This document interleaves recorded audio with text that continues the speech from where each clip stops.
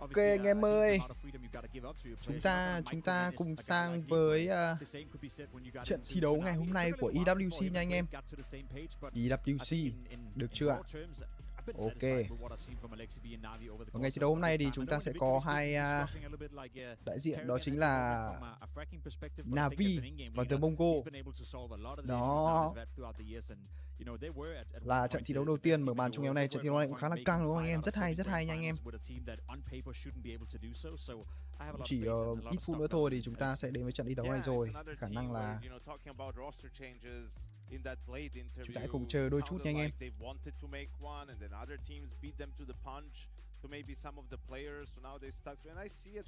Hello anh em mới vào với kênh sóng livestream của Skin.Club Việt Nam nha anh em ơi. And they were ramping up in the season. It was just like at the major, Makaze kind of hello. In the big games, right? And wasn't up to his mọi người sao rồi? And it cost them even a playoff spot in the end, in a couple of very close series. So with that in mind, if they can just bounce back from that, một ít phút nữa thôi anh em ạ. Nhà chúng ta cũng hãy nhanh chóng đi. Ai mà chưa ăn cơm xong hoặc là chúng ta chuẩn bị ăn cơm thì chúng ta hãy lấy bát cơm đi. Eggs in the CWC basket, right? Like you need to show good results instantly to sort of justify the fact that you didn't make any roster. I think that was a great read, the whole Blade interview on HLTV, and I'd encourage people to go read it yourself. But reading between the lines as well, it was quite evident to me that he didn't want to say any names, you know, but I'm pretty sure Six was one of the players that were trying to attract, you know, saying they couldn't really get it done. They were outbid or out, you know, I guess from an economical standpoint, couldn't really match whatever BC gave him, and ended up staying with the current lineup. I think it's interesting as well for many reasons, because I agree when you're playing on a team, Yanko, and you know that maybe you're on your way out and now you get another chance, it can do two things to you. Either you step it up, you know, and you make sure that there's never going to be any conversation, any doubt whether or not you should stay, or it could be one of those things where you constantly feel that if you don't do well at every single tournament, you're on the cutting block, and I think that's a nice place to be. Why is Ima popping up as you're saying this, Jacob? Well, I don't know. I'm not the one controlling the graphics, but I think he would be the one. I think he'd be the one, you know, in contention. The worst part is for him, and I think it's kind of unfair if we were to dive into his conversation. He's doing a pretty good job, you know. He's not playing bad. He's not playing himself off the team. It's not when you watch a guy like Sun6 in Team Spirit. I think you can make the case that he's not performing up to the level that you'd expect, and maybe you can justify removing him. I think Ima is doing okay. He's just not exceeding expectations. He's not elevating Navi, and that's maybe the issue. I think it's also a matter of his level đội hình của Navi anh em ạ. Best teams. Like that's where his performance falls off. But it's also like, where do people see him? Because you probably see, like, he should be seen as the 4-star, really. I mean, the core trio is Bit, Makaze, wonderful, surely, right? But some of the spots that he has, because that's like a Tessis in Falcons, but some of the spots that he has are the star positions, right? And more active spots, and that's where you see some of the discrepancy. Star positions are one thing, being aggressive and being able to take space is another one, right? And that's what Ima is known for, some of that explosive play. Perhaps he's going to give us some insight into that right now. Hey Mo, let's get straight to it. I was reading the interview that HLTV did with Blade. He was discussing that, you know, the team were open to changes over the break. Nothing happened with that. But I just want to ask how that was addressed to you guys. How did the team actually talk about the potential of maybe changes happening? I don't think it affected us that much, I will say. Obviously, we knew something, but it was like a up and down. Like at one point we knew from the beginning, but then in the player break it was like a bit of nothing happening, communication, whatever. But then after we knew what's going on, and then we knew that we're gonna stay together for, I think, at least one more season, and then yeah, I think it's gonna be good because, like I said, we didn't play that bad. We had our ups and downs in the first season. We won also like 2 tournaments, which is not bad at all. And I think with time we're gonna play even better. How, like, recently did you know that you guys were actually staying together as a 5? Like, how late in the player break was that actually confirmed? I don't know. I don't know say that. That's fair. It can go like deeper, so there is no point for that. That's totally fair. Let's talk about the kind of regulation of stamina that you have to have in this season. You're one of the few teams that chose to skip out on Blast Bounty. What was the biggest benefit of starting your season a little bit later? Not playing online. I don't know. I've said it so many times. I think everyone is saying it, like this online tournaments, especially just after a break, it's so shit. Sorry to say, but it's so shit. And yeah, like you said, like you saw, like people, good teams are getting upset out of nowhere, and then they are playing the tournament and they are bombing out. So I think it's a good way to play it, because you can have some practice officials, because it's different than practices, but you can also take it off and then have a longer boot camp to get ready for like better tournaments, for example. Exactly. I appreciate your honesty on that one. Let's talk a little bit about cash as well. You guys banned it out. You had a choice of obviously 2 maps. You banned it out in that best of 1. How much have you been practicing cash? Is it on the cards? We're gonna get to see it. It's gonna be a mystery. Yeah. And then let's talk about Mongols as your opponent. Played them at IM Cologne, made a couple of changes since then though. How much do you think these changes are going to affect the Mongols, and what are you prepared for today? The Mongol. Usually changes are like damaging a bit, at least for like synergy, let's say. But I don't know, you see these guys, Mongols, every time they bring changes, they're playing the same. They have the same synergy, they have the same core, same play style, and then obviously they're playing very good. We should never underestimate them, and then play the same like we played against when they were with Senzu and Muzinho, for example. Appreciate your time as always, MA. Best of luck. That is NAVI ready to take on the Mongols. Yeah, Group D upper quarter final here between NAVI and Mongols, and he said it so eloquently, and that was online Counter-Strike dog shit. Yeah, I mean, it makes sense from Navi's perspective, you know, to start off the season with a boot camp. It's a luxury, you know, a lot of teams that we have been witnessing so far, the EWC, don't have that luxury. They're fighting to stay high in the VIS. They want to make it to stage 3 at the major, make sure you get off to a strong start. So if you're one of those few teams up there, like NAVI, Vitality, you name it, you have the choice of maybe skipping out on a tournament or 2. And I like the way they approach it, Janko. Starting off with a boot camp should set you up well for the season. Yeah, absolutely, and we know how much it means for NAVI, and we have a big contrast in this match. On the side of, you have one of the greatest coaches of all time in Blade standing behind NAVI, and then Mongols are without their coach here. Mara wasn't able to attend Bounty or here EWC. Đúng rồi anh em ơi, chúng ta vẫn đang có những cái chương trình gọi là ưu đãi đấy, rất hấp dẫn đến từ EWC đấy, trong cái quá trình mà diễn ra mùa giải thi đấu này. Thì nhà tài trợ của chúng ta đó là ở League 1 thì đương nhiên là vẫn sẽ chính xác hơn là nhà tài trợ của chúng ta vẫn sẽ có những cái ưu đãi đó. Promo, ví dụ như promo code của EWC, đúng không ạ? EWC VN26 nha anh em ơi. Đó, và anh em hãy sử dụng những cái đường link ở trên phần bình luận của phiên livestream này để chúng ta có thể nhận được thật nhiều những cái ưu đãi nha anh em ơi. Again, I think the biggest point of conversation when it comes to the roster changes and the Mongols is that they come from a scene where there's a limited amount of players, basically. The player pool is not that big, so to keep on finding these young talents who can come in and then perform at a higher level, it's an incredible tough job for the Mongols, incredible tough for Mara, but seemingly, as Emma also alluded to right here, it does feel like whenever they make a change, they just continue to play the same, they continue to perform at a somewhat high level.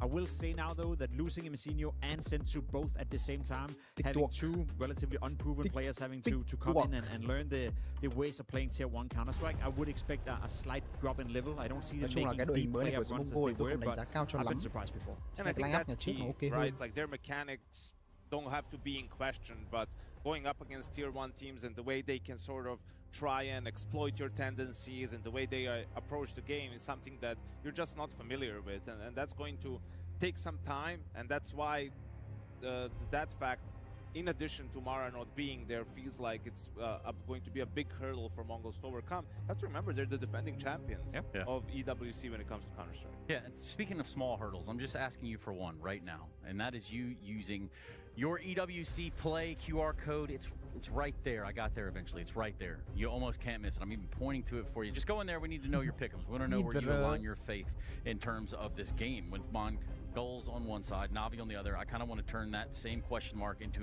where the vetoes are from this point. It's in a best of 3. No more best of 1s, obviously. Best of 3.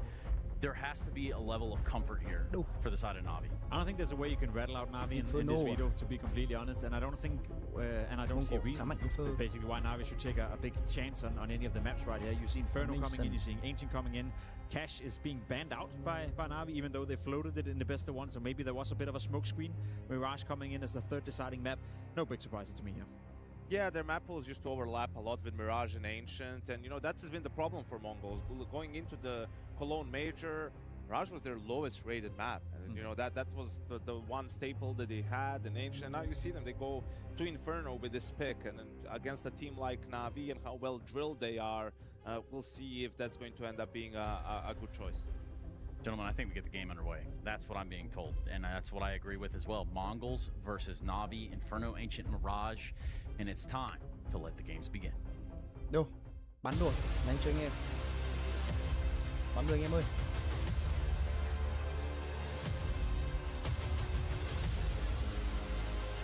Tôi vẫn tự tin là ngày hôm nay NAVI sẽ thắng game thi đấu này.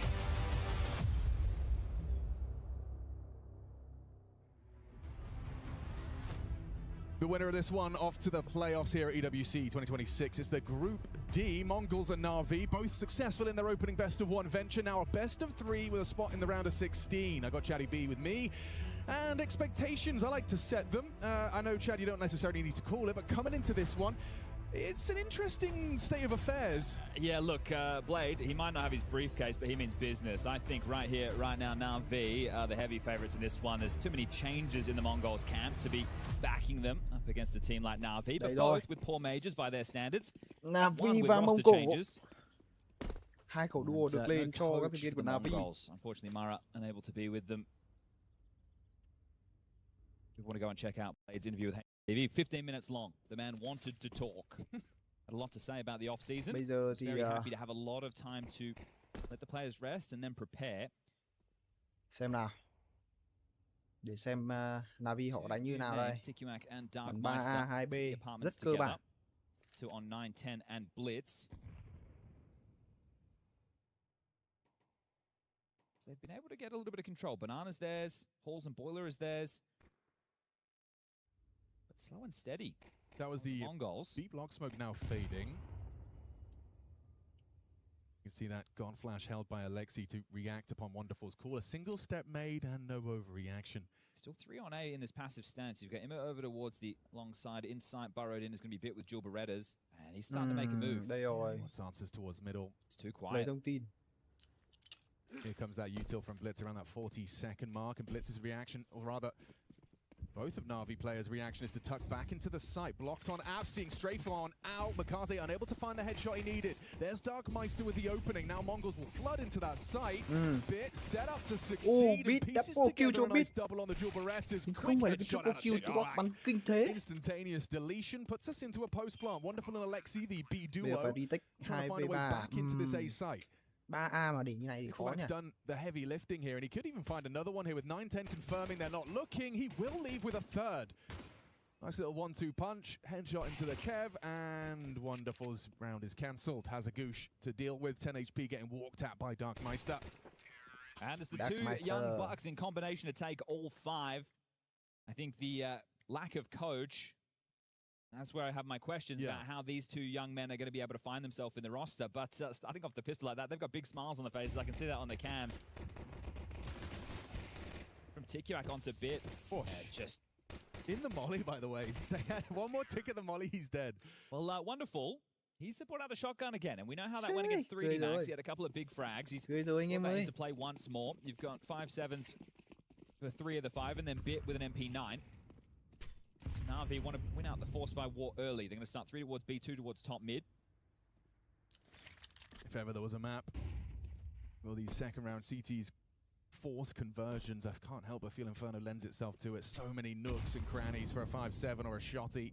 Brute force could be the name of the game. If you run into the stack, though, it's a different story. HE's got Alexi B down to 47. Got smoke first of, looks like 2. Sợ thế. Bit of pressure on A. Meister throws himself out a smoke on arch side. It's going to be curious to see what Mongols map pool becomes this season, obviously with a rebuild, essentially. Mzenia deciding to And off over to BCG to join Senzu. And they've also been struggling, right? That major with Cobra Zero. What they were looking for, and neither is that Smoke. So Smoke himself off in Boiler. Smoke. Tuổi trẻ. This is where you get worried for a team who plays late. I was worried for them pistol, but some nice shots bailed them out. Vẫn cứ là một quả smoke lỗi. Mất một quả bây giờ lại không có cửa vào à? Bắn một round với Eco mà khó khăn thế này sao hả Mông Cổ ơi? So it's just going to be bit and wonderful. They will not have the support of the other three over towards B. Long smoke, dots in, 24 seconds, they have to go. Yeah, and Wonderful has to find output on this Wonderful, được 2 kill shotgun là win được. Signature Nova, and a headshot onto the jumping blitz. Good tracking, that's not what Bit wanted. Save. Don't think they can give this one a go. Chống đối được cày. Bit gets one, it's a 3v3, you could go fishing and have a look, but hold on to these 5-7s and go for the double dip into the next, double dip into the next round of play, excuse me. As with a 2-0 start. Double dip. Ancient up next, Mirage. It's the third and deciding map of this one. Mirage? The Mongols' home turf? Yeah, and that's what I mean about their map pool changing, right? Because they did play Cash. That was against Heroic during Blast Bounty. Which they had to do. Anubis is their ban. Right. I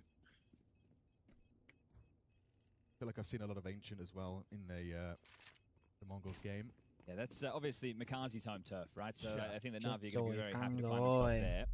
They're also in interviews making waves regarding Cash. For them, their ban being overpassed meant that they could have just kept Cash out of the pool. But from what Blades in the interview, Freya asking Imma just earlier, we'll see if it floats into play. And Blade also in that interview was talking a lot about the off-season of potentially changes on the cards or sticking with this group who have a lot of time together, a lot of experience as a unit. Right. We know that Blade runs a system-based team, so to re-educate players, unless you can find a very clear world-class upgrade, you can understand why they did it. It probably comes down to the finances. Makaze up close half-wall. Techno could collide with him, but kept at bay for now. I just can't help but I see Cash, and I think surely Makaze can go mid and just open up the round there as well. I think it'd be a good Navi map. I think it would also be a good Mongols map, right? With the players being able to just do slow defaults and win out their duels. But again, this tempered tone. No rush from the Mongols. And again, this kind of edge, or hedge rather, towards B. 3 CTs there, and again, it's just the two of them kind of helpless on the A site, slowly losing this war of attrition. Long smoke's fading. Yeah, you're just going to hope to catch someone off guard. Blitz is the one responsible for it. Duckmeister can react and trade. Chết rồi. Mà không cho Mông Cổ rồi. Đâm như này, nhưng mà từ từ nha, Wonderful và 5-7. Nếu mà băng smoke tầm gần như này thì khả năng Wonderful cũng làm được một. Bit cũng kẹp chéo. Đi này là đang hơi đi vào trong rồi. Không biết là có vào trong không chứ. Congregated in brackets and very late round again. And they've foregone any control. Ơi, đừng có nhá Bit ơi. Ui, thả mình thầy. Đinh rồi. Một mạng trong Bit. He's converted off it as well, so pretty good output considering the weaponry, but yeah, shouldn't lead to anything. Alexi, Makazi, and Imma can all look to get on the board with the frag here. They should try and do some damage as it's being diligent with this. The Mongols will make sure every nook and cranny is covered off. And Techno even doing a bit of housekeeping, throwing away that Mac 10. So yeah, they should try and challenge just to humble the finances where they can.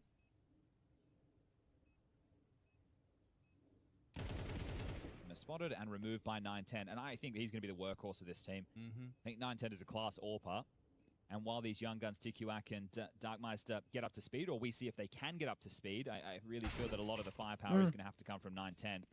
Darkmeister. Blitz plays star roles as an in-game leader, so you need to turn to him as well. I know Techno, gets a bit of flame. But for Blitz, I think with the positions he plays, you want to see some performances.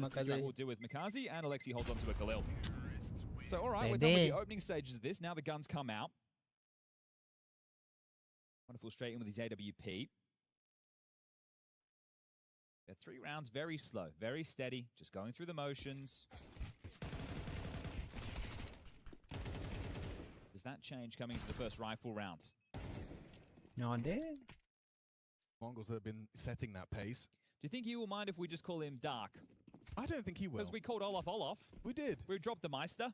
Yeah, and occasionally during a jump we bring it back. Yeah. Deep banana smoke. Change the util they want. This banana control.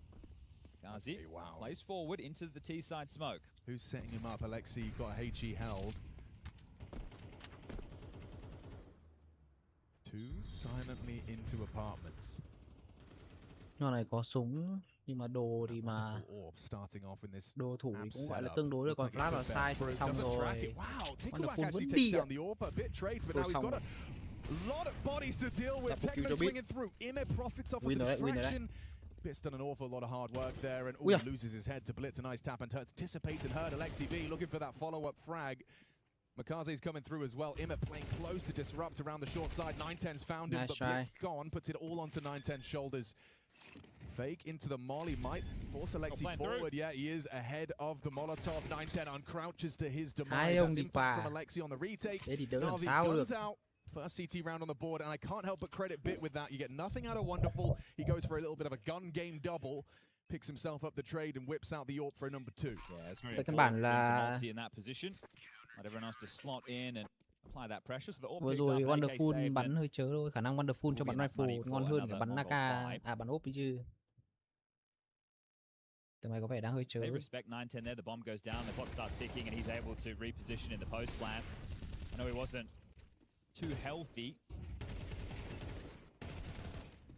Back him in to at least make this a 1v1. 5 AKs. Khó nhỉ. His hand on the B spawn is Wonderful. Just going to be playing with that AWP, keeping it dynamic.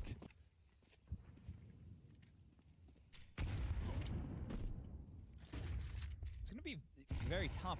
The fact that you have the two inexperienced thằng ngon này nữa thì NAVI sẽ lên được số 3, tại căn bản là Mông Cổ yếu tiền. Individuals now, I think banana skirmishes. Của Darkmeister thì do sau khả năng vẫn drop được.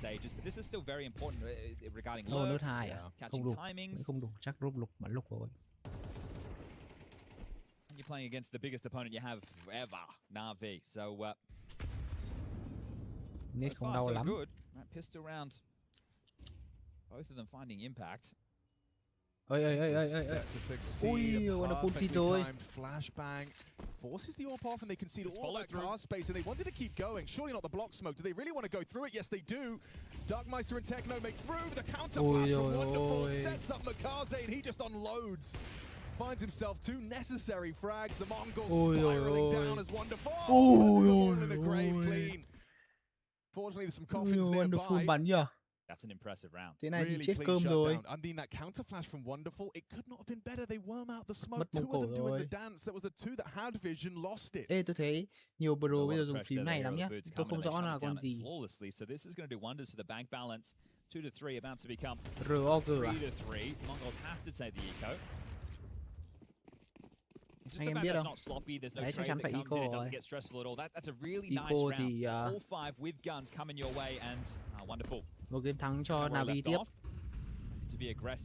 Nhưng mà round sau thì vẫn có ốp cho The Mongo. Tại vì là Darkmeister đang có 4k1. First incision made against the eco. Just 4 more to find, and these Deegs will do their best to sever ahead. See if they can shave anything off. Put your aim on display, young buck. Mara keeps finding many more. Yeah, the infinite talent pool of Mongolia, like we all expected. If you want these, Wonderful, I'm gonna scream. Nice find, nice find. It's a clean shutdown from NAVI. Easy. 2 straight rounds with no casualties. Can you read his notes? How's your vision? Getting worse every day. Yeah, same. A couple of Galils having to come into the mix for this, but 910 will get his AWP, and that's in an attempt to leash the picks of Wonderful. If he wants to continue to be aggressive top mid for these exchanges, 910's role will be applying the pressure to make sure he can't just go for those swings. Rapid trigger rồi. He's going to smoke down deep banana, and he will go to start B with Makaze and Alexi. Starting over towards A short side once more as 910 posts up.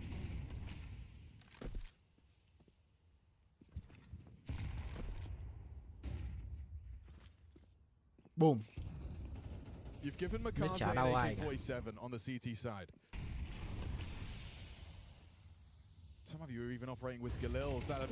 Flash hay đến từ vị trí của 191 công. Nhưng Blitz chỉ đuổi được một mà thôi. Bây giờ thì C4 sẽ phải bắt buộc luân chuyển ngược trở lại khu vực bonsai A và đầu chuối rất khó chiếm.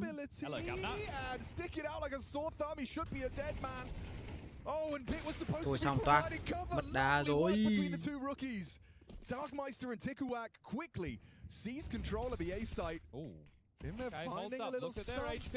Oh, they jumped over his spray. Nhảy They này can nhá. go fishing on this. They've got lots of cash. Really keep your eyes on this Alexi HE. If he can get up porch side, I think they should give this at least a little bit of a look. Hang around, see if someone oversteps on the fade of the smokes. Techno 4K với cả 910 yếu máu rồi. Alexi, does he have the premonition to jiggle this? No, too easy for the orb to collect. Immer spotted out, 910 not playing scared whatsoever. They know this round is theirs. Tí nữa thì ngon. These the safe pair of hands to close. Immer makes it threatening. Ở đấy mà là ông yếu máu kia thì thôi. A lot closer than it could have been or should have been. All right, they bounce back. They put their fourth on the board, and we keep this one competitive. Shout out to the two new boys. You're in a 4-on-4. Tikuak, he was chasing wonderful and still able to adjust into Bit. This was supposed to be the surprise. Bit no slouch, but fair play, good output. Tikuak's at the top of the table, 7 now. By losing so many bodies there, money's still a bit of a trouble point at the moment for the Mongols. Mac 10 and Khalil's, AK and Orb. Not the best of the firepower, where Navi have everything that they'd hoped for. And they're going for this log smoke as opposed to the deep. So, we saw how Blitz tried to exploit that last round. This could be quite direct towards A. Khả năng là Mông Cổ sẽ bắt buộc phải đi A rồi. Chả giải quyết gì đây. Ui, tí nữa thì im. Darkmeister sees his CT spawn, even wrapping even into Alexi library. Alexi's not predicting this. It's the audacity to be making a move like this. Kia lại rồi. Alexi, I just Kê lại rồi, đẹp thế. Alexi, great work. Gives Navi that edge, flubs the smoke a little around the site, still going to make things weird for your entry pathing, and Bit. Techno's through. Oh, he is. Alexi's got to be aware and cognizant of that potential slip onto the box. Oh, hello. They found him. Techno gets it. 2 on 4, now 3. Bit, crouch random spam, finds Techno, 910 in the 1 versus 3. Wonderful coming in from the library side, gets the info, he's off the bomb. He knows Makazi had pushed, he says. It's quick though. So this smoke will... Oh no, they've both done it. 910 with the Alexi B site smoke. Flash does connect onto 910. Makazi making his move, spamming smokes. He's on the edge of the site, hits it though on the mantle up. Head to head for the 1v3. Glocks are out, pistols are out. Wonderful ơi, hay. Run rồi. Denies the clutch from 910. He knows he could have had that. Yeah, you see the frustration on the man. These are the type of situations he can win. He really could have. Gave it a great crack there. The shot onto Makazi, he's working with just like a kneecap. Kneecap. It's going to level us out again. Something to go tit for tat. Game này có vẻ căng anh em ạ. You wonder if that was calm to Alexi or the possibility there. Nhơn này. 910 knows. Could have had that one on a silver platter, and Alexi likes the way that one feels. Okay, hero AK for Blitz. NAVI. Pistol upgrades. Quả đấy căng ấy, quả đấy phải thắng đấy. So that they can be không buying khó. an extra 2400. So everyone needs to keep their money around 2k. Nhưng mà sao ạ? Thi đấu này vẫn có một quả AK thì mất rồi. Blitz để rơi ở tận trong chuối. Nhặt khẩu M4, nhặt khẩu AK thì có mất rất nhiều máu đến từ vị trí của 910. Darkmeister có mảng của Bit. Darkmeister has found Bit top mid. Nhưng mà sao ạ? Vẫn có chuối, vẫn là một lợi thế cho City side để có thể bách 3 người bắn khu vực bonsai A. Potential retrievals in middle. You can see scooped up now by Darkmeister, but still a head-to-head with Immer on the long side. Got support. Oh, he's done well. He's done very well. Im ơi bắn. Solves the problem. Ui Im ơi. Bắn cái gì đây? Fifth off the back of a single magazine. Con này bị chết cơm rồi. 5-4, Navi's favor. Mongols map choice. Map pick của các thành viên bên phía Mông Cổ. From him in the interview with Freya. He has respect for the Mongols, and doesn't matter who they've got. This team plays the same, and they keep finding gems in the rough. So, see how far they can go here at EWC. Obviously, the reigning champs. But a lot changes in a year in the Counter-Strike world. That was the MVP of that event. Gosh, so that shows you just where we're at now. Well, think about 2025, right? You go to Austin, the Mongols made the major final. Yep. Then they go to EWC, they win. I think Cologne they decided not to practice for. That's but right. The Mongols are a mystery. Yeah. Bit of an enigma. And, you know, when you saw the departure and losing what most considered to be, you know, their most valuable asset in Senzu, and then Mazinho leaves as well, you kind of left feeling like Mongols weren't going to stay on the global stage, at least not in the same capacity they once were. I think the poor major performance by their standards, by their standards, I think a lot of people would be happy to stage 3 of the major, but obviously that has regional ramifications as well. I don't know if the Mongols really care about that. They consider themselves, you know, one of the best teams in the world. Blitz có tích 9 khả năng tăng đầu luôn rồi. Bây giờ bom A NAVI lấy thông tin luôn này. We'll have to just go down to the Tech 9. Let's see how the new boys handle this. Well, if you're going to give them heads-up duels, I think this is where they're going to do well. Is there going to be a flash? I don't think so. So just send you back and bits forward position. Now Tikuak, with that informed your swing. Do you want to take this fight? Probably not, as an incendiary will ward him away. Wonderful facilitated to back away and maintain that advantage you've managed to seize. Darkmeister gone. Lợi thế, back 5 về. on 4 still with Makazi up top banana. He's got control. Tầm này thì họ sẽ bắt buộc sẽ phải đi chung side. Đi lẻ sẽ rất khó, hoặc họ nếu được thì bắt thêm người. Chắc chắn rằng là NAVI sẽ bắn kín sau khi mà bắt được một.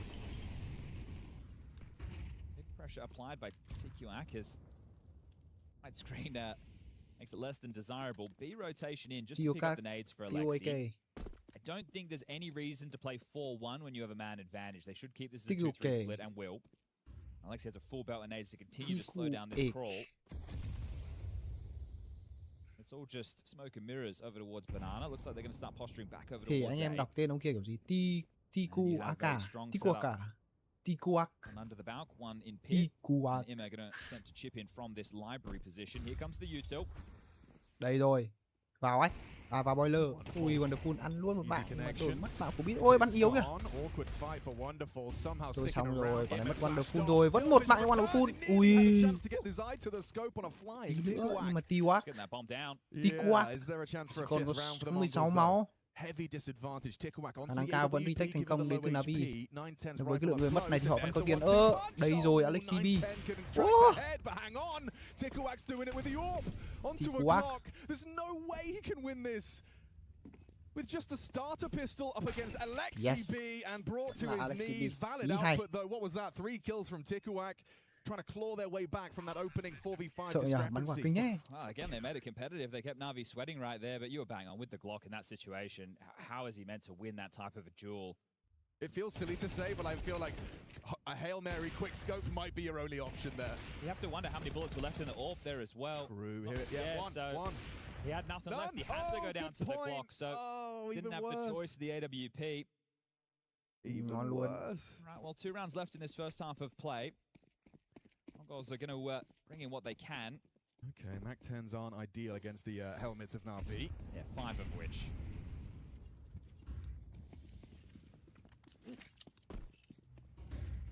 Ngon luôn.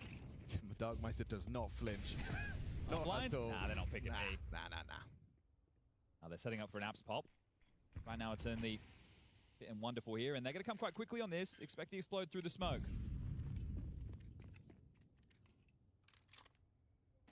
Or maybe not. I thought they just hit the rip. I think they did too. Capitalize on a 3-man banana start, but no. Don't want to risk it. Blitz has got other plans. Perhaps they've just got a few too many nades for something like that. It's definitely more sensible, but... Okay, so you've taken your space. That's a fake. You're making sounds up top mid. Hoping for some type of a còn đúng 2 quả overstep. smoke bây giờ Alexi B còn nguyên đồ, chắc chắn là sẽ có thể câu được đồ của Mông Cổ tiếp. Makaze gun on. How many is he gonna get? Just the one. Good for TQAC. Alexi Mày cannot thế Alex afford bị to đổi thành die. công nhưng mà phải lùi được Turns về. tail, scrap Không of được health. chết. They've lost Wonderful 9-10 có on mạng A. một không. Oh, the Chắc bomb. chắn là sẽ một round chiếu chiến thắng cho các thành viên bên phía của Navi rồi. Không còn bàn cãi gì nữa. C4 rơi ở khu vực đầu chuối. Start feeling like the bomb's on its way. He's already Thằng mình lost này là territory. quá xấu CT's cho occupied. giờ Mongo. Okay. So they could still isolate this fight in sight. Find Thằng mình Alexi. xấu Able to chi. plant. 20 seconds. TQAC down. Im has played that well. Very good understanding of the situation from Navi. Oh my goodness! He's making a case. He's making a case for the impossible. Gì đây? Wait, pivot bomb Wow, planted. spray A couple transfer. seconds to spare, and him is not gonna have it. Good hold from him. A smile on his face. That felt a little sketchy for a second. Another round that they make exciting, They though. do. You wind them up, you let them go. Darkmeister, okay. They hang. And yeah, the players who have the most frags on Mongol so far, 11 for TQAC, 7 for Darkmeister. A few clutch opportunities. Navi continue to hold on. They'll secure themselves a 7. And they're looking for 8 before the halftime break. Which I'll let you know if you're just tuning into EWC today. It's only 30 seconds. So hang around. Straight back underway. All right, it'll be another one of these. 19 gets his AWP. 7-4 rồi anh em ơi. Đang có một cái lợi thế cho các thành viên của Navi. Nhưng mà họ phải có lên con số 8 thì mới ở một con số có thể nói là ok để ai chắc có thể bắn dễ thở ở bên T-side, hoặc là bắt buộc họ phải có một cái setup bắn pistol round bên phía T-side thật là ngon thì mới ok được. Very comfortable in those apartments. That's twice now they've been caught out by his forward disruptive positioning. Makaze, ooh, okay, responsible for an awful lot here. Alexi in support with the util. And it's just perfect. What more do you need? You would have loved to see Makaze get away. 9-10 will not allow. Rotations through. Imez here. Alexi's getting run out by 9-10, and he's hit that. That was supposed to be a guarantee for him. Has the bell rung, but 9-10's quick scope, quick reflexes has put us back into biết là một người nữa trong side bắt buộc sẽ là phải đánh B rồi. Tham minh này thì về A cũng rất khó vì cái lượng đồ không còn. Smoke rất đầy đủ khu vực bom side B, flash tương đối trắng nhưng ở đây chúng ta có Alexi B. Trời ơi, Techno 4K vẫn có mạng của Alexi B, không sao cả, 910 và Techno cũng yêu máu. Úi giời, còn nét tí nữa thì đẹp, tham minh mà sớm tí thì chắc chắn là 910 bay người. Nhưng bộ đôi còn lại của Navi họ cũng đầy đủ kit, súng ống, một flash và một smoke luôn, đẹp keng. Nhưng không ai chuối cả. Ôi, rất nhịp nhàng. Trời ơi. Như nào? EWC Champion 2025 nhưng cái đội hình này không phải là Champion 2025. Thế nên là tôi cũng rất quan ngại, mặc dù là Darkmeister với cả TQAC bắn cũng rất là ok đấy chứ. TQAC bắn nãy cũng mấy quả căng phết. Anything too competitive out of the Mongols, really, and that came down to some nice shots from TQAC and Darkmeister on the pistol. Nhưng mà Navi bây giờ 8-4 rồi, phải có một setup pistol round ngon thì cơ hội thắng nó ok hơn. Đây anh em nhớ phải là map pick của Mông Cổ ấy nhé. Đấy, là họ có một cái sự tự tin.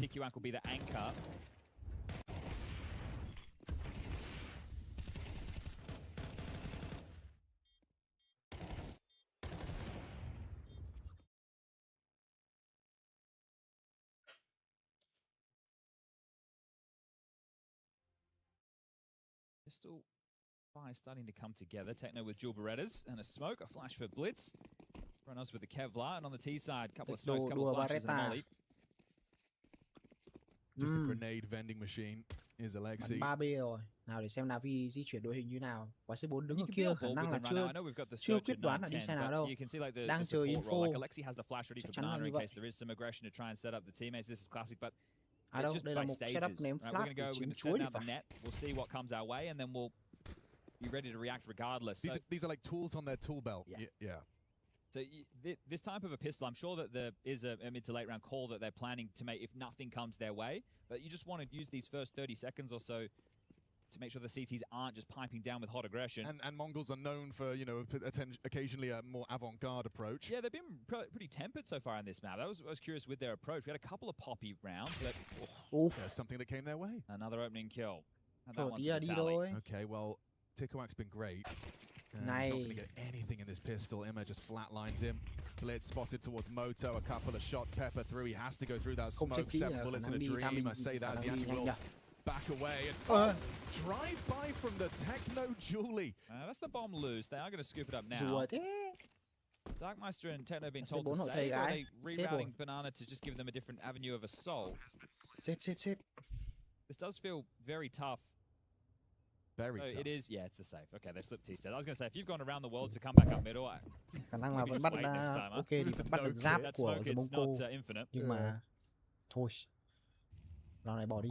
9-4 cho NAVI rồi. Đội hình này vẫn đầy đủ mà. NAVI trước giờ vẫn thế. Chỉ có Mông Cổ là có thay đổi nhiều thôi. Cái roster Mông Cổ giờ còn mỗi mấy anh em nhỏ Techno, Blitz 910. A duel with Blitz. Oh, he's actually heard the dismount of Wonderful as well. So, you know, it's a bit costly for everyone, but NAVI more than happy to post a 9th and start off with the pistol split now on Inferno. Does feel like the writing's on the wall for map 1 of this best of 3. They will force, so Techno could drop a Famis if he'd like. He could use it himself. He could get those dual Berettas to somebody else. There's plenty of options available for the CT force spy. Who did he kill? That was up close.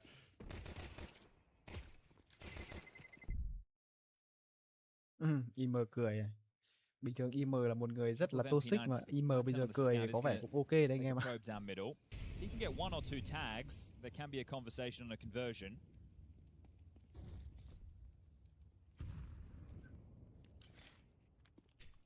Is ahead of that. Still takes 20 damage.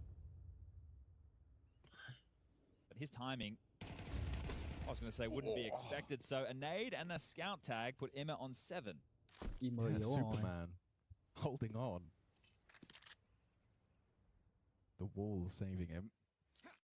Now the half wall for Techno. And Dark with his MP9s. Chưa biết là team bạn sẽ đi đâu. NAVI căn bản là đang muốn fake thì phải. C4 vẫn vứt kia. A rồi, đang A rồi, fake rồi. Nhưng mà họ vẫn cây đầu chuối này thì chắc chắn là họ không phải lo. Bây giờ ông ở đầu chuối chết cơ thì mới có vấn đề.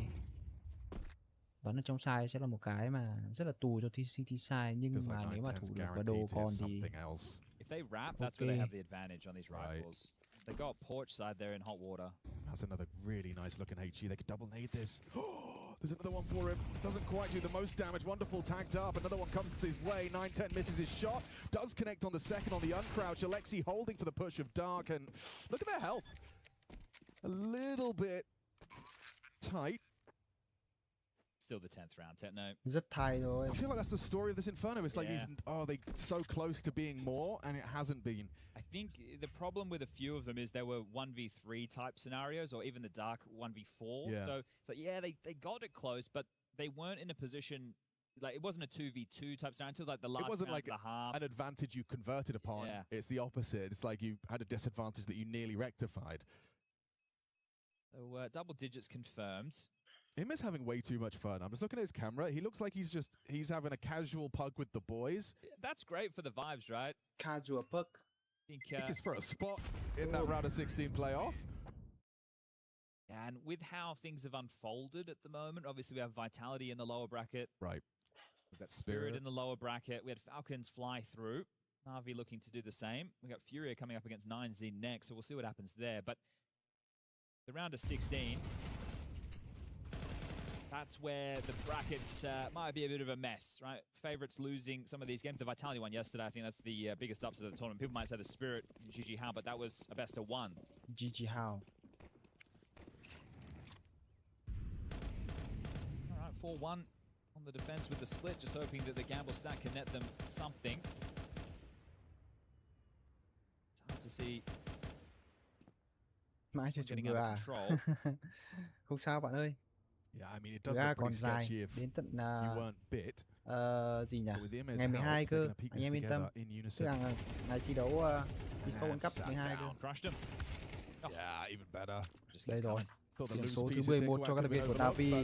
Có vẻ như là thi đấu này cũng tương đối dễ dàng rồi, không có cái gì quá khó khăn cả. Đấy. And it's clean. No one's just holding W right now. They're still doing it together, talking through the util. Nice. Blade will be happy with this. I was just thinking the same thing. It's like, do you know why? I know why they're doing this. It's because if they don't, Blade will get out the do not peek bat. Anh Phát Long hãy vào cái đường link ở trên kênh chat kìa, cái link Discord kìa. Đó, ở trong phần thông báo sẽ có cái chương trình giveaway nha anh em. Đó, còn thực ra thì GA thì không thể chúng ta làm trong phiên livestream này. Nhưng xuyên suốt cả eSports World Cup thì chúng ta sẽ có một chương trình GA đến từ nhà tài trợ của chúng ta nha anh em. 8 straight rounds. Pistol is the conversions. Nếu như tôi nhớ không nhầm thì có hẳn một con dao thì phải.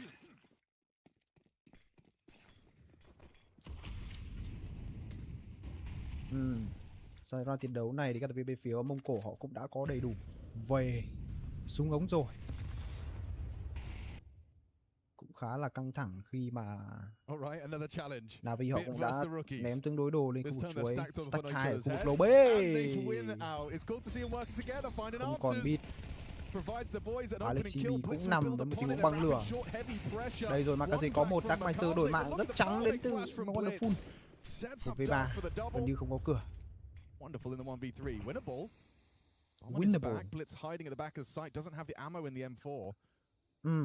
Bò trườn smoke rất kịch tính, nhưng mà Wonderful chỉ cần ngồi im đây thôi. Bom đang cầm trên người rồi. Chờ những cái sơ hở đến từ các thành viên của Mông Cổ. Đầu tiên sẽ là vị trí của Blitz.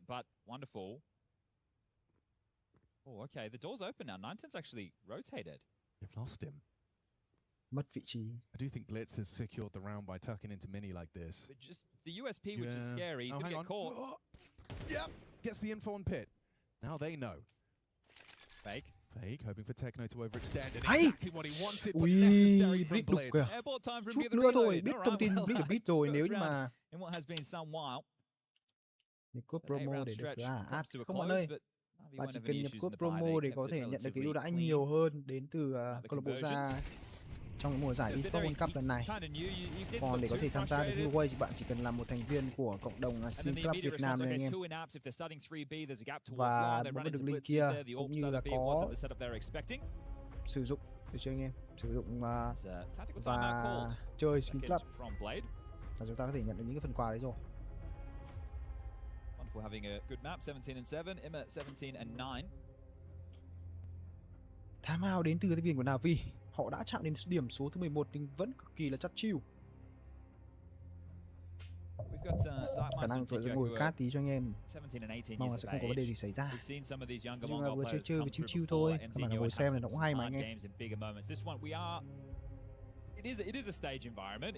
It's not a grand stage right now. There's people coming around. We're in quite an open expo hall. If they do make it to the playoffs, we move to a space that's about 50 meters from where we're standing right now that have about 7,000 or 8,000 people. That's where you might see a difference. But they look comfy. Right? They haven't looked shaky. They look pretty good. I know the score doesn't reflect that. Đường round này thì sao ạ? Một tình huống bắn mid cương đến từ 910 nhưng không bắt được. Nó là vị trí của IM. Đã có thông tin là có một người khu vực second mid. 910 bắt buộc sẽ phải bắn lùi và anh ta lùi thẳng về khu vực bom side B. Quyết định rất táo bạo đến từ 910 khi mà bây giờ mid đang ở chân lầu rồi. Lượng thông tin mà cặp đôi ở khu vực bom side A có đó là không nhiều. Mông Cổ bắt buộc sẽ phải bắn kỹ. Đây rồi Wonderful. B clear. Mà NAVI không biết. Vẫn là một tình huống bắn chậm đến từ NAVI. Bây giờ back về 2A 2B đến từ Mông Cổ. Bắn cương đến từ Blitz luôn. Kìa, làm gì đấy? Oh my god. Giờ Techno làm gì? Techno lộ rồi, chỉ có một thôi. Sấy hết mất đạn rồi. Cũng may là Alexi cũng không muốn cương. And it is Và just Tikawak. IM Bit có knows he's got space to play bắn được with, một pulls out nửa the cây knife, của wraps tiêu around, cách. trying to subvert the expectation. Will peek into Tiêu- Tikawak. Easy pickings. Tiwak. That should Thế be tôi cứ 12. lưu lưỡi tên ông này cay thật. Dark doesn't want to give up Tikawak. that easy. Yeah, may as well give it a go at this point. Techno một Figure that smoke, perfect cây. pre-aim from Darkmeister. Lexi B will just clothesline Cuối cùng the là match walking point cho Dark. đội viên bên phía của Navi. Không có một sai số nào cả. And Techno Ở đây Techno nắm luôn. exposed. This is a quick one, and this was Wow. the Mongols' pick. I will reiterate. The map they chose to Có vẻ take như là map versus pick của đội hình bên Navi phía and, của with Mông Cổ split họ pistols, không được tốt cho lắm. rather large void between these Kể two cả teams. T-Side lẫn CT-Side. And it was a nice shot from Wonderful. Everything else just kind of collapsing. With Ancient coming up next, the Mongols have lost their last 4 outings on the map. They've only played it once with this five, but still that's not a great trend. 3 of those 4 though have been close games. Right, we're talking. Và sẽ có đến 13-11, 7 cái match point cần 16-13 phải over time. cứu So đến thời điểm hiện tại. it's not over yet. It's just Nhưng mà với cái lượng hỏa lực này thì tôi nghĩ rằng cũng sẽ rất khó cho Mông Cổ để a có thể map that cứu is được bản maybe đồ a thi đấu little bit more Inferno. competitive than the scoreline, but only a little bit. Sure. We'll see if this one's done like a dog's dinner though. A little cosmetic. Bây giờ thì sao you know, đây? Like a Ô, lipstick. băng lửa luôn đến vị trí của Makaze. Có mạng của Techno 4K. Mở đường vào phục bom side B. We'll see if they Và can get gặp a khó highlight. rồi khi mà Blitz còn bắn That's the cương. second one, easy pick. Liên tục có những tình huống Blitz bắn cực kỳ cương. Và đó là dấu chấm hết cho Mông Cổ. 2vs5 không có cửa để có thể return khu vực bom side B nữa khi mà IM còn đang cắt rotate. Có đến 2 người của Navi vẫn đang ở khu vực mid và second mid. Nhưng không phải là một cái vấn đề gì. C4 đã được đặt thành công mà cả giấy bắt thêm Darkmeister, dấu chấm hết cho Mông Cổ bản đồ thi đấu Inferno thưa quý vị. Boom, boom.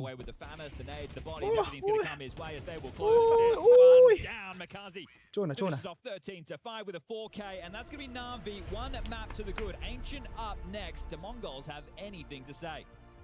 Ancient. A responsive Tiếp sword's theo, absolutely Ancient anh em. necessary from the Mongol side. Navi doing what they can, what they want to, and what they will here. Minus the first pistol, of course we get split pistols here, but Navi still make a show of force in the first map of this series. Yanko, Pip, and I on the case, and here we go. Yanko, what do you think? Well, I think there was only one team Yeah, on Inferno, really, and that was Navi, just in full control outside of obviously that first pistol that you mentioned. But once it got to the gun rounds, they started rolling and really never looked back on Inferno.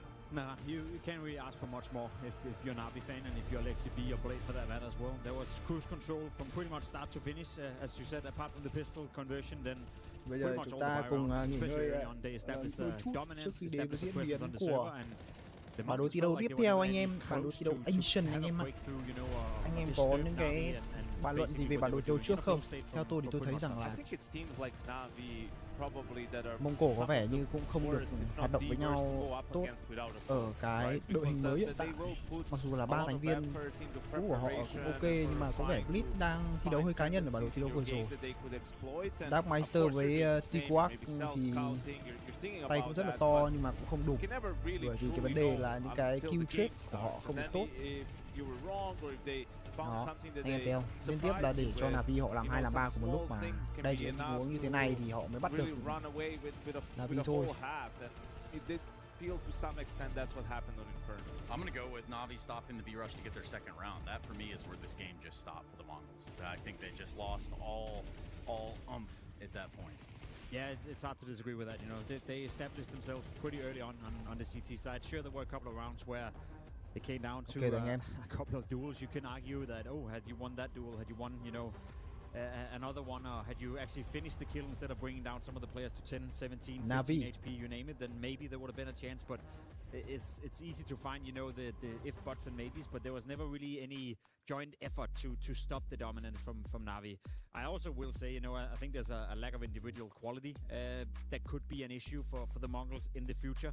Sure thing, mechanically speaking, as we spoke about, Yanko, maybe they still have something to offer, but I mean, losing Sensu, losing Mcinho, bringing in 2 youngsters, I feel like còn ADR 56. I will have to reevaluate where I place the Mongols. You know, they've been a consistent top 5 team for a long time, you know, but I don't think that's the case anymore. Yeah, you also have to remember Mzinho when he first joined.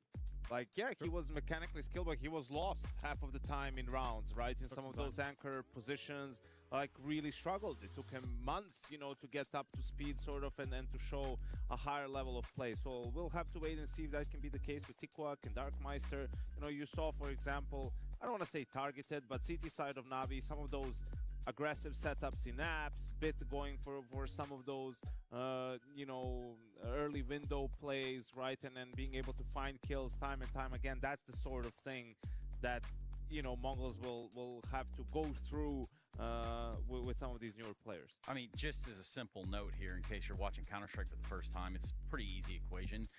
No damage equals no round. And that's generally what we could look at round 5.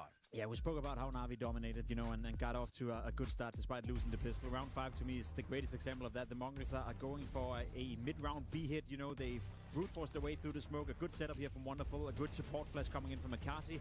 He finds 2 easy kills, and at this point, it's just a rip down of whatever attack the Mongols wanted to try to do right here. I think they combined for a total of 58 damage in this round in a very important buy round for them. They just lost the first buy round in the game, 3-1. The second buy round they go into the game here, they decide to brute force their way through a smoke with 55 seconds left of the round, and they get absolutely destroyed.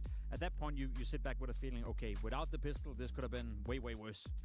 Yeah, I think that's just a case of a bit of a poor read from Blitz and then just a lack of adjustment, because it started with them putting some pressure on A, right? And they gave up banana control. They threw a flash, saw Wonderful fire off a shot, and they were like probably thinking at that point, okay, he's alone here, let's just chase him down, right? But they just didn't have, Wonderful did a great job of throwing that smoke, falling back. Makazi was there on the rotate, and you know, once he drops that smoke, that's where you cancel. Like, okay, we were banking on sort of chasing him down and then maybe getting this kill, but as Jacob said, there was 55 seconds left. Like, with that much time, you don't need to commit. You know, if it's 20 seconds, I can say, well, you know, you can't do much else at this point in the round. And you know, the counter flash was also perfect from Wonderfuls, or that was the easiest 2v5 we're going to see on the B-bomb side. Yeah, situations like that, you see them unfold, and obviously there's a smoke there for blocking. Like, there's plenty of things going on, but just how deflating can that be if you're the Mongol side? I mean, we're early days in the map at that point, right? Like, how far can you let that slide you back down? I don't think it's too bad, you know, given the circumstances of them winning pistol, converting. It's still 3-2 at that point, but they did have to save the following round, and then they lost that naturally as well, and then they made it to 4-4. So the Mongols were in the game in the beginning, but it's the fashion they lose the round in. When you go in a full buy round and you deal a total of 58 damage, you completely get shot down on that bomb side. That doesn't really give you a lot of confidence to revisit that bomb side later in the first half. So I think it was the first showing of the clear difference in skill, clear difference in I guess, environment within the team as well, where NAVI is just, you know, a couple of steps ahead at the moment.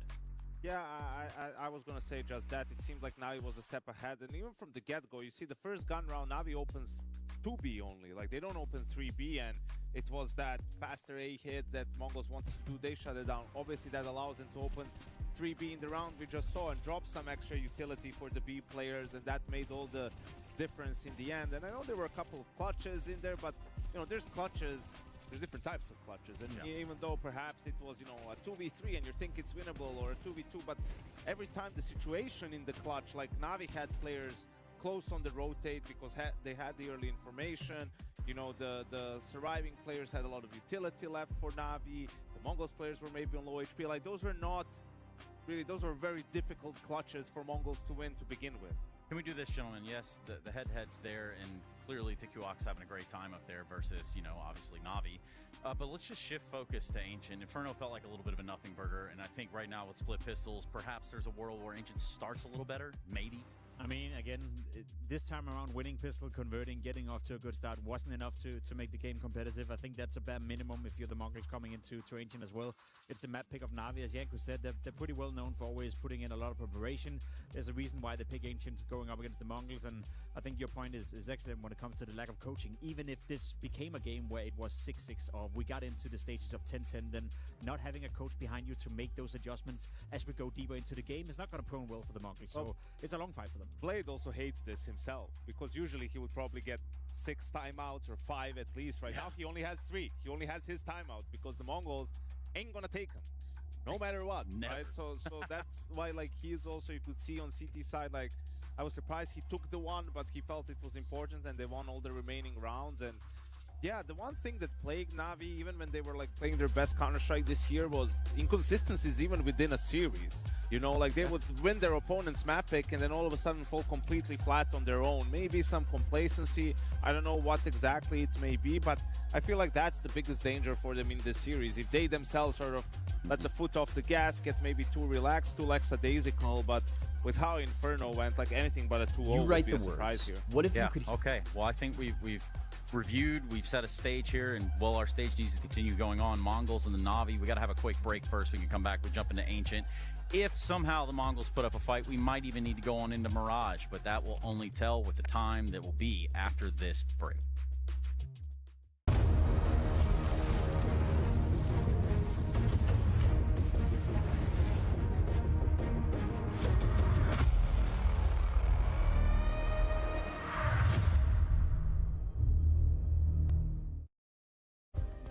Play is in our DNA. Whenever we let it out, it becomes our superpower. Now imagine an entire city being built to supercharge it. Kadir City, powered by play.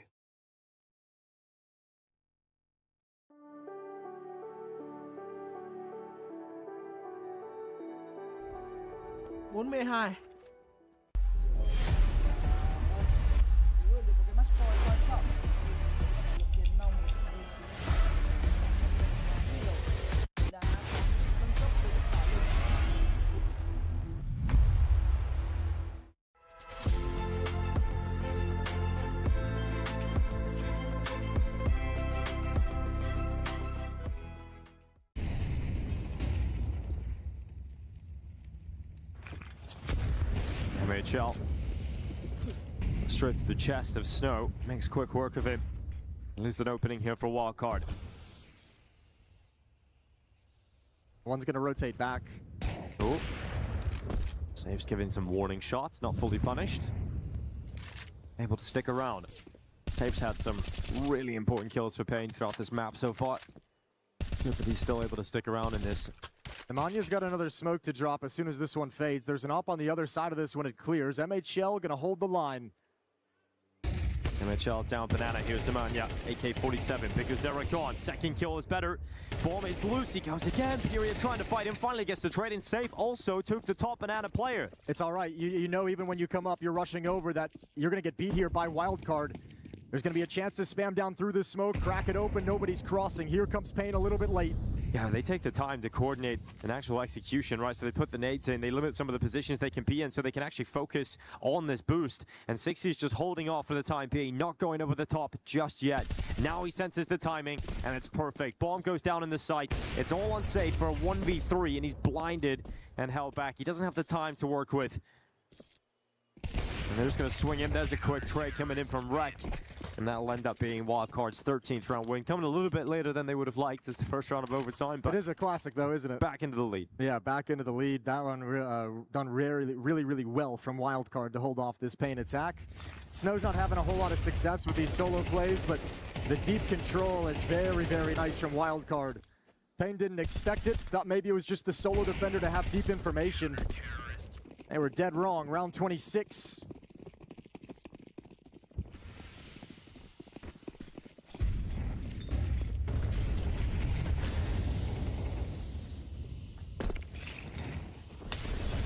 Double nade takes down one. Good utility work to soften up the attack.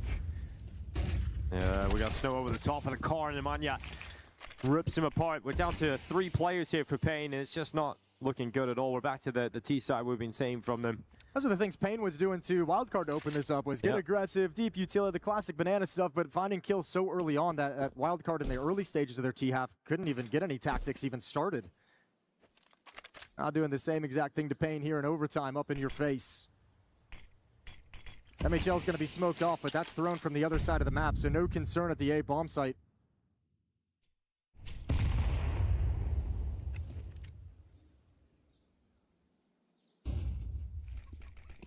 Rek's rifle going into the open. VSM dead. Second better as well here on FURIA, and that is as clean as you like for Wildcard. As clean as you like. All 5 players staying up. Rek up to his 20th kill. And it really, that was the turning point of this game, was his big clutch on that B site. Yeah, I mean, that changed the entire nature, didn't it? Outside of like the hiccup, the comeback from Pain was very nice, but ever since that moment, it has kind of felt like Wildcard built up into having the advantages in this game. Felt like they've been playing with the lead ever since then. Lovely work, lovely responses. This wildcard defense not getting caught off guard by anything all of a sudden. 14-12, a 2-round lead. Last round in this half of overtime before we switch sides. Good nades here on the snow. 40 HP. Spam going down as well. Nemanja just started to come into his own here on this banana position as well. Just so good, and that is filthy. Save jumping in the air for a couple of seconds, and we used to have Nemanja ripping his head off. I got Rek now stepping up from behind the sandbags. It is domination from Wildcard. Finally back in the rhythm on this CT side. They'll reach map point again. They've got a couple of chances to close it out. And it feels like with this attitude, surely they do it. Well, they close their T-side in regulation with 5 straight rounds. Now they get 3 chances to close out this map. They switch over to the T-side, 3 more opportunities. And they've just been so dominant as well. T-side, they were just levels above Pain. So this is going to be, once again, it's almost like Pain has to execute yet another comeback. And haven't shown the quality here in overtime quite yet. And they have a decision to make too. Do you want to play the aggressive disruptive style that was effective? Do you want to play the more passive style? I mean, eventually Wildcard found a way to beat both of them, so you don't have anything to lean on. Save gonna take an early peek, finds nothing.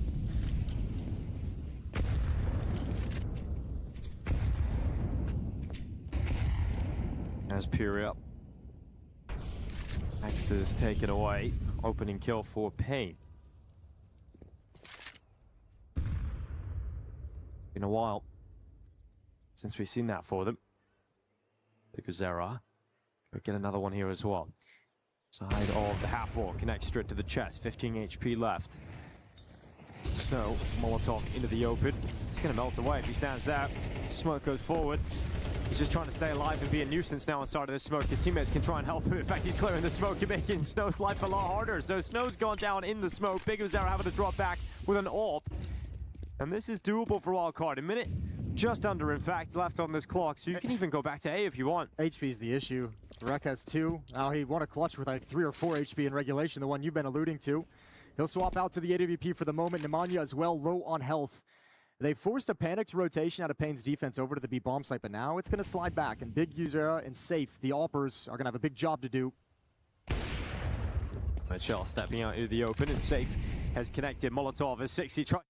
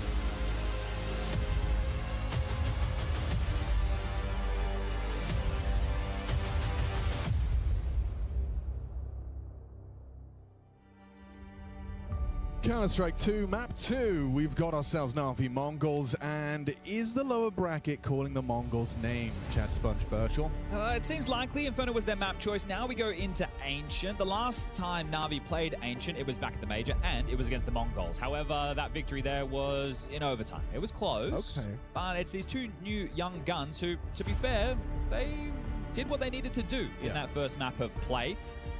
I get to take a look at their CT setup. You're going to have TQAK, as mentioned in the previous. He's just kind of filling in for Mzinho, right? So he's going to be your mid player alongside a Blitz.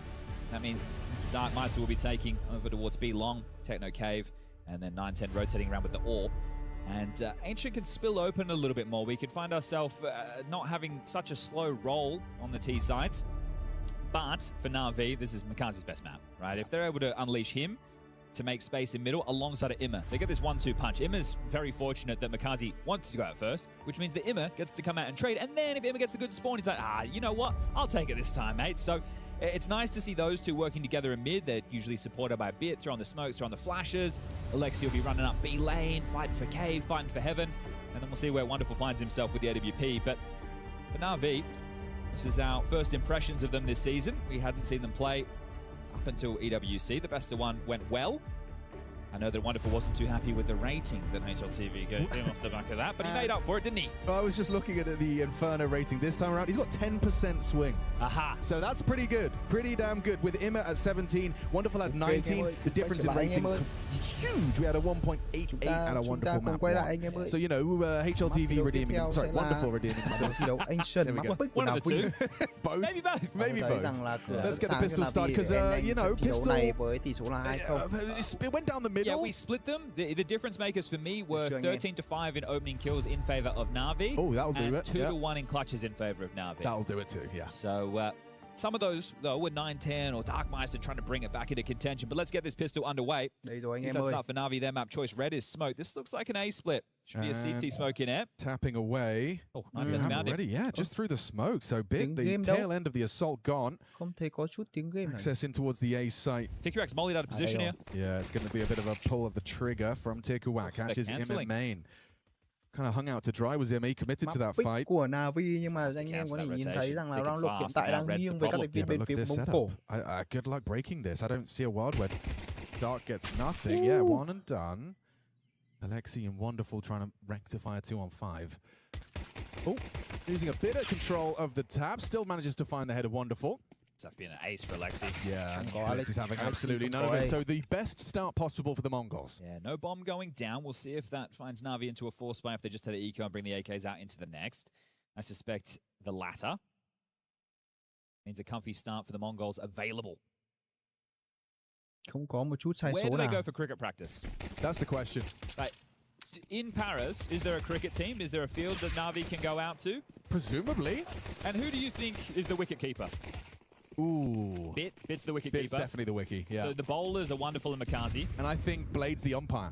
Aha. Yeah, I could just see him, you know, with sun cream on his nose, putting his hands up in despair. Vâng, 9-1 một cái setup đứng trên 9-10, trùng kê bên bên cực how kỳ many are hay. you getting? He just stands on top of his big box and leaves with two. Ngay khủng long công Again, việc của another 9-0 chỉ 9-10 đổ được meltdown 2 in terms of the reaction on the không mà cam. thôi, chưa phải Wanted một more hoàn than mà two. liên hoàn xác thịt đâu. Blitz needs some too. Ooh. Bits actually found the headshot that makes it a little more exciting. There's important chip in from Techno. Shouldn't be any more threats. Yeah, well played. The extra bullets in that M4A4 enabling him to close it down. But yeah, 9-10 does look like he's doing the emotions for all of us today. Yeah. But also for like the most minor inconvenience, like it's okay, man. I got 2. Damn. Oh, only 2 kills. I should have killed them all. I wanted my anti-eco ace. Now don't we all? All right, well, come the guns. I want to keep my eye on the Makazi spawn. He has a good one for middle. Expect to see him charging out, whether on that first or second timing. Oh, I put too much milk in my cereal. It's like they just lost the game. Nah, bro, it's okay. Well, Makazi, he's out mid. Actually, they're out B. Good grief. Bit with blind screen still finds the headshot necessary. That was just the one man that could stop him. Sure, cave occupied. Techno there, but the rotation's going to be kept at bay. They're dumping Util. That's a big one from Blitz. Trade from Alexi. While under a lot of scrutiny, 9-10's bullets through the smoke will find him. So it's bit low. Alexi, housekeeping speedway. Are they going through cave? Yeah, this is a long-winded pivot for a 10-second defuse. Nice parkour from Tikuak. It's so low. He's playing for one here. If he can just get one, Alexi does find the low HP 9-10. Softened up another. Thanks to Bit. And that 10-second defuse. If this is winnable for Alexi, he just has to get him off, get this wall bang. Oh, one more bullet would have done it, but time is still of the essence. Yeah, they get the fist bumps in. They're confident with this one, but that was damn close. Right down to the wire. Oh, okay. Alexi put one bullet right on the money, just needed another. Không ổn rồi. Yeah, that was damn NAVI close. có vẻ không ổn rồi và chúng ta khả năng có map 3 in that round. At the start? Yeah, so if they had another smoke left over, could have been channeled elsewhere. But when the team is smoking red and donut, right, that shows you how much they really want to win the mid control. And I think if you're the Mongols, you are going to respect Mikaze and Ima with that combo. So you need to find more creative ways to fight this. Are we going to break? Are we going to have a second wave where someone from A flashes over and we come out donut? Or do you go all in and win out the fight immediately? Yeah, Tikowak's happy to biff. Opening kill. Let's get a second. Feeling himself, keeping that form we saw on Inferno into Navi's pick. Confidence on display. And that's really what these kids are going to have, right? We always see these Mongolian players come in and have fantastic mechanics. Fantastic mechanic. Settling into the 3v5, an op shot rattles off on the long side. Roll over towards B lane with limited util. The AK in the hands a bit as they smoke short, flash long, and need to make a way in. Yeah, missed shot from 910. I don't think it's going to cost him too much. Bit is scary though. Not anymore, he's not. Quick scope should seal the deal here. Ooh, missed shot and sprayed on down. Bit of intensity to this, whereas Inferno started T side out the gates from the Mongols is very slow. Sensitive, they were taking their time, understandable. That's the type of map where you don't want to be just getting naded down to start, but similar scenes in towards middle. Just less direct access. So here it is, Tikowak up. Okay, good shooting. I mean, this might earn Navi's respect in the air quotes, as in the sense that they might not try these first timings anymore. Ima and Mikaze partnered up again to give it a go. There's a close molly, there's a HE. Nate does a lot of damage and spam straight onto Blitz, just doing the flashback down straight through the smoke. So condemned, forced to extinguish, low HP on Tikowak, next victim from Ima. Quite the opposite result this time around on those early biffs. I was wrong. I was mistaken. Right, they just want to throw hands. And as, you know, the shattered glass settles, we are into a 1 versus 4. Nice win out in the head-to-head duel there from Alexi. It should have him here. Safe call. Yeah, I can see a world where he hits the quick scope, but nothing more. Oh, is that audible? Yeah, yes, it was. Yes, it was. All right, well, 910 going to do his best to try and save this. Bomb's planted now. And already on the hunt, so NAVI, clear intention to remove the save potential. It's only going to be 1,400 loss going into the next, and as you take a look at the cash that remains, it'd still be fine for the buy Mongols, but it'll have ramifications down the line. It's NAVI the ones who want to start building a bit of a bank and a security net on their T side, so I don't expect them to throw many bodies at this, if any. They break through. First round for NAVI, 4-1 the score will read. And we'll see if Ima and Mikaze keep getting those mid spawns to take the fight. When you get the...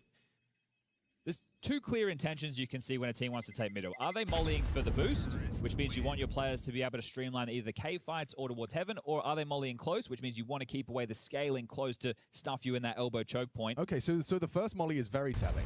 Yeah, so you can see here they went the close molly and the extinguish because Blitz really wants that space. The flashes have to be perfectly timed there, and this, you're never quite sure if you're going to be able to catch them. Cũng dễ hiểu. 1-4. Bây giờ thắng round này thì bên phía đội hình của Mông Cổ họ yếu tiền. Cave smoke, red smoke, and donut. So they're more of the same. You see the HE over the top just constantly softening up. You want to fight, we're ready. Yeah, those HEs combined and layered with the flashbangs, it leaves you with, what, 60 points of health and mid under Navi's control. You see the way they do it, right? People at home probably just go, oh, if we smoke red and we smoke cave and we throw some flashes, we can run straight out. You need to dodge the nades. You need to play between the mollies. And you also need to throw your own util to make it so they don't want to swing. Yeah. And look at the red pressure. Ooh, this is an A split. There's already a mid to A smoke down. Yeah, but that kill has actually pulled someone to CT. You can see Blitz has had to react. Darkmeister has to react. It's a free frag for Ima, and I can't help but feel that's enough. That's round. Action on Blitz. Got to do it all. Good luck, mate. You need to find a double quickly. Does so. Nearly had the third. Gets the crosser in the right place for Ima. Bomb very delayed into A. This all happened rather quickly, so you can see the rotations are cut off by Mikaze, and he will connect onto Techno, so everything should fall into a slower 3v2. Well, there's a gap to slip in, though, so 910 has the line onto main. Mất hấp rồi. Smoked off now. Diligent stuff. Means comms are flowing and spouted. Yeah. Knew it had to be a risk. I feel that you would like him to hold on to that, because next round they're going to be tough in the buy. Yo, hello. Một chút lỗi về hát rồi. EWC, they are technical power.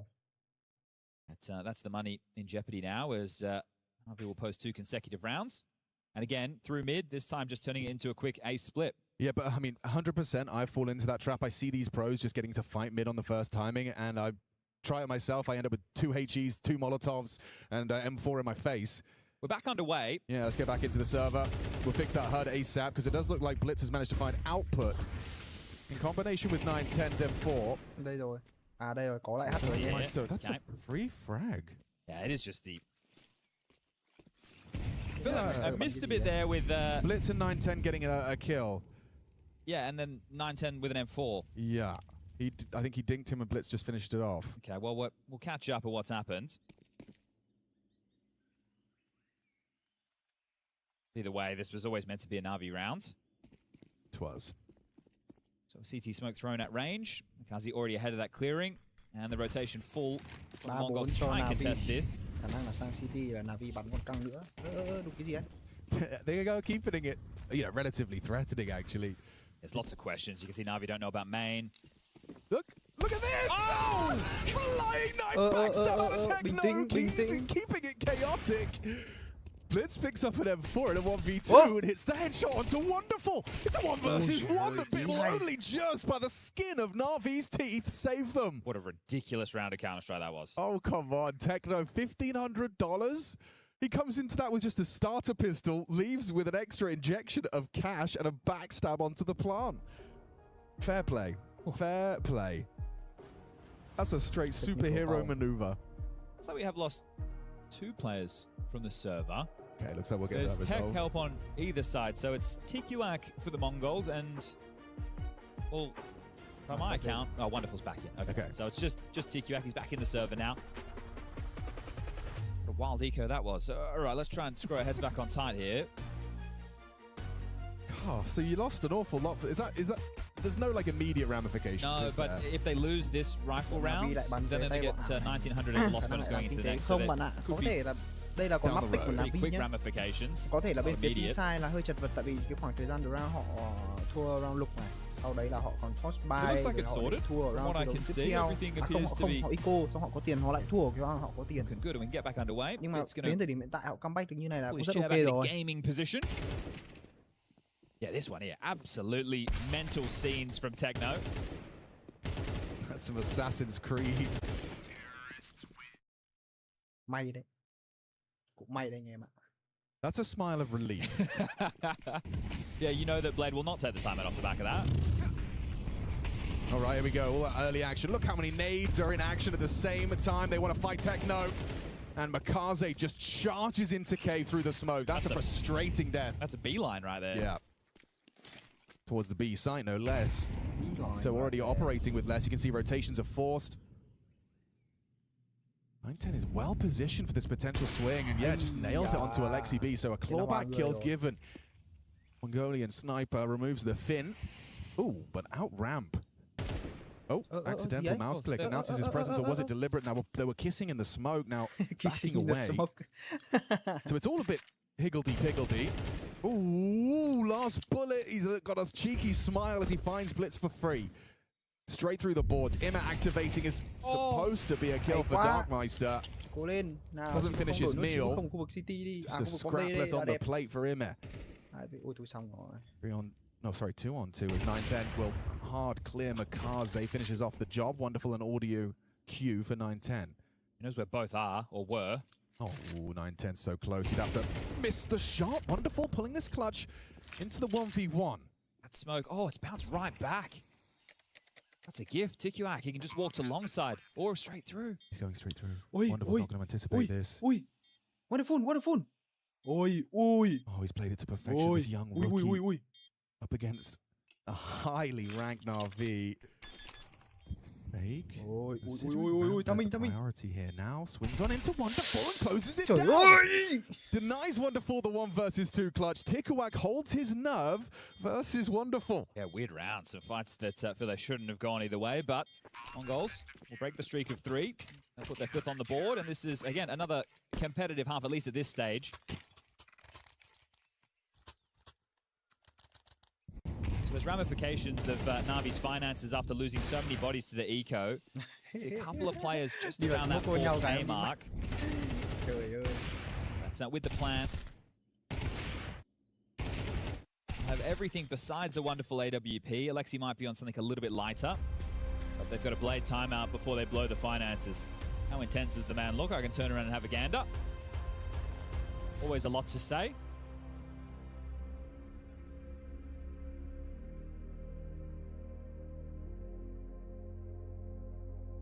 Always wonder, is he just calling the next round? Is he critiquing some of the decisions they made in the mid-rounds? I always feel like it's always a bit of a mystery. But the philosophy is often like, we're not going to break down what went wrong now, right? Is it? Or do you need to? In the Navi of old, with Electronic and Simple and Bit, that's happening mid-round. Yeah, sure. In the new generation, I couldn't say. Yeah. Yeah, the buy. The Mongols not great either. These close rounds keeping both teams limited. Yeah, who can do the most with the compromised buy? It's going to be Makaze's AK-47 put to good use. Another opening kill. They didn't win the last, though, with his find onto Techno Cave. Now he's removed bullets in mid. Techno flirting with aggression around that cave smoke, trying to profit and find that clawback kill for free, but they will back away. This little MP9 duo.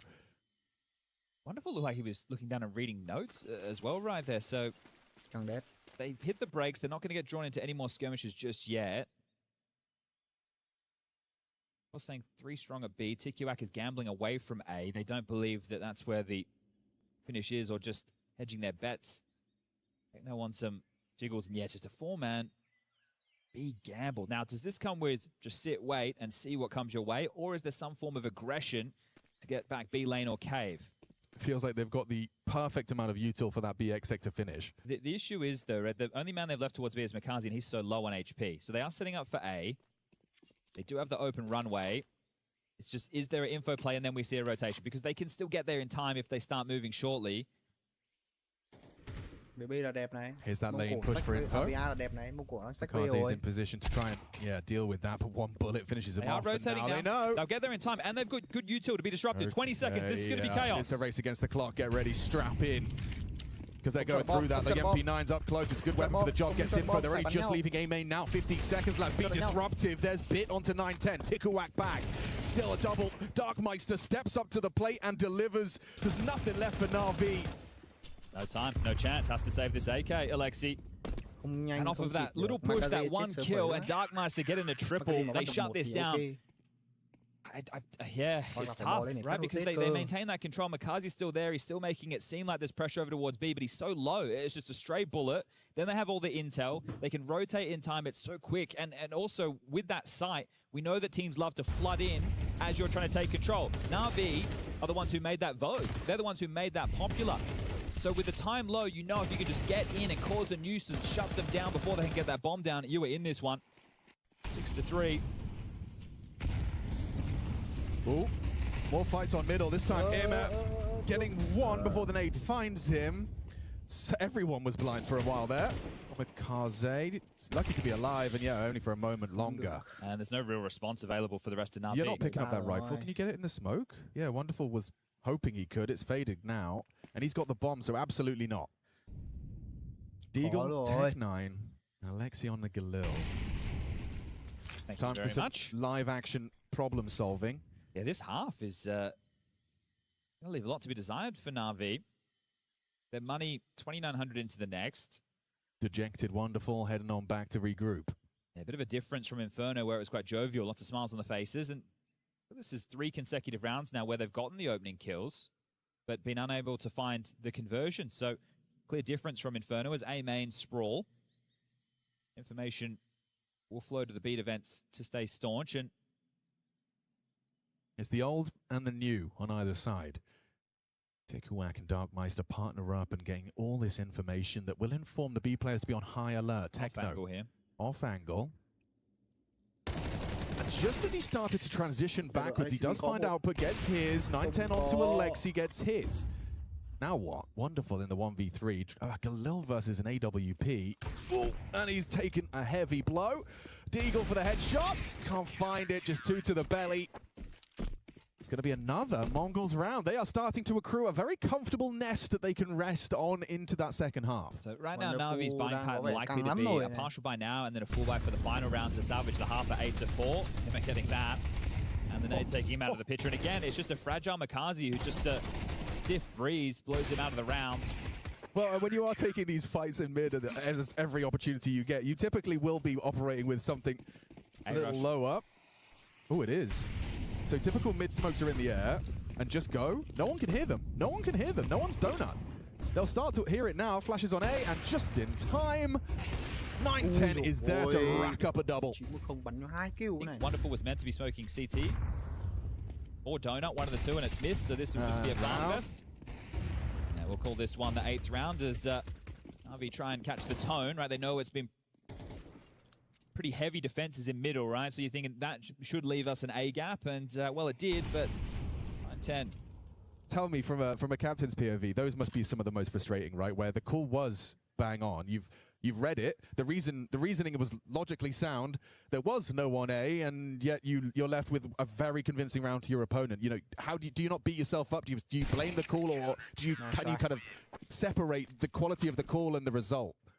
I think you're not too concerned with it because it was the lighter buy. Sure, right? It feels like, okay, we did have an opportunity there, but they've had opportunities in a lot of these rounds because they've been finding the openers. It's how they've handled themselves in the mid-round. Right.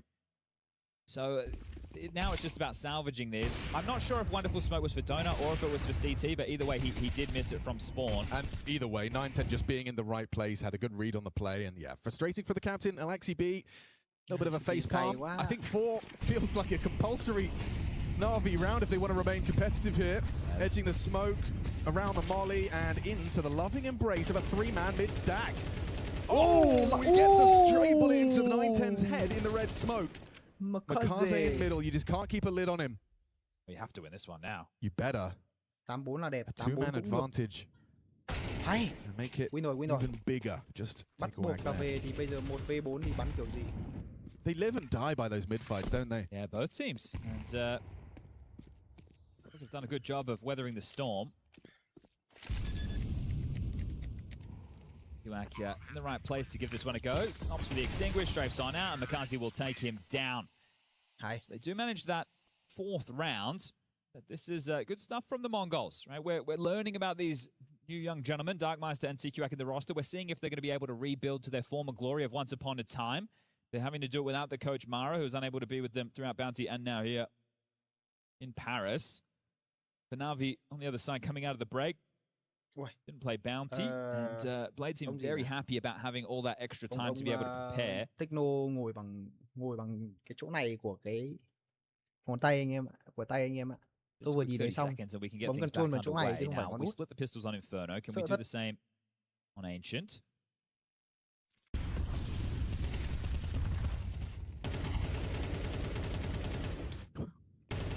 Very impressive from Makaze.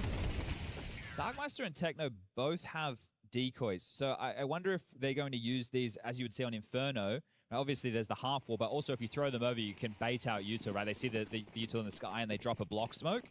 So Lexi with that Util. It's wonderful with the Berettas. Okay, fake K flash. This is fast. This is B. Pressure onto the two of them.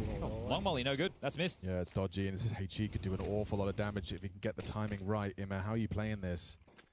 Bomb going down, they buy time for this retake. Just trying to get someone on that close wall. It doesn't do too much. Retake on Alexi with a full belt. No kit. And where's the smoke for ramp? Cave. Techno's going to be well situated to find that multi. There it is, clean from him, and removes him completely. Up to the new boy, Dark snaps up for 2, but down and easy pickings. Tickle whack. Down to bit, that USB headshot too clean. The difference is the fact the bomb goes down in this one for the Mongols, so their second round force is going to look a lot more tidy than that of Navi's. Had to take that eco. You could see Ima's thought process. So when teams do the short smoke, long molly, they like to scale and take that long control. So he has the nade at the ready. As soon as Bit takes contact, he can drop that and hopefully plan to nuke on the T's trying to press in. Cho anh em. 5-8, ngon. So this round facilitating An AK for 9-10. Just upgrades for the rest. There's a good smattering of util. Red smoke. And a B lurk smoke. Được chưa? Not the cave smoke coming into play. Now này mà thua thì map 3, nói thế cho xuôi. And all of that pressure has actually drawn that rotation of Imma away from middle to support B because of the lurk. So a decent job there of keeping NAVI moving. Pressure onto Wonderful eventually. Full buy up đồ à? Force. 9-10 that goes searching, and Wonderful is letting them in. Chạm 7 cho... Which is a little bit scary. They must know that they are playing a setup where temple slip is possible, but... NAVI à? Ok, Alexi bị bắt một này, hơn người chúng ta có thể bắn đôi. Alexi onto tech, phải có thông tin ở khu vực bom A, rất khó. Hasn't moved a muscle, so this is interesting indeed. The bomb coming back, there will be a smoke for CT. Now the jig's up. Yep, access to the A site granted. Not going to be easy in the post plant, especially if you lose Tikuak early. Forced the Molotov out of his hands in Makaze.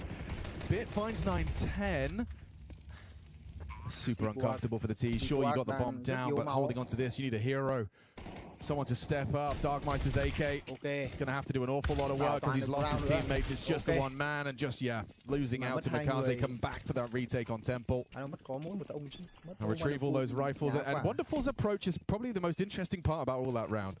Yeah, you wonder if that's prep. Yeah. In the sense we were expecting this type of a maneuver to come out. No one's going to silently get to CT spawn, or at least we're not expecting it. Exactly. But Counter-Strike, anything's possible. So with the bomb going down again there, I would expect another Mongols force buy. They're one of these teams that like to keep up that level of intensity. Yeah, a la Snappy. Yeah, and it's not a new thing for Asian Counter-Strike.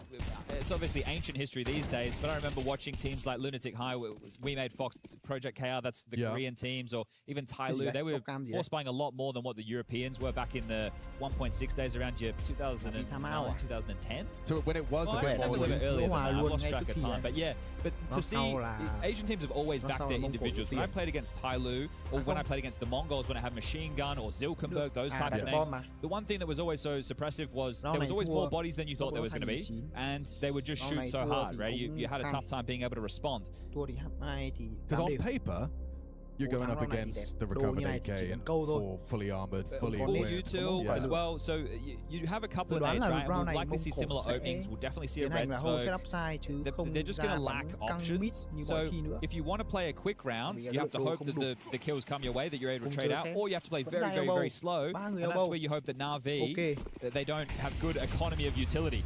Darkmeister's going. He wants to fight. You got to get past Makaze. The flashes did connect, but now across to the box is Darkmeister. You've got two players stretching their legs. It does look like a little mid-A split. Makaze swinging on in. Darkmeister shadow, and ooh, he's clinical. Makaze just deadly when you put that AK into his hands, and you're feeling his wrath as 2 kills, cleans out middle. Big commits to a long-range spray. It's done very well. That is a shutout for the Mongols. All right, one round game as quick as that. 4 straight now for the NAVI. That's the other side of the force buy coin, though, is you kind of feel like the gap is closed and now you've got no money. Yeah, now you have to take a live buy. You're going to get max loss bonus into the next, so you have everything you want. But at that point, we're all tied up. And in the 4-round stretch that NAVI have connected now, they have only lost a total of 5 casualties. So starting to change the tide of battle.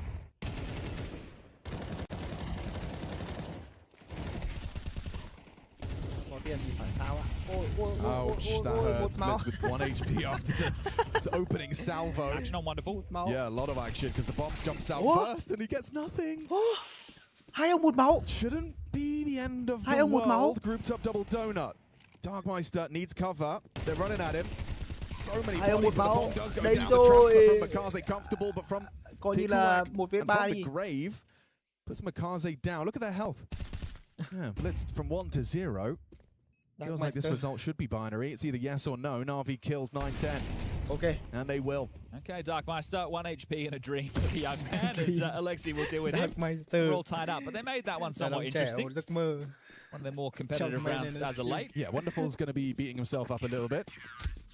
Yeah, he had a great Inferno. Now, struggling a little bit here on Ancient, but when the AWP comes out, this is where he can start to play his trade.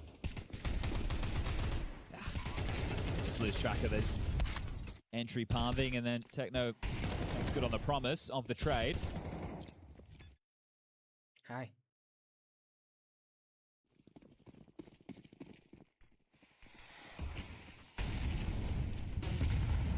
Setting up 9-10 for an opening pick. That was his chance. You know he's trapped towards the cubby. 2. No way to flush him out. And if you're McCarthy, you're going to move from that position, right? You don't want to get mollied and swarmed upon. So thì sẽ là đẹp to nhất stuff the cho choke NAVI. point. McCarthy not deterred at all. Hiện tại thì chưa bắt được mà có vẻ như bông cổ còn đang muốn đánh khu vực bom side B cơ. Grouping outside the B doors Như này with thì 4. NAVI bắt buộc phải thực sự kỹ ở bom B, không sẽ khó. Ooh, a little bit of damage there connected onto 9-10. Hết đạn đến nơi rồi. Gonna boost him up. So the question is how does Bit get that info if he chooses to? He knows they're very well. They shot the orb. It's He knows occupied, yeah. Hết So đồ rồi, Beat không có đồ that's để not thủ a bom mistake B. that Bit's Đồ gonna bây giờ make. không còn để thủ luôn, đang chờ My setup biggest đến concern từ for bom this cổ. B defense is just lack of util. Just a phải là flash on bàn tay Alexis. They đến have từ to play NAVI. for fights. Yeah, no, fight's No. coming his way. Very Thôi xong, audible there. lùi Taking đi a jump Alexi spot. đi, Molly's lùi coming đi. in. Alexi concedes the space, and we reached the sub 1 minute mark. But there was something he saw there that he Về wanted to adjust the stack setup, đi, right? So về he's caught one stack full đi, over. clear A rồi. Về stack đi. Orb confirmed now. Over towards the B ramp. 40 giây rồi, timing muộn rồi. 30 giây là phải về đến nơi rồi. Alexi B needs help. Ôi trời ơi, flash đâu. Flash is an easy Flash pick for đâu. Darkmeister. Bit's going to tuck on him, but Không that's có set it up flash. perfectly. Ôi And they just xong. manipulated them into an easy 3. Im có flash để làm gì? Nhưng mà You get the kill on ramp. nãy đứng ở red. You get the bomb plant, just about. Safe. And you'll take a 9th round into the full guns and immediately succeeding. Tự dưng nhá ra So như thế first nhỉ? T-side round on the Đúng là board. phải lấy thông tin sớm ở A. Broken into the same Sau point đấy now. là He did vì nhưng mà đang đi solo thì in their rất first half, khó. and then they went on a spree of Solo side 3. But that is when the wall bang, not at the start of the round. It's when one of the players on B has gone down. Don't care how, but the immediate reaction to they're coming up ramp. I'm tucking in that corner. It's so comfortable for Darkmeister to collect through the boards. 2 from him. Job done. Makaze and Ima saving comfortably. So wonderful can be dropped an AWP from Ima or Alexi. There's lots of cash. And we'll get this 1,400 loss bonus coming into the bank balance. And with all 5 staying alive, that's good signs for the Mongols.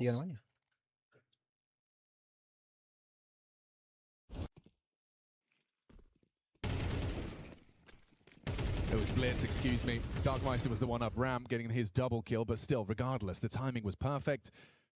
And made it look very easy to seize control on that B side. Wonder if they can replicate that. B door smoke, so Brolin Molly becomes a whole lot more difficult. Smoke elbow. No lane molly. 3 strides. They'll do the HEs instead, though. Look how difficult that's become. Makaze's down. They've taken him down. It's up to him to fill his shoes, and he will. Sprays down another. Oh, and 9-10 the next victim. That is just a massacre in mid. Oh my god. Yeah, he's worried about heaven. Didn't know quite where to put the crosshair. The fact he adjusts into that and just locks it down. Very important fragging from the Romanian there. It's got to be one of the quickest rounds you're going to see. We're going to point out Alexi having a bit of a map here. 17 kills for the Finn. Hay đấy, không trả lửa lên là ném nít. Được. Shut down. Hay. Well, the Mongols, with all 5 staying alive in the previous, they can get another full gunny.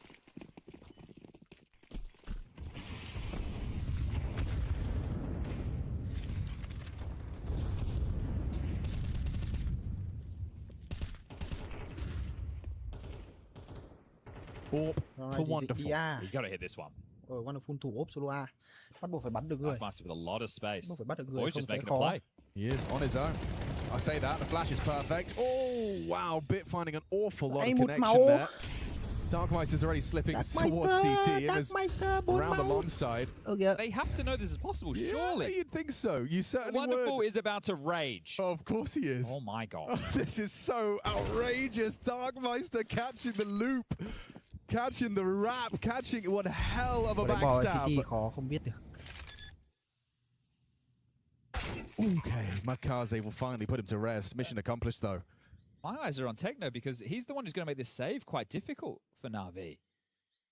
Nhưng mà khả năng Alexi B biết rồi, biết Techno ở đấy rồi. So Alexi's reaction there as well when that kill came in. I wondered, did they say it was possible? Was it an expectation that wasn't had? Oh, it's such a good Này play. căng quá nhỉ. This like you've already thrown the load smoke a couple of times and done nothing with it. Không đỡ được anh em. This time you throw it and just flash for the long player. You can see him on the cameras here. He's a big smile on his face, having a bit of a chat about how that unfolded, how good the flash work was. And on the other side, it's a bit of misery. So double digits reached first by the Mongols. Because I thought the cave player would have seen him cross towards Speedway. Like there was that moment where they kind of intersected. I think it's just weird to expect one guy, right? Because that's all it was. There wasn't any follow through. No. And to continue pathing like that. So, you know, okay, he's got his kill. Maybe he's dipped into sight. Maybe he's fortifying this so the rotation come in. No, he's just continued to slowly creep and crawl his way into the back lines. Oh, we've had that knife kill from Techno, and now this lurky play from Darkmeister, which is a round winner. They are hanging with the big boys. Yeah, it's nice to see. Không sao, round này Navi vẫn có tiền. Thua round này thì mới khổ. À không, round này vẫn có buy được. Opening gambit middle for Blitz. They've used 3 flashes to try and get this space. There's the 4th. Darkmeister is out. Cẳng đét. Not afraid to make a play. And play he shall. Im is there. Oh, his crosshair is too.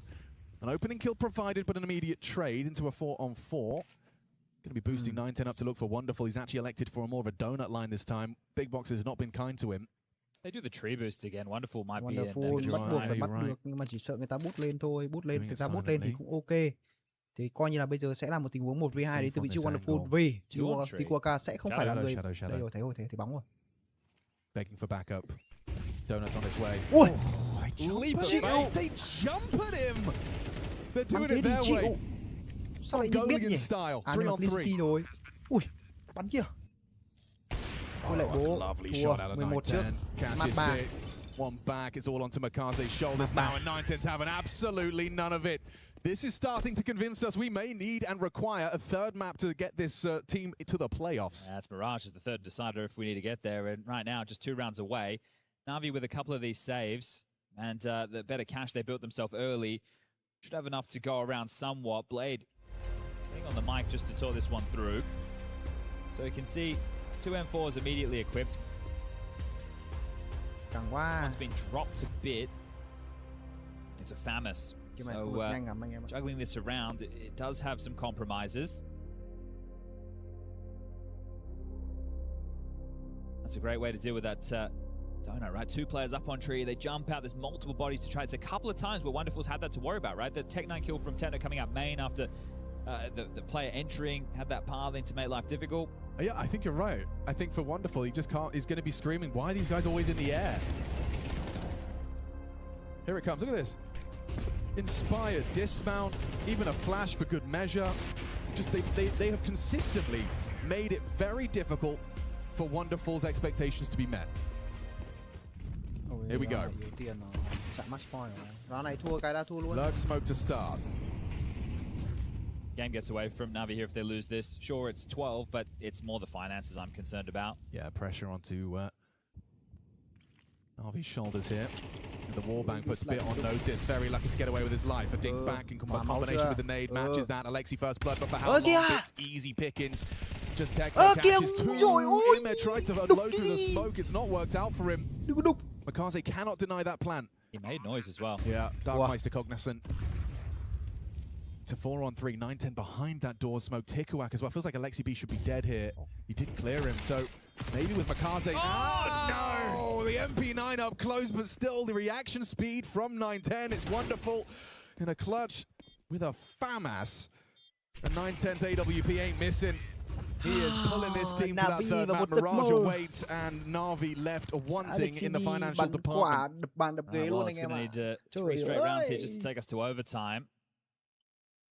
And they're going to have to do it the hard way. Wonderful had a bit of extra cash there, and he's able to bring in the M4. The rest of them are going to be hodgepodge, pistols and SMGs.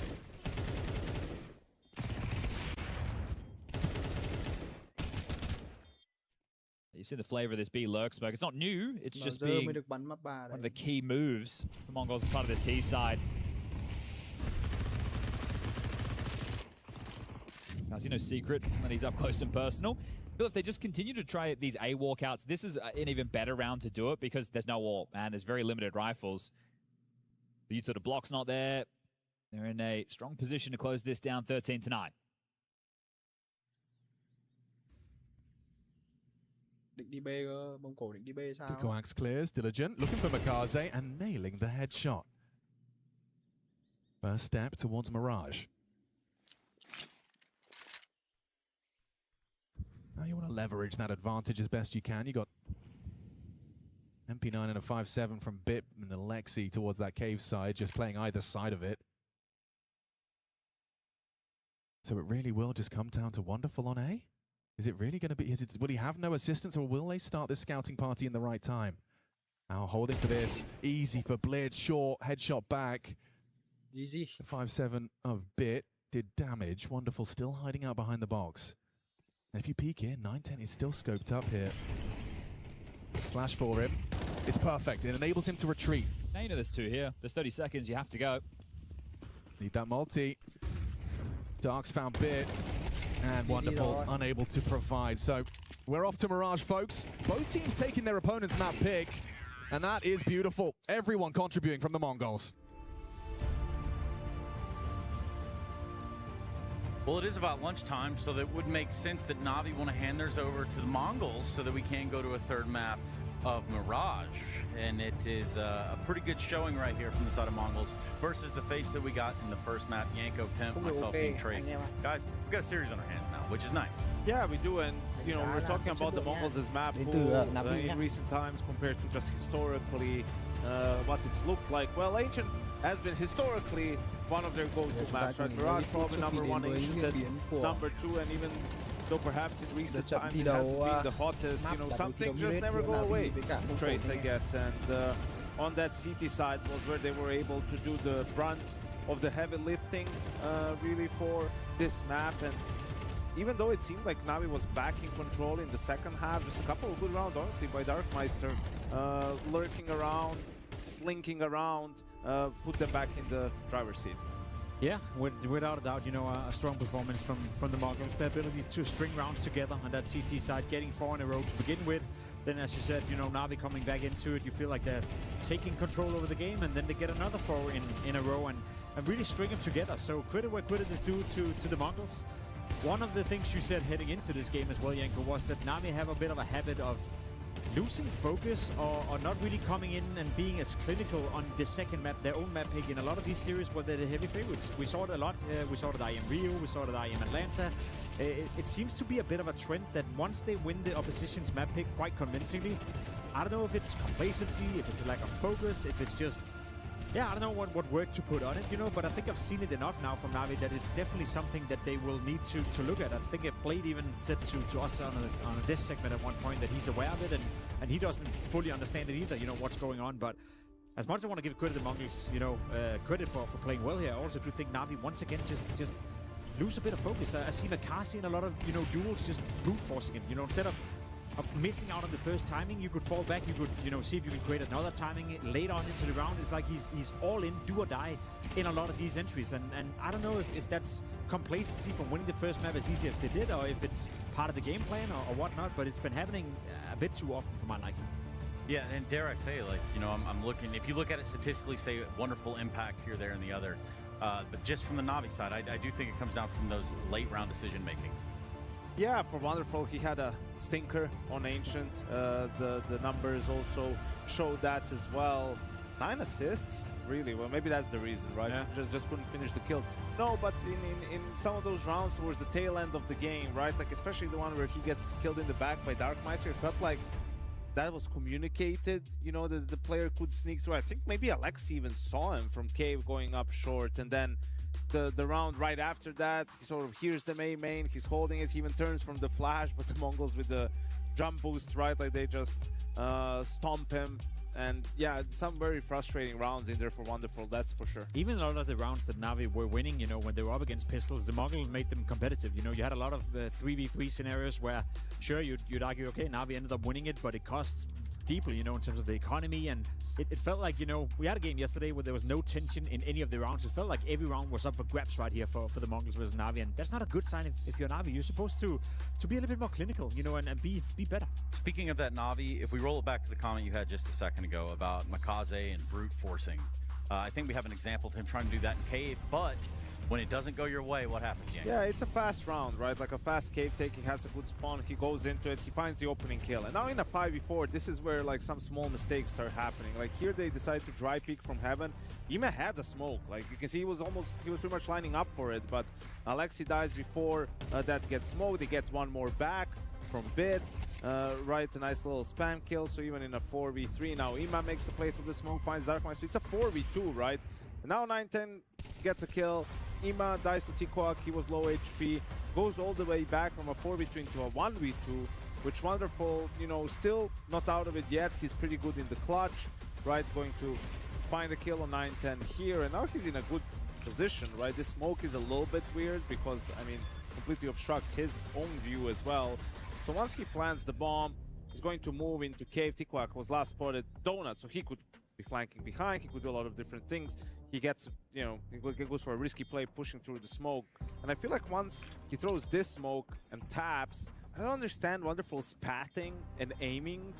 You know, like why is he focused more on the right side of things? Like if he smoked him in banana, and that was like a really big one because it would have been an eco round for the Mongols if they lost it, right? Instead, they were able to go on a streak of their own. One of those funny rounds where you have an advantage in you know, in pretty much every single scenario of the round. You know, your 5v4, your 4v3, your 3v2 of that matter as well, and it just didn't pan out for them. I also do agree with you. I was sitting in the room and thinking to myself, even if he would have stuck the bomb, I think Wonderful would have missed the timing. I think he had time to actually defuse the bomb, so he just felt off his game a little bit in this one. Yeah, I think the problem was like he was really shocked by how quickly Tikoak was there, right? Like how quickly he tapped the bomb, because he also didn't necessarily plan for himself. Sure, he could spam from that point, but I think he was hoping to, you know, buy time with the smoke, check behind, and then reposition again. But in the middle of all that, the bomb is tapped. So now he's like, well, shit, he was thinking, you know, what do I do? And yeah, it just wasn't the best of clutches for Wonderful.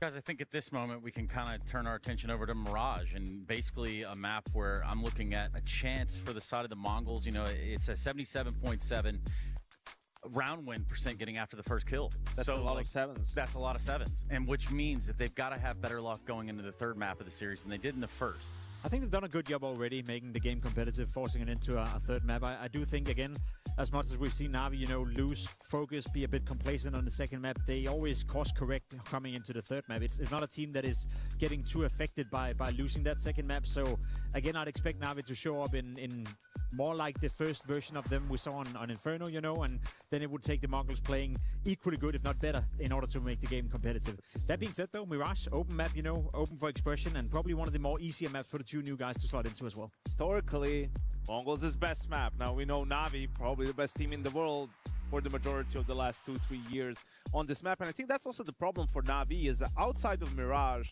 they haven't established a go-to map. You know, statistically, Ancient is very good, but sometimes, you know, yes, sometimes when they pick it, they lose it, but then they can win on a lot of maps that their opponents might pick. And that's been sort of the struggle for NAVI a little bit.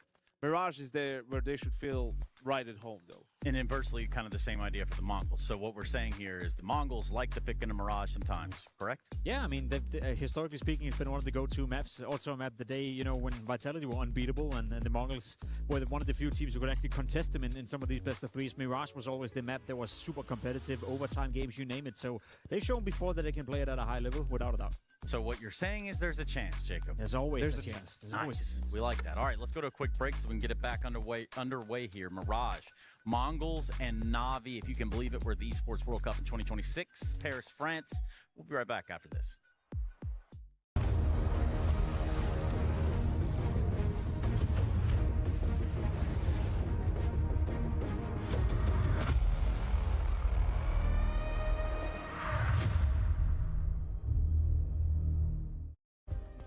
Play is in our DNA.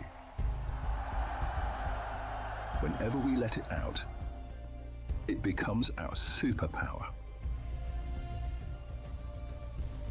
Now imagine an entire city being built to supercharge it. Kadir City, powered by play.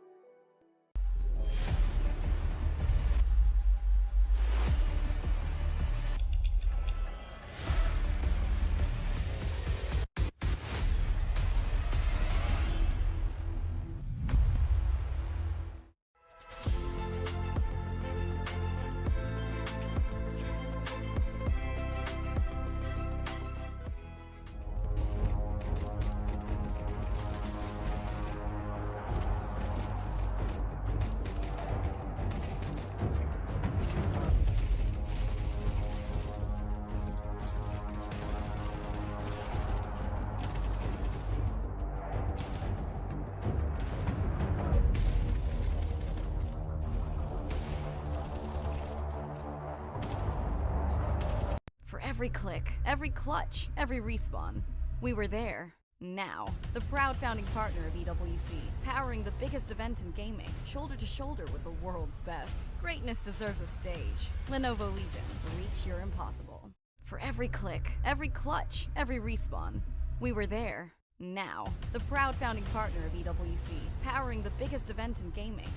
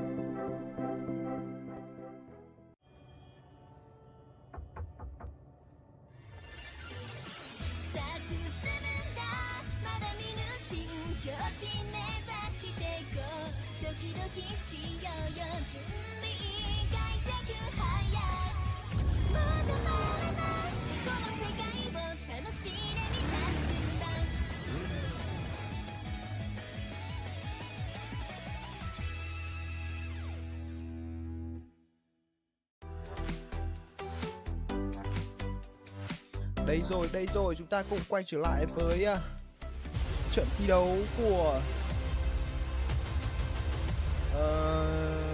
The Mongol cùng với đó là Navi. Sau đấy là Xấu ơi, tôi đây. Anh đây. Sao nào?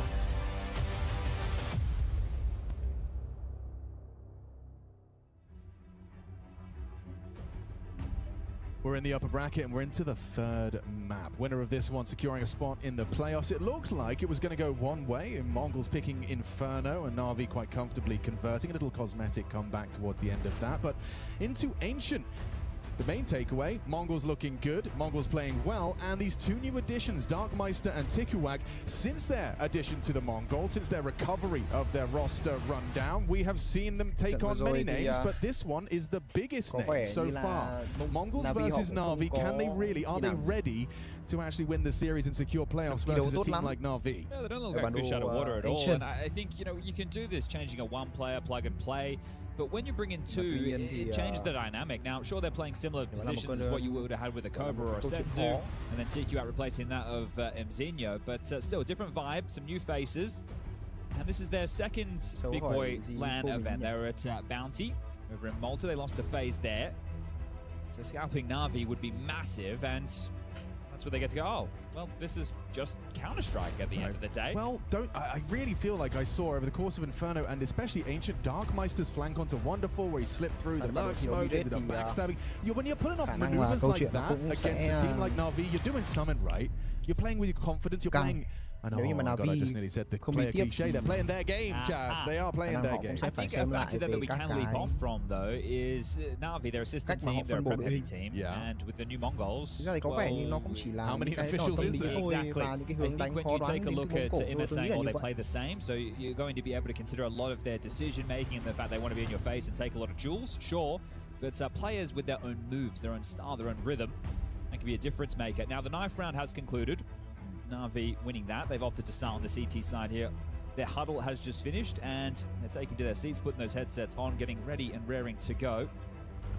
For Navi, this is more than just making the playoffs. They want to have a deep run. If you take a look at EWC, this is 24 titles, 25 tournaments, and a club championship, which has millions of dollars on the line. Navi, they're one of the top orgs here at the moment. If the Counter-Strike division could do well, wonder how much they can be taken home in the back pocket for the org, but that's a conversation for another day. Right here, right now, we just want to see who comes out on top of this one. When we take a look at the buys, 9-10 given a P250, had a good map on Ancient, gets a chance to search, blitz with the U2. Yeah, crazy map. And dual round look. Và Navi sẽ xuất phát bên phía City side, còn Mông Cổ sẽ ở bên phía Team side. Flash, Alexi, sorry, because with the HE, it's Alexi with the flash as they are. 2 HEs on a CT pistol, interesting. You've seen a bit of this, right? It's you wonder if it's reactive. Wonderful bắn kìa. Good start to Wonderful's Mirage campaign. Had a great Inferno and a very cold in Ancient. Yeah, maybe he thought job was done. The boys will get me across this one, but he had some clear frustrations. That master spotted. TQA gets a chance. Okay. Same result for Techno. That's the bomb lost. On back from Darkmeister.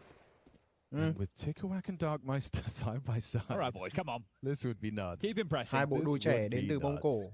Có vẻ như họ đang làm rất tốt cái nhiệm vụ của Given mình. the way their teammates have died, yeah, Navi are shooting hard. Good luck with that. Darkmeister does get brought down by Alexi B. Had a great Ancient, did Alexi individually. He's at the top of the table. Will bring it down with his second. Okay, will they avoid the bomb going down? See if Mongols want to operate with a force and take nines. And that'll just be a moment away. So every map so far, we've split the pistols. We'll have to wait and see for the second half if that's going to happen again. And it wasn't as clear-cut as map number 1. That's Ancient I'm talking about. Navi were doing a good job on the T side of finding opening kills, but not being able to find conversions. Mongols aren't going to take the eco. Darkmeister with the D. Everyone else with the Glocks. Full eco đến từ đâu? Có một khẩu Deagle trên tay Darkmeister. The last Mirage Navi played was back at the Major. And that's as they're eliminated 2-2 by G2. This was the last map before the break. So let's see if they can start their season off with success on Mirage. They go searching B with the Deagle, they get smoked. And they're just going to continue to do knock and run. That's what we'd call it in Australia. Knockador dash. Cherry knocking. Cherry Never played as a kid. I was always scared of the neighbors. Same. Yeah, I was worried about the ramifications of my actions, but what do I know? Does feel quite susceptible to like a Deagle headshot in mid-window, but wonderful. He has stood his ground wonderfully and will lock it down. Okay, 4 for him. 4 mạng cho Wonderful. Let him 4 across to Imma if he wants to bring himself out. Thực ra thì nếu như mà là Wonderful, you got the cash if you sell back that flash. Nếu như mà là gì? Doesn't want it, City okay. thì khả năng là Navi cũng sẽ có một cái dẫn trước cao hơn. Curious. Yeah. No, he did. Okay. I was going to say, Guy, you're the AWPer. Okay, so as predicted, as Mongols will bring in the AKs. Top cat, window smoke, very standard opener. Nobody towards a ramp, at least to start the round. 2 through underpass, 2 top middle. They will creep out and get this island box control. So able to work on their second wave of mid. Likely another window smoke, top con also available, but creeping down looking for the fights. Yeah, wonderful. Trying to catch this crawl, but you can see the flow chart. Smoke break. Ow. Oh, Darkmeister was on his way into cover. Still goes down. That's a nice opening kill. His second from Wonderful. Just our 3rd round of play. Got one in the pistol. His rotation will have been heard. Techno is aware that there was somebody loitering. Vẫn là một round thắng cho Navi mà thôi. No, should have this. Should and does. Back of the head tracks it nicely. So they know Alexi Bianca still alive. Okay. Techno showing off his movement. Just smoked off B-Apps as Alexi. His support is on the way. Wonderful jaunting over as quick as he can. Just going straight through this smoke is incredibly brave, so fair play to Tikawak. Leads the charge with Blitz with the bomb on his back. Here's the tell. And wow, finds lethality. Nearly finds Tikawak as well.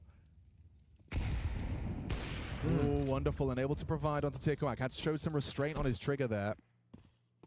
Still 2-on-2 for this retake. Held by Techno is the cross. Bit versus Techno are likely head-to-head. You've still got the potential swing from Tikawak on that low HP. It's held by the AWP, though, so he's showing that restraint and understanding of the current lay of the land. And Bit got first headshot. Tikawak tasked with the clutch, and it all falls into place as textbook stuff out of the 2 of them. That's 10-0 with Bit and Wonderful's output. What was the frag tally for Wonderful in the last map? Like 4-18 or something like that? Yeah, it wasn't. I think 5 at one point is what I saw. I don't know. Oh, 6 and 18. Okay, well he's already got 7. Yeah. So I know 4 of those came against the EAG, but still. Wonderful is fun to watch. And back at the major, we had HTV confirmed episode Kakafu from Luminosity was Monty at the time. He came and joined us for a chat. He was talking about Mirage and how in the modern game, you're able to start 4 towards A lot, like window, jungle, stairs, because if they go for con smokes, you're able to keep breaking them with the HE and negate their timings up cap. And that wasn't one of those rounds, but just saying to keep our eye on if Navi want to pursue a heavier A lane. Timeout called, and surprisingly by Blade, so they have been able to pick up the first 3 consecutive rounds. There is another buy coming in from the Mongols now. Perhaps the reasoning for Blade's timeout? I would love it if you'd just give us a nugget after the game. Oh, you took a timeout on round 4 after winning the first 3. What was the reason? Yeah. Oh, was it because the cash was a little bit light on? Was it, you wanted to give them that time to really screw their heads on? Was it just to remind them to expect constant buys coming out of the Mongols? Either way, we're back underway. Curious to see what Wonderful does with his AWP starting A. They've done 3 mid smokes immediately, so they've done a con smoke straight out the gates, which tells, hey, they could try and rip it straight up cat. So it is that heavy investment to act and posture like you're occupying middle and then quick pivot into A. Now, Wonderful is there. And Imma will be as well. They cleared mid window and saw nothing, and there's no one spamming, no extra util. It might be a little bit late to this, Mongols. Mở một cái đường dễ cho Navi nhưng mà spots the jiggle of Techno. Bit tucks triple. Here comes the commitment. Flashes rain over. Techno seizes control of the stairs and Darkmeister audible pathing. Oh, just about. Bit 10 HP swings to his demise. Overlooked completely was Techno. He's got 3-on-3 as that bomb's planted. Blitz could be putting himself into the orbs. Crosshairs and Wonderful could not react. That's rapid out of the Galil of the Mongolian captain. Smoke for the bomb available here, Alexi. Okay, threatening. Certainly threatening. Smoke and a kit, always a good combination. It's double Tetris and then around the world maneuver back to Palace for 9-10. Smoke on the bomb, Alexi onto Blitz, that's Techno necessary, and then quick team play on display, 9-10. He's not baiting, he's not letting that teammate get run down, he lends a hand and contributes to ensure Mongols find one. Thought they might have been a little bit off with the timing there, Mongols. It felt like Makazi and Emma had enough info on mid with those 3 smokes down, but no. NAVI cần phải có một cái ok hơn, cần dẫn thông hơn. Great shot from Blitz. It's a round-winning kill. NAVI walking a little bit funny after that. We'll bring out 2 MP9s. Oh dear, they've double smoked top cat.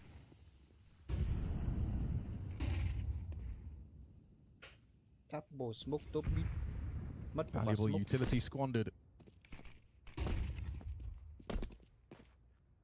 It's hard to put it into words from the commentary box when you have wasted util like that, but it just limits options. It's going to make things much harder in the mid to late rounds. 4 players ready to clamp down on middle. In a window, you've got 2 connector and vent room being occupied as well from Makazi, so they want to fight mid. And fight they shall. Guess the fight he was hoping for. Darkmeister unable to win out. Jump out the window from Imma. Controlled chaos manufactured. You wanted TQ ready to play out A there, and he hasn't, so this round he's going to settle for a moment. Fight and conquer. That's the Mongols' game plan. 9-10 out mid to try and draw this back into something a little bit more competitive. Palace occupied. Walking on our ramp. 2 CT. And Imma jungle. Yeah, easy fights for them. Oh, it even tracks Techno mid-air. 3 out of the Romanian. Very nice. Yeah, in those situations, if a team is going to shove all in like that for the mid control, that's where your extremity players have to take the space so you have something to go back to, but they weren't in a position to try and capitalize on that. And Imma's back to having that good mood. Now, the thing is, the mood was pretty good on Ancient as well until we got into that second half and things started to get a little bit more difficult. I wouldn't say the mood, well, obviously it soured, you lost, but it didn't look like it was anybody who was completely tilting off the face of the planet. We've got a hero AK into this next one for Darkmeister. The rest are just into a little bit of util and light pistol upgrades. So, what a 1 for NAVI as Mongols will give over the real arm wrestle for economic control. It's great when you can keep all 5 alive on the CT side. You get yourself a couple of AKs.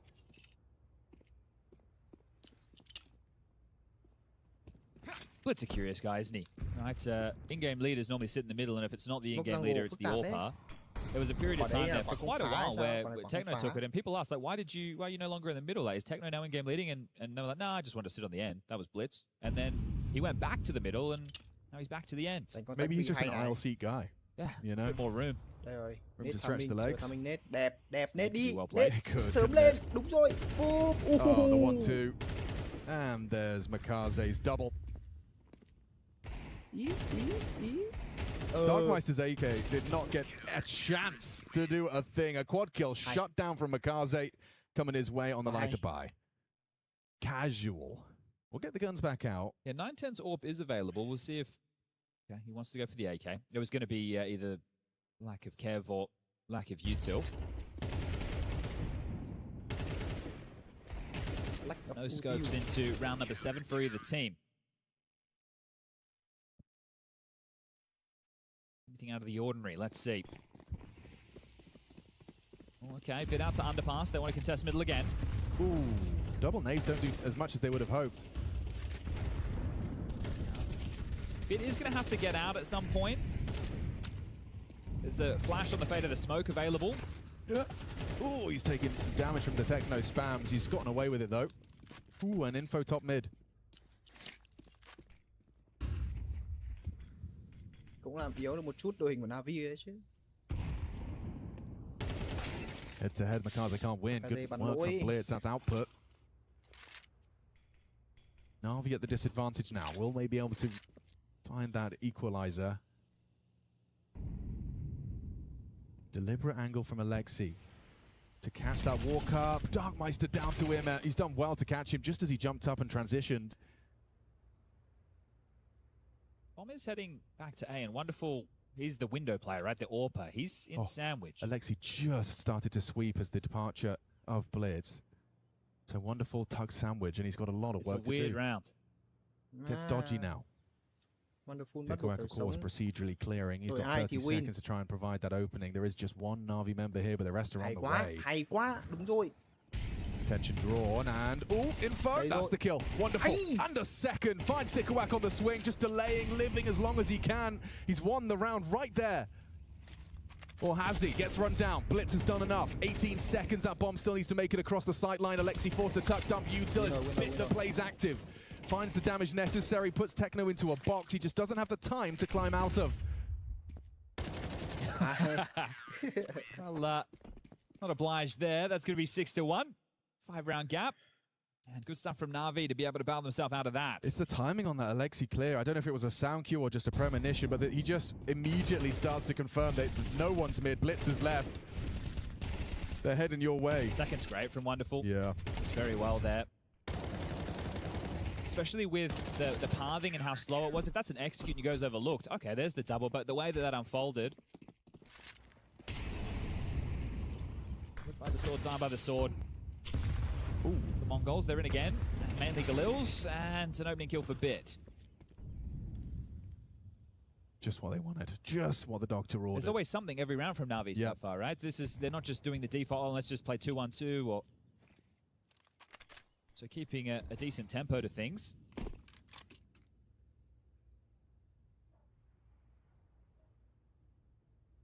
Có bom vứt kia khả năng là vẫn muốn đánh ở một chỗ khác.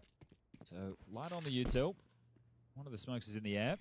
Sẽ có một ông phải back về để cầm bom. Now blocked. Con flashed and sweeping through. Bombs don't spawn. Chiếm con. That's going to be picked up now by 9-10. And it was wonderful in sandwich last round. It's Makazi now who's the short player. Wearing into an A split. Playing retake with this Bit. EWP. It's a gap him is cognizant of, but back is currently turned. Ooh. Just now addressing it and still does well. The movement from Techno leads to a nice opening. Darkmeister builds upon it. Makaze was not overlooked. Darkmeister will catch a bullet from Bit, but it's not lethal. This one's a bit of a stinker right now. Just as it was looking pretty good for Navi. Mongols have ripped this one away and doesn't have to necessarily be the save, but they can't buy these AKs, so we'll... Wonderful over towards B while Alexi takes contact A ramp. This just keeps the comms and intensity on this A side defense right now. But that'll be that. Mongols will get their second round, and with how easy that opening kill came, it looked a little bit unusual. That's twice now that Imma's been caught by Techno. There was the one time with the A execute where he jumped over stairs, and then Imma just rounds the corner and aware of the possibility, and this time just up close and personal towards jungle. So in the darkness, in the quiet, Techno's starting to do some of his best work.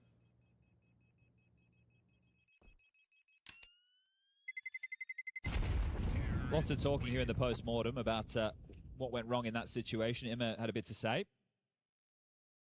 And looks like a blade timeout. Có một chút timeout ở đây rồi. Ở đấy đang hơn người, đang lợi thế mà xong rồi tự dưng để bóng next thế bỏ stay. You don't make that mistake twice. And this is a great opportunity to start working back into the half now. If you take a look, Alexi has the most cash at 7.8, but everybody else is 2K or less. So with only 1,900 lost, depending on saves, Mongols are in a position now to really start making a dent in the finances. Might have to be this one and then a following gun round, but either way, you can get that spilled open before the half comes to its conclusion. As Navi want to be extremely frugal, just continue to hold if they lose these sights. So right now, fully strapped kits, head armor, orb, everything they could desire. A blade timeout to give them the chance to chat it over. If you lose today, you go down and play again tomorrow. The lower bracket last chance to be one of those top 16 teams to the playoffs starting next week. Oh, hello. Opening. An orb collision. Intends to win the reign supreme. Not playing steady. Welcomes them. You want to swing, I'll take this duel. Their second opening killing so far, Mongols. Wow. Let's see if they can make good on it then. Darkmeister's been having a bit of a tough go. I think he's 0-4 in that department. Miss window molly. nha. Gravitating towards middle again for another clamp down as a unit. Một con được phút sớm quá. The complex and then head towards B. Vừa đi low He's got a way. smoke to block. Yeah, he might just hide bench. Yeah, the bait and switch, I like it. If Alexi takes first contact, it's the anchor, so it's going to go overlooked. See what Alex can get. Trying to track that window jump out from Techno, and it is one and done. Darkmeister wraps on the short side. Is Immer overlooked? It looks like it's possible. Just perfect. Can't transfer into Blitz, but there's McCarthy quick on the short side. They still haven't got that bomb down. That smoke enables more plays. Nade onto Blitz is ringing, legs shaky. 35 for him. Oh, still hits the headshot. Puts it onto Bit. And a quick one on the AWP. They will convert upon that opening AWP shot. Bookend AWP frags for 9-10. Blitz as well with heavy contributions. Starting to claw back a respectable... Answers. They can't convert this one. Should be set for 5.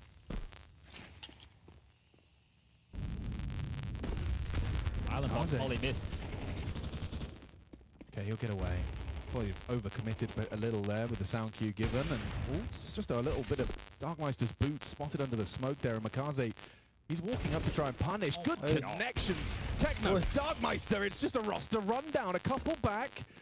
Immer finding him with the FAMAS, but he's alone. Yeah, starting to come up the seams. NAVI are showing some real frustrations across the board in these rounds where they have advantages, or it feels like they should do, and well, this will be the final one. TQ from the back takes down Immer, and now it has to be the eco. Oh dear. Oh dear indeed. Oh dear. Mongols, they can hang. Wonderful did start pretty strong, but remember, he had 4 kills against an eco. Yes. So, right, I'm not calling him out by any means, but you just want to keep your eyes on it. And Orpa on Mirage, you want to have some good impact. There's been a few of those reactions from Alexi. One even mid-round when Immer died to Techno, and then Makazi died in Sandwich. That round just disintegrated in a second. Ôi it again. Này chỉ có lục thôi thì thôi, chẳng có gì đáng nói anh em. This time there's a bit more swagger. Quicker into the mid control. Yeah, you don't have to play as scared when they know it's likely just an upgraded pistol. However, a pistol can be lethal. Bit with a demonstration. I'd hate to let this one slip through the Mongols. I think eventually he's going to put that AK into his grasp. He's clearing out ramp now, so there is a weapon, but look at this. Makaze is going to be very hard-pressed to find output. Armored AK's coming in, and still nails the headshot onto Blitz. These guys are hitting shots on both sides of the server. 9-10 included in that list. Alexi tried to cross into the site, acknowledge the potential for the plant, but it's a couple of kills. It's the Mongols round that matters a whole lot more. Bit should save the AK, and then Wonderful can see if he can get himself an upgrade. It's no longer a conversation about damage. It's the final round coming up next. So what was very convincing, it was round number 5 where they had those couple of MP9s and they went for that mid-clamp down together and they won back. I thought, okay, well, NAVI, they're singing for the same hymn sheet. It's looking like they've hit their rhythm. The Mongols haven't been able to break back in as... What's going on? What are we missing out on? I don't know. There's a lot of fun One of the million games that are being played simultaneously, something's happening. Yeah, we've only been here this week, so this is our first Saturday and it's getting quite busy. I'm excited for next week. Can you see the Rocket League from where you're standing? I can see these giant screens if I go over here. Okay. Looks like it's kicking off shortly. 18 minutes, boys. That's where we're going starting next week. Hell yeah. I'm going to be with you until Wednesday. Teams will get some more time off. Been a long time between drinks for some of these games. Think about NAVI. They played on the first day and then they had 2 days off. So more time for Blade to prep. But right now, this one's damn close. One around the gap, round number 12. You want to stop this momentum. For real. Where were we at? 6-1. 6-1, 6-5. Okay, opening damage. Look a bit. Full ramp control. You'll take that any day of the week. Will not hold on to it. Wonderful's forward position in Palace is not bore fruit either. So Mongol pivot towards B. Immer has a lot of nades and he will be over to here alongside of Alexi. They have no answers short though, so they are kind of distracted. Yeah, it is only A where they have that Palace presence, so... Oh, that's an important find. Nice angle as well from Immer, adopted. You chip in, Darkmeister's clear, it's pre-aimed surprise! Oh my god, it's pristine! Quick one onto Immer as well. 9-10 plucks him out of the sky, and another Mongols round. 6-1 goes 6-6. And they did it the hard way. On this stretch right now of rounds they've been able to piece together 5 straight, only one of them was eco, but everything else was with guns. So great job for the Mongols to be able to bring this back. Now Wonderful and Bit, give it a go, but it's a 2v4. The bomb's down, it's ticking, and you're smoked off. Ok chưa, Puzizo ơi. Hoping that he can draw attention to short and you'll give it your best go. No reason not to. Ok. Hơi lỗi tí âm thanh anh em thông cảm. Easy pickings for 9-10. He is finding a lot of impact on that T side. On fair play, Mongols here to play. That playoff spot dead even. Khả năng Navi loại anh em ơi. I'm most impressed with his resurgence here. I think he had 1 kill for those opening stages. Oh, you were talking about his opening deaths? Yeah, he was 0 and 4, and then he bounced back, right? This is very easy for a young man, right? You're giving away or you're being dictated to with these opening fights, and then you kind of start to become a bit more reserved. So the fact that he's able to get himself 8 kills and impactful ones come the tail end of the half, that's a strong recovery. And 9-10 doing what he has to do if Mongols want to be a relevant team in the top 10 of Counter-Strike.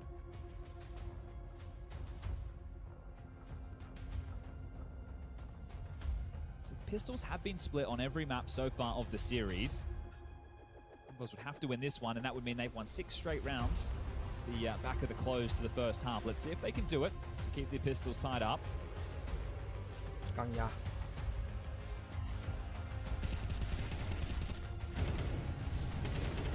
Such good output. Back underway, insta window from Wonderful. It's a 1-1-3 for the defense of the Mongols, so they're hedging their bets towards the A site. But they've given Techno some dual Berettas and a smoke towards B as let's perforate that smoke, see what he can find. Nothing on the initial timing, and he'll rotate over to join Techno. They're feeling things out NAVI. Wonderful on that P250. In B apartments, Bit and Makazi. And they're just turning this into a simple B split. B split. Ai chà, một quả flash shot hay. Techno a smoke to play around and dual Berettas that we will not get to see. Nice headshot from Bit. Second as well. Antle's up on the van and a clothesline from Imma with perfect crosshair placement will just remove Tikawak, trying to lend a hand to that lost B site. Consider this one a NAVI pistol, so both on Mirage. Only a difference in that department. Yeah, bucking the trend. And after the half they just had, or the last 5 rounds they just had, I think it's going to feel good to kind of shake that off and say this is a new half. That's one of the differences, right? Obviously, different tournaments with different rule sets with how halftime works. Some of them we have 2 to 3 minutes. Yeah. But this only 30 seconds. If you had the momentum taken away from you like that, this pistol becomes even more important because you don't have the time to reset, to kind of take it all in. You're straight back underway. True. It's great for the viewers too. They don't have to go anywhere. That is confirmed. NAVI back in the lead ever so slightly. But with 2 players staying alive, keeping the Kev, Darkmeister and 9-10 could both buy into Famis's. 9-10, of course, is going to operate with the Scout, but he could sell that back, drop the Famis, and someone could drop him a Scout. They really wanted to min-max here, but looks like they're more like MP9 guys and 5-7 guys.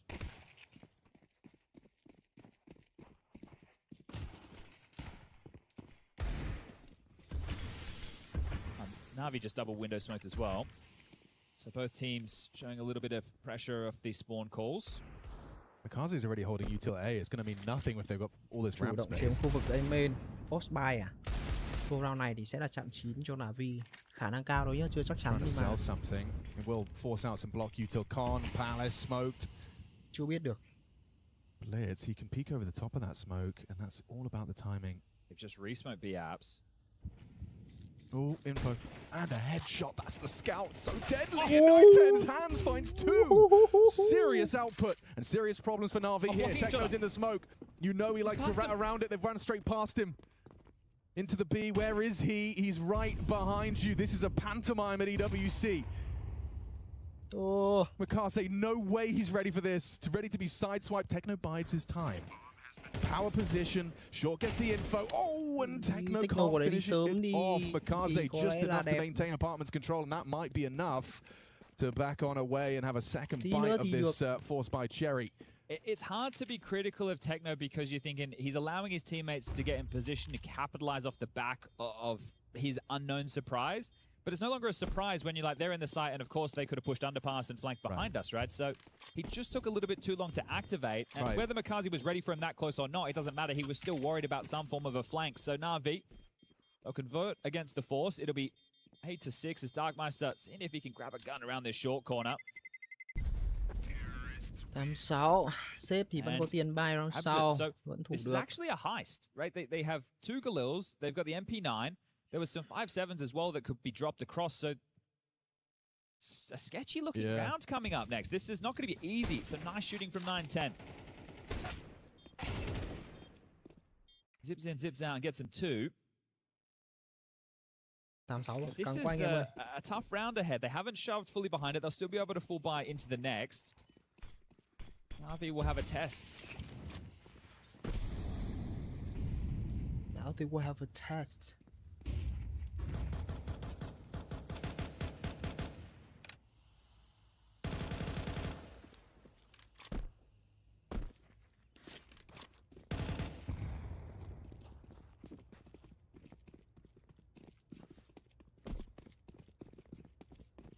They show the mid presence. Rotate as a pack Cảm towards lác A, nhỉ? bit through apartments. So that Wonderful is going to join him. Him is responsible with covering behind. It's close round against the 5.7 and the MP9. The biggest concern for Makazi alongside of Alexi as the util being lined up now. Yeah, presumably Bit's going to make life difficult for Tikuak as well. Makazi goes first. Firm's close. Ooh, nice headshot. Gets a both. Scot-free. Barely a scratch on his knee. Makazi finds and overcomes what could have been a little threatening. Yeah, this was a much scarier looking round than the previous, and yet it's a whole lot easier. So 9-6.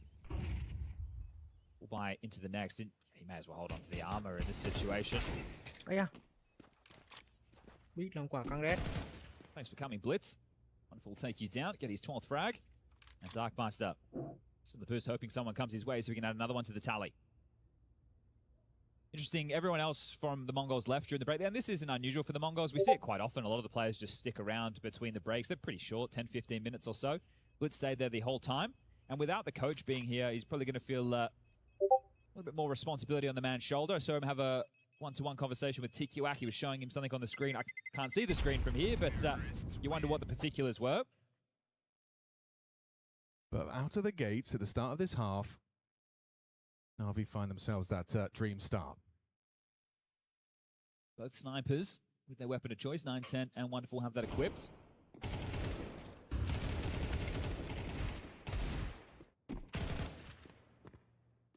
Yeah, that's something you don't see from the Mongols either, right? With no coach here, they very rarely take a timeout, if ever. True. Right, so that's something that Blade usually banks on. The opposing coach taking timeout so he can make adjustments. He burned 2 này in mà thắng là the ok first half. Yeah. Đâu nhưng mà lúc mà đốt 4 vạch rồi thì lượng This tiền is này vẫn đủ bài. pretty direct A-pop. Okay, đủ just trong go. 4k Yeah, I họ mean, bài. it's vulnerable. All on Tikuak here. Yeah, nhất ba Tikuak's got a little bit of 9-10's help as he finds his counterpart. 9-10 có Wonderful goes down. Tikuak spotted towards the default box. They're aware of the setup. Util in the air. Makaze 1, Makaze 2. Makaze. Oh, a broken record at this point. Again, out-ramp, double kill. Makaze, has he done enough? Darkmeister doesn't seem to think so. Heavy chip-ins. Serious contributions now into a 2-on-2 with actually worse for wear on the health department. Bit's gone down, softened up. Easy headshot for the Galil. Him at 8 bullets, 2 targets. And Blitz is so gun on, so ready. He doesn't even get a chance to pull the trigger. I think that right there is a good example of the constant pressure that the Mongols keep on you once they know you are there, right? Everybody just swinging through, willing to take the fights, not giving you the moment to play at the mid-round and settle. But we know where you are. We'll just put the bullet between your eyes. Makazi does very well here. You think that that should be enough, don't you? But Darkmeister, what a recovery this kid's had in the map. And they just keep on swinging. 9-0. Cay. Like, I've seen him like it before, but it's been consistent. I thought, you know, maybe it'd be a bit more chill. It's all right. We got 2 new boys, but I guess they know they're still right there. NAVI will take their 3rd and final tactical timeout. So this is where Blitz actually has the power now. He doesn't have to take any timeouts. Alexi, you're on your own, bud. Make the most of your last 30 seconds with coach. Well, Mongols know if they win this, it's going to be an eco most likely coming up for NAVI. So this is the opportunity with a round win here for the Mongols to essentially tie the game up at 9-9. So a very important rifle round of the scheme of the game, and that's where you can see why Blade took the timeout. Ooh, Bit seeing what he can get around that incendiary. 9-10 being boosted early. If he stays, it can free up essentially 4 players to focus more on middle and A, because he can always deal with short. Okay, Darkmaster, never mind, is going to creep close cat, so they're going to keep it with a standard setup.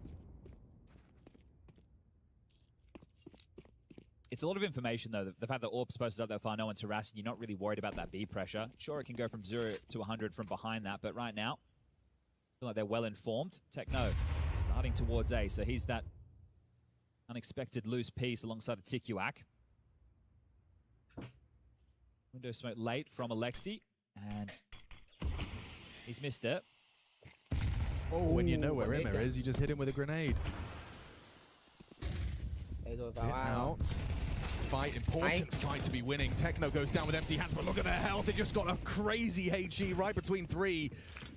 Doesn't matter if Darkmeister and 9-10 can't profit off of that, because the A site's fallen, and I feel like the round's going Navi's way without any more resistance. Doesn't look like it's in their best interest to throw any more resources into this. We're in the early stages, and the finances not yet built for the Mongols either. So at this point, hold on to the Orb and the M4.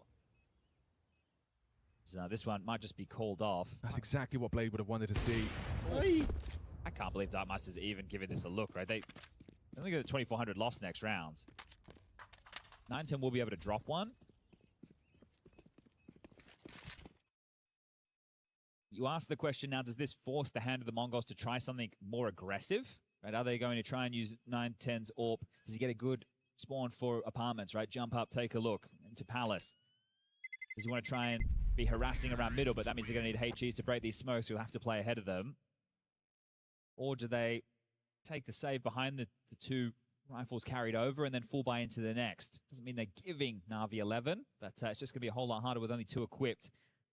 Right, they are going to shove, which means it's probably going to be a FAMAS or an MP9 in the mix, at least one. Okay, Techno with the MP9, Tikuak with the FAMAS. Round này thì tiền vẫn ok. Techno bắn một khẩu. A 3 smoke start, and look at the pace. Look at this, just gunning it up mid. Bắn nhanh rồi. Phải đi B thì just a head-to-head collision. Oh, and Imma prevails. M4 VAK. Awkward for Techno. Has to try and play around the smoke. His favorite move. He's done well. Can't get the upgrade. He's getting back up from Blitz as well. And oh, Imma, good reaction through the smoke. There's Blitz back onto Alexi short side. Makaze claws it back. And 9-10, yeah, just put into a very uncomfortable position to go combat AWPing that FAMAS on Tikuak. Not a chance. Okay, there's some wonderful AWPing for you. That was rapid. I like the gear shift there, right? When you've been doing all these mid plays, you've been smoking off windows, smoking top cat, you've been harassing with the defaults. Now you actually follow through with it. Not quite ready. Unable to put up the resistance required. That came way quicker than Darkmeister was ready for. And it looks like the Mongols going to force buy out the game. All right. As is tradition. It's not a fun place to find yourself, but that's where we are. Nice. They know how important that one was. You can see it in the celebrations. Wonderful. Ready to punish if someone tries to perforate the top of that smoke. It's going to be quite difficult to get a read on this. So you will just treat this as a buy round if you are Na'Vi, but a buy round where you want to dip your toe in the water first. This assertive play from Dip your toe in the water first. He's given them a safe haven to forget about A. Worst case, he can always pounce in late from Palace. So hedging more towards middle and B for now as Imma continues with the mid-util.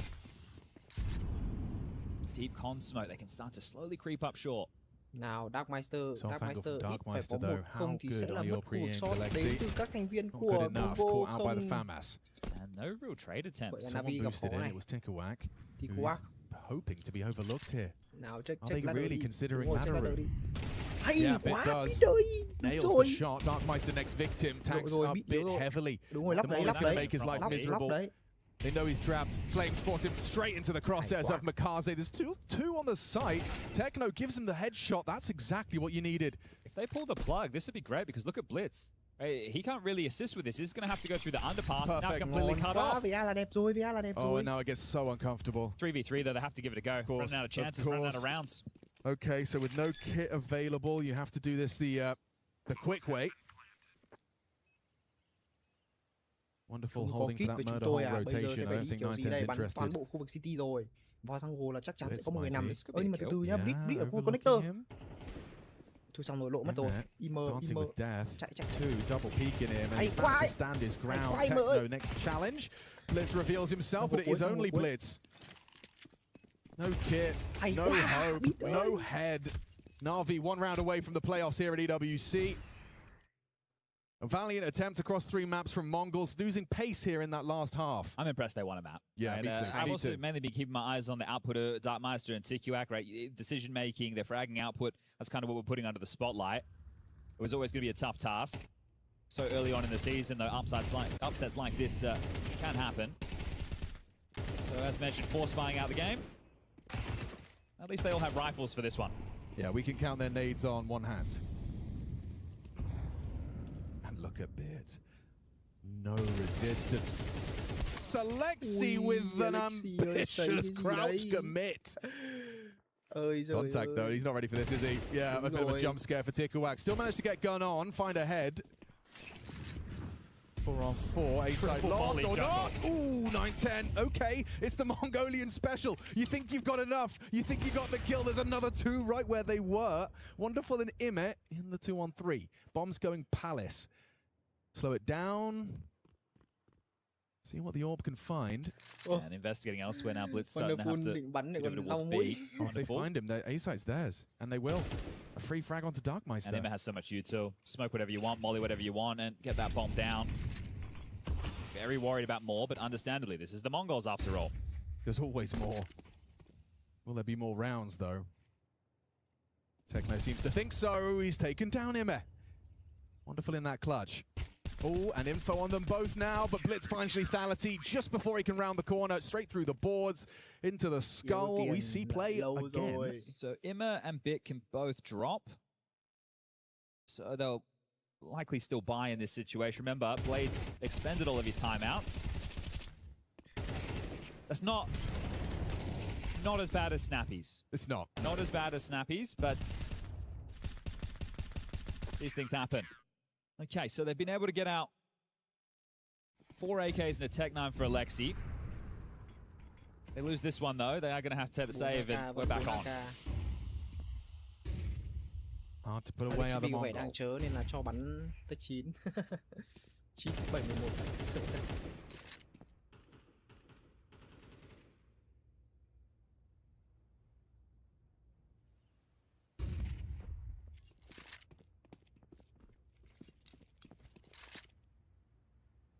Căng đấy, đừng có đùa. Nhưng mà tôi nghĩ là khả năng nếu mà kỹ một chút thì round này vẫn thắng được.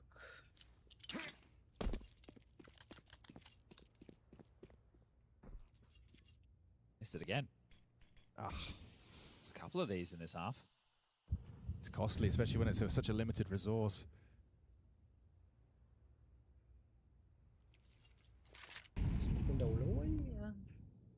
Does look like there's a lot of responsibility on TQAC's position in this one. He's got 910 though as a bit of a backup brigade, tucked sandwich. And Blitz's side too. This is strong.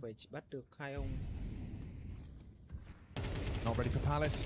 That's the first to fall. A second as well. Makazi chips in. It is all onto TQAC. He's in so much trouble. Tech 9 whittles him away. He's gone. One back from Darkmeister, but the writing's on the wall. And so is the blood splattered by the Tech 9. That's NAVI to the playoffs. Mongols putting up a valiant fight. Hi. Why? Yeah, NAVI making it look real good there in the last map of this series. Otherwise, Mongols leaving a little bit to be desired still, but obviously we're going to sing those praises because still a lot of foundational work there to be had on the side of Mongols. A lot of roster changes leading into this matchup itself, but for NAVI, the victors, they'll be the ones that tell the spoils today. Yeah, we saw this plenty of time with NAVI.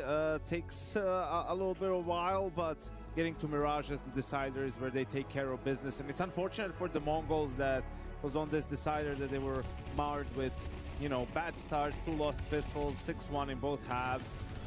Down they started, and they managed to recover well in the first half, but not so much in the second. Could you say they were marred? Yeah. Mocked by Mara. Mocked? Yeah, okay, yeah, that's way more apt. Jacob? Yeah, I guess you could say that, you know, as Yengo said, you know, not getting off to a good start, not winning pistols, not converting like you did on the other 2 maps in order to have a chance was a big part of the reason. I think gun round to gun round, fire round to fire round, there wasn't that big of a difference in the 2 teams. And as you said, Yengo, they were able to stabilize in the first half. I think 5 or 6 rounds in a row to even it out and make sure that you went into the second half with a chance of perhaps, you know, claiming the favorite to win the map, but then you lose the second pistol, you know, not able to break the economy, not able to do much against NAVI, and I think they fell a bit flat here. I don't know what it is with NAVI. It kind of annoys me a bit, you know, that there's such a big difference between map 1 to map 2 to map 3 in terms of their level. And was it you and I, you know, during IM Atlanta maybe, we had Blade joining us on the desk and we asked him about it, and he didn't seem to have the answer either, but it seemingly still is. Not sure I would label it as a problem, but it's still a thing that's happening in NAVI. I think even at Pro League, they had a game where they 13'd over their opponent on their own map pick, and then they lost their map pick, you know, also convincingly. Was that IM Rio, yeah? Yeah, and it went into a 3rd map, so it happens a little bit too often. I think it comes down to sort of inconsistencies with these maps outside of Mirage, where they found their form again. So yeah, let's see. They've had a long boot camp, perhaps moving into the playoffs, which they, with this win, officially qualified for, will be able to find some more consistency. As long as they win, right? I guess that's the main takeaway. That sure, you can go up and down and level a little bit, and it can look a bit odd in your own map pick from time to time. But as I also said, coming into this map, they do have the habit of then refocusing to the 3rd map and getting the job done. So it's just whether or not it's in a clean fashion, and maybe sometimes, Trace, it takes them a bit longer than it necessarily should be. Yeah, it's good to see him get tested around sometimes. Speaking of which, Alexi B, Freya, standing by. That is correct, Trace. Yes, Alexi, congratulations to make it through the playoffs. Before we dive into this, tell me how important it was for you, for the team, to make it through Group D without dropping a series. Just as important as in any other tournament, but I do think that, especially when the season starts, everything is important, and we had a long boot camp, so it would be pretty disappointing if we, you know, struggled here on the groups. So making it through the playoffs is important for us, yeah, for sure. When we're looking at Mongols as opponents, when I was chatting to Ime before the game, he was saying he anticipated some differences because he got a couple of different players in the mix versus last time when you played them in Cologne. I guess the biggest difference was that Ancient. You guys closed out last time. They had the edge here. What was going on there today?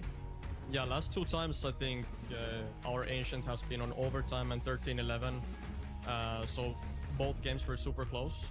Now they ended up winning. We had a 9-9 scoreline with economy on CT. Usually this is a good thing for us, but they managed to crack our defense, and yeah, kudos to them. But we still knew that we have Mirage Decider, and you know, everything is up for grabs still. 100%. I mean, you had a great start to that Mirage. Now, Chad noticed something in the early stages of the game. You're up 3-0, and then Blade took a timeout after that. Why did you decide to take a timeout there? Maybe he understands also that I'm not sure, maybe we miscalculated their money, so maybe we thought that they had a buy round, maybe they had a half buy, I'm not exactly sure, but just maybe something that he heard that was called on freeze time, and he understood that, you know, maybe it's a bad call against them. Yeah, I don't remember exactly, but I'm guessing the timeout was important since we won the round. We just thought it was a little bit of a quirky one going down there. Final question, of course, EWC. It's not only the trophy for you, but the importance of the club championships as well. NAVI, currently in 3rd place. How much extra pressure does that add to you to not only try and get the trophy for NAVI CS, but to get the title for your org?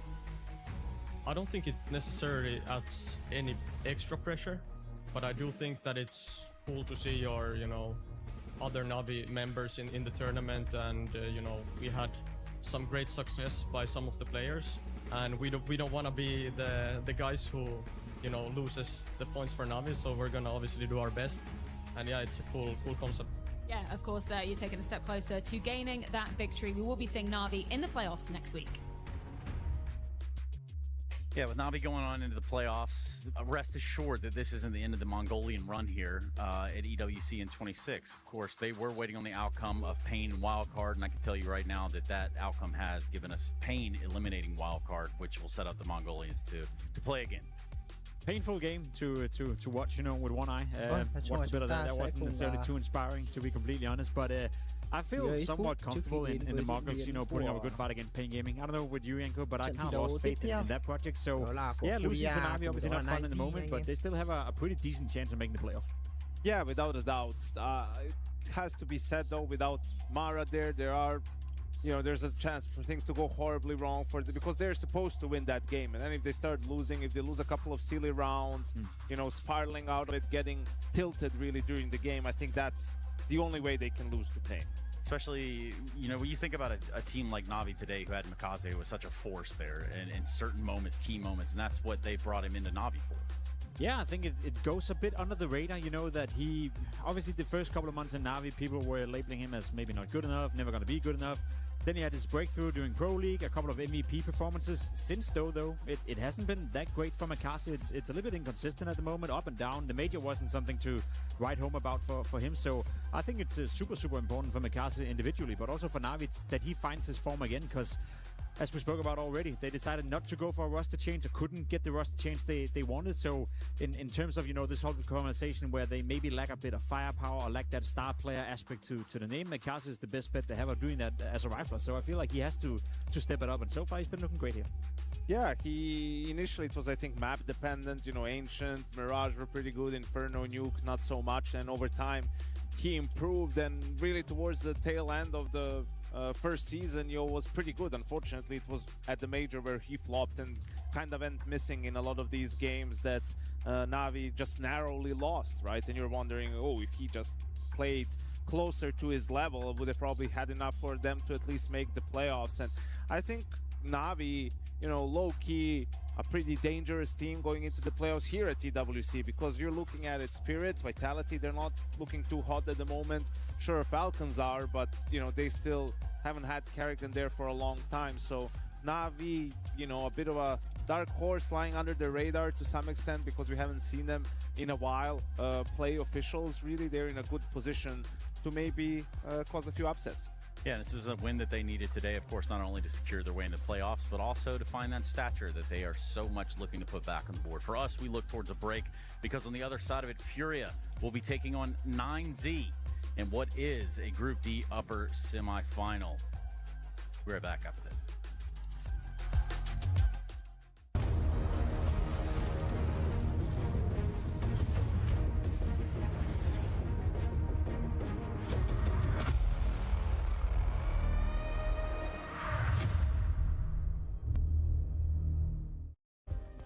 Play is in our DNA.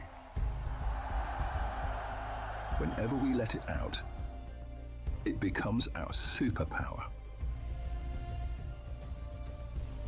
Now imagine an entire city being built to supercharge it. Kadir City, powered by Play.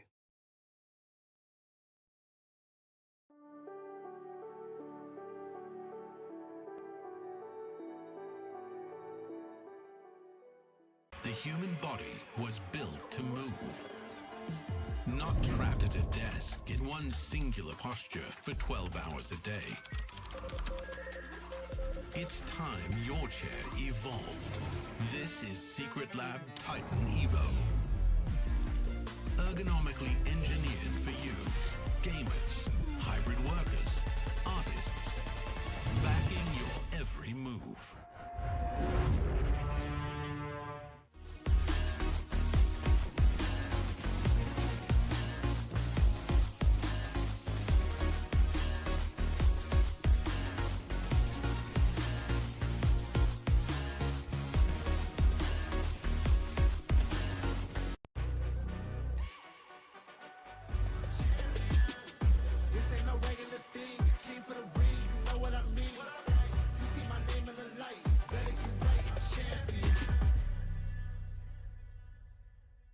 For every click, every clutch, every respawn, we were there. Now, the proud founding partner of EWC, powering the biggest event in gaming, shoulder to shoulder with the world's best. Greatness deserves a stage. Lenovo Legion, reach your impossible.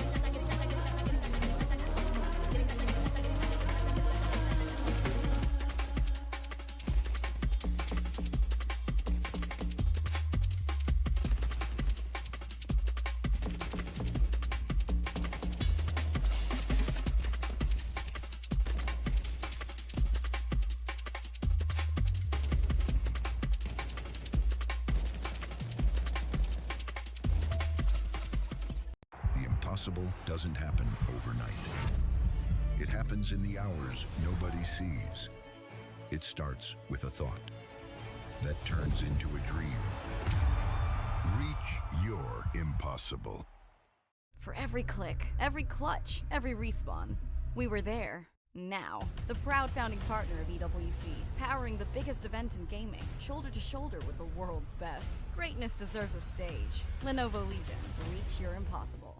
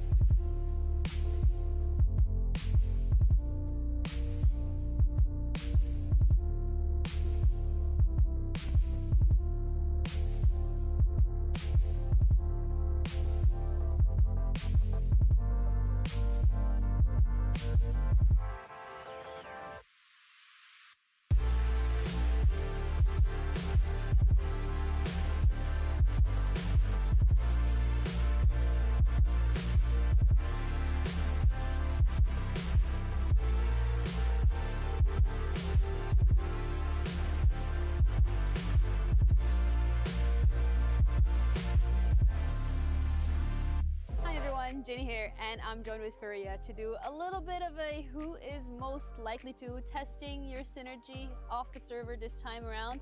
Concept is pretty simple. I'm gonna give you guys a couple of scenarios. You write the name of who you think that applies to, and we can discuss who pushes everyone to improve the most. Can I write myself? Yeah, absolutely.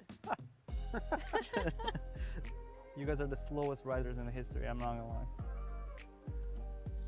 I didn't put one only, but two. It's possible to say one. So it was good. Fallen is good. Why both? Fallen is captain, so he has his concerns about the game sometimes, so we need to improve for him. And Marx was a second captain, basically. I'm the root version of Fallen. Yeah. Who is most likely to leave you on red? Oh my god. Okay. Okay, Yuri, Daniel. That's it. What did you write, Yuri? Everyone. Everyone, Good. that's fair. Why do you think it's Yuri? Me? I don't know, good question. That's what I'm saying. It's like everybody wrote a different person because legit everybody can, except me. Nobody Do you guys wrote like each other? No, not really. We're like colleagues more than friends, I think. Yikes. No, we're trolling. We're trolling. We're like a family. Like a toxic family, like where you're getting abused and everything, kind of that type of a family. Do you want to talk about it? No, I'm joking. We got the couches. We can turn this into a therapy session. Yeah, no, it's okay. Yeah. Who is most likely to arrive to the airport way too late? Of course, bro. Of course, bro. You guys ready? Yeah, I'm ready. Brazilians. What do you mean, bro? It's him, bro. No way, bro. You guys are trolling. You guys are trolling. Why?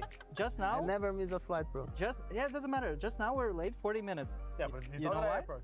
Because of Caserata. But it's not an airport. Oh, so specifically airport, right? It's I don't know about that. Why you? I always late. Not in airport, I always late. Young guy. He's always late. Who is most likely to tilt after one bad round? Oh, easy, bro. What's her name or first name, bro? Okay, yeah. I'm very sorry, guys. I feel when I was saying like this family is like full of trauma and abuse, I think I'm the reason for that. You know what? We love a self-aware king. Oh, great. You're good. Thank you. You know, appreciate as long as you can acknowledge it. You see, guys? Like, is it so hard? It's my job to be nice. Nice. Appreciate it. Who is most likely to forget something in their hotel room after checking out? Easy. Easy, boy. Yeah. I put Fallen. Why? Fallen? Yeah, Fallen sometimes forgot the things. Like, so I made me Fallen. I forgot on the passport. Yeah, sometimes Fallen forgot. Like, I just forgot one time passport, but it's all. Yeah, but then So the passport's passport, bro. What can I do? I see more Fallen forgetting the things, so I put Fallen. You can hype away for everybody, right? Yeah, of course. That's it from us for today. Thank you guys so much for joining me. Hope you guys enjoyed it.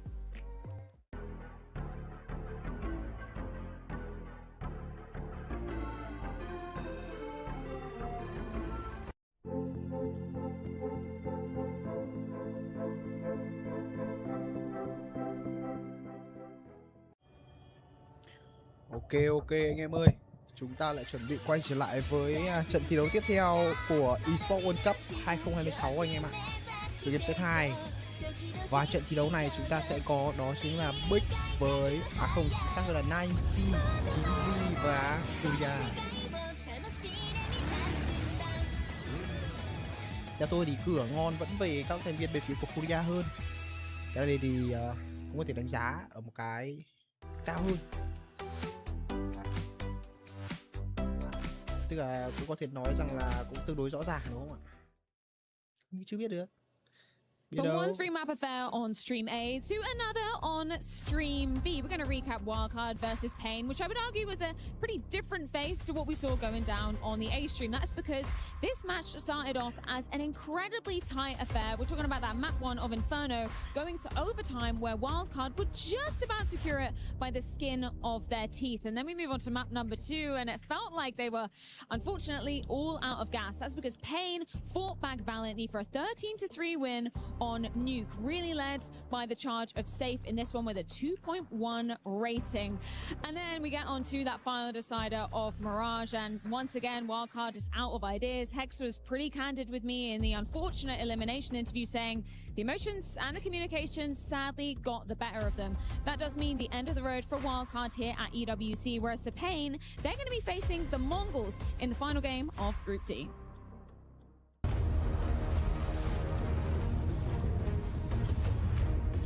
Chẳng mấy đâu đúng không anh em?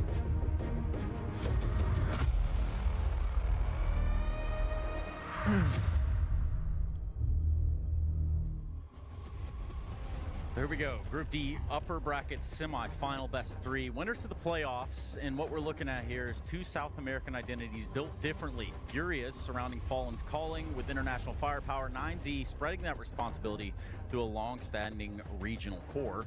And of course, I bring you right back in here to the desk at EWC 26. Pimp in the middle. Dupree down on the end. You guys all know the clip, right? They're probably doing it in chat right now. It's so old by this time, but I'll never get old from this one. You do realize that we lost that round prior to this, eh?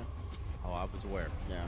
Jacob, what do you think about that round of Dupree versus Hiko in, 2014? Speaking of losers, you know, oh, come on. To be completely honest, we got to find a loser in this game, and I'm quite excited about this one, Peter. I'm not going to lie.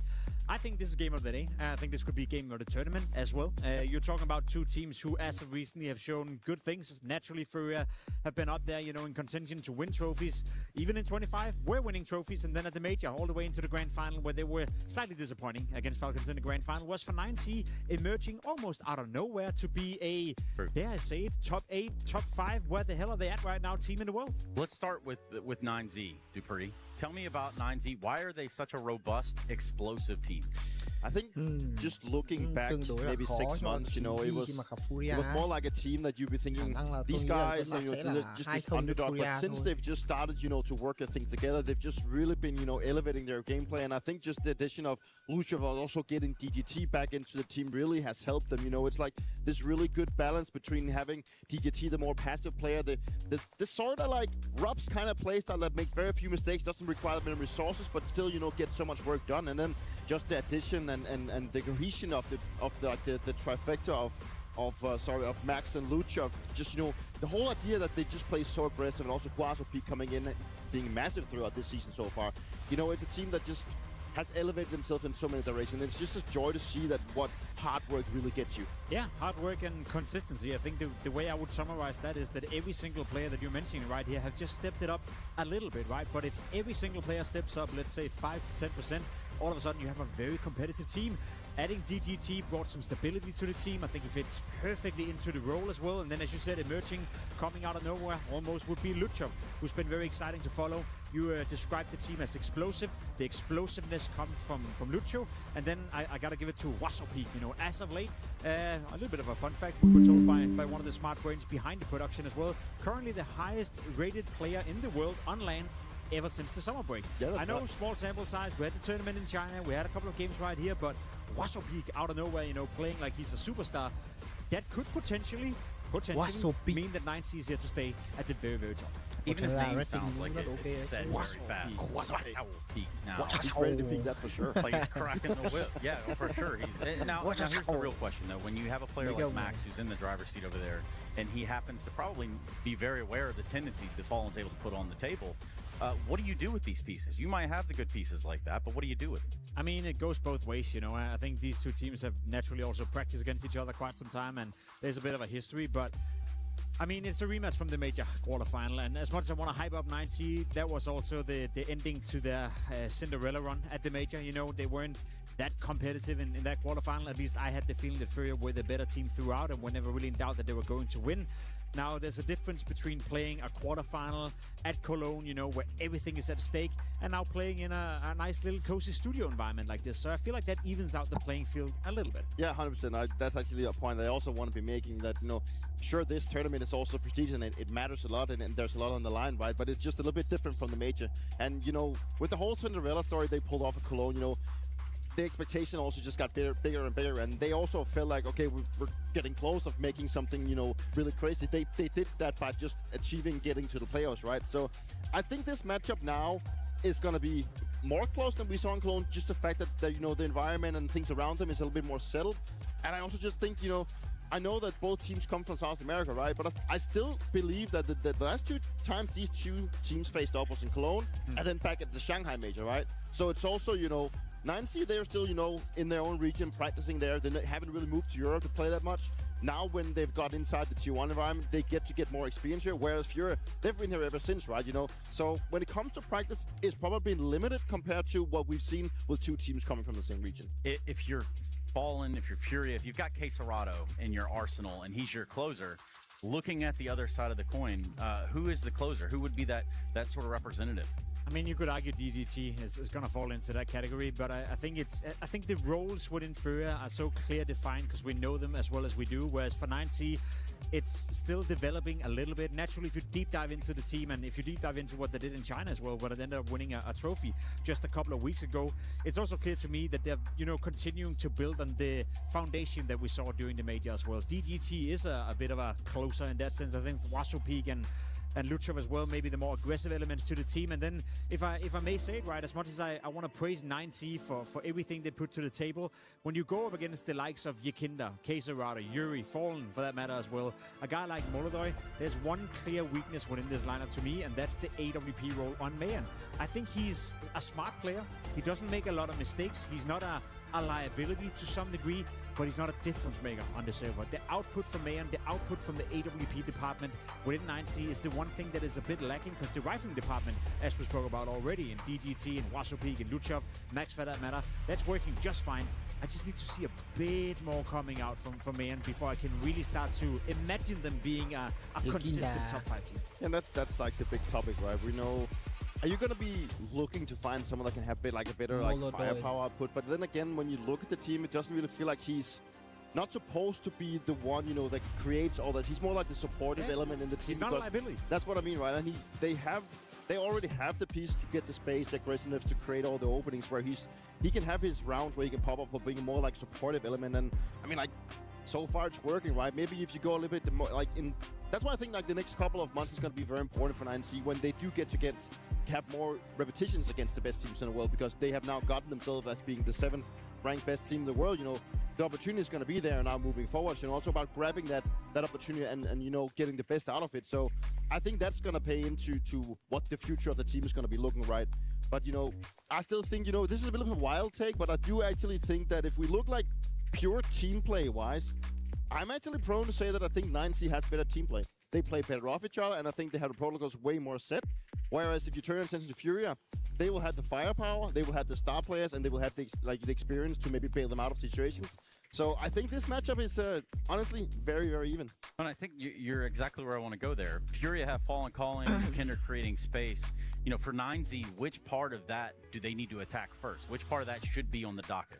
I think 9C should just continue to play their own brand of Counter-Strike, which has been this super aggressive way, especially on the CT sides. We saw it during the major as well. Luchov always willing to fight, always willing to go for duels, always willing to try to create a bit of chaos. I think the duel between him and Yekinda is going to be tone-setting for the game. Whoever comes out on top, more often than not, will have a pretty good chance of dictating the game in that regard. So, again, I think the way I want to describe this game is that if you look by the two teams and the name value, you'd be like, okay, well, 9C should do a couple of gambles, maybe throw out the playbook and see if they can rattle out FURIA, you know, because we consider them the favorites. But I agree with you. I think they're much closer right now than people initially would think. No doubt FURIA are the favorites. No doubt FURIA have more experience. And no doubt that FURIA probably arguably have the better players as well. But the gap isn't as big as people may think at home. No, and that's also what you saw at the major. They did win the first map on Dust 2, you know. They played really well, but it was about making sure that they could prolong that throughout the series, which that was a bit of the issue, right? And now it's not that long ago, obviously, but still the fact that they get to play in another environment, I think that's going to matter. And I just want to see what 9C did against Pain in their first opening game on Cash, you know. So good at using the time. They're like, it's a way whenever they go into like executes and when they go into like the final iterations of the round, they're so good at using time. They don't rush duels. They wait for each other. It's very much jiggle peeking. They're like taking their time, finding the right kind of fights. And it's very hard to do. It looks so easy to do. But coordinating things between the players when you're about to hit the bomb sites, that's what they're very good at. And I hope they will continue doing that. Yeah, that critical thinking right there in those critical moments. Perhaps Molodoi has had plenty of experience in those in the past 2 years' time. Let's hear from him now. We got Molodoi from for the side of FURIA, ready to take on 9Z. First of all, Molodoi, I just want to do a little bit of a health check. I know you hurt your eye. Is it better? Yeah, it's better, but before I play with, I think 2 days with better eyes, but now it's better. Okay, good. That's a relief. That's a relief. Big picture story for FURIA, of course. We're always talking about it. The last season with Fallen, the last season he'll be playing competitively. What do you want to help him achieve in this last season? I think people already know what we wanted to give him. It's for sure trophies and major, of course, but it's not completely true, but we will try. In terms of your matchup today, it's going to be versus 9Z. Of course, you played them at the major. That was a surprisingly competitive game back at the major as well. What surprised you about 9Z in Cologne? I think it was a very hard game in major, but yeah, they play very good. But problem, I think we all in major we all start bad. But it's problem how we are starting and how we are enjoy this game. It's always like this, I think. And in terms of how you've started the season, obviously the big asterisk when we're talking about Bounty, that was online, right? Wasn't the start you wanted, but how do you rate the maybe recovery here at EWC so far? I hope we'll go far, but who knows? Maybe we'll lose today and we'll lose tomorrow, who knows? But I hope we'll win today and we'll go to playoffs. But we play against good opponents this tournament because it's tier 1 tournament. If you talk about online, it's not same feeling. You know, you're not sitting in the same room with mates, and you're sitting alone, and you just give him emotions in online. It's hard.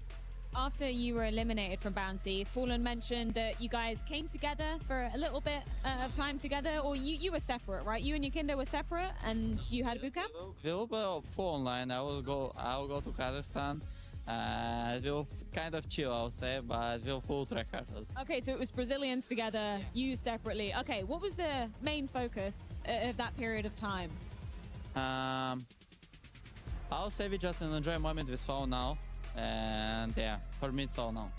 And in terms of you guys making it to the major final, how close are FURIA right now to that version of FURIA that made it to the final of the major?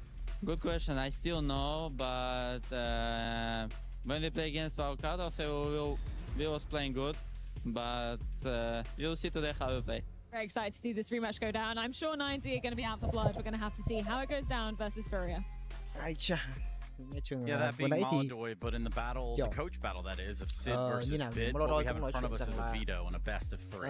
Gentlemen, start your engines.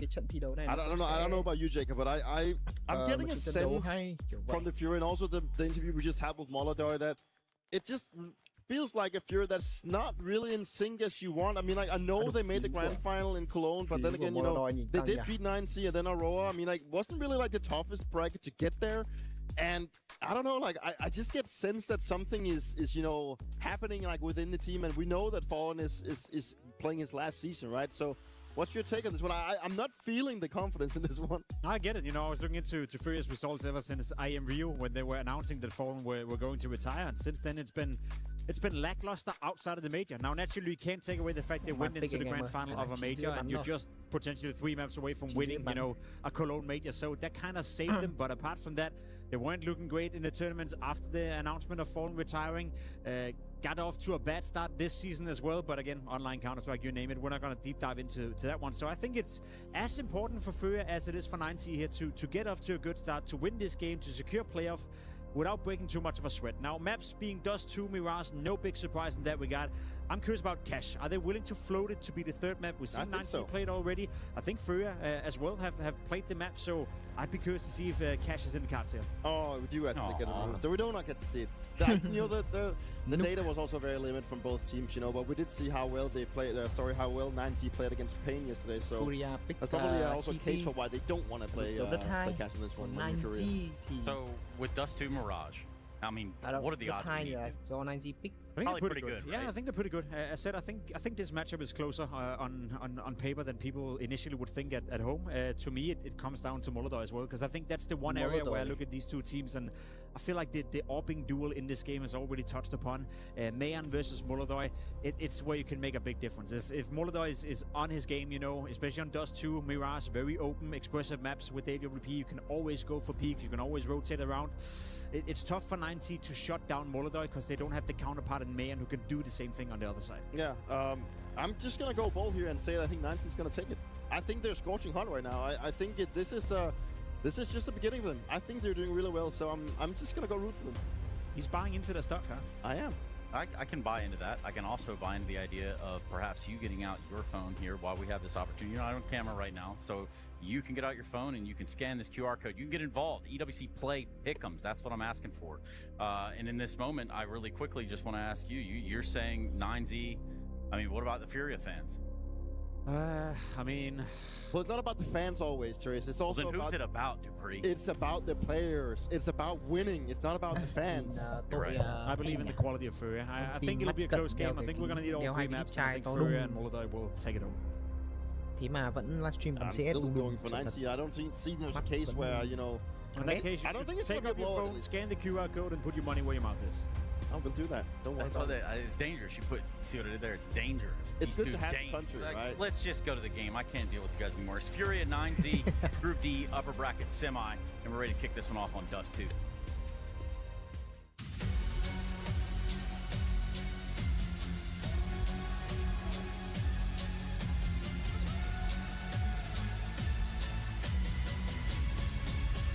Serato Fallen. We got ourselves a rematch from the major quarter-final. 9Z and FURIA here at EWC to round out the upper brackets for all groups here at the CS2 tournament. Last one of the batch to be going down, and it's a bit of an interesting clash. 9Z, they've definitely been on a very meteoric rise to power, vying for control, and with FURIA, I don't know. I'm uncertain as to how to read FURIA at the moment. That's fair. Would you call Cologne disappointing? I think the final was just because of the way that the tone of the game, right? It was very slow. It felt like they got rolled over, and they were on that easier side of the bracket. So you wanted to see something a little bit more competitive. Yeah. But I think the fact that we got a South American derby going on here, obviously we've got the European flavor of Molodoj and Yakinda. But it has been fun to watch Luchov, Kwasao, right, DGT, and Max we've had on our screens for some time. And we'll see if they can replicate the same success as far as Dust 2 is concerned. I think, though, I still have questions about both of these teams. I saw a HLTV thread yesterday that summed up the scene. I think I'll have a look and see if I can find it. So this is what it said. It looks like we got 50 seconds before underway. Falcons still has the curse, but Carrigan changed the curse so Falcons can actually win if they don't bomb out. Spirit has Shiro pretending to be Brokey. Vitality is too fertile. FURIA were cooked anyway after Fallen's retirement. Right. And the one that I wanted to get to, 9Z haven't faced real competition outside of the major yet. So I know it's a thread and a lot of this is funny, but I think I would like to see more from 9Z. Now, sure, XSE, Kwasao with the MVP, that's all great. And this team can definitely deliver. But what you want as an Argentinian Counter-Strike fan, I know there's more nationalities in here, but guess what? The next major after Singapore, that's in Argentina. Yeah. You would love to see this team actually be a top 10 contender. Oh, that would be huge. The level of excitement, right, going into that would be out of this world. So let's hope that 9Z aren't the pain of last year. Yeah, so we've got Max and DGT of Uruguay. We have Mayan and Luchov. And we have Huaso Peak of Chile. Well, I'll tell you one thing, it's pretty warm in here. So let's get this one started. It's been hot in Paris. It could be spicy. Let's get into it. Dust 2, the first map, and this is the playground of 9Z, right? They have looked like a team to beat on this map in particular. Bắn nhau rồi anh em ơi. Đất hai anh em ơi. Và chúng ta có FURIA sẽ xuất phát bên phía CT side. 2-1-2 split of the và defense. 9Z sẽ xuất phát ở bên phía T side anh em ạ. The shift key. A smoke for doors, a flash for Max, and in they'll pop. There's a nade at the ready for Serato in case this is the move. And jiggling is Yuri. So there's the block. Here comes the HE. And there's the flashbang. Yuri can unload his dual Beretta, stays composed, stands his ground. They double swing. A great HE that is ringing as they are shredded. Ooh, 2 back. Okay. It'll be tough to get the plant. Yeah, you've even got that Tunnel smoke fading shortly. Mà khả năng là vẫn retake rồi anh em ạ. Opens up and exposes Wasso. Với cái setup như thế này. P250. If he can find this shot, it's on, but Molodoi denies, and now overrun is made. Yeah, accidental scroll wheel. It wasn't his anyway. Team ace, but they do get the plan out of that 9Z, so at least it's going to give them a juicier looking second round 4 spot. 9Z They handled that. It wasn't on the timing they were expecting, but the nade still does great damage, and the defuse comes through, confirming the first. I think that FURIA have some convincing to do if they want to enter the conversation along the lines of Vitality, Falcons, and Spirit. Yeah. And the Vitality and Spirit have, well, also got some convincing to do after their performances so far. The Spirit one, I guess we can wash away. It was a best of 1 loss. But Halley definitely coming under scrutiny from the community. And here's that force. 3 Galils, Tech 9, Mac 10. Very, very threatening. See how those SMGs fare. Opted with the Xbox smoke early. That's going to deny the vision from Molodoi in towards lower tunnels. They're pressed around middle here to try and deny map control our FURIA. And they don't want to allow them just to go for an easy mid to B. Molodoi playing anti. Kinder on the jiggle. One has that long control. It's this trio, right? Queserado, Molodoi, and Yakinda will be combined. That's the jump off. Luchov loses all of those nades. That was the full belt. That was the full belt. You just get the one. Tough way to go. go. Rough opening death for Luchov. Yeah, it's a map that this kid can take over, right? So they've lost him early, but sure, this is it's the opening exchange. Just wait till these AKs come out. Now quickly up to Cat, though. Yakinda and Molodoi will block. So it's a risky choice, right, against an anti-force to be playing close like that. It's, they stick the landing, they get out, and now they play the number advantage. So by the book, FURIA. Pulling clears out long will alleviate a little bit of pressure on that side of the map, and this forces the hand of 9Z to play into a mid to B split. It's just Max lobbing out that for CT spawn. He's just going to rotate through upper with the rest of them, so it's going to be very tough to breach. They've only got 1 flash on Mayan. The rest is going to have to be bullets. Did he spot him? Throws out his incendiary, now sees the shoulder. Easy bait and switch for Yuri. Oh, it's casual. Even the MP7 at range finding a target. Frustrating one for Max. Even catching a ding through the door. He just wants one. Queserato's bum sticking out. There you go. Extra $600 for Max. Yeah, well, that 1 kill. It doesn't really make up for what was a bit of a whitewashing there, unfortunately. Yuri trying the B site twice, and FURIA have passed that test. And they have to set the eco, right? Yeah, you haven't really stalled out there. Build up of the finances. Pops his head up and slid it quite quickly to Luchov. And that incendiary perfectly placed segregates the attack. And they just mow them down. Very well handled from FURIA. It's a deagle for the likes of Huasao and DGT. Luchov in with a Tech 9 and DGT giving it a good go. Molodoi wanting to press the issue. Going to farm some money for his AWP funds. The man up mid. Strikes on Huasao. That's more where that came from. And this is a nice tone that FURIA are setting. We will play on your face. And, well, that will give you an opportunity. Luchov will find Molodoi. So not too much to worry about in this 4v4, other than Queserado being brought down to 36. So, ông DGT thì mặt cũng sát như kiểu Molodoi. This one will now simmer in. Nhầm Yakinda chứ nhầm. Hai ông DGT còn sát hơn cả Yakinda. How much more value can they extrapolate from this one, 9Z? Hai ông mắt dí vào màn hình. Sợ thật. MP9. Right in front of the nose there of DGT. Can give it to one of his teammates with the Glock, and at least they get something more. At least that was hoping for Yakinda. Nice. They're not playing scared at all, are they? They are remaining vigilant.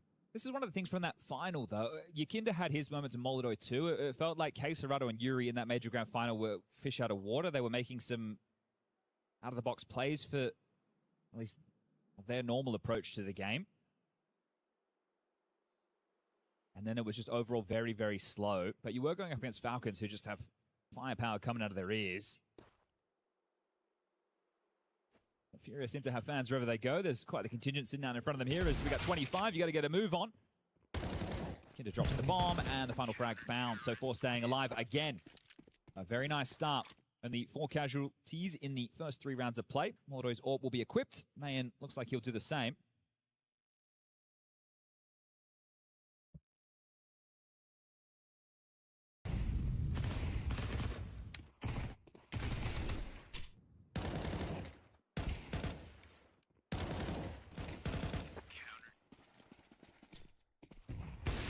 Oh, he's found him on the cross. Serato out of the round. Yeah, am I crazy or does Max only have a Glock? I think Max only has a Glock. All right, well... he is really leaning into the... There we go, okay. I was going to say, that was... he just wanted to make use of his This is the first gun round. Yeah. There should be money. There should be. Just wanted to prioritize that boost, and understandably so. They assembled it so fast. Serato goes down on the cross. Now it's time to see if FURIA can operate at the disadvantage. We've seen opening kill go FURIA's way. You want Molodoi to stay in the play. If he gets to back plat or something, it's going to be tough, right? Because if it is a short play, he's out of the picture. So they're staying 2-2 as far as the defense is concerned. Those smokes popping in unison as well. Lurk smoke, cross smoke, CT. Fallen still has a smoke over towards A. Yukinda has nothing. Ây Ooh, and mẹ they're lên gambling. shot. Ôi rồi thôi xong rồi. Noisy on the descent. The pop comes out. Đi You're in the xuống wrong người còn place. mất FURIA rồi. Very uncomfortable fights for You're the going to CTs. concede this. Yeah, just back up. Save. Could just be the save. Cut your losses. Just take yourself one Không có casualty lo, as opposed không to có. more. Yeah, playing the long game. Mất FURIA. A rồi. So this round, 35 seconds bomb yet to go down. I feel like we can call this one done. Molodoi going to see if he can punish it all. Easy as you like. And man is an AWPer who can come under a bit of criticism. Someone who people are like, oh, get try, right? Find that upgrade there. But it's hard to argue the output of 9Z, right? When you have Hwasao and Luchov in good form. DGT can have his moments too, so it starts to become a scary rifling core. They'll keep all five alive as FURIA will allow them to easily secure their first round, 3-1.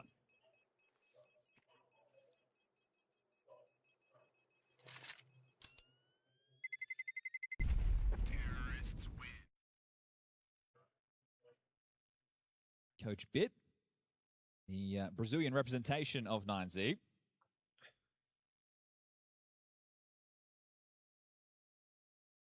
It feels like no harm, no foul if you're FURIA. 4 players stayed alive. We have a full buy. We still have the AWP. We're not in hot water with the finances, and that'll have flow-on effects. So we'll see if it can be consecutive. And with a long spawn this time going for the pick. And he's got company. Yeah, okay. Fallen's got a test on his hands for his long holds. One's already made it out to blue bin. So where's the response? Is it upper tunnels push? Is it a mid doors jaunt? Because you've definitely lost this control. Nerdy mid retake util from Yukinda to flush out anyone tucked Xbox, and now Fallen is going to confirm. Yeah, body's long. Body's long. The fact he smoked doors told me he didn't have that information. Now he definitely does. And they're quick on this. This is rapid. Okay, Luchov fancies his chances on that cross smoke and go. Already across. Running across, knife out, gets across to the ramp side. Safe passage secure. Oh, he dips another. Nearly 2 from Fallen's. Good output on the M4A1. Yukinda hiding out on the back of sight. Should be set to collect here. Flash connected, vision restored, and mantling up to expose Molodoi. Another one onto Serato available. He slips into the smoke. They've lost him in the source. It's Yukinda back sight. Run down by Luchov. A site seized. Long collapses and a triple out of Luchov. FURIA in the clutch. Not to be sneezed at. Just going to give it a little bit of a look in. That was the fight. Down to 2 HP. Brutal. 1 on DGT.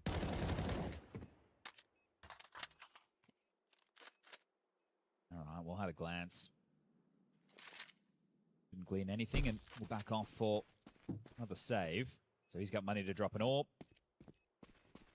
His money for the buy for Molodoi. He could get it himself, really, as he gets away. Yeah, Yuri will dart out of there. Okay, 3-2. And some conviction from 9Z. Get the long control. They stroll up. They don't allow themselves to be blocked. I think once they see the door smoke land, they go, okay, well, they really don't know that we're all out. I'm happy with that one.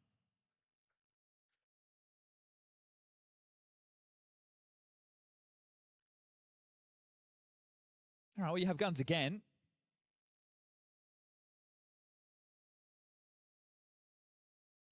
With a good spawn if he wants to operate for a mid-pick or maybe even try and push into lower tunnels. Man's getting boosted by Max again. The AWP starting B from Molodoi. I mean, it's a different looking setup from FURIA. Yeah, Molodor is actually going for like a eye to the scope clear of upper tons, or getting on a deeper line at least. Flash doors. Luchov clears out the left side. It's safe to mantle up the Xbox, especially now short cleared out with the flame.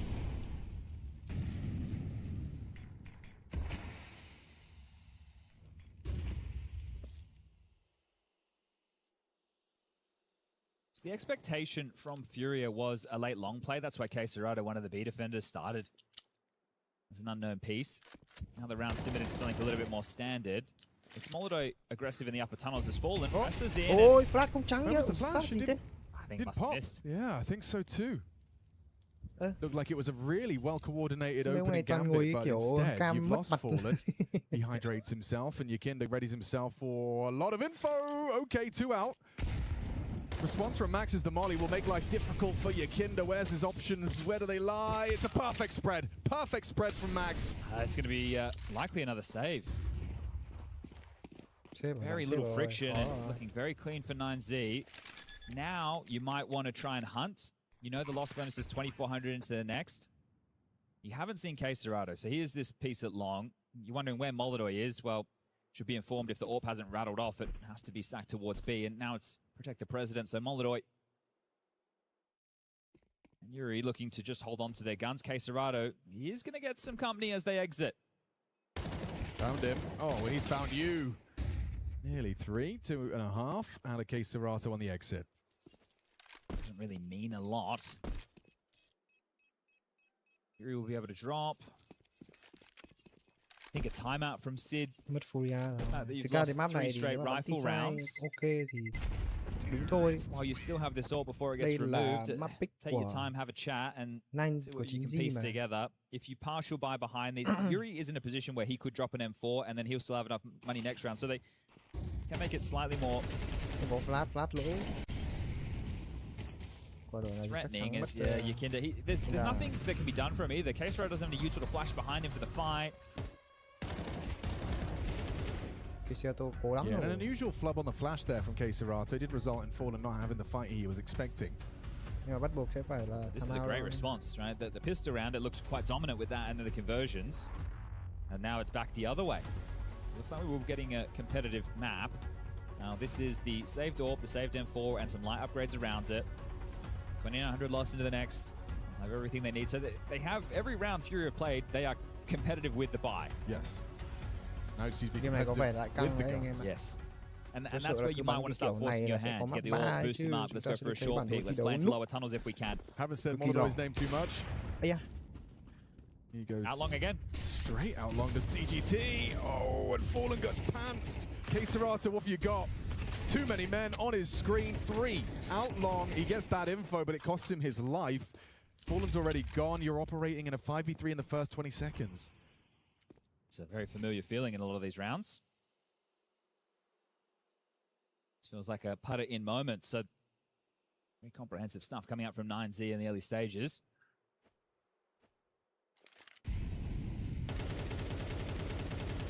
Yakinda departing tunnels. Molodor is committed. At least he was. Seen enough. He knows if he wants to win this, he has to play ahead. He has to take a chance. He's about to get flashed. Ôi, Molodor. Trời ơi, bắn xịt cái nốt lại của ta giữa đường đứng này. Okay, Yuri doing everything he can to try and delay this, but there's just so much time left. They're chilling. Yakinda's going to call for, or rather, Yuri's going to call for the flash. Yakinda's the one to throw it. Yeah, they're letting Hwas up lurk over towards B and clear that out. I doubt they're going to rotate around the world, but just see if he can pluck off the threat from behind. You've still got time. Now smoke and fade, and no, Yuri.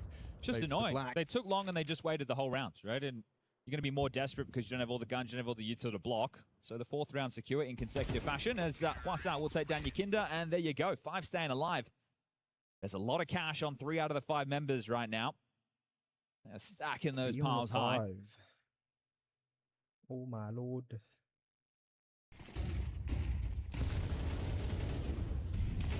When they got those long spawns, they're taking them.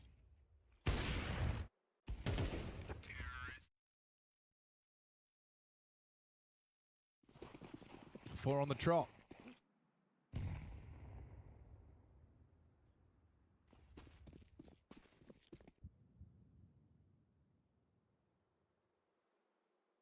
Chắc là quả smoke fake B Different chắc. intentions for the opening. Không, vẫn là một tình huống đánh B, khả năng là đánh B đến từ interesting flash to kind of catch the high-low setup. Exactly right. The teams like to run that to play against anti-pop.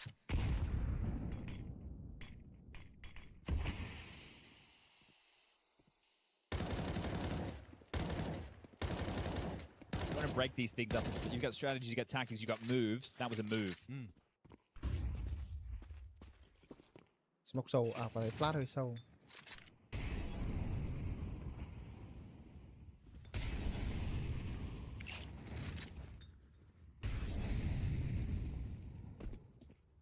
Rally of Flames up short for the control, and just this pack roll again from 9Z. Molodoi does get caught by that flashbang. Pressure applied. Max burns down half health. 9Z bắn một phát hết luôn khu vực short. Vì được lo ngồi về sớm mà bắn hỗ trợ độ này. Okay, Molodoi should be set to collect the first onto Max. Mở tốt. Nades in a burst of the M4 finding Guaso. Entry chết sớm là khó vào. Back, removing Yakinda. They know Molodoi's on that ramp, but entry they are starting to go for this bomb plant. Luchov at least gets across, but the bomb's on Mayan's back. This gets really uncomfortable real quick. Nếu mà không ai đổi mạng luôn. Okay, Serato up close. Molodoi as well. You've got to start planting, Mayan. Luchov, nothing. Good find from Fallen, and yeah, the headshots just keep on coming. Boxed in, well responded to by FURIA. Okay, so if they don't lose territory in the opening kill within the first 15 seconds, they can definitely contest. So 4-4 tied out once again. There's long spawns in the mix. So here's the trade-off. If you're not going to use Mayan's AWP in Suicide, eventually you're going to give an opportunity for them to start to go aggressive. Right? And you love to keep the AWP there to make sure lower tunnels is always yours, right? That the CTs aren't playing aggressive. So they will just operate with something a bit more standard. They go for the boost, he rallies off the shot, but at the ready, Molodoi wants to take the fight. You've been very good at not giving him too much, keeping him humble.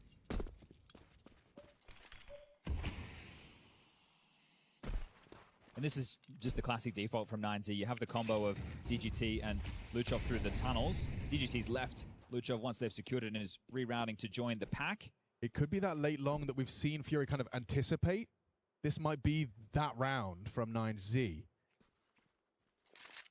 Fallen's got backup brigade as well in Yakinda.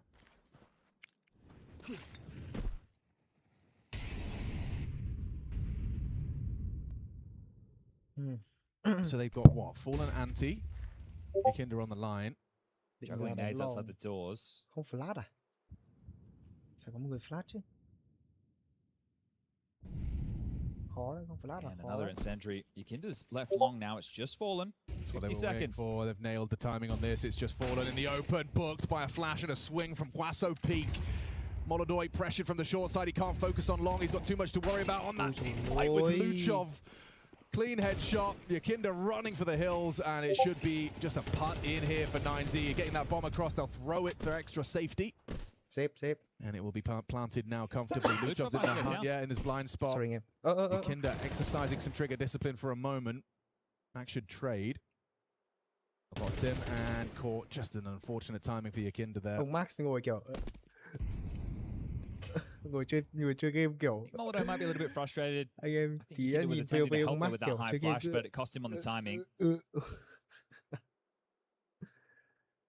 So we had the pistol with the conversions for FURIA. We had 4 back for 9Z. I think another man who's frustrated, I've just put myself in Fallen shoes. Yeah. How long was he staring at that wall? A good 30, 40 seconds. And it was the right call. And he was right. But this is, notice how they haven't gone aggressive on the CT side at all. Yeah. Cười đi, xem sang T side bắn nào. I think that's 9Z with their default and Mayan's AWP have kind of put a leash on those possibilities. This is where you might want to start doing something a little bit more aggro. In a situation again where they go likely the partial buy behind the saves and then the full buy into the next. And that's going to be the second tactical timeout called from Sid. So if you just look at gun rounds, it's domination from 9Z. FURIA, because of these saves, have had weapons more often than not.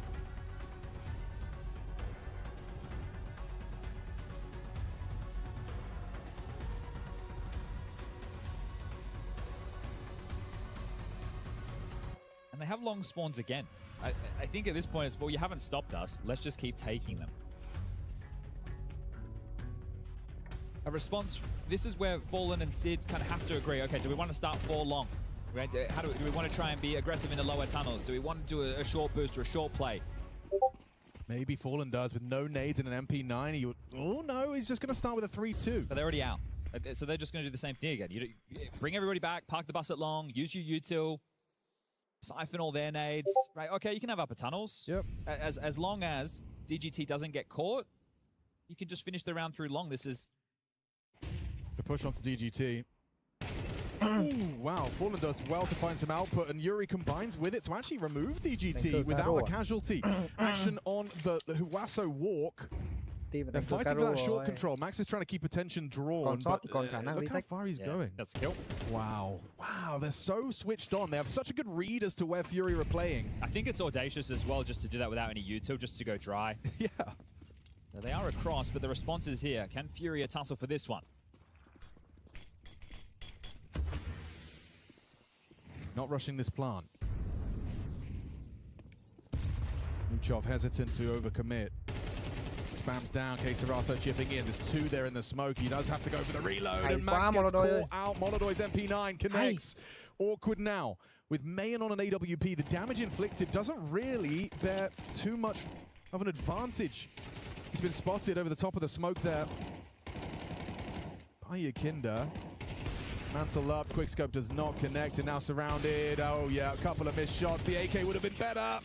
Couldn't get it out in time. Run down by Yakinda. Double for him in that, up to 9. But FURIA have managed to kind of prove that they can beat these all-in longs. And that is with a compromised buy there, right? So this is a confidence-building round. Let's see if they can make it consecutive. Haven't seen that from the Brazilian core since the pistol.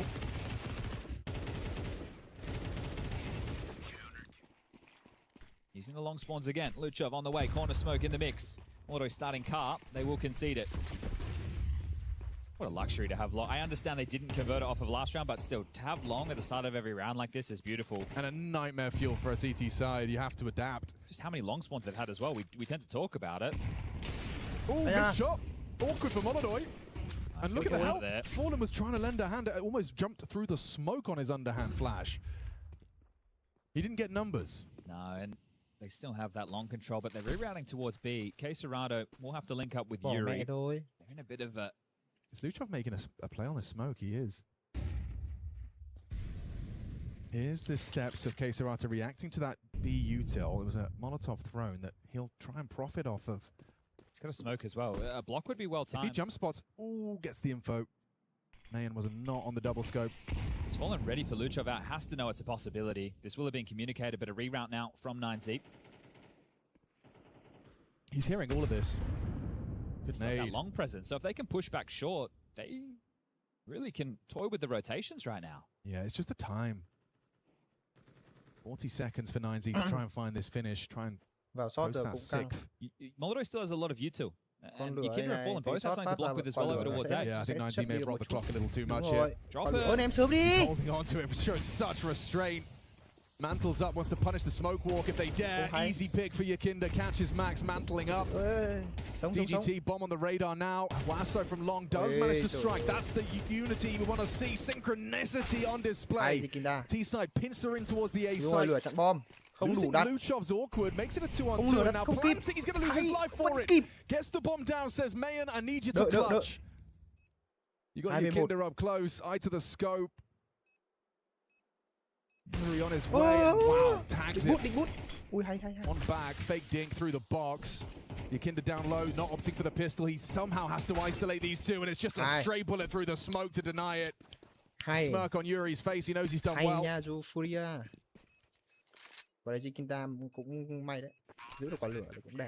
They made that one difficult again. FURIA. Hoặc là anh ta có tính trước về điều này. 5, a one-round gap. They'd love to make it 2 before the halftime break. That plant is going to go a long way in facilitating this final round's bye. Có lửa nãy shot là của ai? Be on a little bit less. I think Mayan. Does he want to come in with a scout here? Oh, he's been able to get the AWP, so enough funds to make it possible. Still, a lot of these rounds coming down to the dying stages.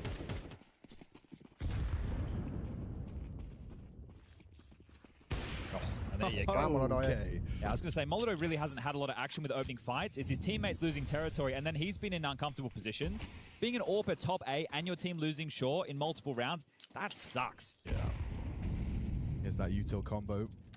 They break the smoke in unison with a Xbox Molotov. Just trying to really limit any early presence. Another smoke break. Coordination from FURIA. Yeah, I like that one. Has Luchov legs down to 14 HP. Plenty of nades and plenty of time. Đồ còn cả này bây giờ Luchov phải trả hết đồ. Đúng rồi. Nhưng mà đi entry thì hơi căng. Ra mid căng phết. FURIA giờ bắn 2B rồi và muốn vào nó cũng khó cơ. Xem cặp B còn đồ không? Cặp ở B là Yuri với cái Serato nguyên đồ. Đây rồi, cái Serato nhảy check thôi. The Fangs of Furia to hold B here, and they're just going for another one of their signature contact walks, but Yuri was unprepared. He gets absolutely nothing, and now Serato hard pressed to find the output of 2 men. Very low on Max and Luchov. And a retake you know they're going for, so you better set this up, you better have your plan, hold on to that molly as long as you can. So Molodoi is going to be the man to throw the util. It's going to have to be Fallen and Yakinda to breach, then the AWP comes in late. Everything in the kitchen sink being thrown right now. All of the nades, it's just going to be fights now. Here they come through that smoke. Max 1 HP, a straight bullet. Will kill him, so blind. Starts to spam. Wasso one back. It's all into the clutch. And there's Molodoi, the difference maker. Back and forth we go, to and fro, but FURIA keep their head above water. More than that, they'll have the edge as we swap sides. Yeah, they've got the bookend triples there, right? The pistol with the conversions, and then those 3 on the trot to close out the half. Triumphant music, as they will get 7. Magic number of 13 around the corner, but we're going to swap sides. Oh, we're straight in with some dice. Not taking a moment off FURIA. Let you know, Serato and Fallen are both chipped in with a lot of util. 2 smokes, 2 flashes. Sorry, 2 smokes, 4 flashes.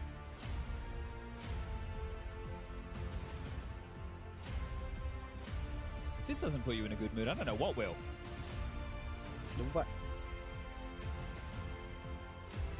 It's like a hero returning. It feels like everyone's winning right now. It's a hero returning. You know, there's confetti. The parade down the street. People are throwing flowers into the street.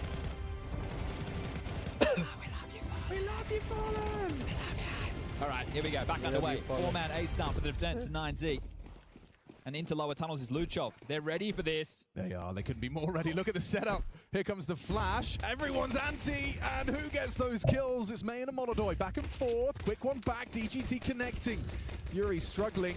Committed to this now. You're going to fight your way out. Headshot hit by Serato's Glock. And it's a goosh that DGT wants to run away from. Wasso's just standing his ground here, playing the headshot angle as DGT. They are stubborn for this long fight. It's going to be determined right here and now in the deathmatch on long. You've got a clutch available, Yuri. You've got the bomb, but you haven't really got health.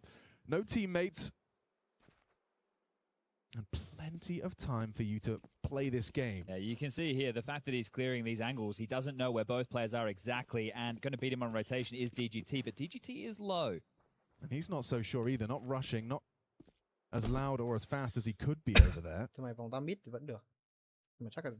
You'd love to be able to get a plant out of this somehow, but both players cheating over towards the B bomb side, and Yuri's pivot into lower tunnels. Okay, hold up a second. Getting some complication into the mix. He jumps up short. He won't be spotted right now with the current setup. And then the bomb can go down, which will facilitate a much stronger second round. But let's not rule the clutch out just yet. Yuri, 30 seconds. No resistance will be found as he walks into A. To the X's on the radar, all those corpses that litter along. Now it's where does he plant for? You'd assume, did somebody stay around? Did they push? Nhưng mà ngồi đây khả năng là chắc chắn là 9Z không thể nghe được bom đặt. Single box plants, so means he can't play this from long, at least not easily. Bắt đầu vị trí của Luchov thì đẹp. And he's going to be exposed to Luchov. Oh, he's found it Yuri! Holy shit! That's the hard work done. What you doing, bro? DGT's low. 2 kills deep from him, sure, but a single bullet either way. Going to be the differentiating factor here. Doesn't want to announce his presence. It's just going to come down to who clicks first. How good is that cross set? It's absolutely bang on. Yuri turned it around. A massive 3K in the round of 1 versus 2. And Sid's happy with what he's seeing. Wow. The fact that we could see him on a collision course for a rotation, right? Thinking, oh, he's just going to walk in a B, hope that he's outmaneuvered them here. There's 2 B tunnels, he's found the gap. Insane work from Yuri, missed the clutch, steps up big time. And then you have to question Luchov in this, right? You have the low HP of DGT. It's a 2v1 situation. You send the ward in first, the canary in the coal mine, and then you trade.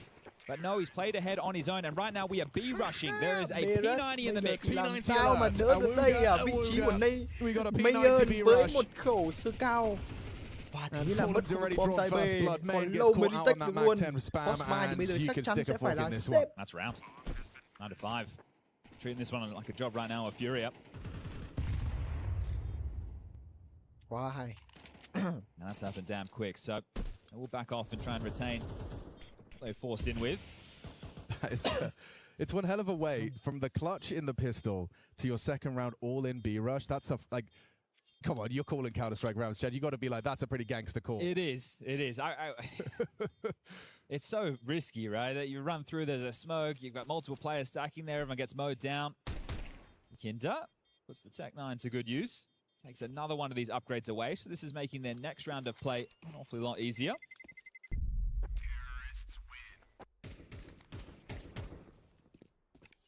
Some Renegade stickers on that Tech 9. Yeah, I'm not sure why. Big fan. Maybe he thinks they're cool. Yeah, that's probably it. Said no one ever. All right, do they rush B again? Obviously not. Actually, why not? You do have a P90. Yeah, and he has the good spawn again. Has he really? Where's your skins gone, Molodoy? Yeah, he's doing 0 skin challenge You're or doing something. the new Elige. Just gloves. Looking to clamp down on mid, and oh, okay. What? Look, trying to subvert the expectation. The plan was to play with these flashes that Mayan has on mid, but maybe a little bit disconnected from the understanding was Kwasao. This will be a farm fest as... I just want to see P90 get a kill, man. Well, maybe he'll keep it for you next round. Yeah. It's hard to see Molodo being a fan of Stargate, so... I did see there's a guy who's dedicated his Counter-Strike life to playing P90 only. He's got 18,000 stat track kills. Okay. Pretty good. What does he do on the pistol round? Great question. CZ75. Aha. Likes to finish quick, does this guy? Lots of bullets. All right.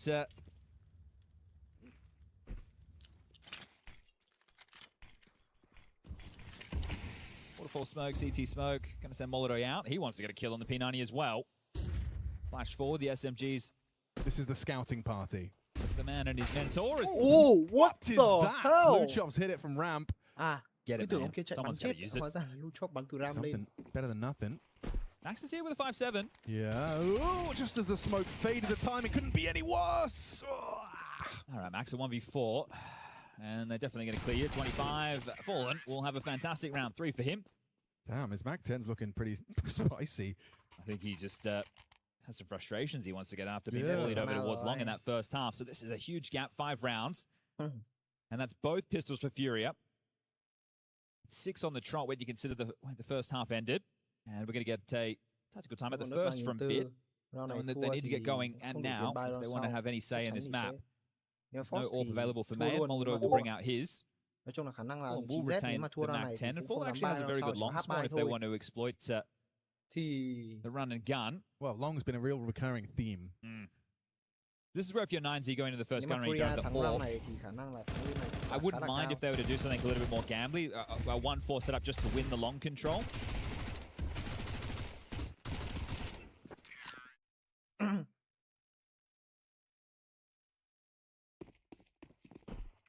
All boosted on Molodoy. Wow. Okay. How about that? So Max limping immediately.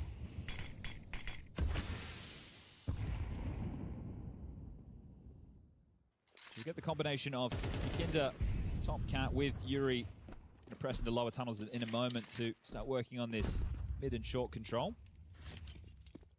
TGT's been having a bit of a rough go of things. His death in upper tunnels against that half buy with the saved guns. It's one that I bet he wishes he could put back in the bottle.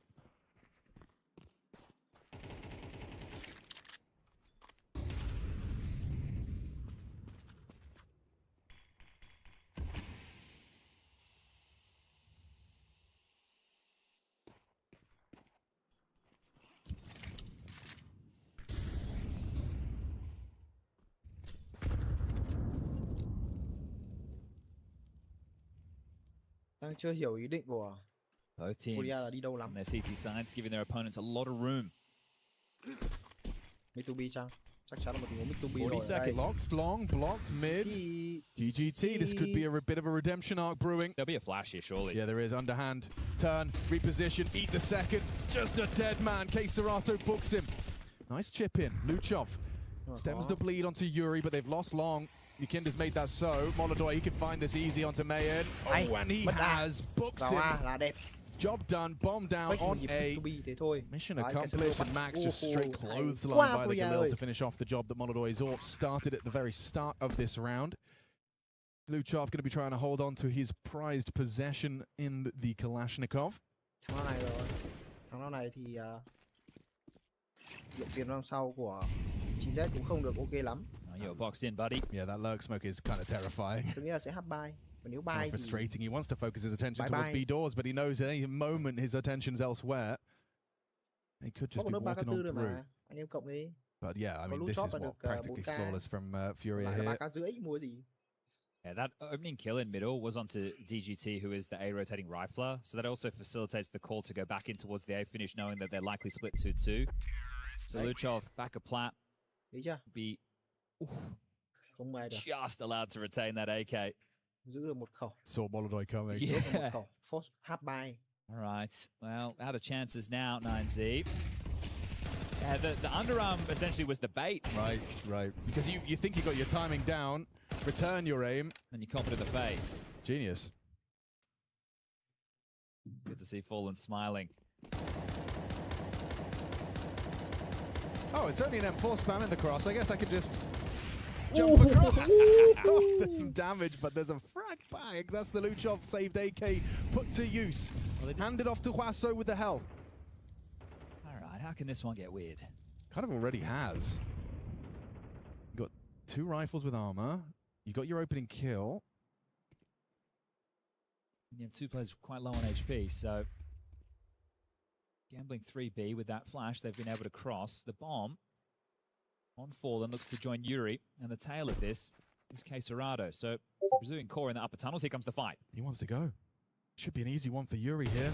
Yeah, delivered to his front door. DGT just the one. Fallen makes it so, and just Mayan. That early damage inflicted has put him down to 25. He's cowering at the back of bricks. Feels like a guarantee he's about to be cleared. Finding output here would be incredible. Not quite the headshot he needed. I have no idea if there's a lurk in the system, so understandably cautious. Plasso's going through. Yeah, you have to. Go on, lad. Bricks clear. Headshot provided. Takes down Serato. Fallen cowering at the back of the site. Attention drawn. Molodoi's there. It's just Luchov that's so disconnected. It's just Huaso versus the world, and he's doing it. Molodoi missed the shot. They know where he's at. Huaso down. Tech9 can do it. Such low HP. It's the Molodoi clutch. Secure. It got weird, Chad. It did. I was about to say, I feel for the Bricks player there, man, because Luchov was still alive. So not only, they're on a bit of a hodgepodge buy, nameplate Counter-Strike dictates, we should check for Luchov. But then it's that Huaso play that makes things interesting. 13 kills for him. Molodoi extending out for that fight with his back open. Gets them 12. Oh, this time it's a headshot. Consistently finding impact on that opening. Oh, look at the scaling, Serato. Bloody hell. Yeah, just walk out. Why not? There is a flash. DGT wins out to necessary clawback. Okay, things return to a balance 4-on-4. They're out of position. It's tough to capitalize on it, though, when you're all in the choke. It's so chaotic already. You can see just uncertainty growing in the 90 ranks. Fight! Whoa, that's quick! Huaso thought he had the advantage. Molodoi using that AWP like a rifle. Wasn't expecting a second. 3-on-2. Fallen ready. Fallen gone. Bomb lost. 9Z showing A little bit of resistance here with match point, or map point, excuse me. Up for debate. Yeah, it's 8 straight. Unless Yuri can win another clutch, that's where it'll stop.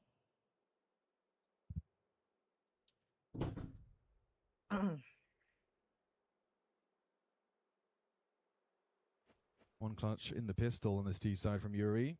This one asking an awful lot. Especially with Luchov all the way back at ramp, right? He can get the bomb sure with the time. DGT. He knows exactly what's up. See you later, Alligator. We'll confirm it. Finally something back on the board for 9Z.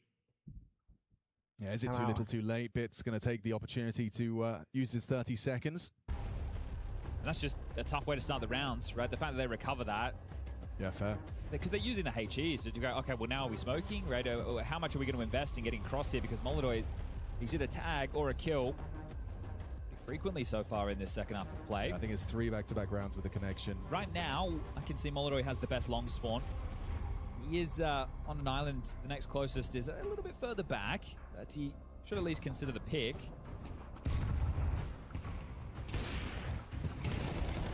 Just looks ridiculous even with X-Ray on.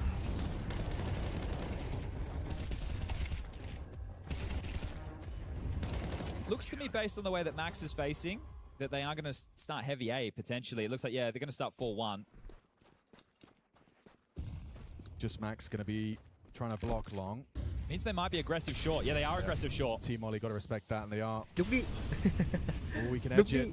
That's what that smoke is designed to enable this fight onto the suicide player, but not giving it to him.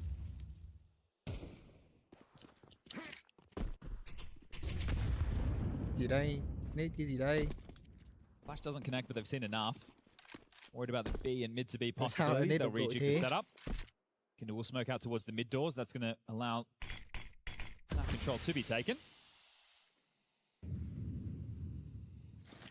It's a well-placed nade. Ui rồi quả nade. Lands at Molodoi's front door. Yeah, rất khó rồi.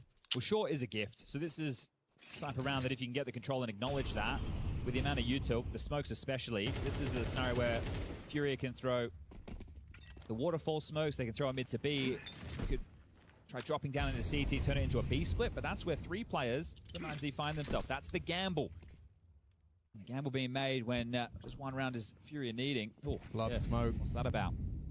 I mean, this is pressure. Back to long. Okay. Max and Mayan to defend A.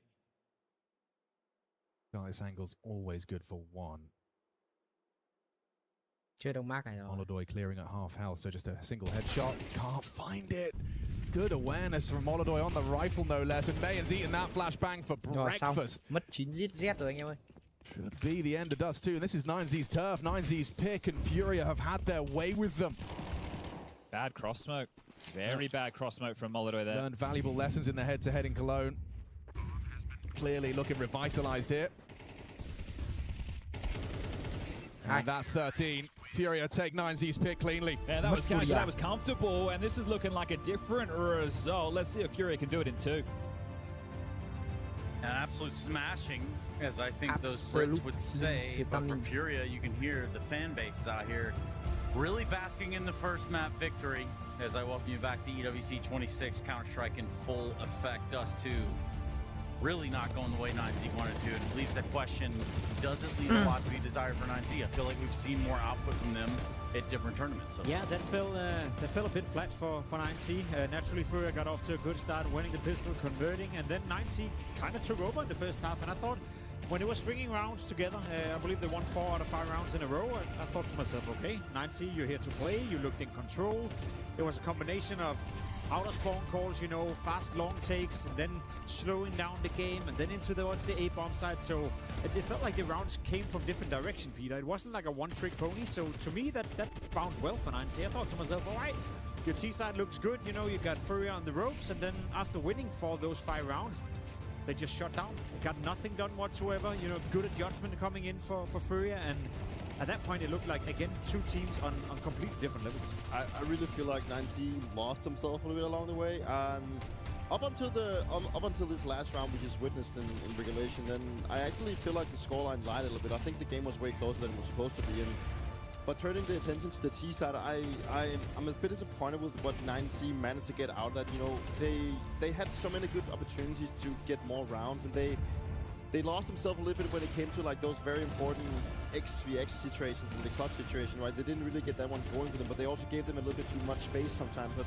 sure, you're also gonna give credit to FURIA for bailing themselves out of those situations. That is what you're gonna have when you have such quality players. But in hindsight, you know, I think 9C will be looking at this game thinking we should have gotten way more out of what we just achieved. Yeah, and I kind of hate to do it. It's not that I want to single out a player and be like, it's your fault, you know, but I wouldn't be doing my job if I didn't highlight what I spoke about coming into the game as well. Mayan with the AWP on the side of 9C, a non-factor in this game. There were a couple of rounds where he was left in 1v1s and 1v2s and 3v3s where he had opportunities of hitting the shots and maybe swinging the round in the favor of 9C. Got nothing done in this game, to be completely honest. A bit of a stinker for him, unfortunately for Mayan. On the other side, Molodoi off to a bit of a slow start, but then he picked it up. He went 5 for 5 in opening kills.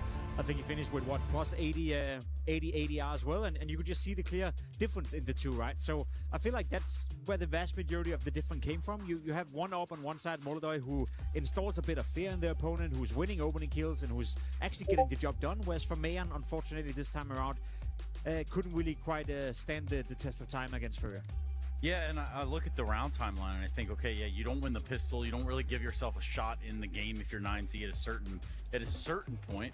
But I guess as far as the rounds go, Dupree, this is definitely one in the second half. Yeah, one of those things that also disappoints me a little bit, you know, is the pistol round, how they managed to play this, because, you know, it's 7-5 FURIA, and if 9C gets this pistol, you know, they're definitely back in the game and they can take control. But again, gotta give Yuri, he's a phenomenal clutch, and he really well plays his round super well, you know, spends the entirety of the clock. He has 1 minute, he rotates all the way back into lower tunnels, really utilizing the time and making his opponent guess where they are. And as you can tell right now, your 9C is already committed to the fact that he probably went B, which makes sense, right? But this is the mistake that I really don't like for Luchov. He's playing way too far ahead from GT, and at this point, good shot from Yuri, but he just leaves his teammate in a situation that is almost unsalvageable. And it's sad because the only thing Luchov had to do in this given situation, with the fact that he came up catwalk so fast, was to just play the contain. If he just jumped for information, tried to figure out where Yuri went, he could just have waited for his teammate. Maybe Yuri would probably still have gotten the frag, but then at least GTC had a chance of refragging, right? So it's these type of mistakes that you just can't allow yourself to be making when you play a team like FURIA. It's such a weird round because it started off by being a deathmatch round on long, you know. I think, what, 8 or 9 players were fighting against each other back and forth, and none of them were willing to back down. And then, as you said, Yuri ends up in a 1v2, and I feel like 9C does everything correct up until the point, as you described right here, where Luchov is sticking his head a little bit too far ahead. They were rotating together. They were walking 2 towards B. They were walking 2 back towards A, right? Playing in a pair, playing in a pack, and I like that approach to it. It's just, when you then had to close out the round, when you then found out where Yuri is, that's when you start to make the mistakes. So it felt like 9C, for whatever reason, weren't really playing up to par, weren't playing up to the level that we've seen, you know, the last couple of weeks, especially in China, but also in the opening game against Pain. And FURIA, they had the class in order to punish that, and I like that. You know, I like when a good team is coming into a game where whenever a mistake is being offered to you, you make damn sure that you punish it, and so FURIA did. You talk about pairs and packs, and I've got a head-to-head for you guys, Hisuo Peak and Yuri, in terms of what they were providing. I mean, we looked at this and talked about Hisuo Peak before the match. So where did we find this situation after? Yeah, not his best game. You know, I said coming into it, he was the highest rated player on LAN ever since the summer break. You know, small sample size, sure, but still playing exceptionally well. This game, he didn't get to do much. Didn't have a bad game. It wasn't his fault, I felt, but you could expect a bit more from him. And then Yuri, who, I mean, last year in 25, he was one of the main reasons why FURIA was starting to win trophies. He was overperforming to some extent. Then in the beginning of 26, he was tampering a bit off, and it's been a bit up and down. But if there's one thing you know you always get with Yuri, it's the clutch ability. We saw it in the pistol. We saw his stability on the server as well. And I guess in a game like this, you know, you win 1 or 2 clutches, well, you've done your job. Yeah, that's the thing. I also just want to praise FURIA for, specifically the Brazilians, right? Namely, Kesrado and Yuri. They're just so consistent. Like, you can kind of always rely on them. They will always seem to be having a good game, and even if the games where they drop off a little bit, you know, they still get their frag from time to time. It's not like they just completely disappear. The impossible doesn't happen overnight. It happens in the hours nobody sees. It starts with a thought that turns into a dream. Reach your impossible.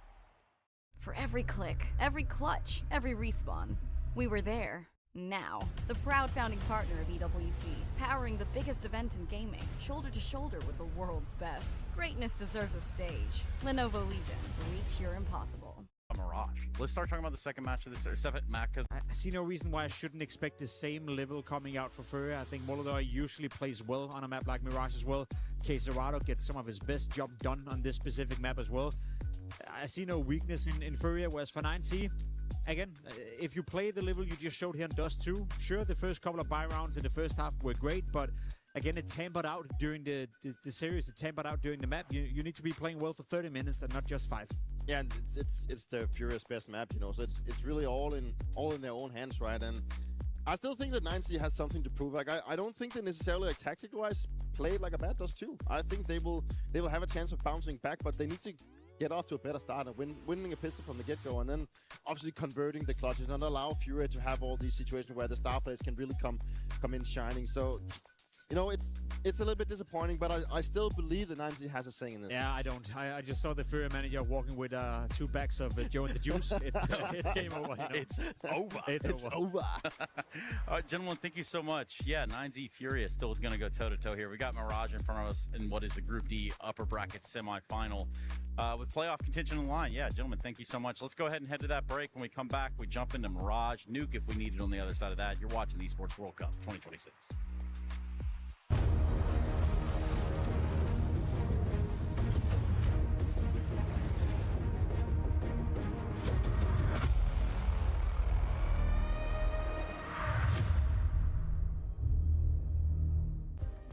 Play is in our DNA. Whenever we let it out, it becomes our superpower. Now imagine an entire city being built to supercharge it. Kadir City, powered by Play.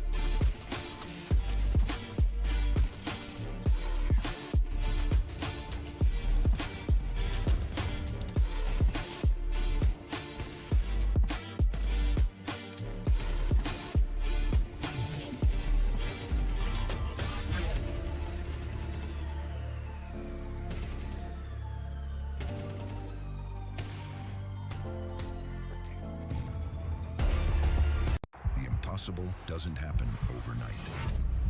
It happens in the hours nobody sees. It starts with a thought that turns into a dream. Reach your impossible.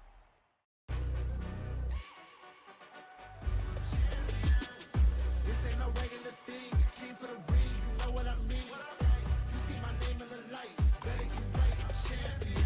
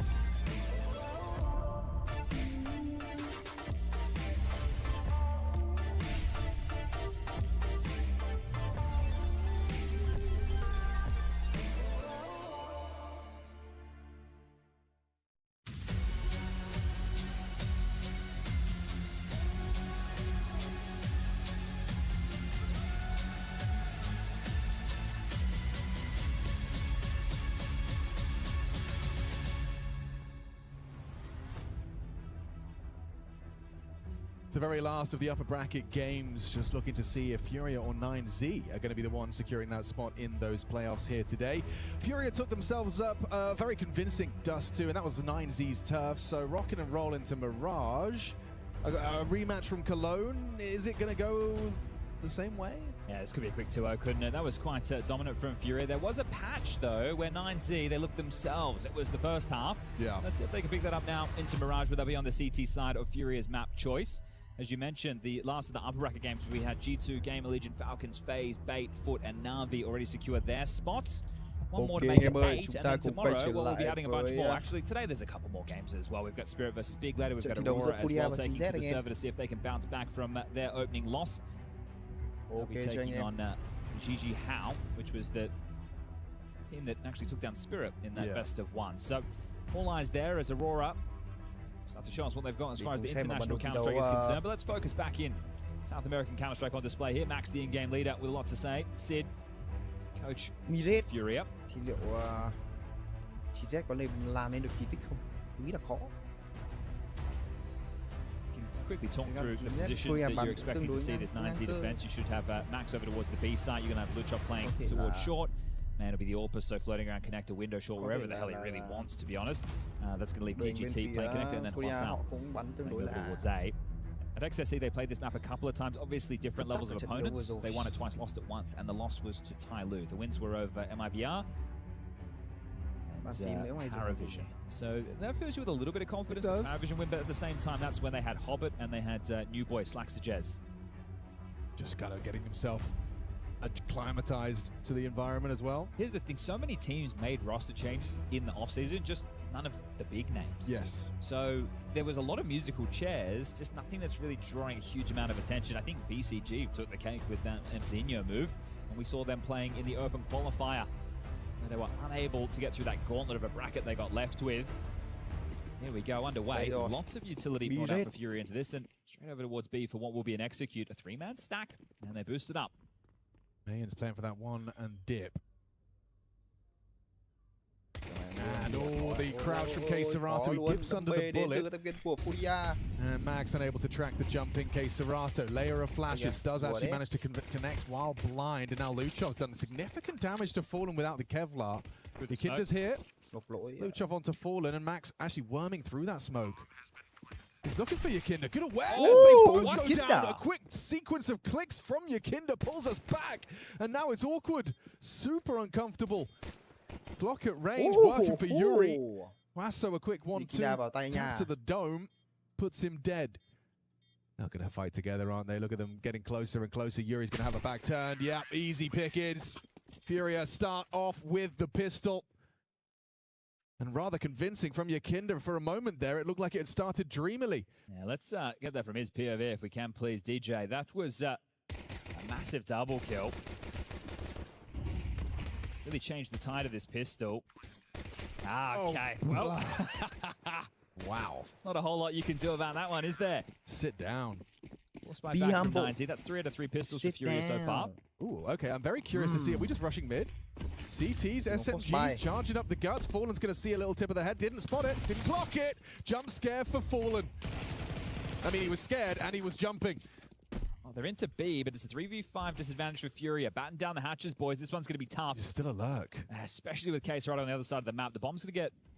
He's going to be hard-pressed to kind of contribute if they go quick. That's if. Yuri into apartments, good for the post plant. K-Serato got 2 exposed bodies. The backstab, perfect. So that advantage squandered. It's gone. Another fight. Yuri wins out onto Max. This retake's fallen apart. Despite their successes in middle, looking like they've held on to this one very composed. The aim on display. The fangs with all 5. Yeah, beautiful. Okay, didn't think that lurk was going to have too much to say, but held at bay by the util. Well handled from FURIA, even though that's sketchy with the skirmish top middle. It'll have to be the eco now from 9Z. We'll see what they want to chip him with. Some Deagles, some P250s, most likely. And this looks very dangerous, doesn't it? 1:39 on the clock. You find yourself immediately in a 3v5. K-Serato takes his time, lines him up, knocks him down. And then in combination with that util from Yakinda, Yuri will get the job done. Ooh. We're in a rush. Does he have a hot date or something? Very quick. He's got places to be. I thought he was a married man. Yeah. Taking the boys out for a steak dinner to celebrate the playoffs if they pick this one up. Yes, quite a few days off. We've got Sunday to round out all of those lower bracket matches. And as you turn your attention to Monday and Tuesday, that's some downtime before the games start up on Wednesday. We'll still have A and B streams for the first couple of days of play. But we will be moving to a much bigger space. And then on the Sunday for the grand final, and the third place decider, I believe, we're going to move to the Acor Arena, which is where the Paris Sweat Major was back in 2023 as they continue to sweep this round. Back at the Major, Yakinda absolutely mauled 90 on this map, but he had 7 multi-kills, 103. We'll round up, we'll give him 104 ADR. Molotov also playing a factor of that. It's Max. Can't find any resistance with the Deagle. It's just Luchon over towards Ticket, and he's been noted now. Yeah, FURIA, one of the many discussion points is that they are the best example of a team bringing in these imports, breaking what was pure Brazilian roster into what has been a more successful amalgamation of talent. Yeah, you wonder, does that say more about the talent or about how much the buyouts are in the region? Maybe a little bit of both? A bit of column A, column B. Because there are definitely players out there who you would be excited about if you're FURIA. There's an Insani, but we know that over there in Brazil, these buyouts can be extraordinary. Yeah, anyone got a money tree? Been planting mine year on year. Okay.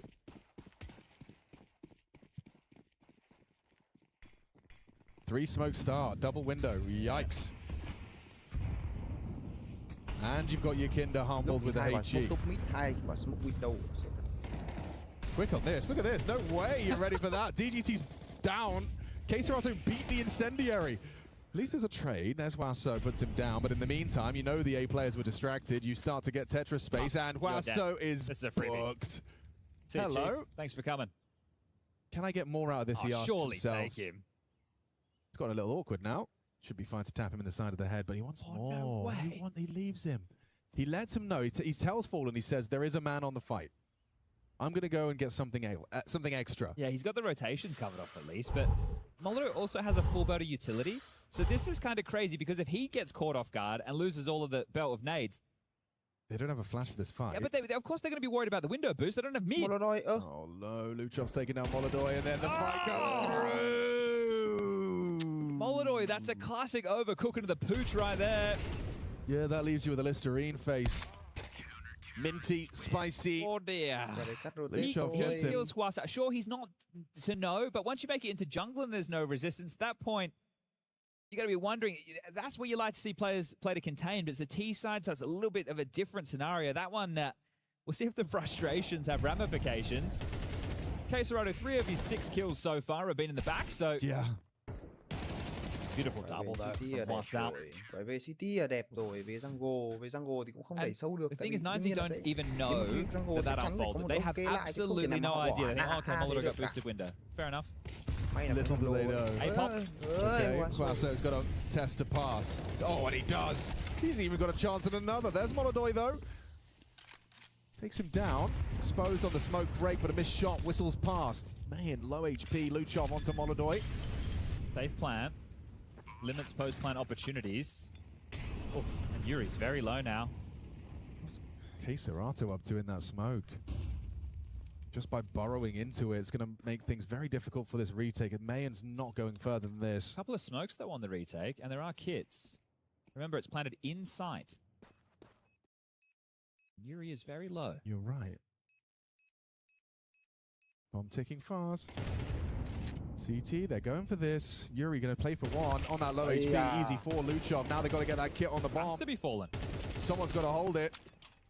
5 second stick. Just in time. Just in time. Oh my goodness, a heist. Stolen away from FURIA. 9Z making a 1-round game. Okay, that's now 2 very frustrating rounds back to back. You've got the Molotov slip, sure. It felt like they made up for it there. Playing in that post plant, especially with the pace that they went in that round, you must have some assumption if you're going to be hitting the site with 1:40 on the clock that they are still going to have block utility available. So they've flubbed their lines on this one, FURIA. The intensity still in with the buy. Galil's in lieu of 5 AKs. The money's not quite there, but they know that they're still in a good position to humble 9Z, who have a few players with a bit of extra cash. Again, Fallen happy just to take these swings. Dancing in and out of the smoke, back and forth with the flashes. I think someone just scored. Yeah, okay. We've got Rocket League on that main stage right now. Ooh, double up Ram. Well, Yuri gets info. Yeah, good amount of info. Has to stay alive as well, so that goes both ways.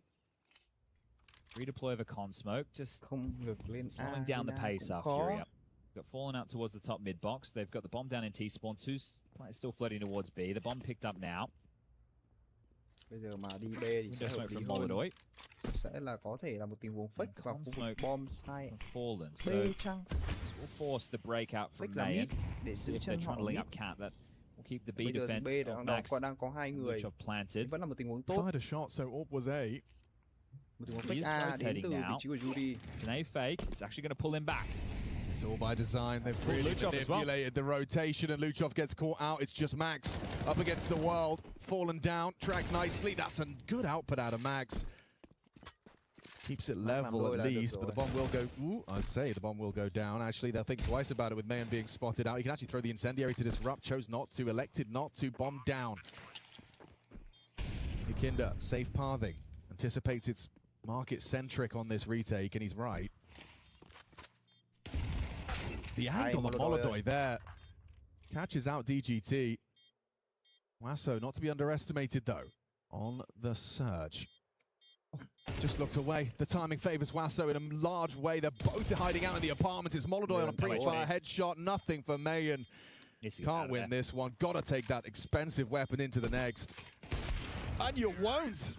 Stuck around for something. Leaves with nothing. Yeah, it's always going to be tough to cross there, but he gets away with the AWP. He could have dropped multiple guns, so it's going to force Bit to take a timeout.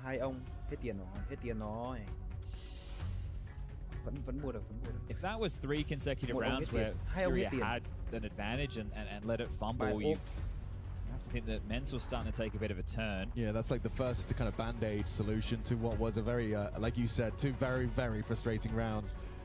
Mayan giữ 2006. A failed trigger discipline play into a true last-second defuse. Right under the noses of Fallen. And Co. Yeah, the fake worked perfectly, didn't it?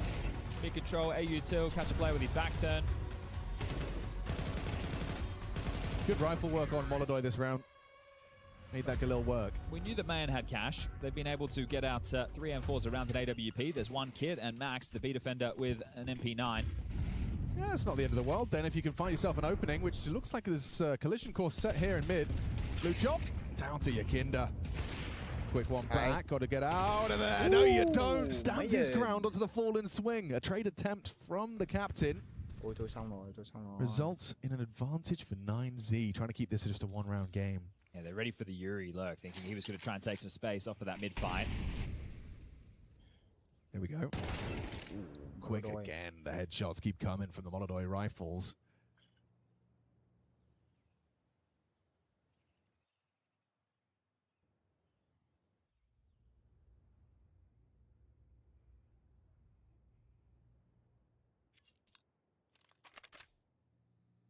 Bà về bà. Họ bách hết B. À không có người là sao ta? Vào đi FURIA. Một quả thằng mình rất đẹp rồi. Molodoi đang pick. Sẽ qua được cổ của Mayan. Sẽ qua được tầm ngắm của Mayan. Ra đi. Trời ơi. Không sao cả, một khẩu ốp không thể làm nên mùa xuân, bắt buộc sẽ phải tình huống retake đến từ thành viên của That's exactly what he wanted. Catches the tail end of the ramp assault. We'll remove Molodoi, sidelines him now just up to the fangs of FURIA. K Serato and Yuri, 17 frags each. Or between them, never mind. Bomb cancelled, Mayan gets another one. Should see a clutch here if, yeah, you don't get double swung. DGT and Max standing and banging from Con. You have got that 1-round game after all. This is how Dust 2 went in the first half. Yes. And then it was the last couple of rounds of the half where FURIA were able to piece together 3, and then they really went with that momentum. Very, very good work from Mayan under pressure in a lot of these fights. Serious output on that AWP right there. Yeah, that could have been the 7th ace of EWC so far, but just 1 shy.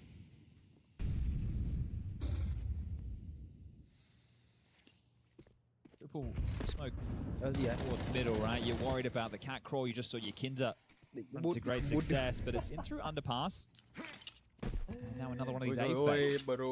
They get baited once more. DGT is so paranoid around this smoke. He's got such a good read of this. They overlooked the corner completely. They thought they'd sold it. Still though. Oh, Mayan down. Serato through the smoke, perforates and discovers Luchov. Max was next on the naughty list, gets caught out by the Diga Molodoi. They just need to cover the rotation now, and Fallen can rotate around the world and putt this in, so Serato has that covered. He already has 3 in the round. Can it be 4? He's played it really safe as well. Ooh, maybe. Aha. I was going to say maybe 2 safe, but Fallen's going back to A, so they've juked him here. Completely sold it perfectly. All it takes, flashbang. Wasso convinced he's in the right place. Little does he know, the A site is lost. Open plant from Fallen, learned his lesson. Yeah, when you look at that buy that they came into this round with, the fact that Serato gets that triple kill, right? We're talking pistols around a couple of rifles here. So, well, that rifle was put to very good use. Yeah, indeed. But again, they just they throw the mid-util. You can see the thought process. All right, we can't see window, we can't see con. We're worried about the short scale because the cat smoke. They blow open smokes, they spam through. Then they go, okay, hold up, they're not here. So then you turn to the extremities. You think, are they ready to pop? And then the A-fake comes in, which helps your suspicions, but they just weasel through the smoke. And Serato with some very important trade work. Yeah, it's a nice way to mitigate risk, that. These rounds, especially when there's damage inflicted. Some good calling from Fallen. Yeah, definitely. I think one of the best facilitators in the game for sure. And, well, it's meant to be his final season. Allegedly. This one here. Opens the runway for Molodoi, and then they just pull 9Z around the map. I'm sure Fallen's job feels a lot easier when you've got Yuri and Serato in form. Oh, for sure. I think for him, he is always going to have Yakinda and Molodoi call their shots. Yeah. So the rest are kind of what? This is like not the supporting cast. That's not the right way to frame it. I was going to call it like herding cats, but it's not. It's more like herding sheep. Right. They're doing what you want them to do. Yeah. Oh, actually, no, it's directing traffic. Yeah, I see. You got the stop sign, you got the go sign. Yes. And more often than not, you want to give your players the when Molodoi says, I have this peak, you would like to give it to him. You just need to temper him in certain rounds as they're trying to get tricky over these smokes here on Huasao. Can't see much. Now, and again, it's another fakey maneuver. Serato's just walked out onto B, so he should be able to call this clear and they can rotate over if they'd like.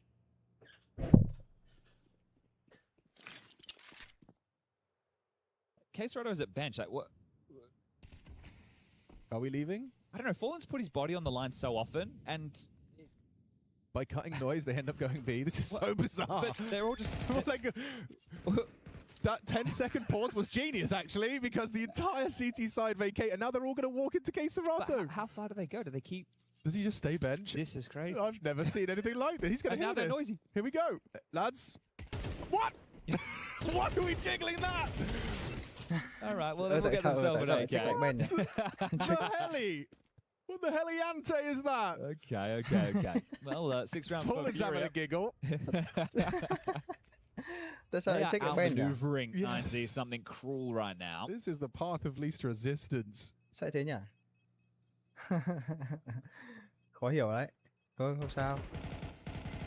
Oh, he's even taken another out of the equation. DGT, a frustrating death there. It was actually very important to hold on to that, because if you take a look at their cash now, 3.4, 3.4, 3.8. So someone's on an MP9. Right? So it's a suboptimal buy with the loss bonus where it's at, how close some of these rounds have been. You're in the hurt locker right now for your 9Z.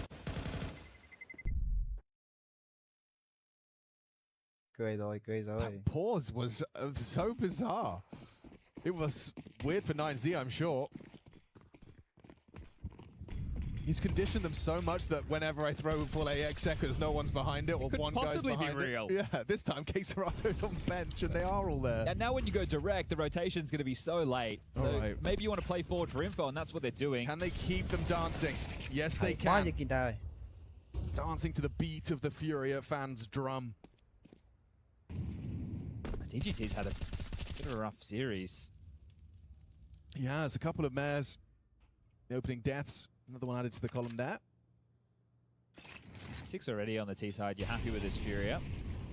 You'll take every round you can get, so we'll see how many more you can add to the tally, but down the stretch, 90 don't win this. Hang on, Luchev's blinded off, but the support that's necessary from Mayan. It stops them and enables Luchev to have vision back as well run, swung, back and forth. 3 on 3. It's 2 on B here, so Keisarato's got his work cut out for him. Not Tiff Molodoy can lend a hand, and it just disintegrates. Bắn mid hay quá. Oh. No one's saying it's clean as close from Yakinda, but gets the job done. And yeah, they're doing some serious convincing on this T side. Yeah. Let everybody know there's more games coming your way today. We've got Spirit versus Big coming up next on the main stream. It's hard. It's easy to feel kind of rough for Big, huh? Yeah, you win your opening game. You did. It was a big one against, was it Aurora? It was. It was on cash, and I think when you're getting you go into G2 next. All right, I think that was pretty winnable. Yeah. They were able to take a map there, but then you drop down to the lower bracket, and because Spirit got upset by GG How, it's like I mean, the G2 big game, both of them were probably fighting like it's a major grand final, because no one wants to be in a lower bracket game up against Team Spirit right now. Yeah, exactly. And in case you're wondering what happens to the loser of this game, they are not eliminated. They will take on the winner of 3D Max versus Magic, which is currently going down on that secondary stream, so you can whack that on as well. As we just have some Deagles here before Hanzi can pull out the guns for the final round of the half. Just salvaging what you can, and that's quite the shot from Luchev. All right, the pace towards middle does not reward Keisarado, but Fallen will get his second kill. Ok, vậy là FURIA mất người khoảng thời gian đầu round. Middle for the finish, a 3-man stack. Nhưng mà với cái việc mà bên phía đội hình của 9Z ở yếu tiền này thì cũng có thể dễ dàng mà luồn vào khu vực bom side B thôi. Nghĩ là FURIA họ cũng đoán được cái việc là 9Z yếu tiền.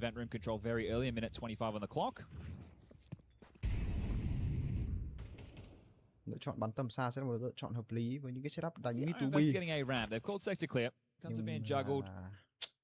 Đang định muốn vào I love that cam. 10 points to camera operator 1. Probably J-Raz? I would hope so. Shout out to J-Raz one time. Just so back to A, that there's still a chance in this one. There is. They're in the trap. Số pick, trời ơi. Oh man, what the frick? Significant damage on that, but it's getting out of hand fast. Molodoy down to 23, a single bullet max down, finds it, and it's all onto Yuri, can't hack it. Huasa will close it down, they'll leave with some free rifles and a much needed fourth round. I think right there, FURIA thinking they'd done enough with that mid pressure to make it feel like a B split, but they didn't really get the info, right? They didn't send out a ward to see if it was a stack, they've just walked into it. There's no question that 9Z can shoot some sharp shots on the digs. Yeah, I know, it must have been, Luchev's shot. But also Luchev's presence on B. He was there just telling the boys, stay where you are, I'm fine. Oh, they walk away with a bunch of AKs from that. Final round of the half. Can they make it 7-5? Be a whole lot more competitive. Yeah. TGT stomachs a double nade combo. Guaso has removed Molodoy before the round even started. Just catches him. Mấy lần liền là bên phía đội hình của 9Z họ bắt được một thành viên bên phía FURIA sớm, nhưng không phải là một khẩu ốp mà nó là những cái kill mà có thể nói là bắn rất nhồng đến 9Z. Vậy cũng đủ rồi, họ có lợi thế đầu round. Như thế này thì cũng khó cho FURIA để setup vào side với cái lượng đồ như hiện tại. Họ có đồ để setup nhưng đồ để có thể giữ side thì tương đối ít, bây giờ trả bớt đồ rồi. Phải chắt chill thôi, rồi còn 2 smoke, bây giờ còn đúng một cái setup thôi. Window and con smoked. Không biết đi đâu. Action on the push ramp. Is that Huaso? Yeah, he's going through this. Yeah, vào A thì cũng có này, một người ở main này. 2 through Palace, 2 through con. Okay. Mayan priority is connector. However, no one's covering this Palace walkout. He could be susceptible to just a quick one tap to the side of the head if they go first. Who moves first? Yuri or Yeki? Hessero's just smoked jungle. This will make it easier for the con players. Yeah, now they know. Informed as well, though.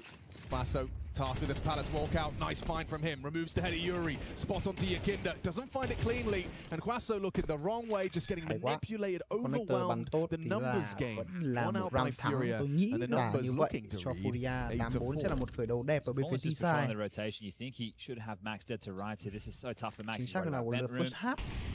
Clearing that out with the U2. It's even more of a tell. Boys, you're going to run out of time. Fallen's mad about that one for sure. Max has made a little bit of a case that they can still do this, and sitting in the opener, sitting duck is Yakinda.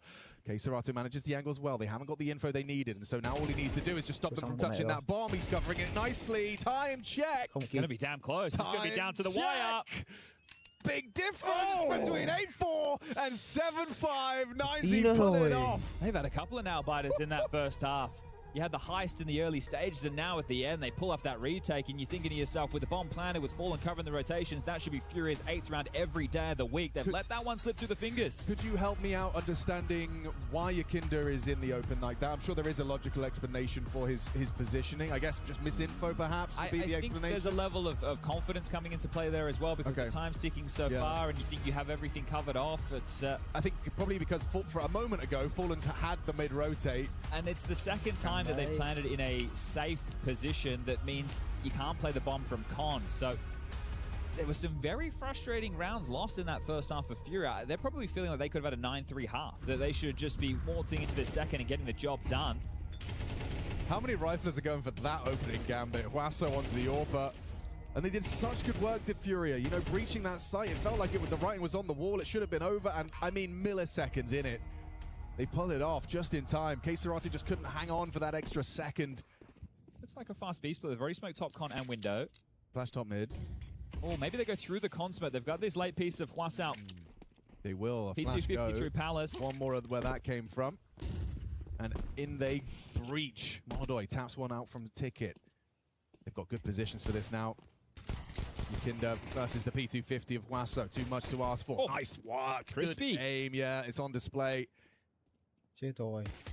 So we can add a frustrating pistol round where you got nothing. So what we can add the first pistol for 9Z. Oh, wow. Yeah, okay. About time. Serrano's got some company. How many can you take with him? One and done. Good trade work from Huasao. He's deadly, isn't he? He's really just on one at the moment. Well, one round gap. I was feeling very comfortable. Furia is starting to get a little bit sweaty. And if they force by now, and they drop this, the ramifications of that will have flow-on effects. Yeah, it's starting to take shape. Molodoi, he's not going to fully invest with the fort. Oh, I say that. He has back and forth with his decisions on the buys. They want to make sure they have smokes to corral. 4 Deagles at a 5-7. It's rare to see a team prioritize the Deagle to such an extent. You know, typically 1 or 2, but 4. Back in their aim. Backing that B site read, Fallen started with extra troops on that side of the map. Cole looks very good. Kinder doesn't connect anything on the short walk, but here comes the pincer maneuver. Fallen. The 5-7 gets nothing. The Deagles are keeping us level. Molodoi humbled. Yuri gives himself a smoke to play around. That's susceptible to May on the short side. There is another body there. The smoke makes it weird. Yuri can play around it. There's Yakinda on the edge of the smoke. Easy pick for May and over the top. Yeah, a bit of damage, but not enough. May and 3 kills. Oh, he didn't have the bullets. That force buy's gone down the Swanee. Wow, 18 frags deep right now. This man doesn't want it to be done in 2. We're tied up 7 apiece, and as mentioned, if that force was flat, it now is the eco, and Nazi will be taking the lead. Or should be taking the lead, I should say. Just smiling ear to ear is Huaso. When the game feels like this, when every decision you make, every bullet you fire feels like it's going in the right place. Well, they're just going to turn this into an A play. There's a bunch of smokes being juggled by Max to set this up. Yeah, there should be nothing to be said about this one. So off of a lot of these rounds early, they've constantly been denying middle and connector. On the pistol was deep con that they ran through for the A split, but in the last 2, it's just been the shallow con smoke as the U2 is in the air. It's a barrage utility that Yuri's going to try and punch through. Diligence on Luchov, making sure he jumped across the palace angle. Couple of Deagles unloading through that smoke. Double eco. Really lovely layering of the util as well there. Only point of interest is this Fallen flash, and then just a flood of FURIA. How many Mag 10 frags can you get, Luchov? Get some extra cash going. The flash turned, and nothing. Absolutely nothing on the mag. It's stressful now for Huaso. He's been brought down very low and does still take just the 1. Are these retrievable is the question. And if they are you even getting away with them? Not looking good now. The frags have come through. Oi! Gets himself a little extra as Yakindo on the low HP player. Finishes off onto Max. Ok, như vậy The cũng score có at the thể đủ. major was Có 13 to thể 9 nói là in đủ favor of FURIA. để họ có tiền bài trong round tiếp theo đấy. Both teams Tức là đương nhiên họ có đủ tiền rồi, nhưng the mà như last vậy là tussle, kiểu and thêm the third tiền cho deciding họ map of that series was có thể overpass. là Well, sẽ that's có not at the khổ pool this đúng là time như vậy. round. We'll Chúng find ta ourselves có on khổ nuke trên if we tay need to get Molodoi there, rồi. and Z making me question why the hell not. Khổ bây giờ hiện tại thì khả năng là nếu như Molodoi mà làm starting tốt ticket. Molodoi bán ốc ticket à? Càng đấy. So feigning mid presence, quick reroute back to A to group up for the A execute. Bây giờ lại là set A. A lot of nades for this. They were very diligent just there against the eco, and it looks to be more of the same right now up against the guns. Copy paste. Smoke che khu vực jungle Molotov và variation. bây giờ là các pro người ta đổi sang ném quả này hết rồi. Hay Molodoi có một mạng phải sống. CT phải sống. Panic on the flash. Có lửa và palay rồi, có thể bắn cương tí. The trigger onto Luchov. First blood for Furia, but the site now lost. Smoke break does expose Wasso and Palace. Yuri and Keserato are side by side behind these jungle smokes. They'll be fading now. Any moment now. Đồng đội chưa về đâu, Molodoi bắn lùi đi, đúng rồi. Post plant control in CT. The deep smoke will facilitate Bỏ that. CT retake từ khu vực jungle à? To 5-on-4, Liệu but có the phải bomb now không? down. 5v4, Fallen sẽ là người đi trước. Yeah, fading now on the CT. Chưa hiểu vị trí của Molodoi đứng sâu như vậy làm gì. Flash cho đồng đội bắn lại khu vực CT. Đây từ từ một quả lửa. From the Molotov, they're gonna have to go through it, and he's gonna get them all blind. DGT finds the follow-up. Vẫn chưa hiểu lắm. Equal, even keel, flowing nicely for 9Z. Huaso makes these multis look so casual. Up to 21 as 9Z find themselves their 9th. Yeah, okay, well, putting himself in pole position to take this map now. So we'll add his 6th multi to the tally at the top of the table. And continuing as Max is very happy with how this is unfolding.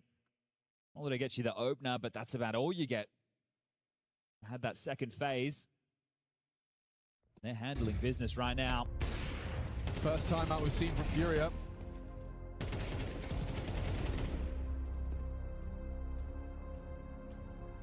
And Sid's making full use of it. Well, yet to get a round going in this second half of play. It's 6 straight, so the momentum has swung.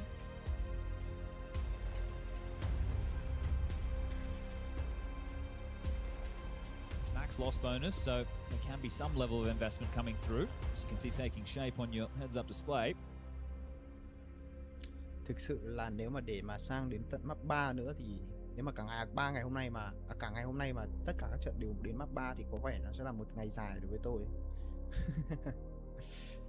Suspect 9Z to take a bit of pace out of this one. Tối thứ 7 đi nhưng mà I say that as they all gravitate towards A.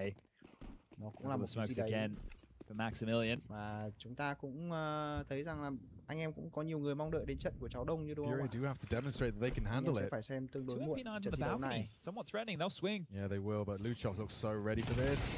Yo, doesn't matter. Oh, they nearly get both without a casualty. GGT just the last bullet before he goes down onto Yuri. They're following through with this. Yeah, Molodoi playing a very active AWPing position. Forward position does find Wasso on the edge of the Tetris smoke. Very uncomfortable for May, and he's got the bomb, does slink back. Doesn't want to overcommit with that bomb and lose the round right there and then. You're in a 2-on-4. As far as the information goes, you know where Keserato and Molodoi were. FURIA bắn cũng rất là ngang cơ nhau đấy chứ. Fallen, if he had all the info that both players there, you could have seen him just charge through and really close the door on this. He stayed over towards the B apartments. He's playing to contain and playing for info, so it's a very tough shot to hit. You can get that info and then get away, and they can rejig the CT setup. FURIA looking to get their first round on the CT side with a partial investment. And so you want to get double digits. So Fallen on this line. This is just for that info. Turn the X-ray off, you'll see just how difficult it is. Ooh. That's all it takes. Rotation's coming. The great migration of FURIA players are on their way, and that nade lets them know, yeah, we know you're here. Yeah, let's go. Let's party. Rotation through, 2 in the market side. Fallen even managing to do it on his own. Doesn't need the help, just moral support, I suppose. Let's go, Fallen. Not a good time for Fallen to find his first Không multi. phải Seven, một quả nết thôi, chỉ gọi là cầu đi một tí máu đủ để một viên Seven có mạng là được rồi. A lot of Đây là một fakes, tình huống but kia, tình huống đẩy lầu A. That's got to be a little prep move, right? Because they've swung off the utilities that A execute. They've caught the players in Palace with nades in their hands. And now they've put the money of 9Z into question if they lose this one. You've even got DGT with an AK, but Kevlar, no head armor. I guess less of a problem versus 3 CTs. They're running with out A. the AK. That's a nice start, but still the A side's been such a problem. Ooh, opportunity for Yakin to cut short. Max and Luchov combine. Now Palace successful. Hai quả nết tốt đến từ vị trí của ai đó. Lasso on the low HP. He just takes heads. Time after time, he's just guaranteed to fight. What is that? Straight bullet finds Yuri. Keserato, can you be the hero? Do something to get Fallen closer to that bomb site. They've got a smoke and a kit.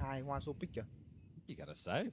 Oh, man. This is a treacherous pass. I think you just got to hold on to this, concede the fact that 9Z continue. I don't understand where these frags keep coming from. Huaso is so deadly. All right, just with the money about to be put into question for 9Z, they bounce back. They get to 10 first. FURIA, because they won on the lighter buy, there is extra cash. So a gun can be dropped across to Yuri. And they will have a full gun round. Thank you very much to the loss bonus. So this is going to start to force you to play heavier towards A like you did on that partial buy, right? Are you going to want to just challenge A ramp early, right? At this point, then other parts of the map become weaker. Do they channel through mid? Do they just go for a knockout blow, execute over towards B? Where do you sacrifice the defense? As Yanko says, you can't be strong everywhere. So you're going to have to pick your poison right now if you're FURIA, and this A site has felt very susceptible. Yeah, they tried that double Palace MP9 push. That's it. You're not going to go for the same move in a gun round, right? So you're going to have to go for something a little bit more.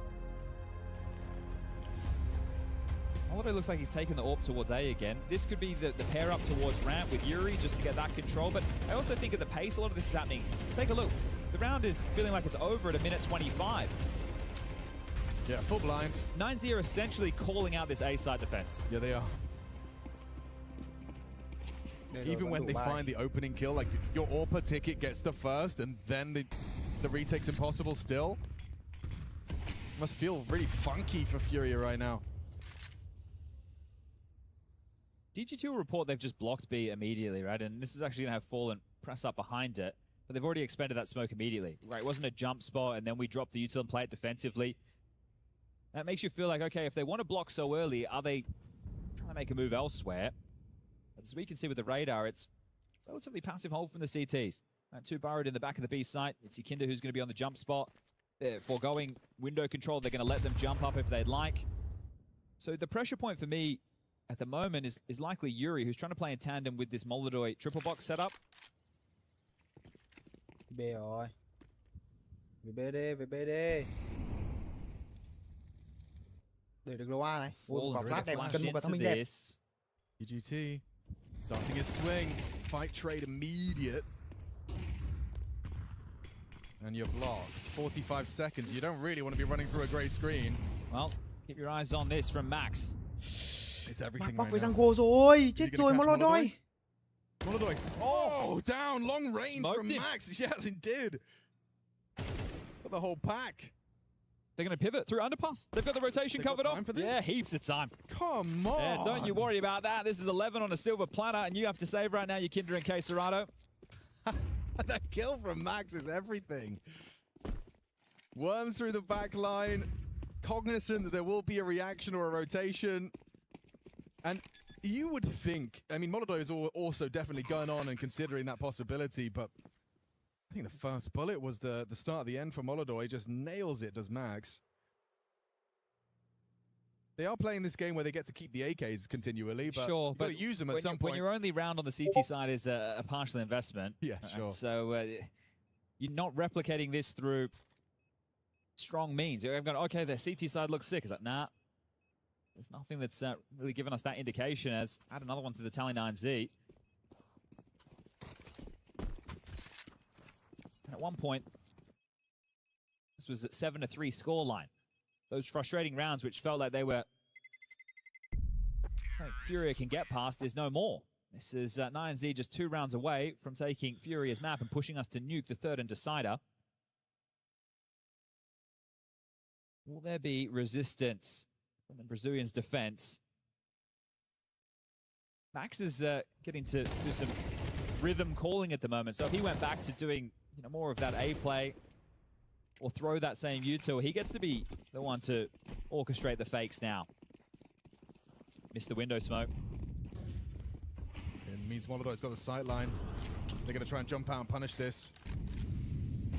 Smoke break, a boost erect. It's Yakinda that's going to be bouncing around. There's surely an opportunity for him here. Luchov's so aware, though. So quiet. The whole squad not looking at him. Oh, that's awareness on display. Hey, from DGT. Nearly 3. Queserato quick on the double. And look at Wasso. They were spotting on the pixel, anticipated the Orb's reaction and gets away with his life. Look at the bomb setting Max over towards B. He's going to call man to come and join him, and that means that Wasso just gets to be a nuisance. Yuri, we had the advantage. Wasso's taking him down. Ball's going to run into this. How far does he press the issue? Does he tug? No, he's going to swing. He is going to swing, and Max is ready for this. So ready. Oh. 2 HP. But the Orb's here. Do they pivot back? Wasso saying nobody home over towards A. You got plenty of time. The pivot is in. Mayan's going to commit in. It's all bad info for Molodoy. At least he's able to find the first of the 1v3 for free. Max is coming back. Max is coming back. This trigger discipline, this could be the redemption from Molodoy letting Mayan go. He's called his teammate. Oh! He's never going to do it again. I've decided for him. Twice in one map. Okay. Well. That little double take. That moment for him to process the information, like, did I just see someone staring at me in my peripheral vision? This one's gotten away from FURIA. It's going to have to be on nuke, I think. Yeah. 4 straight rounds just to draw us to overtime. And it's great from 9Z to keep it so quiet. They're not spamming the smoke. They're not throwing a lot of nades. They're making it, okay, we've thrown the mid util. FURIA want answers. They're fed up of being executed on, so they go forward and they walk into the trap. Round 21 could be the final round of this one. They were taking the A site whenever they wanted to. See if they can finish give it a go again. One more time. Yuri, Queserato present. The 4 members of the FURIA squad are in position. With Mayan gone, smoke spam. Yuri finds Wasso out Palace. They're starting to read this. They know what the flowchart looks like, and they are just tearing it up in front of 9Z. Couple back, DGT. Would have to go for all of them. Molodoy racks up the double. Okay. A sign of life from FURIA. Yeah, well, the Fangs are putting in a shift, right? Queserato 23, Yuri 18. If there's activation from Molodoy and Yakinda late, they can win 3 straight. DGT is the only one that'll be... Never mind, he can get a drop here.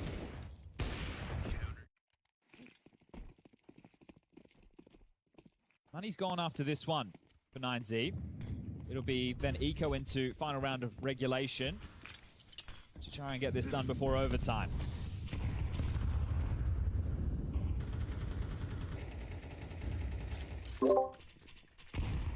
Hide your barrel. DGT none the wiser as to Queserato's forward position. How long does he hang around for, though? The smoke is fading, that flash premature, and he's just going to dart away. So they've foregone any mid-control fall, and we've seen him in this position a couple of times to limited success. Molodoy is going to try and flick between all these fights. Window boost established. EGT has no idea, but there's nobody on the other side, and Fallen continues to push. So info for him, stacked towards A. And it's going to be Queserato onto DGT. Molodoy's orb revealed and trapped up close. He goes in for the little dip, finds Max. More where that came from, and actually damage inflicted onto Luchov, saved by the concrete. Just buy time for Fallen. He should come and sweep this under the rug from underpass. Yeah, he's got Yakinda window as well. So the door is locked. Forward the only direction you can go. Safe pathing as well, sandwich centric. Wasso's found Yuri, so now that opens up the avenue for a potential 3-on-3 with Queserato's ticket and Fallen. Ooh, just a reaction headshot. He was looking the wrong way. Furia fighting for their lives for that 2-0. Into a 1-on-2. Luchov doesn't have the health, doesn't have the help or the bomb. All the time. Then again, Fallen is low. The Glock can finish him off with one single bullet. Fallen holds on. Well, you said a little late resurgence from someone. It's Fallen that goes from 6 frags to 8 in a must-win round. Still got dicey there, didn't it? Yes, So trying to fight their way out of that 9Z. They are going to have to take the eco now. Big catch from K Serato. Good info play from Fallen. The kills are nice, but definitely securing the fact that it was going to be a finish towards that A site helped out a lot. And now it's just a couple of deagles, but don't forget that first half where the deagles came in and Nancy won a big one. So we should be seeing every round of regulation. Just a question mark about that overtime. And do you, if you're 9Z, next round, just go back to that A execute? It would be tempting, wouldn't it? Tempting. The one time it really didn't work was just those 2 frags from Yuri and K Serato through smokes. So it's just the one flash and go.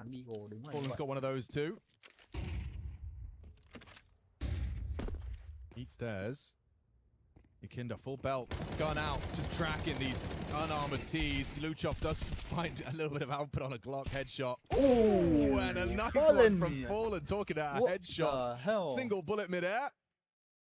A clay pigeon shooting right there from Fallen. Okay. Well, I'll take your time out. You may as well, Bit, on the mic. They're still sweating right now. It's double Orps looking to be a response right now from Furia. One haven't for Fallen, seen it one for all Molodoy. Game. Yeah. Been limited in that regard. It's so tempting just to go back to that A execute with how much success you've had from it. But then you've got Furia as well, who know that they've been hemorrhaging rounds, so they want to try and give that a go. Having Fallen on a secondary AWP, if he gets boosted towards B apartments, they can post him up and then leave him. Just depends on the pace of the rounds out of 9Z. Well, we're into the freeze time.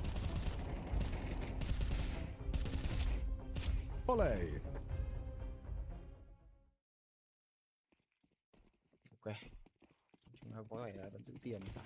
The A play. We'll smoke mid. Con, window, top cap. What is this? You haven't done this all game. Last round of regulation, a 2-man lower push that Max is responsible for. Just started walking forward. He was unprepared for that jump scare, but info flows. You know, 2 CTs preoccupied on the B side of the map. No reaction through that Palace smoke. They were tempted. You're too disconnected. Your mid players aren't close enough to contour up through. Right, it's Luchov in mid. You have to reset. Are you anticipating K Serato? Underneath his crosshair. Slinks in undetected towards ladder. It's good space for Luchov. It is. Be able to call the rotations if they're too cumbersome with the sound cues. Yuri now noted towards ramp. Knows Wasso's got a bit of a penchant for the Palace position. He's putting in a shift as well. 25 kills deep. How many more can he get? The hurry up and wait right now from 9Z. Well, they just allow Luchov to search. Util mobbed in.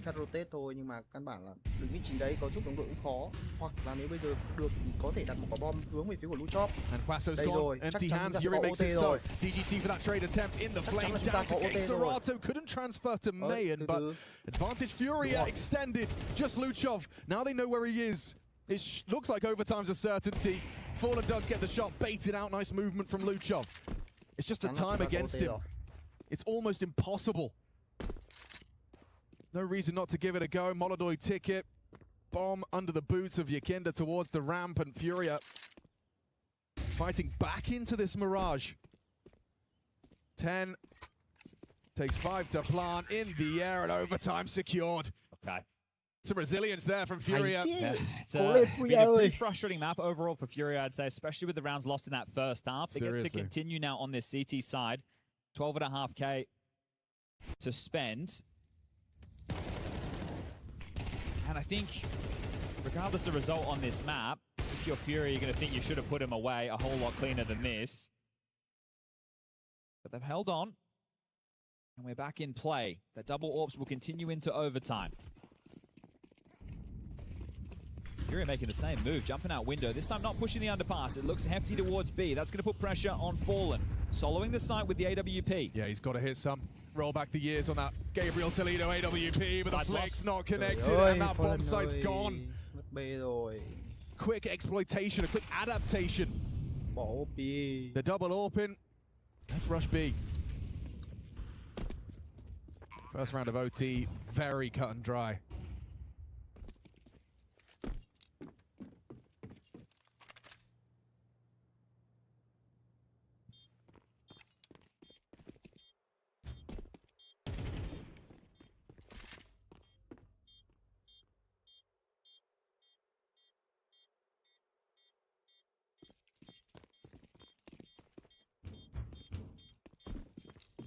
Xếp thôi. Tách thì cũng như không khó vào, mất hết súng.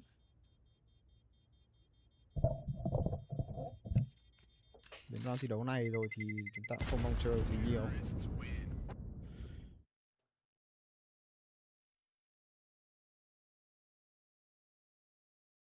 Those saves just securing that if they want to continue to run double AWPs, that they'll have the money down the stretch. But it looks like falling straight back in with the M4. Hits that shot, maybe you can start having a conversation about the rotation getting there in time, but otherwise the setup from FURIA is a misread, and Max calls them into a winning position, 13-12. Magic number of 16, 15-15, we do it all again. Straight across top mid has this rapidly. Playing ahead, making sure they're not just executed on A. There's another flash, and there'll be another swing. That's a Basso peak if ever I saw one. That situation well. Kinh quá, trời ơi, mấy con kinh ấy. You need somebody from FURIA to draw you back into this. Trời ơi, will it be a multi? Người rồi. Playing around the smokes. Càng ngày càng trôi, khả năng cao chúng ta mất FURIA He wants to have rồi. a bit of a look. Vision will be denied. Window smoke, then a palace exchange. Aceras is going to eat this flashbang if he's not careful. Completely booked. Nice shooting. DGT double. He's not ready for Yakinda walking out of smoke, jumping out the window, but the A site is lost. Yeah, that's more like the DGT we know and love. Yeah. She found a good moment. Well, you got to give this a look. And he will. Fallen does catch a back turn and finds a freebie onto Luchon, full blind. Fallen's caught up to Yakinda in the fragging department now. It's just the two of them trying to find that way back in. And there's Bayan sticking around on site. He is that insurance policy. I guess Yakinda's going to try as hard as he can to bring that AK through to the next. Accepts defeat on this one. Two rather convincing 90 rounds to start us off in overtime. Indeed. Yeah, they've got the money, right? But can't buy that AK. So Yakinda will retain it.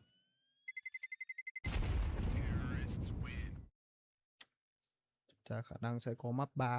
A fast B. Methodical A. FURIA need one here before the swap of sides. Ooh. So nice, we saw it twice. Yeah, Masa's been great. 4-1 in openers, 7 multis. On the other side, it's Caserado, 6-1 in openers and 8 multis. So yeah, fair. He is putting in a hell of a shift, and it might be all for naught here on Mirage. Like you said, one round though, keeps the conversation flowing.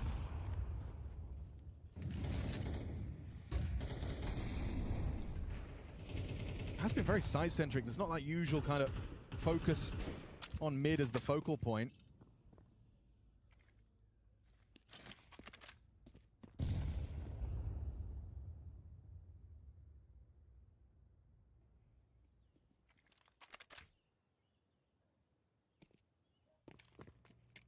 now going for more of a 4-man alien again, but this time it's going to be Molodoy tasked with AWPing over towards B. One operating as a rifler in this one. A little bit of damage done there from the HE. And works his way in through Palace with the AWP. If he can get trained on jungle, chance for a couple of fights. Khó nha. Oh, Yakinda times that well. Impacted him with the incendiary. Kwasso's on his warpath. It's chaotic. There's money more where that came from. He ain't got any bullets. Hasn't got any life as Mayan tracks him nicely. We need to be able to get an unconditional plant though. Không được chết. Looking like it's free. On down. 3 on 4. Yakinda put on the floor by Neodorp. That's fallen, and Keisaratu back in, and Max disconnected from ramp side. And 1 versus 3, they have no info on Max. Worried about the lurk. He slinks out. We'll play the Tetris angle, looking for that one tap onto Fallen. I'm sticking. He's getting a bit sketchy now. Doesn't find the lethality he would have hoped for. Now that defuse, he can just hold it, just sit on it. 5, 4, 3, 2, 1. We got a round for FURIA. Okay. Hard fought. Really liking what I'm seeing from 9Z. Sides, and just a reminder, if you missed the first half of play, FURIA were calling a lot of fakes. Right? They were outmaneuvering 9Z. The type of rounds that they were losing were frustrating post plants. Lost around to some sharp deagles.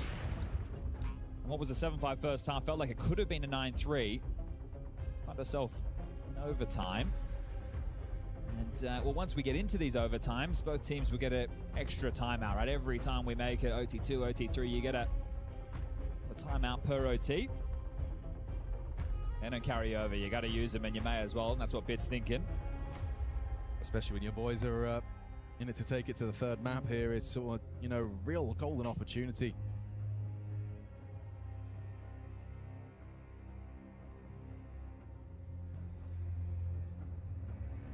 Dust 2 lackluster. Mirage the opposite.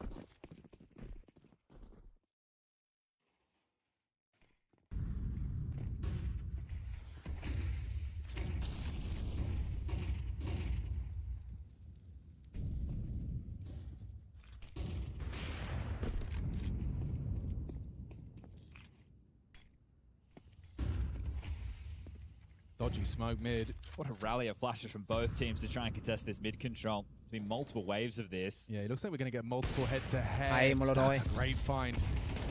And the swing from DGT for that clawback retreat. Successful. Molodoi couldn't find it.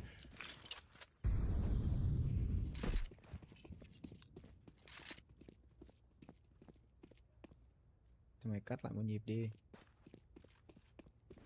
Well, there's a finish. Bắt được cả hai ông. Ui, nhưng mà Hoa Sopic. Chúng ta có Hoa Sopic đây thì khó rồi. Hoa Sopic. Hoa Sopic. Hoa Sopic. Đây là Hoa Sopic. Đây đừng vào chỗ của Hoa Sopic. Ôi, may thế. Keisaratu. Tốt, Keisaratu. DGT còn định bắn cương nữa. Thôi xong rồi. Looks like Mayon's been summoned. But here's the thing, right? Because it was so fakey in the first half, fake. DGT knows it's not going to be A, but they've still gravitated away from this. So you're certain it's not A, right? The fact that nobody's close and the Utah's there, you know it's a fake. Yeah, Max has been warned. DGT reveals it. And maybe you go con to A now, right? Because of that position. No, up short into B. Time, 20 seconds. It's not going to be easy. Max is in such a good position. Only the one. Trade necessary from Yuri. Oh, and Molodoi's caught DGT, but it comes down to this. With 13 seconds left, he's got his nades out. Mayan sits him down in the Orb rivalry. That one feels good for 9Z. Yeah. It was up for debate the whole time. Yeah, Mayan's had a couple of nice moments, hasn't he, on the Orb? There's another one to add to that tally. Okay, just one more round to break through to take us to Nuke. That one's for free. Great clawback from DGT, starting to come alive. Important from Keisaratu, but the fact that DGT was here as well, they knew it was the fake, they knew what was up. Max gets his. Celebrations, they're all let out. Still alive and kicking. Sid's turn. 2 rounds, that's all you need. Tried to be fakey with it, just like regulation. You got caught off guard this time.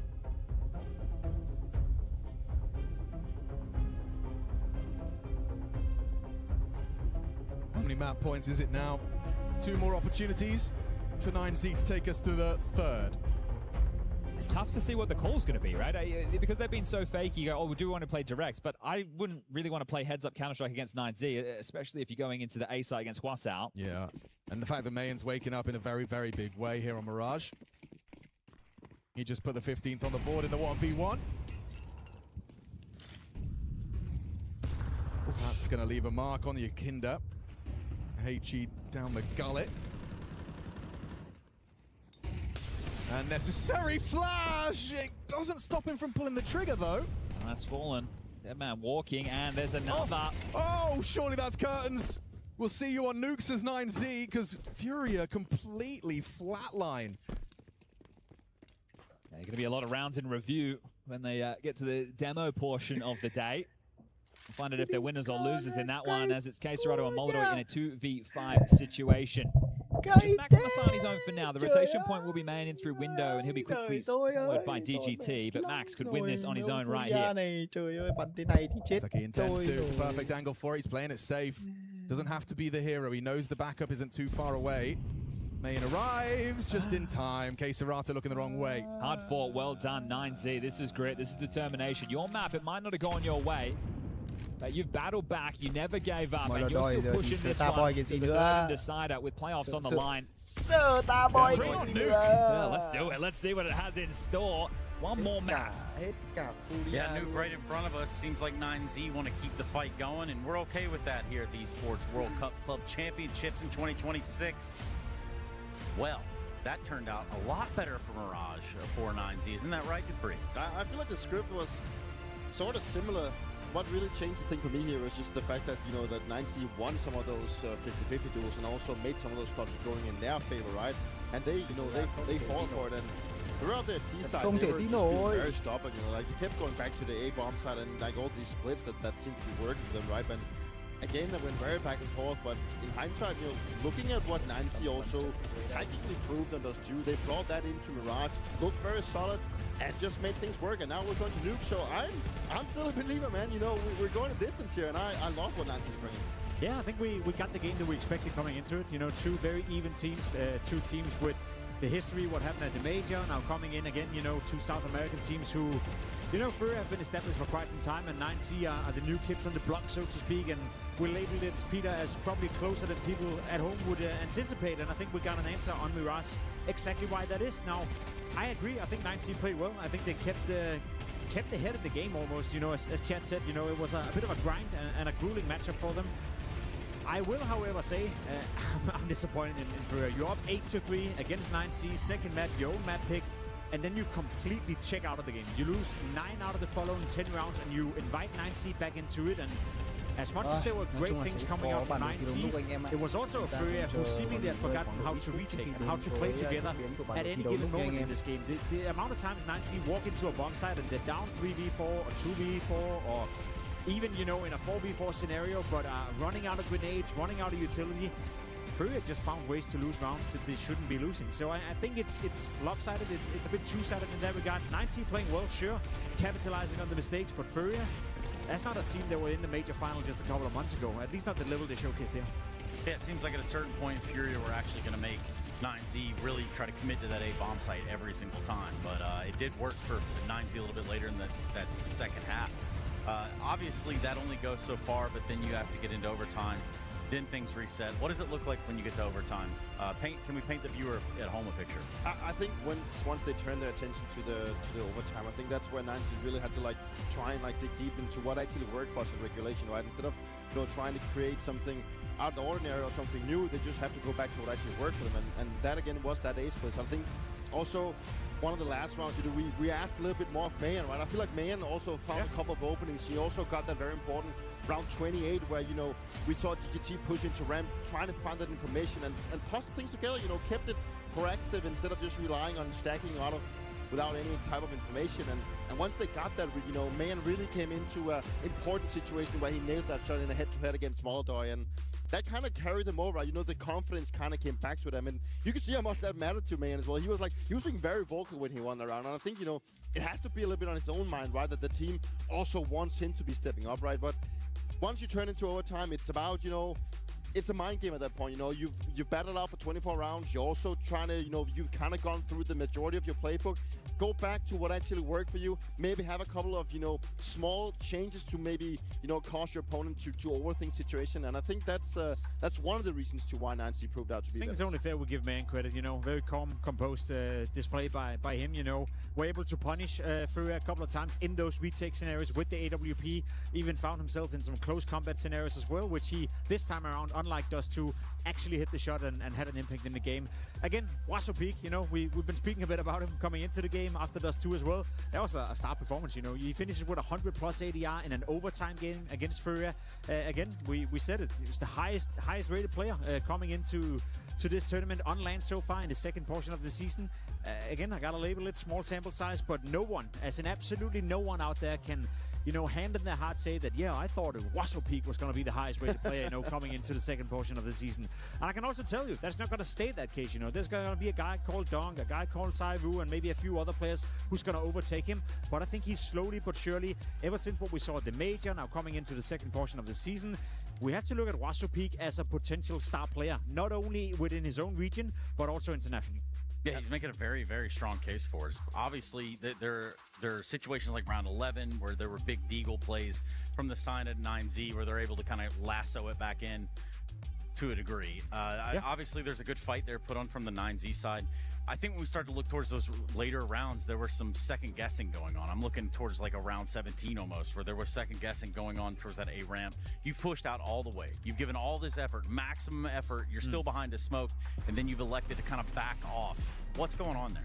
I mean, it was one of those rounds that I'm sure we'll go back to and look at, you know, because I agree with you, Trace, in the second half, there were many instances and many rounds where FURIA had a good opportunity. The problem for FURIA is their answer on the CT side, Peter, was constantly to push for information. It felt like every single player, whether that was Fallen in B-Apps, Yakinda on A-Ramp, Yuri for that matter, in Apartment from time to time as well, every single player from FURIA felt uncomfortable, dare I say it, on the CT side, that they felt they needed to push for information. At no point was the answer to just sit back, wait, and trust in the retake, because that retake weren't really doable for them. That didn't really work out, so it was kind of laid out for them to some degree that it wasn't necessarily a good CT side. We see it right here again, you know, the aggressiveness coming in from Yuri, catching a nice timing, two players go down, trading back and forth, they're winning it out. Molodoi coming in with the AWP as well. You find yourself in a 4v2 scenario, and that's very winnable for FURIA. Look at the economy as well, right? There was a 5-7 on Fallen. He's over here on B by himself with a bit of backup over in Kitchen,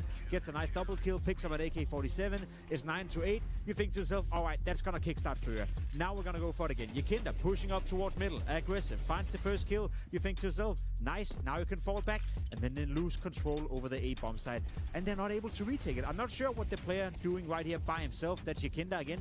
No need to do that. You could have waited for your team. You had plenty of utility, you had good positioning, and then they just get picked off one by one by one. This, to me, Peter, was the round where they lost the game. Had they won this, they would have forced 90 into another eco. They would have established a bit of economy themselves on the CT side. But retaking that A-bomb side was out of the question for FURIA. They felt forced to constantly go for another duel, constantly try to find information, and I think there was a clear-cut evidence of them not feeling comfortable on the map. Well, the evidence is pretty much laying itself out in real time. Last map of the series, Nuke. How are we looking at this now that we've gotten to the very, what could be bitter end here of the road for 9Z? Has anything changed for you, Peter? No, I'm still on 9Z. Why would I back out now? You know, they just won Mirage, you know, so there's no way I'm going to be backing out right now, you know. It's always like this with the third map, you know, and also with how this series has evolved, I feel like it's very even, you know. It really just comes down to who gets the opening kills, because I feel like from Dust 2, where 9Z got a lot of good openings and they managed to get a lot of good situations, they just didn't salvage them.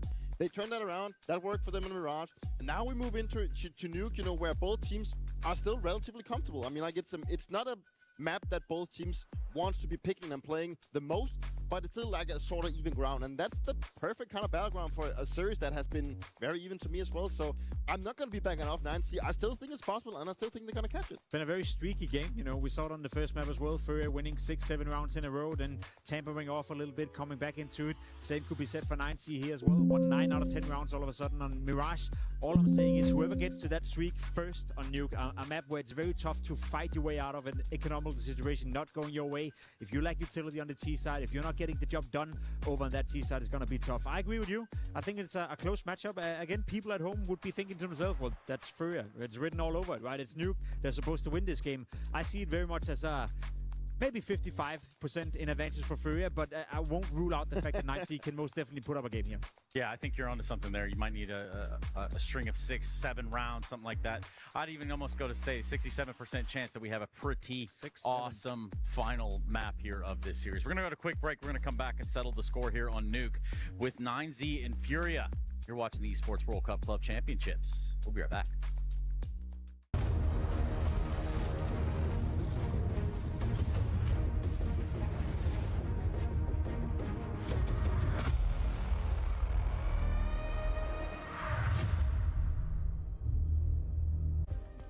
Play is in our DNA. Whenever we let it out, it becomes our superpower. Now imagine an entire city being built to supercharge it. Kadir City, powered by Play.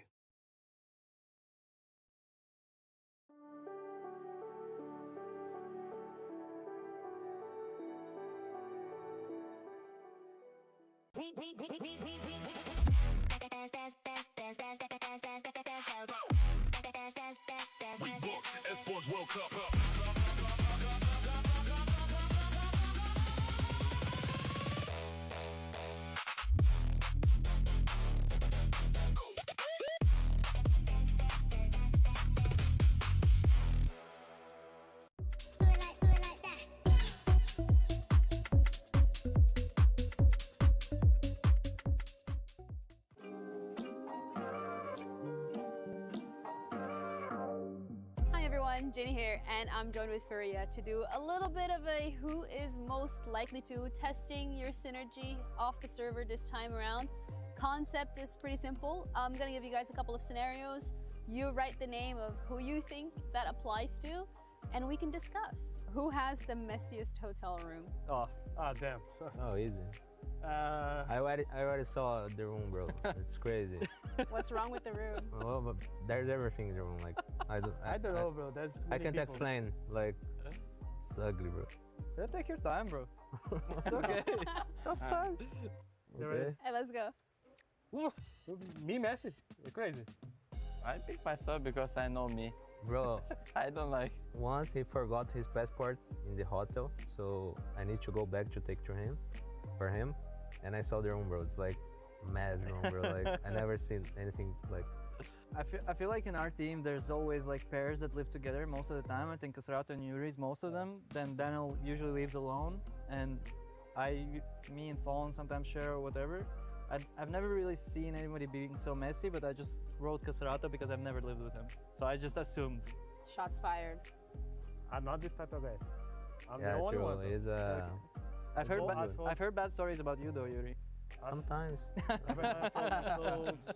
All right, who's most likely to survive a zombie apocalypse? Bro. That's funny, actually. Bro, it's definitely not you, bro. That's actually funny. It's definitely not you, bro. It's definitely Me? Yeah, bro. Bro, You can I say whatever you love want, bro, movies, bro. Everything. Watch is the difference, bro. Watch is different. Yeah, bro. Nice, Maddox. You're right, bro. You're right. You know why I wrote you? Because you're playing 1.6 zombie servers. True, bro. Since I was kid, I love like apocalypse. Huh? How it's help in life? Bro, because there's things that you saw that in the real world that's gonna work. You know that I had to shoot the head. Yeah, there's more things, but I love this kind of maybe me, yeah. Who did you put? Well, no one, bro. None of us. None of us, of course. Maybe. Yeah, depends how is the zombies. The Walking Dead zombies, easy to survive. But if it's a fucking World War Z, impossible, bro.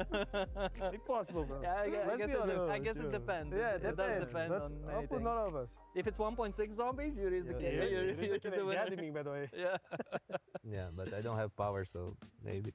Who is most likely to sleep through their alarm? Yeah, all of them is him. Always Jay-Z, late, you know. TikTok, all the night. How many hours do you have on TikTok per day? It's not many hours. Not many. Yeah, Every time yeah. I see you in the phone on TikTok, bro. I think 4 hours per day. 4 hours on. 4 hours, but the speed he scrolls is insane. He's just like not even looking at them, just scrolling. Scrolling for what? Do you watch in like 1.5 speed? No. No. If he's not on TikTok, he's on Twitch. Watch some streamer. Twitch, yeah. True. I think 10 hours it's Twitch, 1 hour it's TikTok, and When do you crack? He doesn't. Watching Twitch. Yeah. That's it from us for today. Thank you guys so much for joining. This ain't no regular thing. I came for the ring, you know what I mean. You see my name in the lights, better get right, champion.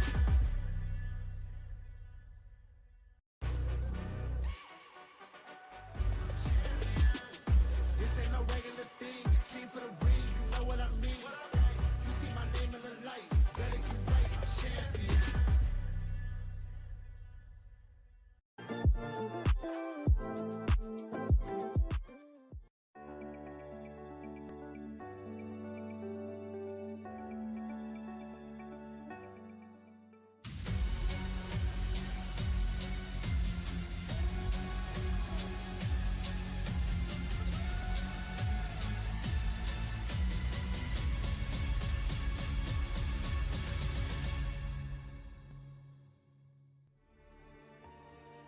It will be playoffs for the winner of Nuke. We've gone to the third here between 9Z and FURIA here at EWC. The last of the upper bracket games coming to a conclusion on the third. Didn't think we would require it after the first map. FURIA taking 9Z's pick at Dust 2 rather convincingly, and then a bit of a brawl on Mirage, heading all the way to OT.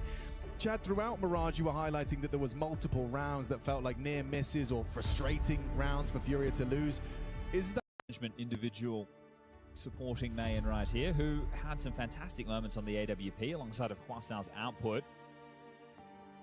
Hwasao's had an MVP this year? Yeah, at XSE. I think just the rundown of the positions to expect these players to be holding on the CT side. You are going to have DGT as your outside rifler, Mayan as the AWPer. You're going to have Luchov as the doorman, Man is the top anchor, and it's a little bit strange, but Max is the ramp player. And the reason it's a little bit strange is because he's the in-game leader. Yeah. It's one of the positions you can read the map from the least, so you need to put a lot of reliance in your rotation players, which is going to be Mayan, which is going to be Luchov, and of course DGT, who up until the dying stages of Mirage was relatively quiet for his standards. He had 7 kills on Dust 2. They lost that map, they got owned, but 14 kills on Mirage. He really started to have some impact as the game went into those dying stages, so he's going to need to be able to deliver in big time, because outside he's going to have to tussle with players like Yakinda and Moldor, who are going to be looking for space. You'll have Yuri outside as well, supporting from top silo. Caserado over towards lobby, supporting the pressure and lurks, and then Fallen throwing a lot of nades. And I guess usually with the in-game leader, it's a nice player to look at on the T side to see, okay, what smoke balls are being thrown, and then where does he find himself, what type of rounds they're looking to unfold with. I mean, so frequently, we, over the course of these first 2 maps, you've seen the places Fallen, puts himself. It's CT side, I'll play long. Mirage, I'll play B, and I'll jump spot, and I'll try and block. It's Fallen has definitely took a step out of the limelight to try and set up these talented individuals that he's surrounded by. Well, I said it's unusual for your in-game leader to play ramp. Once we get to the side, Fallen does the same thing. He does? Right, so that's when you have a player like Yakinda, who he's done a little in-game leading stint before, right? He obviously understands the macro very well, and he's an aggressive rifler. You want to put a player in a position like that, because if Yakinda is filling the game, he's the type of guy that can win it for you, whether or not it's the frag distribution, but it can be the calls and understanding the flow of the game. Yakinda is a gem. The way that certain players talk about the game, you can hear it in interviews. They have a high-level understanding of how things unfold. It looks like everything is sorted now, so we are just making sure everyone is comfortable and ready for this final map of the series. The loser will not be eliminated. They will go down to the lower bracket tomorrow, and they'll play against Magic. Ok, chúng ta cùng lại quay trở lại với trận thi đấu giữa FURIA và 9Z. Vừa rồi thì chúng ta đã có một map thi đấu Midet vô cùng căng thẳng anh em ạ. Tôi cũng thấy rất căng thẳng. Tôi cũng rất mong chờ sang trận thi đấu của Spirito.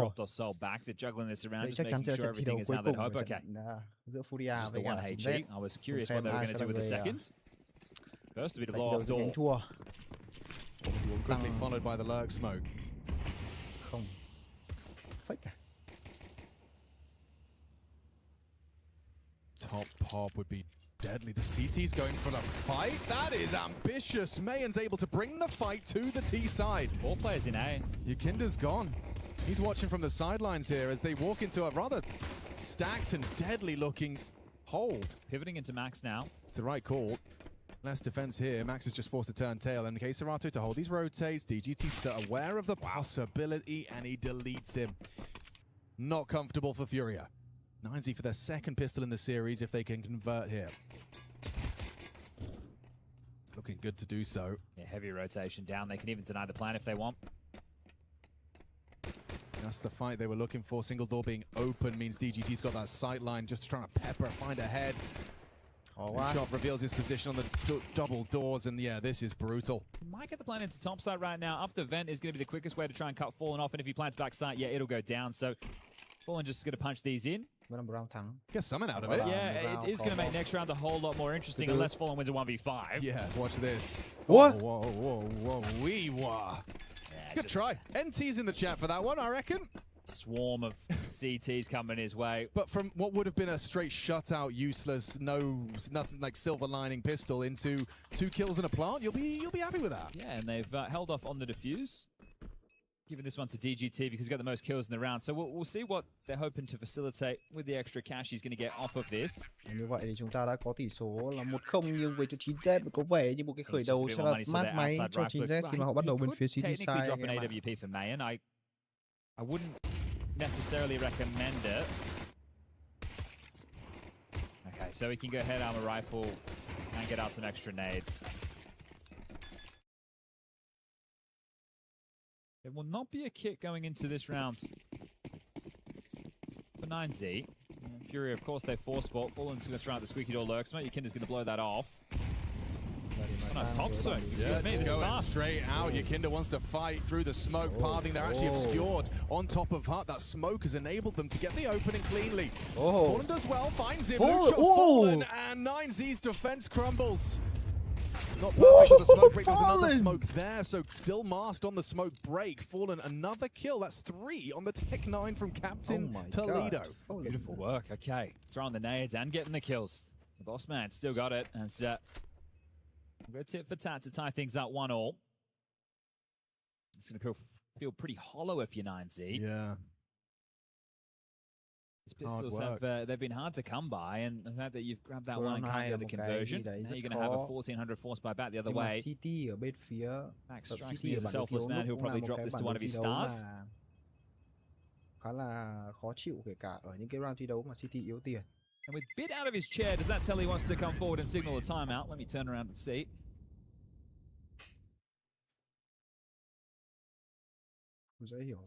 No. He's going to let him have it.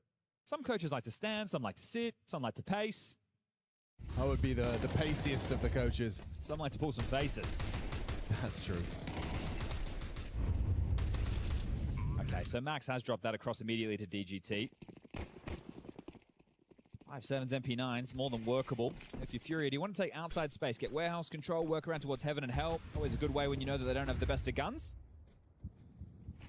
This is quick on first timing yard cross. Smoke. Not quite perfect. Bit deep on that. Well, Luchov's rotated down already. Khá là cay. He's got an awful lot of company. He also does have a 5.7, so it's the kind of range you could get that instant headshot if you nail this. Just like that, Yakinda. Down to the 5.7, and he slinks away. Opening frag provided in this force buy. And no over-rotation from 9Z either. They're not falling into any traps. Going back into that top site, Keserato searching. He's been spotted by Luchov, relaying the information. It's Yuri with the bomb that is anticipating the reaggress. DGT, the only M4 revealed. Max is in dark. Ooh, you overlooked this completely, Yuri. Yes, you do. You're caught lining up nades. Positionally sound Counter-Strike out of Max. Oh, and Molodoy's bell rung by Wasso. Keserato, the double kill necessary. Both of them here, gets the info, but now a very uncomfortable clutch for Keserato. How does he choose to play this? Once he could run heaven, he's a deep single smoke with 20 seconds left. He's kind of in trouble. Cognizant that it's unlikely they'll push that smoke, but it's not impossible. Wants to close the door and go for the plant. No risking it. Risking it. It's the right call. They partner up, both double doors side. Keserato got to try and swing to win. Onto Wasso and Mayan. He's putting it off. This would be one hell of a clutch. Keep FURIA in their winning ways. He steps up. Leaves with 4. Massive save of the day there. It looked like it was going one way fast. Keserato, the bailout. I think that's another one for 9Z. Just gotten away from you there. You could have had the force by wars going back and forth, especially after this opener. Another one for 9Z. He was the man on that Deagle round. Back on Mirage, gets the opening kill. This was great. Max got there just in time. And he dipped in, did make a sound cue, but they weren't close enough to hear him. And that one's good. Oh, standing ovation from Fallen. Yeah. He knows how important that one was. Well, Keserato was putting on a masterclass in the last map as well. 2 digs, a P250, a 5.7 and a USP for Mayan, who wants to bring out the AWP into the next round. I think it's going to be possible with the 2400 loss. Yes, he's happy to go the glass cannon.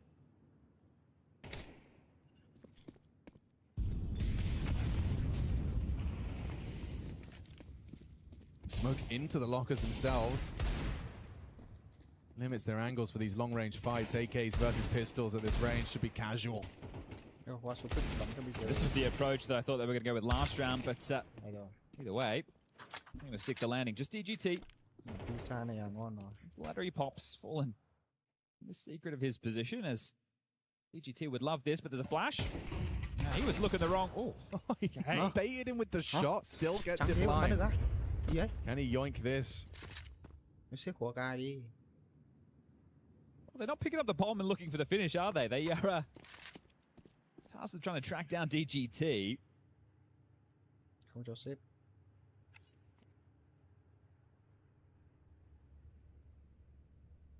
Safety first for FURIA.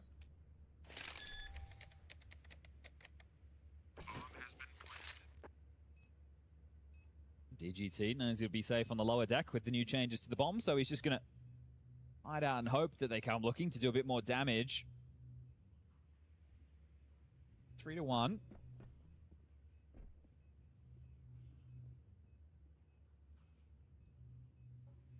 As I just peer down the other end of the hall, we can see that Gigi Howe and Aurora on that secondary stream are just starting to get into action.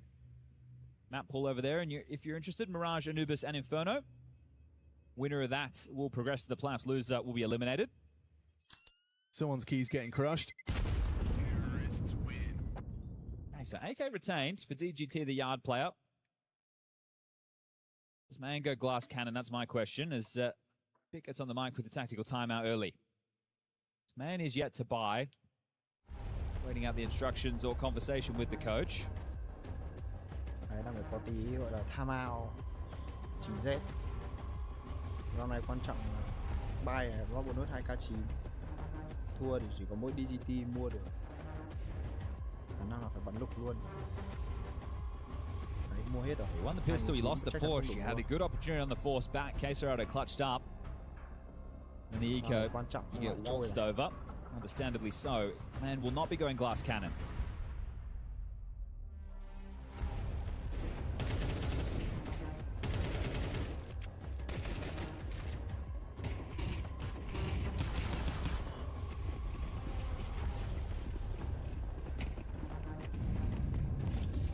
Restarting with a very clear intention towards the lobby. Yeah, I'll try and pressure in-game leader at max here.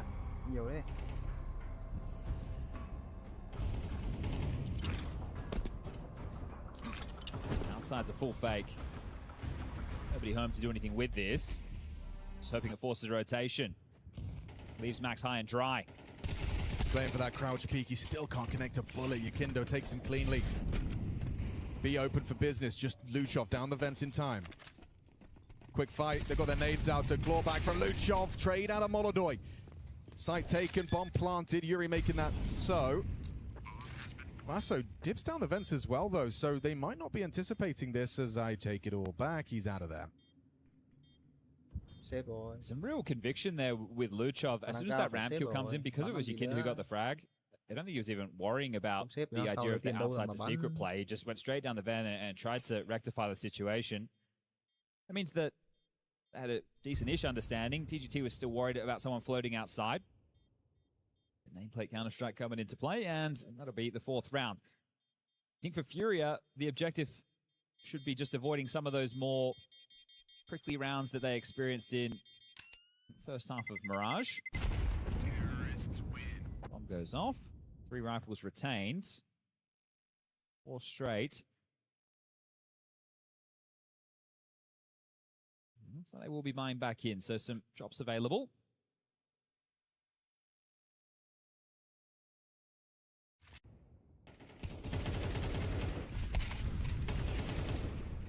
Just watching the juggling of guns coming together. Luchov is going to operate with the MP9. Max is going to get it at 4 for ramp. And Quasar still with that Famus. Whoa, that's a very intimidating molly thrown out towards the Tetris boxes from Quesarado. A smoke on main would have DGT panicking as well.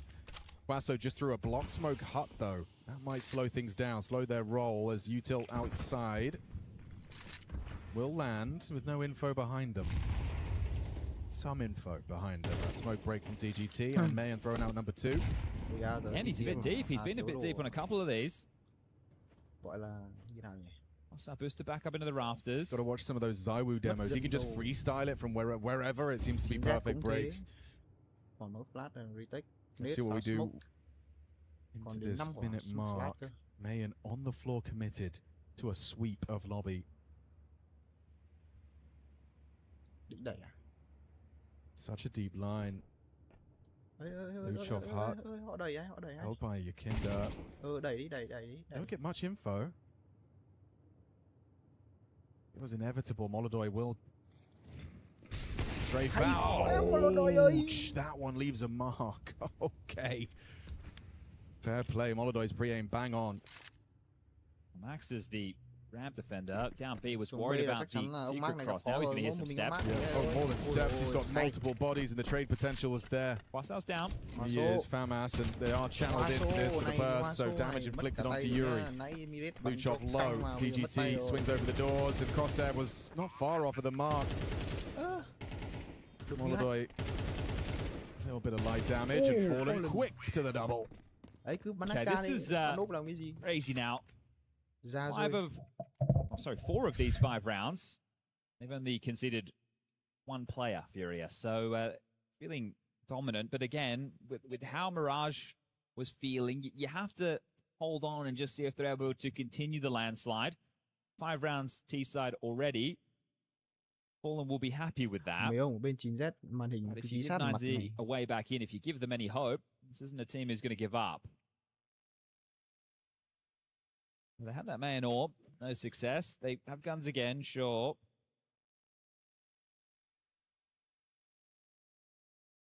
Just winning the pistol and losing the follow-up, you can see they're just in a tailspin. These full buys aren't to come by as second tactical timeout has subsided. 2 FAMASes. FAMAS on your yard defender and your doorman. It's like, ooh, those are 2 of your key rotating positions, 2 key positions that we fighting yard, main, outside.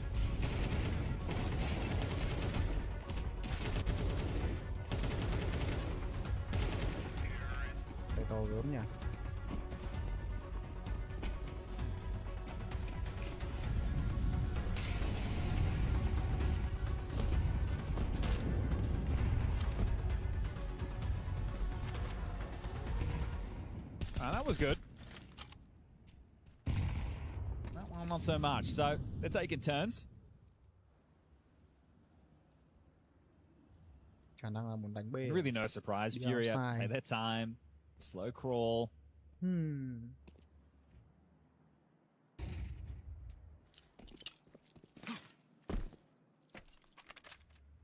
Lockers smoke. Main smoke.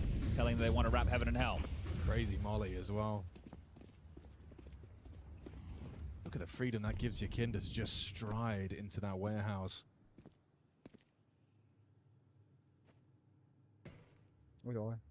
Yuri up close will have heard the heaven climb from Mayan. Supported by Yakinda's angle, they can close the gap. This is tough. They've rotated 2 players down B, so top side needs to hold strong on its own. I think Fallen's calling a bit of a masterclass here on T-side nuke.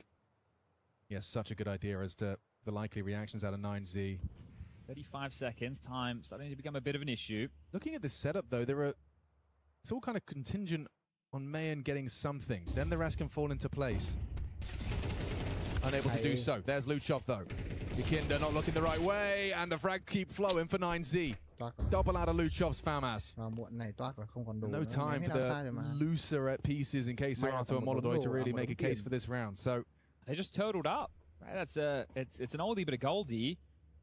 Not again when you lose space, you're seeing teams who want to try and push in and take something back. They've just gotten confident as Serato is going to do damage. Oof. Chance for another frag was available there as well. So he's going to limit the finances of 9Z still. Space was there. Yeah. But 9Z just stuck to their guns.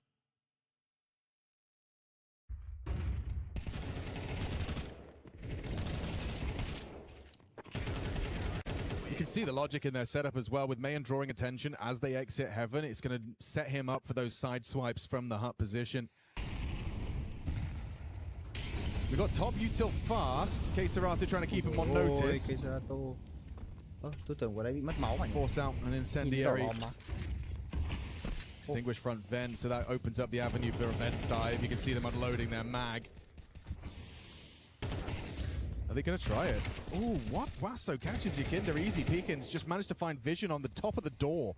And K-Serato's down too. Quasso, huge impact to start. The only MP9 and it finds two. Cảm giác rất là... Molodoi, down to Max. Hey, Puzizo. 9Z are stabilizing. Cảm giác bắn rất kinh ấy. Mấy quả bắt tham minh như kiểu hack luôn với cả đục đẽo các thứ. That one solo adventure has fallen. Outplay what? DGT should have him here. Oh, there you go. Spotted and removed. It's just Yuri low on HP. Now, it was a good patch of rounds from FURIA, right? The force by win, they're able to rumble 5 straight. I was talking about how dominant those rounds were. And throughout that, it meant they were able to build a lot of cash, but you can still squander it before the half is over. Really be careful. Molodoi with 10k. Núp trong cái lồng sắt này rồi. Yikinda is going to need a drop. Hết cứu. What's going on here with Yikinda down the end? Maybe just in a bit of deep thought. This will be the third round for 9Z now. And yeah, big stuff from Hwasao. They've continuously denied that top heart molly, right? We've seen that extinguished several times. They really want to keep that real estate. It's good to enforce that it's not a given, that you don't need to be clearing it. Slow into this round as 5 staying alive will fill 9Z with a bit of confidence. Not only can they recover this half, they can still take the lead going into the break, right? This is 7-5 half on the table. You just need to go flawless from here on out. And that would make up for the forced by loss in the second. Khó nha. You are content if you're FURIA, but momentum plays a big role. You don't want to allow them just to string consecutive rounds. It would have to be 6 straight into the half. Nice little bit of movement from Quasso and awareness as to K-Serato's tendencies. I think they need to start taking this outside space, FURIA. They've been very lobby-centric, hoping that they're forcing rotations, but they've been given the good graces to actually play off of the yard space. It's just being given to them. Yeah, it is. A couple of half-hearted grenades, and that's about it. And no man AWP to try and make things a little bit more difficult. Yikinda pulls the ripcord just for a moment to avoid that spray. Luchov tasked with acknowledging the potential down secret. Orp spots May in towards the vent. And Luchov does depart. They're not sold on this. This is good. This is a crunch on lobby. Good work from Yuri. A nice trade back. So 4-on-4, but about the minute mark, it's Luchov versus K-Serato up next. Clean headshot. Mayen's rotation pre-aimed perfectly. Don't you dare. You peek at your own peril. Does so. DGT able to trade though. Max and DGT. Both on this A site. Peeking in and instant deletion of the... Oh, it's just the 1-2. Attention drawn. DGT profits. Yikinda arrives to the scene of the crime. And they might just do it again. Same play. Playing off of each other so well. Down the vents, the play. You're right, Chad. If he mollies behind him, he can just run in and plant, but they don't know he's down here. They're going to start understanding in a second. So molly vent, they can smoke it out and run at him. And that's exactly what they'll do. Extinguish and charge. Yikinda, what can you do? Slam the door shut. You've got about 5 to 10 seconds to make your decision. Never mind, they swing it open. Needed that from Max. There's only 3 HP in it. He's going to be really upset when he sees just how low Max was. Brutal. A huge clutch. Makes it just a 1-round game. And you talk about momentum, Chad. Rounds like that is what builds it. Yeah, this is starting to look a little bit like Mirage with some of the rounds they lose. They have advantages. They walk into these stacks or setups, and you can tell that they're not expecting with the reactions when they go down. Some unique mid-rounding out of the CT side of 9Z. Yeah, they're not dancing to the beat of the drum right now. It was very fakey on the Mirage T side from FURIA. Again, I was discussing the fact that the money will get whittled down quite quickly, and that has already started to unfold. Fortunately, that means the loss bonus is also ticking up with 3 consecutive rounds.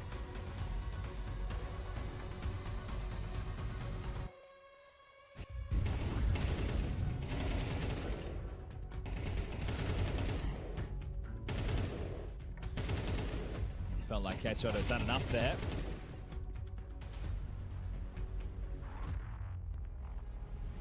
Man does have his orb now. Molodoi the same.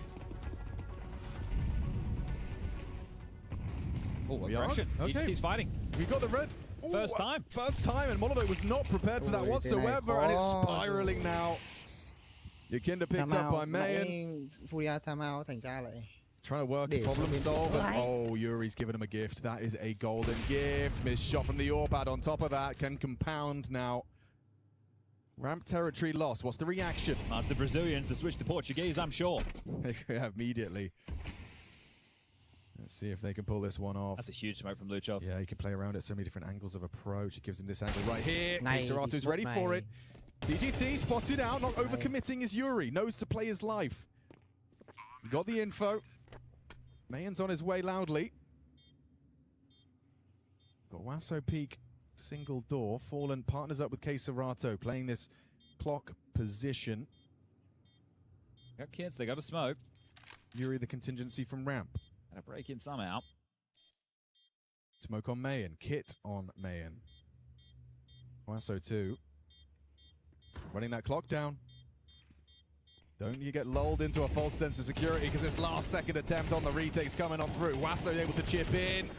It's a clutch from Cerato. 3 kills deep. Again, all 5 from the Fangs. High impact from Cerato, keeping FURIA in it when they need him. All right, well, they have 6 as a minimum before the time break, and I think Nines are just going to contest these next 2. First time they've gone for anything really aggressive outside, and it was a great call. Look at this. 5v3. That's, you know, I was talking to Poi the other day, and that's almost exactly what happened to Poi, but he was literally in the middle. He wasn't even Makes no sense. Right, and Mzinho just bopped him. I could justify it or understand it easier with the tucked in the corner. What a rally of you two. Yakinda ready to dive off of main. Okay, you know, it's got DGT to trifle with. Will he catch him with his nade out? As he throws that incendiary, that's the cue. Yakinda takes it. First blood, no trade attempt.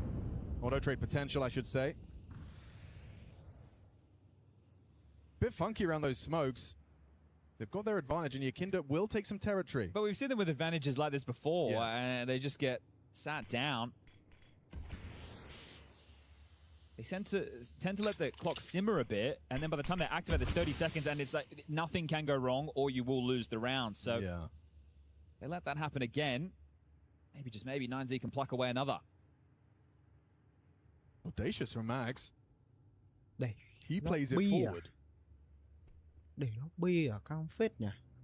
This is what I'm talking about. Again, 45 seconds, nothing's happened. They're waiting for the CTs to move. Vào thì không kịp, kiểu gì cũng bị quay này, tổ quay này. Vừa set đồ xong là họ đẩy này. Luchov burnt out. Hay, Luchov gần chết rồi. Hay quá, Fallen ơi, em có lửa hay quá. T-Roof, Wasso's got the angle though. Put down, Mayan back sight. To 2-1-2. Here we go again.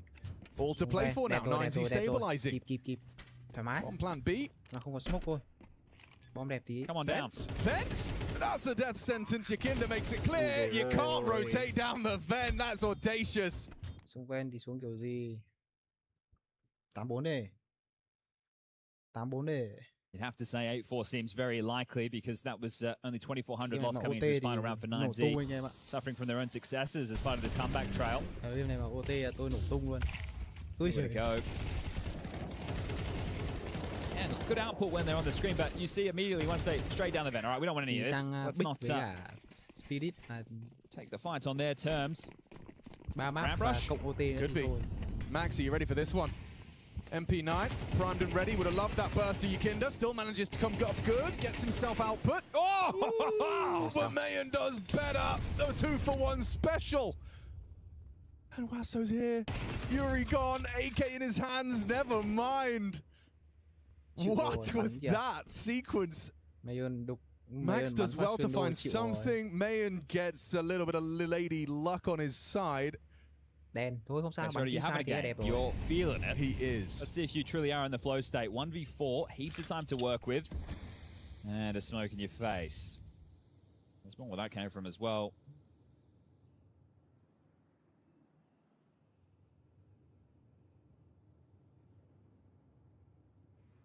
Anticipates with all that yard space that there could be that flank, but They're playing this one by the book. They've got the bomb and just one to worry about. Now they know where he is.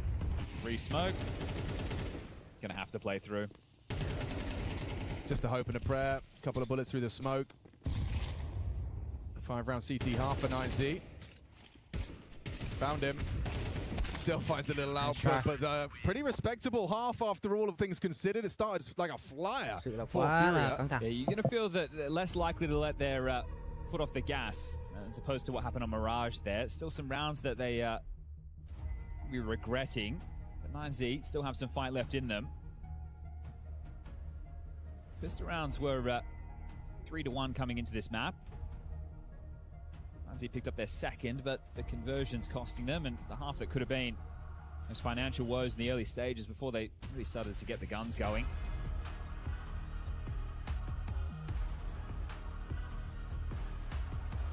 You can avoid the extra day of play tomorrow, why not? More time to optimize and review. Whoa, crazy. Fallen and Molodoy's heads lining up. Yeah.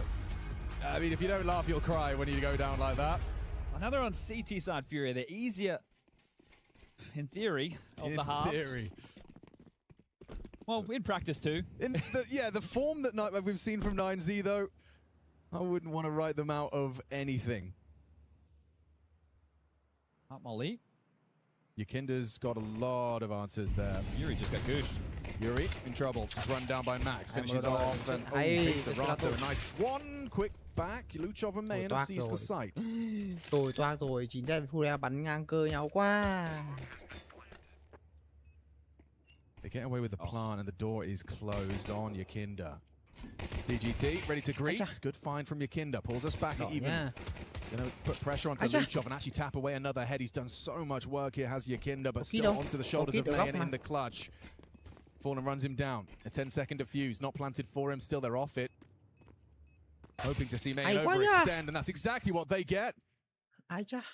Very well done from Yakinda there. Those are two very tough fights. Obviously, swinging the door open and winning that first, that's where he really should have been stuffed in the choke. But it's the second. It's making sure that he slows it down and doesn't commit to the fight too haphazardly. So double there for the Latvian. Draws them up to 8. But with the bomb going down, we will see a force. Yeah, this one, just taking his time. At that point, swarm the bomb and get themselves a 4th pistol of the series. 2 Tech 9s, Mac 10 for Hwasao, and 2 Galils. See that door blown off, but is it lobby-centric? Is it outside wall smokes? Top go. Flash and go, and the self-flash converts. Serato ran out of ammo. Bought enough time. Molodoy arrives, as does Yeki. And they're sent back to spawn. Nico now. You can see a bit of a pop-off there from Fallen. I mean, just converting upon that, knowing that they invested. When you start saying, oh yeah, they had Kevlar, a little wave of relief washes over FURIA's ranks. Especially when you consider the force buy from FURIA in the first half was that. Racing straight down into that A site. And Fallen got a triple kill on a Tech 9. So reflections of the first half, but FURIA should be set for 10. Yeah, it's a great series from Serato, isn't it? I know in that last map, they were unable to convert off of his brilliance, but right now, he's continuing to put in a shift, and that is quick, that is spotless, that is clean and easy. Just 3 more rounds, securing the playoffs. Let's see if they can get there with ease, or if 9Z have another win. I wouldn't call it their second win, might be 3rd or 4th at this point. At this point, I think you're right. Is it a windy day?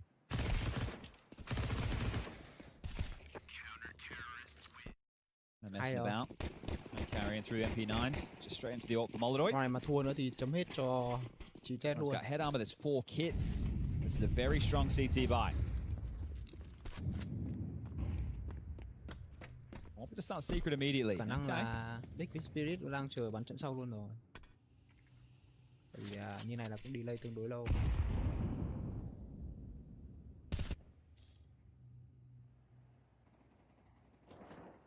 Just Luchov in yard and he'll be tugged.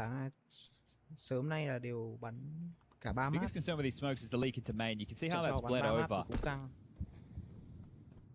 Gonna pull K-Serato's attention for sure.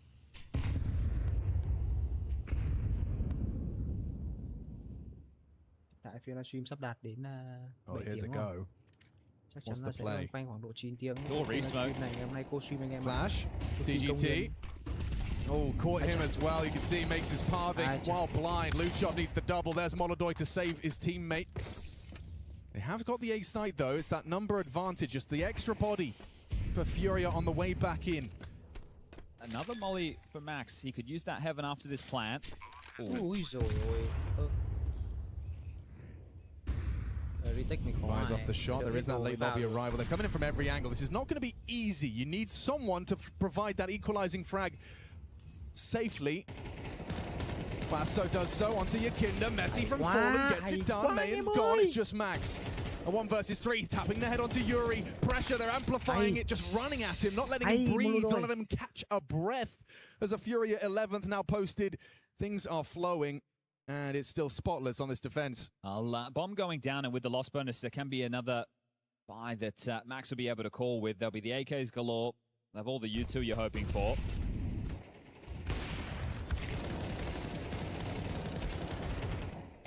Great under pressure there in the final moments. Molodoi not overstepping. Being a nuisance, making sure he's there with his teammates to be able to trade out on that. Đấy, như vừa rồi đấy, cả H này, cả Heaven lẫn Mini đều có người. Gọi là vào chung từ phía đấy.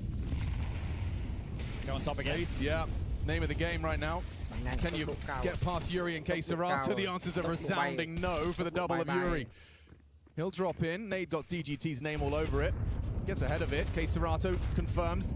Gap is closed. Pressure now with the molly back sight. How do they handle this? Not well. K-Serrato and Yuri collapse to the spray of DGT. One back from Molodoi is a big one. 2v2. Fallen's out. Cheeky. Underneath him. Trades easy. Luchov in the clutch in the 1v1. Molodoi last seen main, and he's actually anticipated this exact move. Read him like a book. Too easy, just booked, and a nice start to their campaign. Good poise from 9Z, right? They lose 2 players to Yuri up on the rafters, but then once they get out that door and have the space, that moment of poise to throw the molly back sight does make things a lot easier for DGT. Just here, there's no real room for them to stand. Totally trying to keep up the intensity, just assumes the plant's going to come through. There's still money for FURIA as well. They lose this one. 9Z can start working on a comeback. Into aggressive yard. Support a Molodoi who let's have a HE to help outside if there is a smoke wall. It's in the air right now.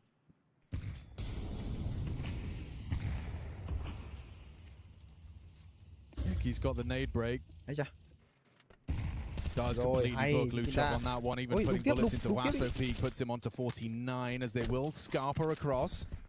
More damage onto Wasso. Last bullet as he rounded the corner, so it's 3.5 men. Well, they're much quicker than Molodoi anticipates. Yeah, you're right. Much quicker. Yeah, he's already in the blind spot. It's an easy pickup for DGT. A bit of a misplay from Molodoi. Fallen.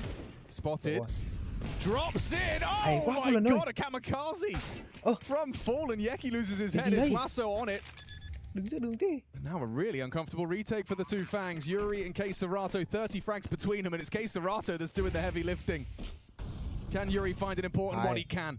With Max gone. DGT's position now noted on the taps. Double swing. There's Yuri again. It's just up to Wasso. He's been tagged up by Yakinda. Không, chính xác là 6 máu, một viên duy nhất là sẽ nằm đến từ vị trí really realistic. They have overlooked the possibility. K-Serrato's looking elsewhere. And that was the healthy member. Wasso's got one step. Backside plant, just sit it. Oh, he wouldn't dare. No kit. He wouldn't dare. No kit. Oh, and just enough time. He's got to pick it up. This is going to be close. I'm not sure. Is it a comeback for 9Z?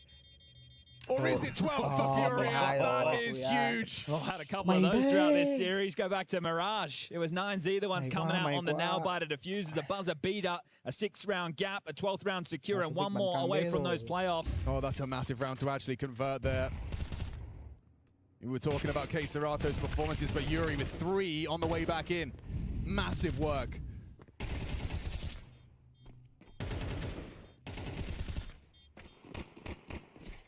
Wasso pick.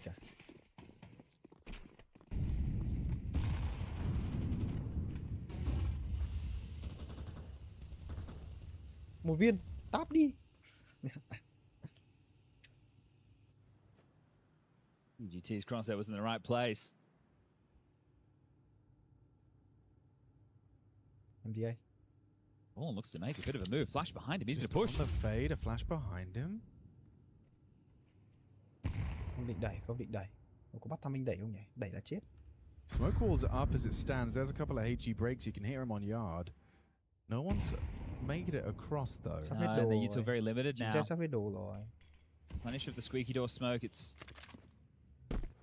extremely difficult to see how they meant to whir into this. Limited space. Molodoi susceptible to the pre-aim of Max here. Ooh, does very well. Finds himself the headshot. Keserato overlooked. A wide swing from Luchov. 9Z. Counting on these three. Chưa phải dấu chấm hết. Want to see another round of play. Yuri, a bit of a contingency here. You can see him hiding up towards Mustang. This is powerful. Góc kia là một góc khó check. Vị trí Y đang đứng ở đấy. Yuri. Yeki back sight. Yuri bắt buộc phải có một mạng là ít. Gets the jump spot onto Mayan as well. So now that's going to bait them in. Đây rồi, đẹp rồi. Yuri. Đây rồi. Wasupic nhìn thấy Two more Yuri. to go. And Furia are off to the playoffs. Twasso and DGT disagree. Cái gì đấy Fallen ơi? Wait, đừng lên. Plant. Hay. Lùi.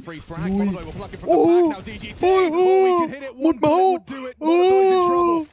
What do you do? Respect the flames, strafes away. 1 HP versus 14. Mỗi ông một viên là đi. Playoffs at stake. Bắn. Relocation. Molodoi. Yeah! Molodoi. We end this, bro. 65 kills over the series for Keserato. A standout performance in the last two maps, but that'll secure it for Furia. Yeah, Fury, go ahead and lock it in right there, and that is the step forward that they were looking to take against 9Z when they loaded into the server. I can assure you that much. The Group D upper bracket semifinal has been decided. It is Fury going into the playoffs. And Jacob, how about those apples, buddy? How about those apples? There was a good performance coming out for Furia here. Nuke again.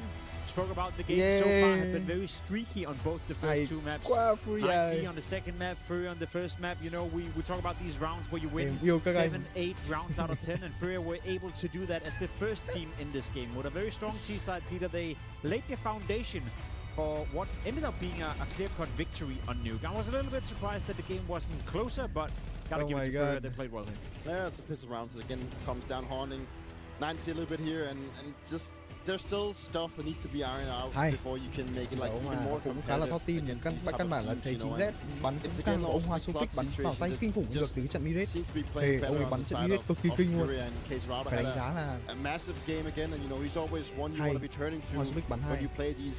Massive tournaments, like if he can show up in the fashion he's doing in this game, then you're definitely safe. And it's not even just Keserato showing up statistically, right? Like we're talking about impact. He's felt in the server when he gets in there and he's able to activate and be a tool for the team. From a team perspective as well for Furia, it's a great way of winning Nuke, because one of the biggest issues I saw in Mirage was the lack of cohesion, the lack of synergy between the players, especially in the retake scenarios involving the A-bomb side. I feel here Nuke, all players were gelled well together. Very good trading, very good spacing. In general, they made the playing field very tough for 9Z. In order for them to win rounds, individuals from 9Z would have to, do more than was expected from them. They would have to get 2 kills in a scenario where it was not likely to get 2 kills. And that's down to Furia making the playing field and really using the spacing and using the bodies in the game to their own advantage. So, as much as I disliked what I saw from Furia at stages on Mirage, I gotta give it to them. They turned it around here in Nuke and looked like the team that we know they can be. Yeah, they look in control throughout Nuke, and that's good sign right moving forward. Now they've locked in playoff as well, and let's just be honest, it would have been quite the disaster to have yet another of the elite teams dropping into the lower qualifier, so the lower bracket right with you, with the facts of Mouse being there now. You also have Vitality, and you also have Spirit, right? So, it would have been pretty ridiculous. And we have Yukender, I say we, I mean Freya does. What's up? I do indeed, yes. Congratulations, Yukender. Furia now through to the playoffs. Took a little bit more time than maybe we anticipated after what was a pretty fast map 1. What are your initial emotions after knowing you've made top 16 at least? Yeah, I mean, of course, the basic minimum is done, and it feels, of course, nice. It feels also nice that this was, in our eyes, like a confident run. Mirage was a little bit unlucky in some moments. I feel like in key situations we kind of forgot some things we agreed on, and that's why it was kind of couldn't close it in a way. But Nuke was very comfortable, super performance from Caserato, and everybody looking sharp, and that's the main good thing. Yeah, let me, if you don't mind, dive into that, Mirage, just a little bit more, because it was the opposite way around from last time when we saw you at the Cologne Major as well. Was it just down to you guys, in your opinion, you guys making mistakes, or did 9Z switch up anything to catch you off guard? Well, last time against them we lost this too, and I feel like we've done a big amount of work on the map, and we had an opportunity to maybe ban this to kind of leave Ancient open and whatever to for this game, but we decided that the only way to become better on a map is to actually play it a lot, and we gave ourselves this opportunity to play this 2 today, and I'm glad we won it. Final question, just looking forward to that top 16. We obviously have seen Falcons, Mouse, G2, today NAVI making it to top 16. We've got Vitality and Spirit still battling it out in their lower bracket games respectively. How do you rank FURIA amongst the teams that have already made it? Where are you placing yourselves?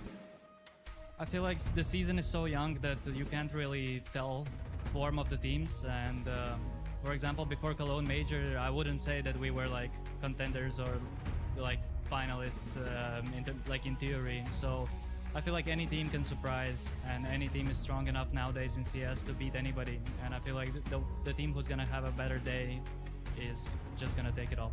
Well, thank you so much for your time. Once again, congratulations to FURIA. That is top 16 at the bare minimum here at the Esports World Cup. Yeah, the 2026 King of Content, that's him, Yakinder. You should go check out his Instagram. He's doing some pretty wild stuff over there, and by that I mean just a lot of effort. Jacob, you look perturbed, man. What did the guy say? I mean, nothing. We did say something. Kind of the issue. Now, I get where Yakinder is coming from. You know, Counter-Strike these days is a lot about the day-to-day form, as you like I forgot about that one. To call it. But I think it's fair that Yakinder is being honest with himself and honest with FURIA. They are one of the favorites still. They're not the favorite to win the tournament, but they're still in contention to be, you know, making it to the semifinals, to maybe even make the final like they did in Cologne. And as he said, you know, yeah, this season is young, but it's not like you forget how to play Counter-Strike over the course of a 2-week break. So they're still one of the teams we expect a lot from. And, you know, I get it. From Yakinder, you just want to put away the pressure. There's no need to talk yourself up or say something that you may regret later on, so I'll do it for you.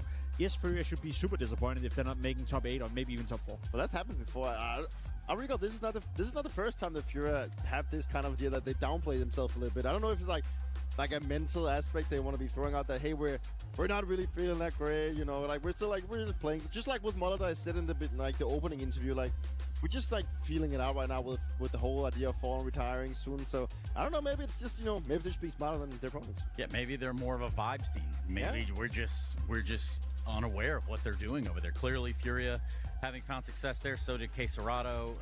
Good clutch and lower really early on in the first half.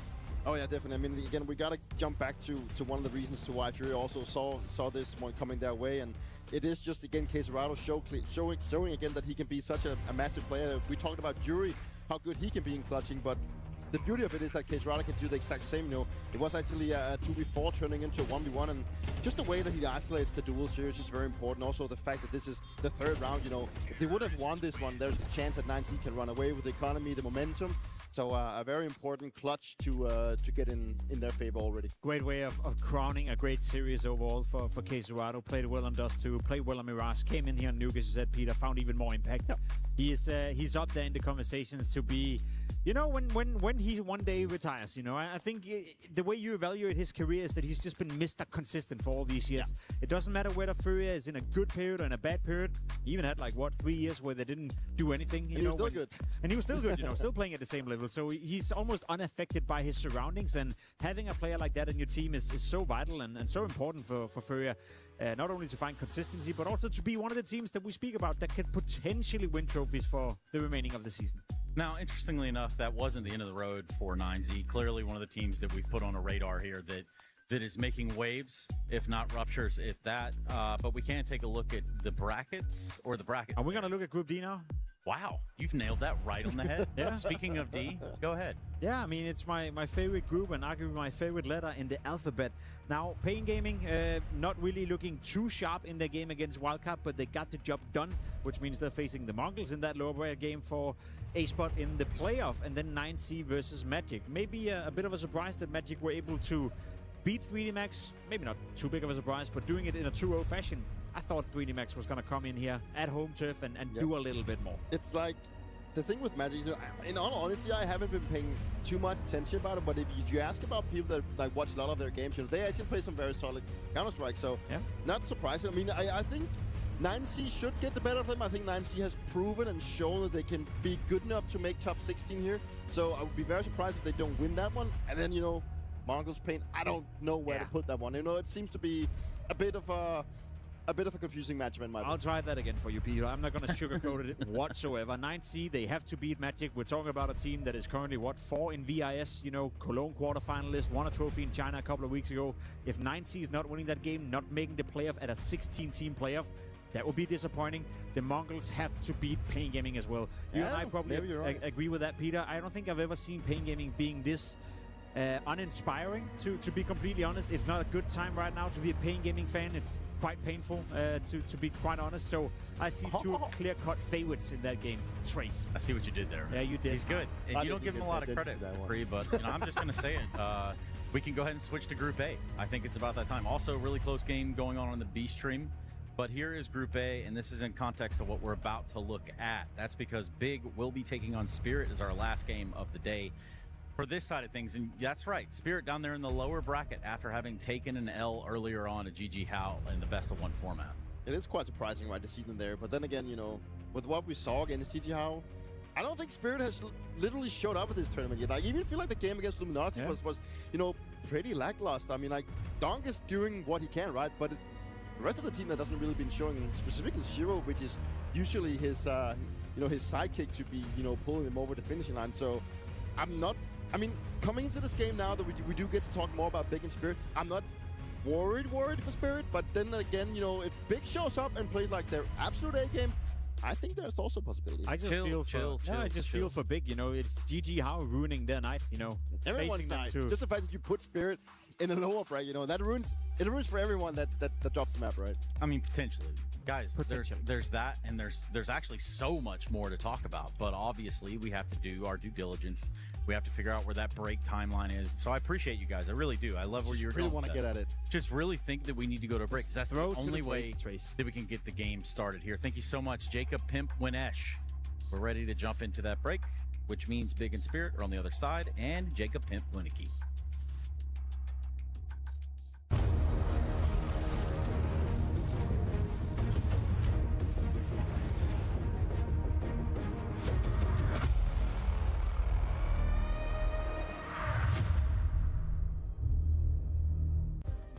Play is in our DNA. Whenever we let it out, it becomes our superpower. Now imagine an entire city being built to supercharge it. Kadir City, powered.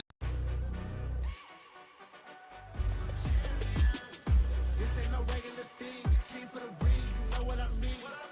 You see my name in the lights, better get right, champion.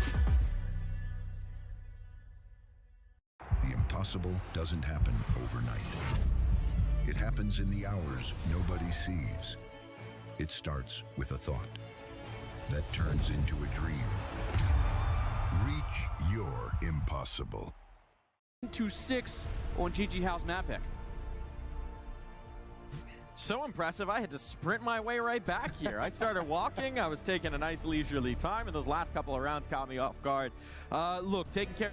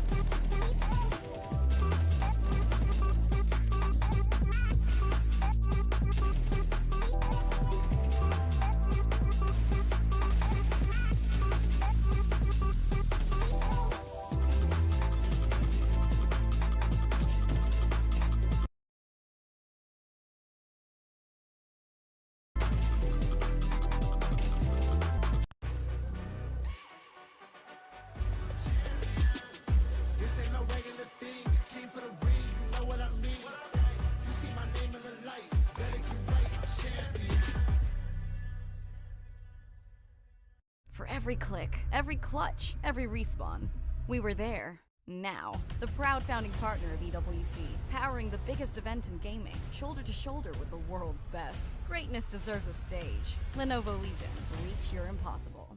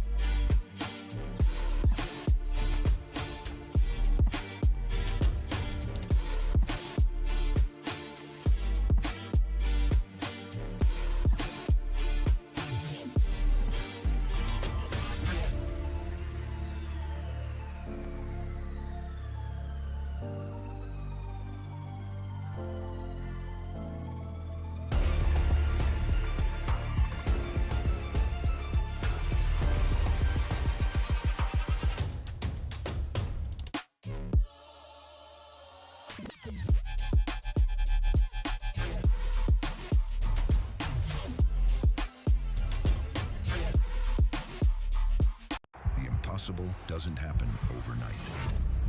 It happens in the hours nobody sees. It starts with a thought that turns into a dream. Reach your impossible. We were there. For every click, every clutch, every respawn. We were there for the years of grind, and we're here. Now, the proud founding partner of EWC, powering the biggest event in gaming, shoulder to shoulder with the world's best, making history. Greatness deserves a stage. Lenovo Legion, reach your impossible.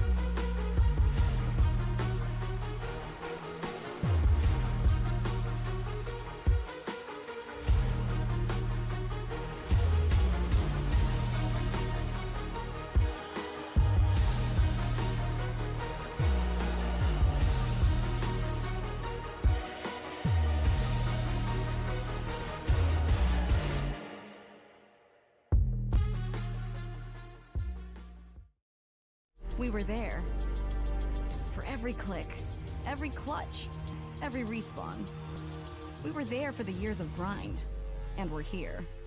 Now, the proud founding partner of EWC, powering the biggest event in gaming, shoulder to shoulder with the world's best, making history.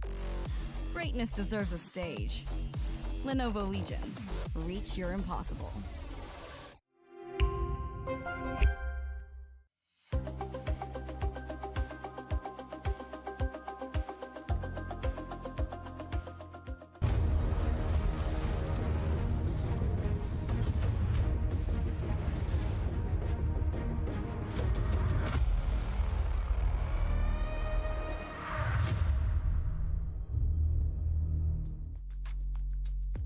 Group A lower bracket semifinal. Spirit are the overwhelming favorite on paper, but both teams arrive with reasons to question the simple ranking story itself. Let me welcome you back to the Esports World Cup Club Championships. We're about to witness a big take on Spirit for a playoff qualification or bust.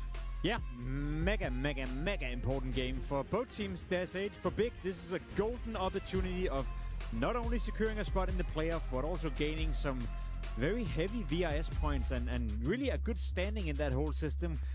Whereas for Team Spirit, Peter, if they were to lose this game, I feel like we aren't ringing the alarm bells just yet, but we're slowly but surely starting to. If they lose too big here, don't make the playoff, don't make top 16, we're talking about a team that really could be in danger. Both yes and no. I mean, they did make grand finals at Bounty. They did start off the season pretty well, right? Sure. I know they looked flat against Mouse, and yeah, they lost to GG How, right? But this should still, in theory, be a game that Spirit should not be able to lose, regardless of how things turn out. I mean, like, I know that I'm usually positive talking about the teams that go up against, you know, the elite teams, and that they will always have a chance. But I don't see anyone inside Big that can go toe-to-toe with Donk. And I think that Spirit will just also have a lot of opportunities to go in a lot of directions within the map pool to where they can get an advantage. See, that's the luxury, because I agree with you to some degree. To me, it's not the results necessarily for Team Spirit, because as you said, like a grand final to begin the season, not too shabby. The major wasn't too bad either, you know. That was a very close game against Falcons. They could have made it further at that major. It's the way they've been playing. It's the way they lost to GG How. It's the way they won against Luminosity. And people may think, well, they won 2-0. Yeah, watch that game. That was not a good game of Counter-Strike for Not on those two, at least. Not on those two, at least, you know. And then you move in against Big now, who I very much agree with you. This should be a landslide. This should be an easy game. This should be 9 out of 10 times you run all over Big, and 1 out of 10 times you have a close game. So I feel like there's a lot of pressure on Spirit right now. Yanko posed a pretty good question earlier this morning as well, with Heli, Softic, the coaching behind them as well. I feel like we're starting to see a Spirit that is either going to make it or break it. And I think this game could be very telling in what kind of direction they're going. It could very well be an indicator, without a doubt. I mean, just to focus on the Big side a little bit more exclusively here. Since Blame F has joined this lineup, and I know you guys as Danes probably okay with talking about this. We're fine. Talk to me about him and joining this lineup and then its evolution. Where are we right now? I think when you look at Blame F, I mean, okay, let's just be honest. Most people, they don't like how he plays, right? Because he is a guy that, you know, sometimes seems to be putting himself in front of the team to make himself look great. But there is no doubt that since Blame F have taken over the incoming range of Tapson, they have just looked better. Let's be honest. Like, he brings firepower, he probably brings structure, and he brings, you know, dedication. You know, he's a guy that's very dedicated to his, you know, his work ethic is definitely up there. And I'm sure that has spread throughout the team. And it's also a team, he came into the major saying that they look very good. They seem to be very happy with all the roles. Like, the roles are very set, and everyone in the team knows exactly what to be expected of them. And I think that's a very good sign for you as a team. But then again, is it going to be enough once you make it into the top invites of becoming into the tier 1 events? Is it going to be enough when you don't have the star players, all the people that's going to carry you over the finish line? Or is it going to be, you know, that's still where I'm left with, where if Blame F contribution is enough for the team. Is it going to be enough in the long run? Or is they just going to be, you know, stagnating at this level where they are right now? There's only so much you can do, though, right? I truly feel like with the state of Danish Counter-Strike right now, which has never been worse off, you know, Peter. You should come back and you'd instantly be a top 3 player in Denmark, because there's no good players around anymore, to be completely honest. Blame F is one of those few players who's still keeping it real. He's still trying his absolute best. You look at who he's playing with. He joined a big project who were nowhere to be found. You know? What I mean. They were on the way to be completely irrelevant, and now he's slowly but surely built them up. Remember them during the major in Cologne as well. They did way better than people thought would have been possible. The comeback as well, and Mirage being down 12-0, and all of a sudden coming back into that game. I feel like there's more positives coming out of Big than there's negatives. Sure. But there's only so much you can do if you're Blame F, if you're playing with the players he's playing with. And that's not to say that the likes of Tapson, JDC, you name it, are bad players, are Fabian for that matter, but they're not players, they're not a team where I expect them to be top 10. I think where they're at right now is pretty admirable. That's a decent place to be at, you know, getting invites to some of the decent tournaments, you name it. As you can see on the trending as well, it is going in the right direction. It's not like Bitcoin, it's not like the oil prices at the moment, Trace. It's actually looking quite decent for Big. Well, hold on, what did BTC do to get a little straight in there? Come on. It's been a tough relationship in that regard. All I'm saying is, Blame F in Big so far, he's made them better. You know, if he gets better players around him, I'm sure Blame F can do more. But then again, okay, do you realistically think that Big would be able to attract players that is better than what they have right now? No, absolutely not. Or is it more of a case that if Big continues the upwarding trend that they have right now, then their players will start getting poached? No. Don't you think that's going to be the case? Then what are they left at? Well, Tapson's been around for forever. Fabian has been around for forever. JDC has been around for forever. Griggs is maybe the only one where we don't know the true potential. I'll be honest, you know, Big is doing a good job at what they're doing right now. But if you look at the roster, where's the player that all of a sudden is going to elevate himself, you know? Where's the player that all of a sudden is going to put a 0.1 to his rating on average and elevate that team? I feel like we get the most out of what they have to work with right now. And I'll be honest, unless some German talent comes up, maybe they have to start look elsewhere. Yeah, I mean, just as a reminder, this is a playoff qualification match, not a theoretical mismatch. This is where these two teams are stature-wise. You know, for the side of Spirit is where we flip it to. I know that we'd love to talk about Big, but truthfully, Spirit aren't necessarily in the most prettiest of situations we've seen them in either. No, and I hate it for the sake of Big. I actually like them a lot. I think Big have done a great job. I think Blame have done a great job, as we already, highlighted. But this matchup, Peter, against Team Spirit, even as we described it, right? They're not looking necessarily too great in their games, but it's not that bad either. And even if Spirit is showing up with a B game or C game, that should still be enough to beat Big. So I almost feel sorry for the Big clan right now. They're up against a team that there should be no way to beat in a best of 3. It's not fun, going out against Spirit in the lower bracket, knowing that if you lose this, then you're out, right? And ever since Spirit lost to GG How, everyone's just been thinking, I mean, obviously the result is bad, but then they're still gonna make it, right? Not having Spirit in a top 16, that would be a pretty bad result for them. And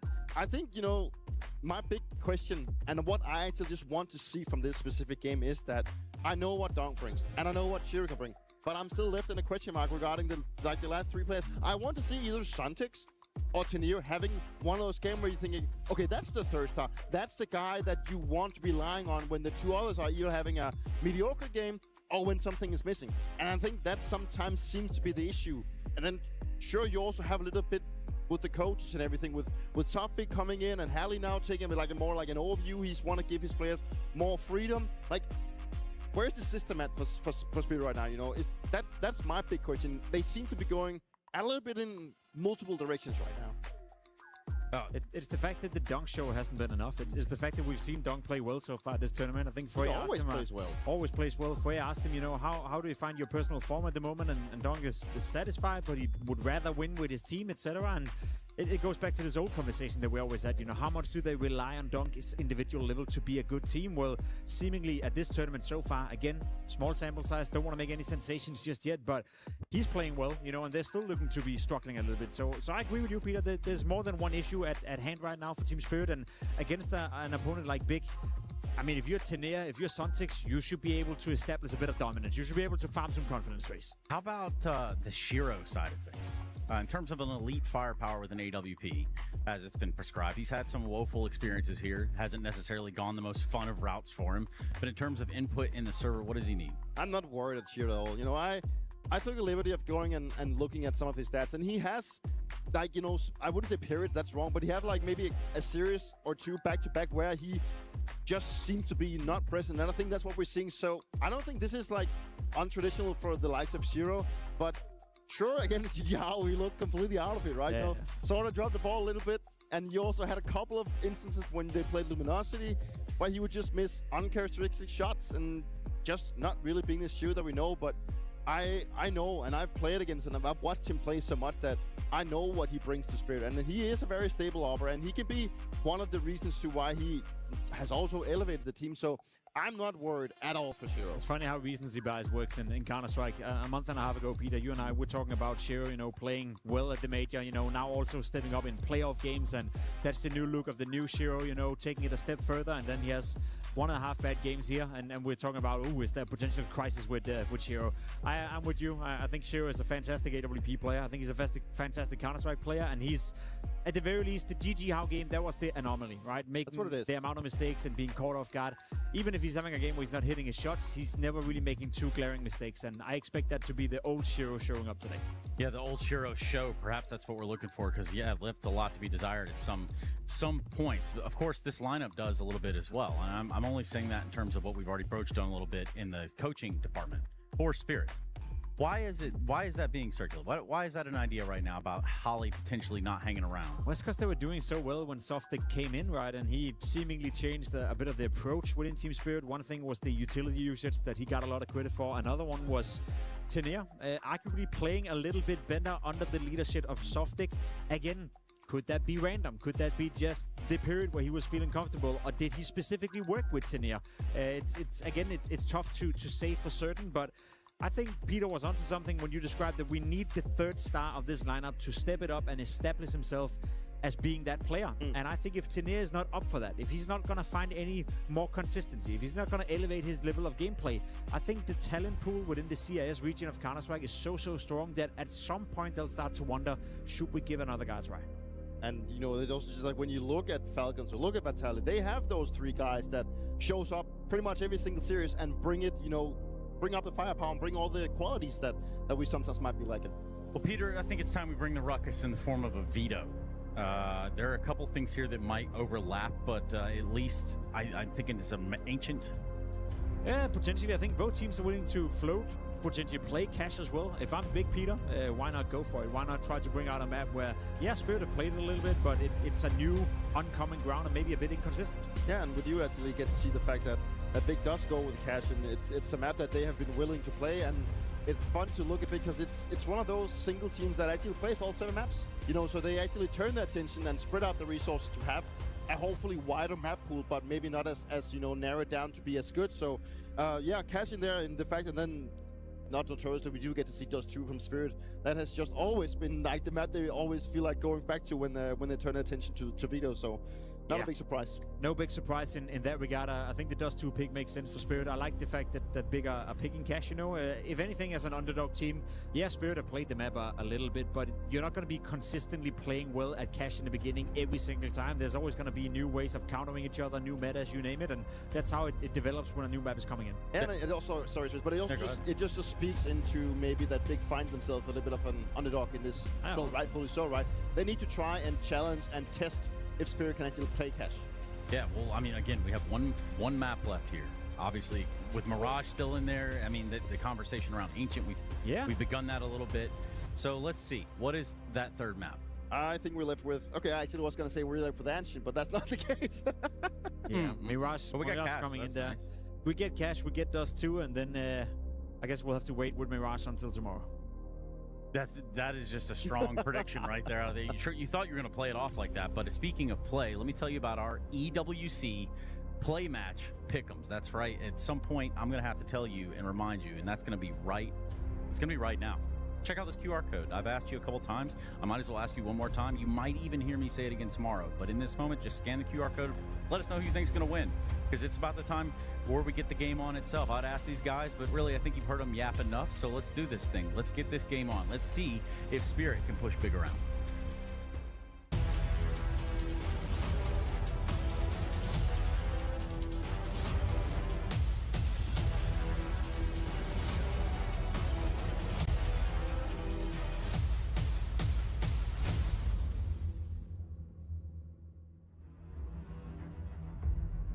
It's that big Spirit game that everyone's been talking about. There are playoffs on the line right now as Team Spirit and Big get ready to clash on cash in this best of 3.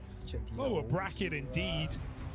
Saw a shaky Spirit on day 1, lost to GG How in a best of 1. And to be honest, Harry, I'd like to say that they came back stronger and they looked better in that BO3, but they barely limped over Luminosity on Dust 2, and that is their pick in the series today. I don't know what to expect from Spirit, but you know that Big are feeling fancy for an upset. Yeah, I think, you know, there's this inescapable spirit, feeling that for Spirit, it's kind of time to lock the hell in and show the level that you've come to expect from this team, right? I think they've been very underwhelming across this EWC, and I feel like they know it too. See, before this game, Donksel smiles at least, which might give you a bit of a positive sign. But yeah, they're up against a Big that have been grinding, a Big that have been getting better, and slowly but surely gaining more and more attention. A Big that are making moves in the right direction. Thinking back to some of their games at the Major even, hell, they had some ludicrous matches. And you know the one I'm talking about more than any other. The big old comeback. But this is a resilient team, a team that's on the rise, a team that's trending upwards, one that you can't underestimate if you're Team Spirit, especially in the form they've been in here in EWC. Yeah, and continuing off of the open qualifier, where these other open qualifier teams have kind of fallen flat on their face to a degree. You look at 100 Thieves, obviously eliminated as well. And GG How, who are not far away from that fate. K27 also lost to MIBR pretty clean. So by the end of this game, Big maybe the only one surviving, or will they join the fate of the 3 other open qualifier squads as Team Spirit, heavy favorites, rank 1 VRS team in the world right now, absolutely have to show up. It's really hard to know what we're going to get, but with cash, in our not so distant future, that's cool. a lot of fun. Like the fact that we're going to catch first. Yeah, 2 games logged for Spirit, right? 1 online, 1 on LAN. 50-50. Too early to know, but a loss to FaZe, who've clearly tried to put it in their map pool. And of course, big 3 out of 4 wins. We saw them against Aurora in that opener. Really well-called game, to be honest, from Blame F. And 1 loss to G2 just the other day here in EWC. So, still a good track record for Big. Let's see if they can take on the big boys of Spirit. Còn Big sẽ là T-side à? All right, we got a T-side start for Big. Cùng xem. Ooh, didn't catch Faven up close, but it's fine. Well, you remember my big prediction for Spirit day 1 of the tournament? I said I think Tanier's going to have a good tournament. They would love to have access to him today. Có một quả lửa được trả ra khu vực hốc. Một quả lửa Di tăng thẳng khu vực cái quay đây rồi. There's a lot of guys coming his way out towards middle, and it's Tabson ripping his head off. So Donk gone from this pistol. Tania followed up. What the hell? And Tabson's getting cheeky with it. Put this man back on cash, and he's loving it. You're joking. That's a ridiculous jump shot from the back of the side. You know, this is an old boys map, Hugo. That's true. Spirit don't have that experience necessarily, right? Certainly on most of these players would not have been playing professionally, or just weren't. Back in 2019, Shiro was kind of on the come up. Donk was nowhere to be seen. A child, I think, is the... It's a better way of putting it.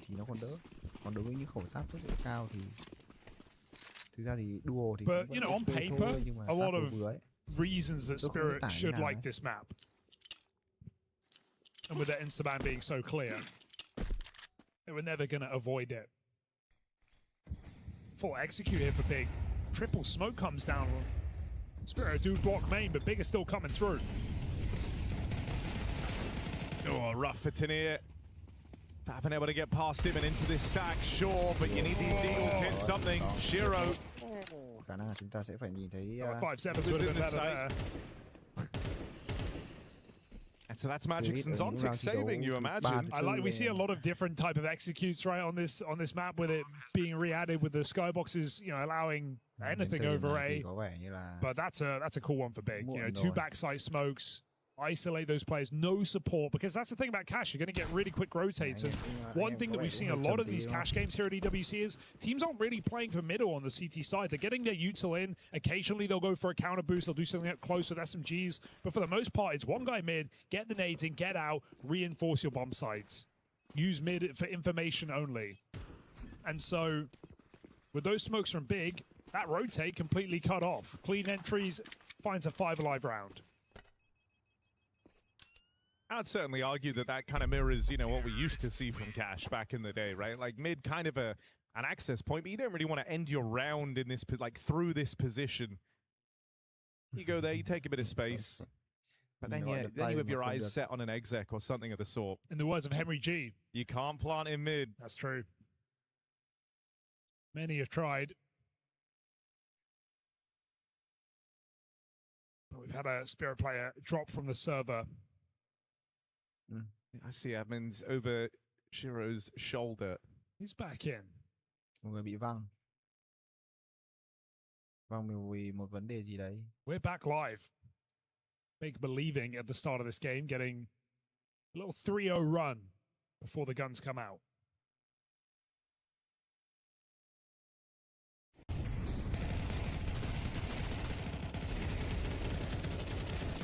Just an overwhelming hit there. Hơi lag đúng không anh em? Spirit have a good bit of utility. All right, little run boost, do like that. Get you up for a mid peak that much faster.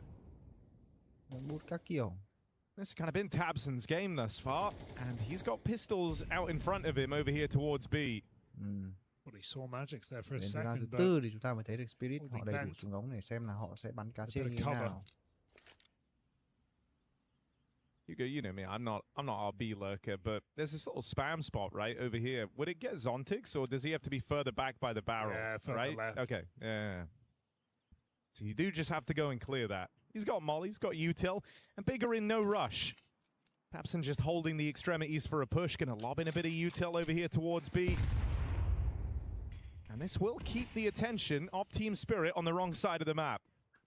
No Big are going to have some good grenades in their repertoire here. Spirit are certainly hedging their bets, though, and they seem to be onto something. Triple B, staying in place. Heaven Smoke, or CT, still figuring that out. It looks like a Heaven Smoke. CT's already down. All right, they're going into the stack, but they got this vent split, and that is going to blindside the hold. Nothing done for Team Spirit. Right. Smoke lỗi à? Smoke not a problem. tabseN, he's loving it. Dude, they are looking absolutely loving it. These two or three hits really we've seen. There's no space for any of these CTs, right? Big are all side by side on this hit. They timed that very well. Just overwhelming numbers on their bomb sites. There's a I reason. feel like Spirit are going to have to make some kind of play here coming into gun rounds. Chắc chắn rồi. There's a reason they call him Big Cash Money tabseN.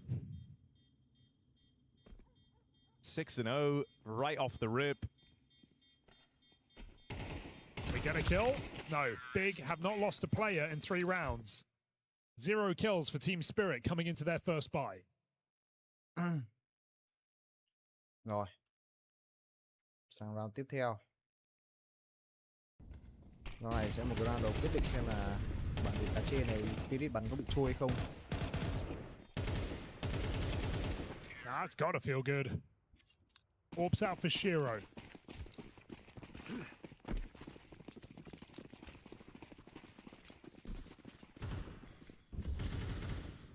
What's happening in mid? Donk gets a smoke in and quickly departs. No one on that highway box nade. Donk comes back in from car side. Big with their second HE, and Donk will eat that. Ouch.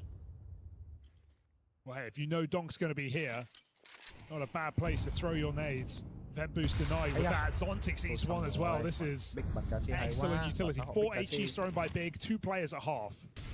They are learning to hate the big utility very, very quickly. You said it yourself, you know, when you got Big in the server, they're going to have some creative ideas. There's a 3rd nade onto the highway, and Donk decides, I'm done playing this position. All HEs now used for Big. I'd say very worth it. But now they've got to group and go for this hit, and they're doing the same thing as the last round. Coming out middle, going for a vent split. No support from Donk. He's got to guess the right site here. He is making his way over. Looking to end up in the right place. Still, Zontix in this forward position. Hello. Double cleared. They weren't ready for Donk. He just gets a shooting gallery.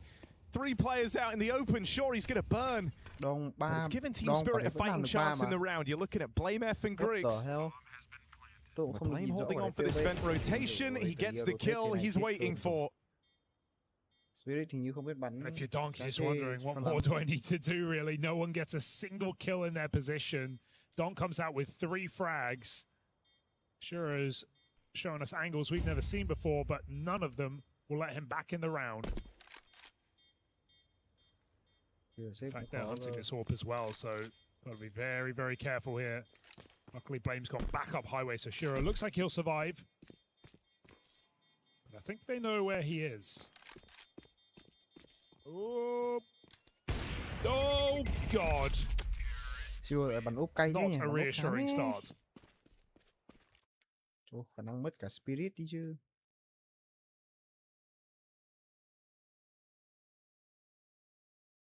Big clearly looking well prepped to start this game. Just the fact that their whole first gun round is just, we're going to use 5 HEs and nobody's going to die before we've done that.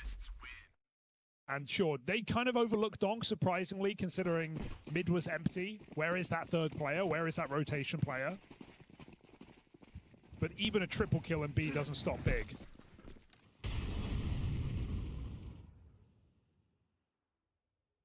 All right, Spirit, it's time for someone else to get a kill. Yeah. Full block, 4 CTs here, 5th on the way. All right, surely someone else from Spirit gets on the board now. Donk again bullied by Util. Oh, Donk with a multi-kill, doing everything. It's got to be enough, man. Zontix, are they going to clear it? Yes, God. they do.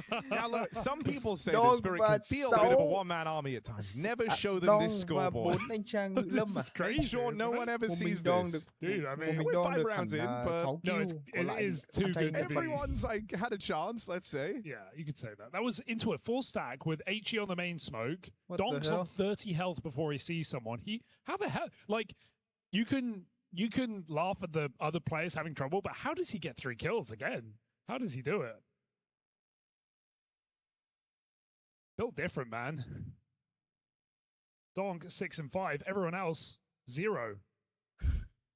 Big.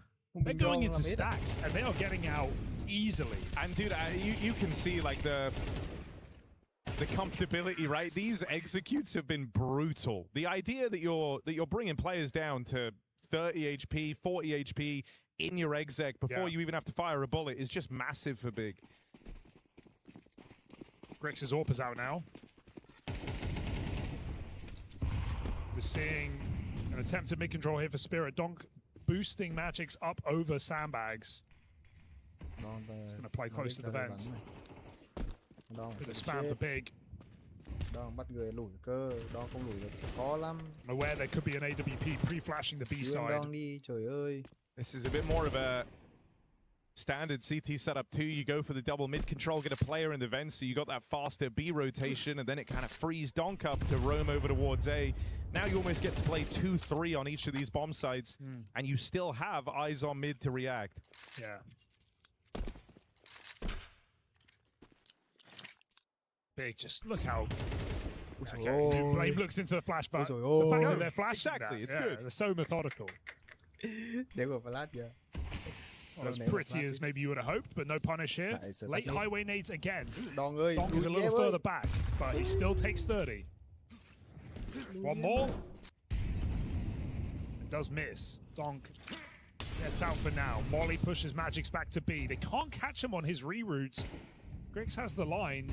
The Spirit smoke it out. 30 seconds, Big. You're going to have to go back into this B split. Magic's here. Problem is, like, Zontix has been in that position every single time they've gone B, and so they check for it. All right, Zontix needs a multi-kill here. Someone else is on the board. Zontix with the first. Now they know where he is. They start to give chase, and Grix has got the cover. Donk dead in rotation. Blame F backstab. Bomb crossing in with 10 seconds left. And there's just enough time to get it down. Grix holding on for this wrap round. And Big still flawless at 6-0. It's a beautiful game out of Big. You've got to be loving everything you're seeing if you're a Big fan right now. They are playing these rounds down to the final 30, doing some really nice executes. The util is great. The trading is fine. There's nothing going wrong now for Big. Grix hitting his shots as well. Just an excellent beginning.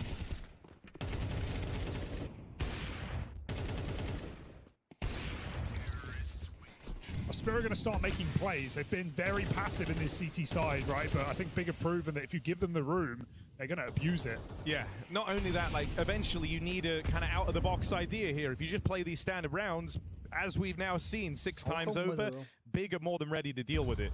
Right, we said going into that last one, it's a bit of a standard mid-take. You get a player in the vent. Big have all the util to deal with that. They're not worried about the standard plays. You kind of have to try and catch them off balance here. I mean, Big are aware of this as well. Look, their Blame is holding the boost in middle. They brought more people over to get naded. Good one. Nice volley, man. Magix has to move. They try and bail him out with smoke, but Blame's over the top, and the call's been made. Magix has nowhere to hide. They can come through this mid-smoke as well if Big want to get randy. Donk looking to clean up here in middle, but Blame just smokes his escape. Hay, Donk đây rồi, Donk đã quay trở lại. Vẫn chỉ là game một mình Donk. Rồi là zone tích, rồi mất zone tích, mất base. Well. Doesn't bode well for winning this one, does it? You have dealt with one guy on the backstab, and there's a second coming in. Shiro. Okay, he gets it. That's what matters. Not the cleanest, but still past Tabson. And the follow-up on a Grix. All right, Shiro. Let's see if him and Donk can pull this one off. 2 kills from this backstab. The other 2 trapped in at the bomb site. So there's no post plants to worry about here. You're battling forward. Donk dead. Nice try. Big 7-0. Wow, I mean, great try from Shiro. The HE to put the smoke up in Grig's face does get him the kill that opens the round, but not going to win this one as Big just sit back in the bomb site. That's the first time they've really been tested in this game. And they come out absolutely fine with 2 players standing. 7-0 indeed. A disastrous start for Team Spirit. If you were expecting a stomp today, I don't think you were expecting it this way. They're going out mid this time. Going quick as well. Magix has no help. Oh, the util's so good. Like every time we say that, we cut to Blame F getting full flashed, but it still is really, really good here for Big. They're just setting such a lethal precedent around middle. Okay. Shot there from the AWP, and so Tania are able to cut one out of the round. Nades will bully him, bring him down low. Tania needs to run. He is a dead man walking. Magic still here the whole time. It's one HE molly left, but it's gone back towards B on Tapson and Griggs. Spirit look like they want to bring more men over to fight middle. Zontic's util could go a long way here, so deep nade, molly to follow, good kill on Fathom. Can Blame F fight his way out of this position? No, he burns alive as well. B has been lost in the downtime, so Big still have a chance. Yeah, 4v2, best position Team Spirit have been in this entire game. Are Big gonna keep it flawless, or does Spirit finally get on the board? You're telling yourself this has got to be enough. This is a really out there position from Griggs. He's landed a tag. Calls for Tapson to try and hold on to the vent. I'm scared. Timing could get the better of him here because that vent player is coming very, very late. Tania not the first to play. Line held by Griggs, swing and a miss. Tapson's got his back. Shiro low. Tapson finished off as the pincer comes in. And so it takes them 8 rounds, but Spirit will get on the board. Yeah, they come from enough positions there that it's just too overwhelming. You can't predict the order in which they come out. So nice trade, Heaven to Near. Very important he doesn't die early. And that is a buzzer beater defuse. Barely got it through. But if Tania plays any earlier, I think they might just lose that round. Nice nades in middle. Spirit returned the favor finally with mollies and HEs all over the shop.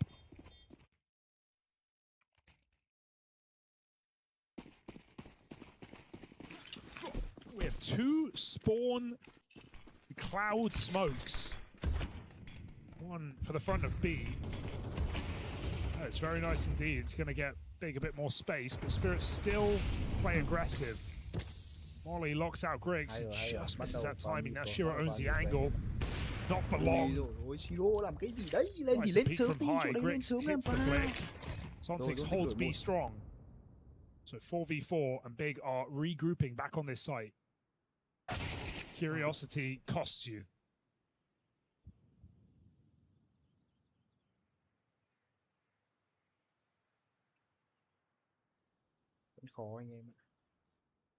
I mean, if JDC just keeps walking with this in, like, that's the round. Spirit on the wrong side of the map.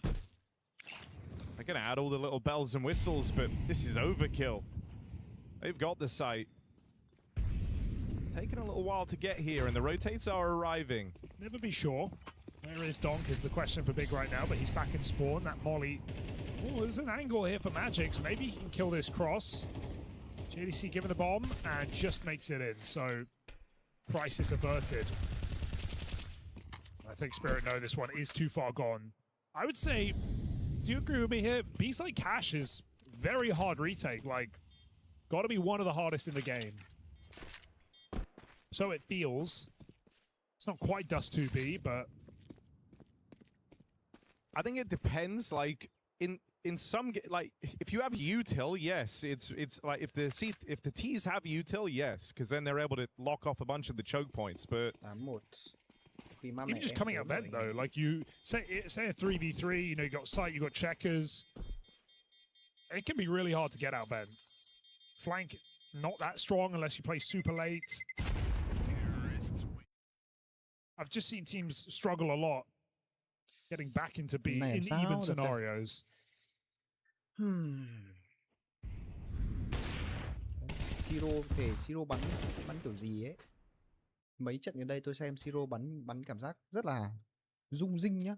Đấy cái thứ nhất, cái thứ hai là Okay, another full buy here off the save. Shira gets his orb. It's a shame Shira had the line last round. If he stayed on it, he's going to win that fight. But he goes back out like to jump up. Towards the shroud boost. Shroud would not be proud now. I mean, look, considering we started this series saying like this is the time for Spirit to try and level in and lock in a little bit from their weak performances, safe to say they're not doing that. This is an all-or-nothing game. I'm just shocked the Spirit is still playing highway box, right? It's been so clear this whole game from round one. Big are like abusing this position. They just need 2 more players with nades. It's one of the kind of cool ideas that the Big have, or like one of the big problems, I guess, Big are trying to cause, right, with this punishing util in middle. They're trying to make it feel like you can't play anywhere, but you can't give up mid. Especially not because Big have been using it, right, in these B splits.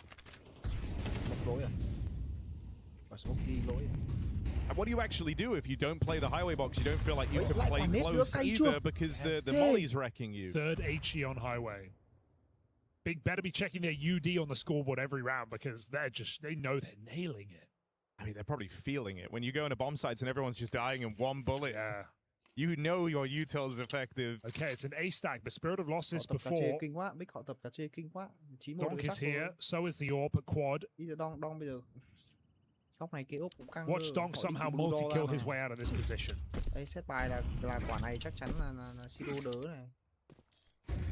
Full exec. All the utils streaming in. Donk burning. Shiro provides a bit of cover. That's let Donk slip back, but they're scaling up over the top. Donk dead with nothing done. The stack gets dissolved. Zontix does have a bit of a forward position here. No one's ready for this, so Zontix might have something up his sleeve. There's the first. Reaction for Blame F is punished, but he's got it down to a 1v1. Now Magix doesn't have a kill yet, and it's not changing now because Favon deletes him. Despicable shot from Favon, locked in, but that 4th kill, there's no way he's ready for Magix that far away. Absolutely rips his face off. 4 frags for Favon, and you feel it there for Spirit again, because what happens? They have a stack in the right place, they get double smoked, Donk gets repositioned with Molly, he goes to help Shiro backside, Shiro gets mollied, then he gets flashed, then Donk, he's holding the right angle and Favon jumps over the top. Spirit just can't get a read on any of these site hits. They've had stacks in the right place numerous times, and they've got nothing to show for it. Yeah, these are excellent executes from Big. I kind of hope we see Spirit go back to aggression over towards A. It's like the only time they've had any semblance of map control was on the back of that A push, and they kind of threw it away themselves, right? It's not like Big did anything crazy to go and retake that space. Look at that. Right now, the map feels so small for Team Spirit. They can't hold mid, the util's wrecking them. If they sit back, they're at the full mercy of these execs, which are just way too strong. And this B site and any of the pushes have always gotten punished. So it kind of feels like A's your only option. Shiro on highway now. Please push forward with Donk. So yeah, close mid. Still gets naded. Can't catch a break, can you? I couldn't even tell you how they knew to do that one. I like this angle though. It's a good way of putting the AWP in play, but Blame is, of course, for some reason holding that. It's a perfect line. That is a frustrating death to give up for Shiro. I think it's a good play given how much has gone down in this game, but Big just punished. And look at this. One flash pop in. Full blind is Magix. And I mean, Spirit again caught out of position, right? That's a silent B-pop, something Big haven't even done. They just walk close main with a flash and a molly on the same time. And dude, don't you just feel how claustrophobic that B site is? Like, it's a very tight setup to run, having 2 players, especially when you're up against a team that have just been running execs, right? You were at the full mercy of util. You saw Zontix and Magix kind of tripping over each other in the bomb site as they try and separate. That's actually where Big find the first kill. Spirit just look a little lost right now. Like, you're seeing Big with all these ideas. The game's just flowing. Everyone's hitting their shots. They feel like they can't do anything wrong. I mean, Spirit don't really have from this look, you know, don't have any degree of comfortability. It's also nice because it's showing that Cash can, you know, a lot of people would expect this to be kind of a brainless aim map, but Big is showing how much thought can go into these rounds. It's not just the calling, like doing good rounds at good times, but it's how much setup these rounds are getting. how much damage they're doing early, how scared they're making Spirit. They're making them play double B bomb side out of spawn.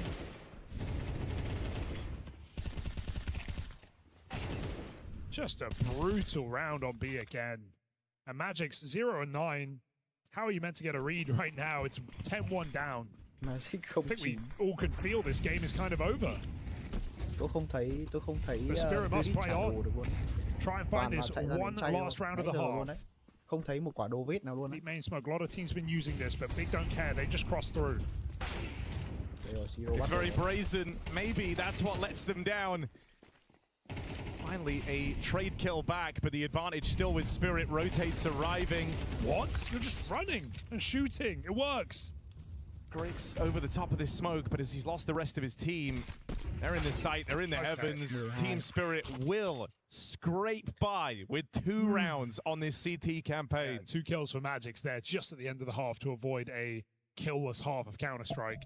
Still not pretty for Spirit, but you do feel like that one is just Big kind of cooling from the score. They go through the smoke. They could have cancelled a couple of times. They still commit. Maybe a bit cocky there. I'm going to forgive them at a 10-2 half. It's a beautiful half of CS from Big on this T side. And Spirit, you know, if they have anything, is now even the time to show it. Dust 2 is Spirit's pick in this series. And while you want to hold a lot of faith for that, it's a map that even Vitality lost a bait. Spirit struggled against Luminosity. So I'm going to say today of all days, there's no guarantees in this game.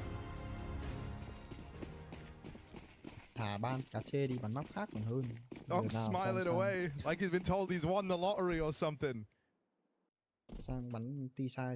Don't laugh, you'll cry. I mean... Shira uncrouched at the worst time, but it's fine. It's fine. They have numbers over boost. Big. Spirit seem very ready for that for some reason. They just walk close middle. Maybe they've done that round before. Spirit full punish. 3v2. Julies are alive. We say also ending rounds through mid can get real scary. There's a reason why a lot of squads don't do it. They're going into the stack. Griggs is checking Z. Spirit jump in. All right. Cool Berettas. They've done some early damage, but Donk quick to silence them. Đây rồi, em Don giải cứu thế giới. And you'd like to think no more worries here in a 3v1. Bomb planted. Magic's with a clean kill to close. Say this about Spirit. They sometimes, you know, they'll get themselves kind of amped up or pumped up using whatever they can. And I think when Magic's gets dealt a straight up disrespectful A hit in the final round of the half, and that's where they get 2. If he was ever going to turn to the guys and say like, okay, now we reckon, it would be after a round like that. I mean, now they've got the pistol. Let's see. It's times like these where you say like, okay, guys, they're overconfident. Watch out for it. Yeah, exactly. You know? They are going to try ego us here. Like, getting beaten up by a team that's playing super tactically just seems to be more comfortable, have a bigger depth. That's one thing. But the moment they get overconfident, now you want to beat them. You're buying in very early. Let's see if you're onto something. Big with a force buy. And they can kind of stem any bleeding here by just winning this round straight up. B stack in play though. Spirit destined for A. Unless this is a fake out from Tanir, but heavy in middle and heavy up highway. As this smoke fades, the exec comes in.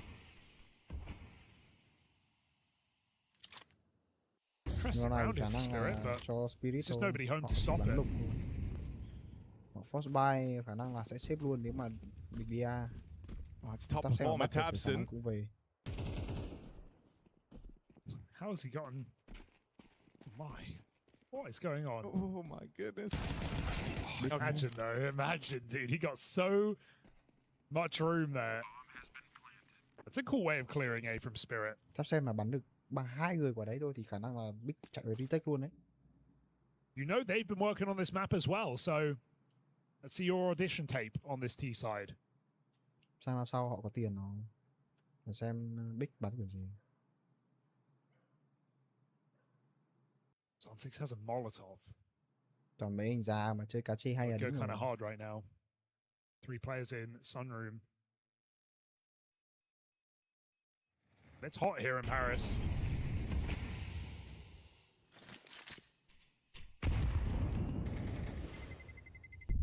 Not worth dying for that.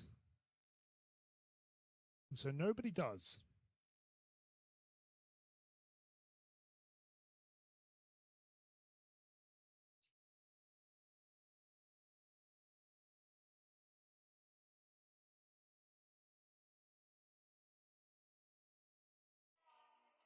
Big no comebacks of any magnitude are possible.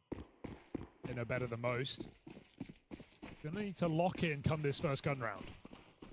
Really hope that's not the thought they're having.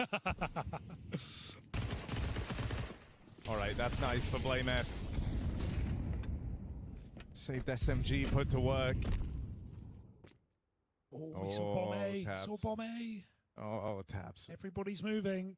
He was so excited when Cash came back. It's just, you know, it's like putting on an old pair of shoes. You just love it. You slip right in. You've already broken them in. You know the map so well. Oh, no. Look at this for Tabson. Oh, He's okay. done it. Got it. Double kill on the backstab. Well, it's Berlin International Gaming. They don't take card there. It's only cash for Tabson. And when one squeaky door opens, another closes. Team Spirit, this comeback they were hoping for, maybe out the window. On the back of this 2K from Tabson. Tabson holding the door. The donk. Still not done with this round. All right. Donk's clawed it back. 2v2. Bomb still down over here in main. Problem is, Big kind of lent pretty heavy into the defense of this bomb early on, and so now they're paranoid because they've given up a lot of the map elsewhere. So they've only left one guy on the bomb. Donk dead, it's on to Zontix, but he does drag them through into this 1v1. Don't have time to rotate out. He's checking his flank, but 20 seconds here. What's the play for Zontix? Chạy không kịp Really? rồi. I mean, what do you Through think? the vent. Through the vent. Oh, the full way around. I don't know about this. It's going to be close. Stop, watch out. I think he's got it. All right. He knows his timings. That is close. Well played. Oh, even goes for the ideal plant spot and everything. No, respect. All right. Respect. He knows. And now he's got a 1v1. Fabin can't quite believe that the bomb's gone down on B. Zontix gets aggressive. That's a clutch. Spirit are building in the right direction. Look, it's only anti-ecos, but they're very confident now after that. Look at that clutch. That's a 2v4. Telling you lose a round. Sorry, you win a round when Big get too big for their boots. And like that's the team you want to be. Think about how many times you've been there yourself, Hugo, or anyone watching at home. You're playing a game, you're getting wrecked, you're kind of just on autopilot. But then they do something that's like, oh, they're really disrespecting us now. They're really trying to rub salt in the wound. Now you really want to beat them. You refocus. Man, what a call for Zontix to make that rotation. And also, you know, Donk, massive 3K. Ooh, cancel. Okay, the wheels are not yet falling off, but they're shaky. Nết nổ bên trong mất máu. Squeaky. Nết nổ bên ngoài, trong mất máu. Từ nia cay thì phải biết đứng ở trong đấy còn mất máu ở nết mà. Tense than a game of this scoreline should. Slow and steady here for Spirit. Thấy chưa, quả nết kia là không biết ném rồi, không có vết ném rồi. Chưa biết là hướng đi của Spirit là như nào.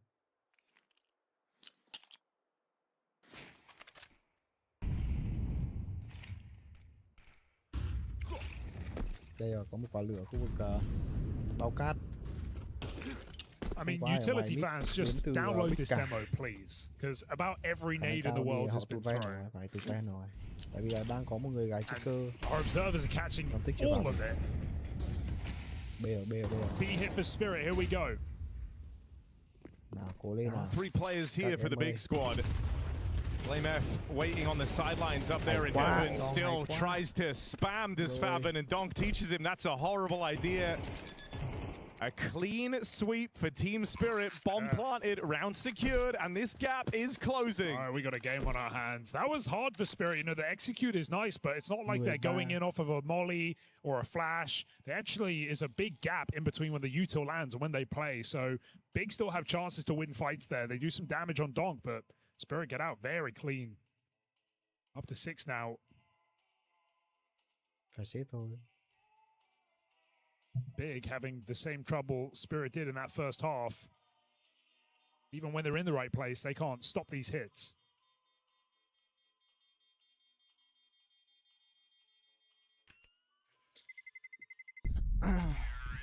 Bây giờ vẫn là một cái game gì đấy mà phải được sự cẩn thận đến từ I think you kind of had to credit for Big in that first half was the depth of the ideas they had. They had a lot of thoughts, a lot of tricks up their sleeve. You're going to want to showcase something like that soon on this CT side. Well, yeah, because our problem with Spirit CT is they didn't do anything, right? They just kind of sat highway, they let themselves get naded. The most tense round we have was the squeaky door push from Tabson. Now, sure, that's on like an eco, and he feels a bit of a degree of freedom to go for something like that. You don't really want to risk these limited gun rounds on a timing squeaky door push, per se. But something aggressive, just to own a portion of the map, would be a great place to start. So let's see if Big are feeling that too. They call a tack timeout here. Because this is not the team spirit that were red in the face, 10-1 down with only Donk getting any kills. They were laughing at halftime. Now I'm starting to see why. Like I can imagine the exact phrasing of Magic's turning to the gang. Okay. Now we win. Oh, well, sick for Magic's. He would use the worst language, I think. But yeah, Magic's in with an opening. JDC gone. That was cool. That's a boost over. Luckily for Big, that molly misses. Are they going to boost up? Bigger counter boosting. Or Blame in this position. He's not like going for the flank, but he is in a very strong spot. They're still mollying over boost as well. Will miss. But I like that Big have done this. Very cheeky. Could this be the position that catches them free kills? Magic's out middle. You'll clear low. You won't clear high. Blame swings out. Magic's does decent damage, but he's going to try and escape here. It's nade, but it's fine because he gets the fight he wants. Just Faven home. Not for long. Bắn tầm mình đẹp chưa? The play was there for Big. The Spirit react quickly. The same two save again.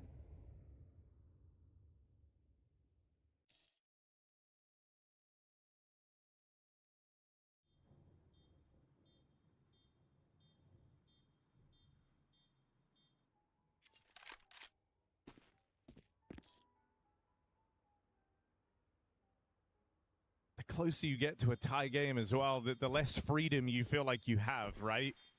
Risking on like a three-man hyper-aggressive setup where you're trying to get in their face, or a little gimmick like the boost. That's all well and good while you're leading and you've got rounds to play with, but those rounds are gone. And if this ends up getting more passive and kind of more standard for Big, you do get nervous.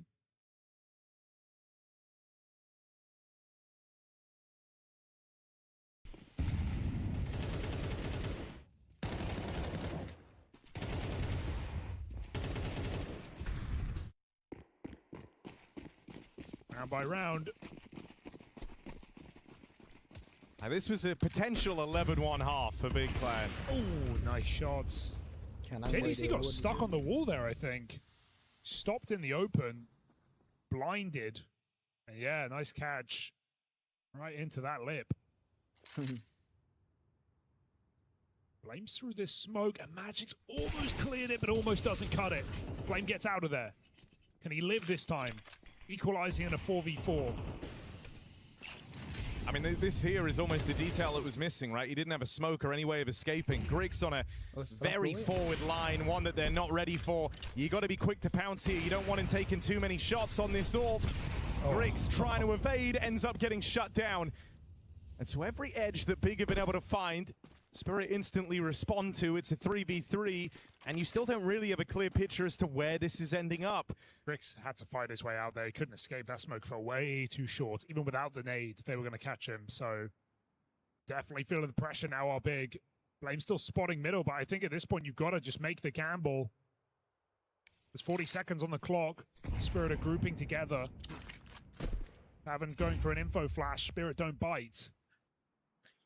So he's actually going to rotate out. That might be round if he just gives this up. Sees players crossing. Faven commits to the fight. 1-for-1 is not bad here, but Big still have a tough call to make. 2 nades. Donk is at half health. Còn nade này chắc chắn sẽ lấy mạng của. Targeting the bomb planter, looking for Shiro.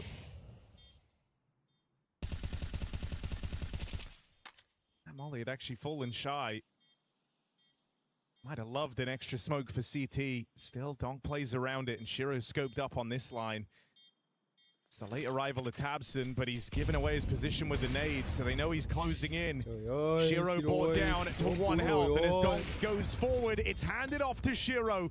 1 HP, and Tabson, ring around the roses, finally breaks the silent streak. Big back on the board. Better late than never, hey. They can still close this game right now. They got a few more chances to do so for Spirit are right there.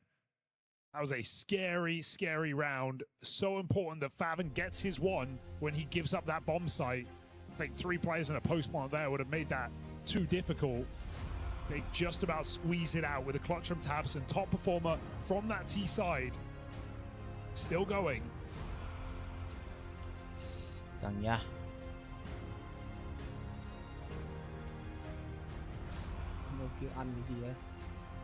Breaking the 5-round streak in the second half. Siro nói lắm thế.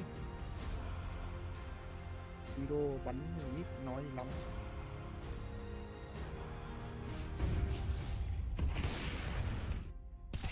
Còn ông kia bị kẹt tay à?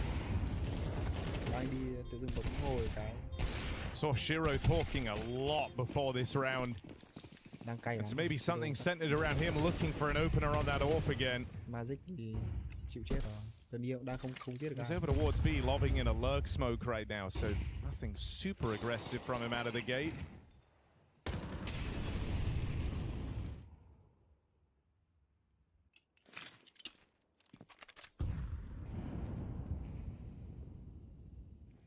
Khoai quá.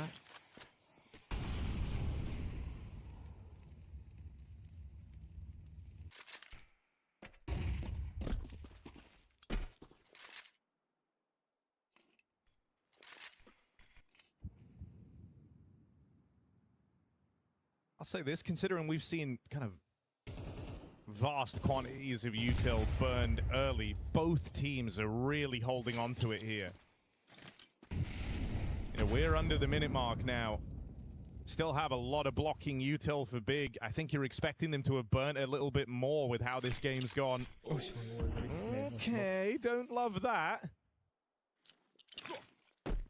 They've also got a triple A lean. And with players still outside of this B site, not impossible that you see this turn into a mid to B. 30 seconds as the bomb takes middle alongside Magic's. Vent pop coming in. Faven in a very strong position. They might overlook him if they go too quick. JDC is drawing the attention with that smoke. Faven peeks out with a flash and double kill before the trade comes in. JDC can't do much here, but he is buying time. 10 seconds on that clock as the bomb crosses in. Oh, Shiro's got to go as sight. well. This is a mess right now, but Spirit might be able to sneak it in until that shot connects. Griggs has won the round by dropping the bomb, and that is map point now for Big. Oh, ho, ho. None of that matters. That is a round on the clock from Big.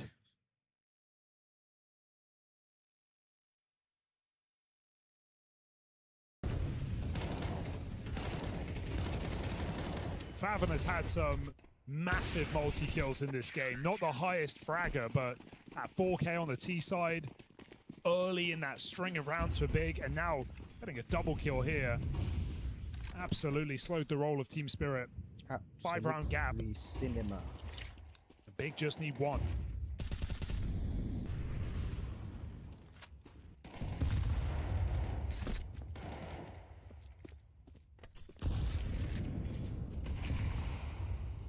Big certainly owe Faven a great deal of thanks, right? Just a number of high-impact kills over here towards B. Even the one that kind of led into that 2v2 that tabseN was able to close on. Oh, high flash. You hear Blamer? He's jump spotting. You know you've got this timing, and so Donk just goes early. Mid control taken for Team Spirit.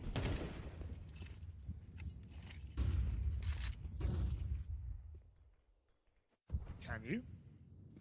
Oh, don't get spotted. Doesn't want to see the AWP again. Smoke comes down. Shiro picks him, and even though that smoke misses, Spirit just have the numbers here. 5v3, they're going to go through. No check on forklift. tabseN good for his, but he's lost his teammates now entirely alone. Favid and Magix have traded places, and I'm not entirely sure how. Magix is in Z. So Favid catches them by surprise, but now they realize they let a man slip by. They're quick to deal with him.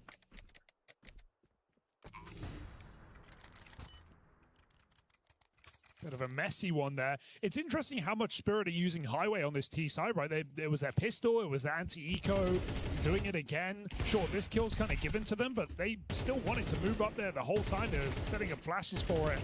Important entry from Donk.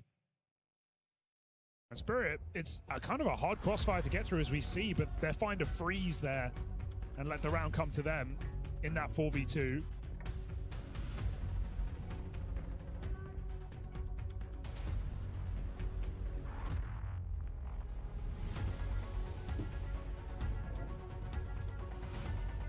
Big broken. Eco time. tabseN with a hero.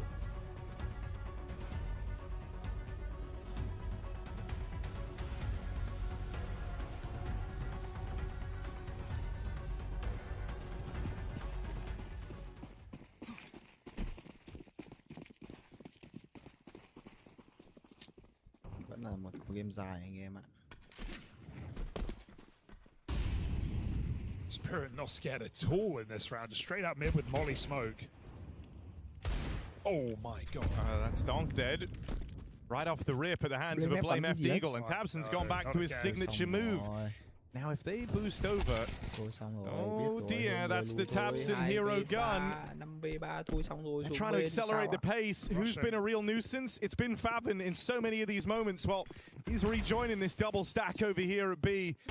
Two pistols tucked in, spot them both, can't deal with it. JDC, only good for the first. Three more players from Big moving over, and the bomb is here alone. Zontix is so late to this, arriving vent side.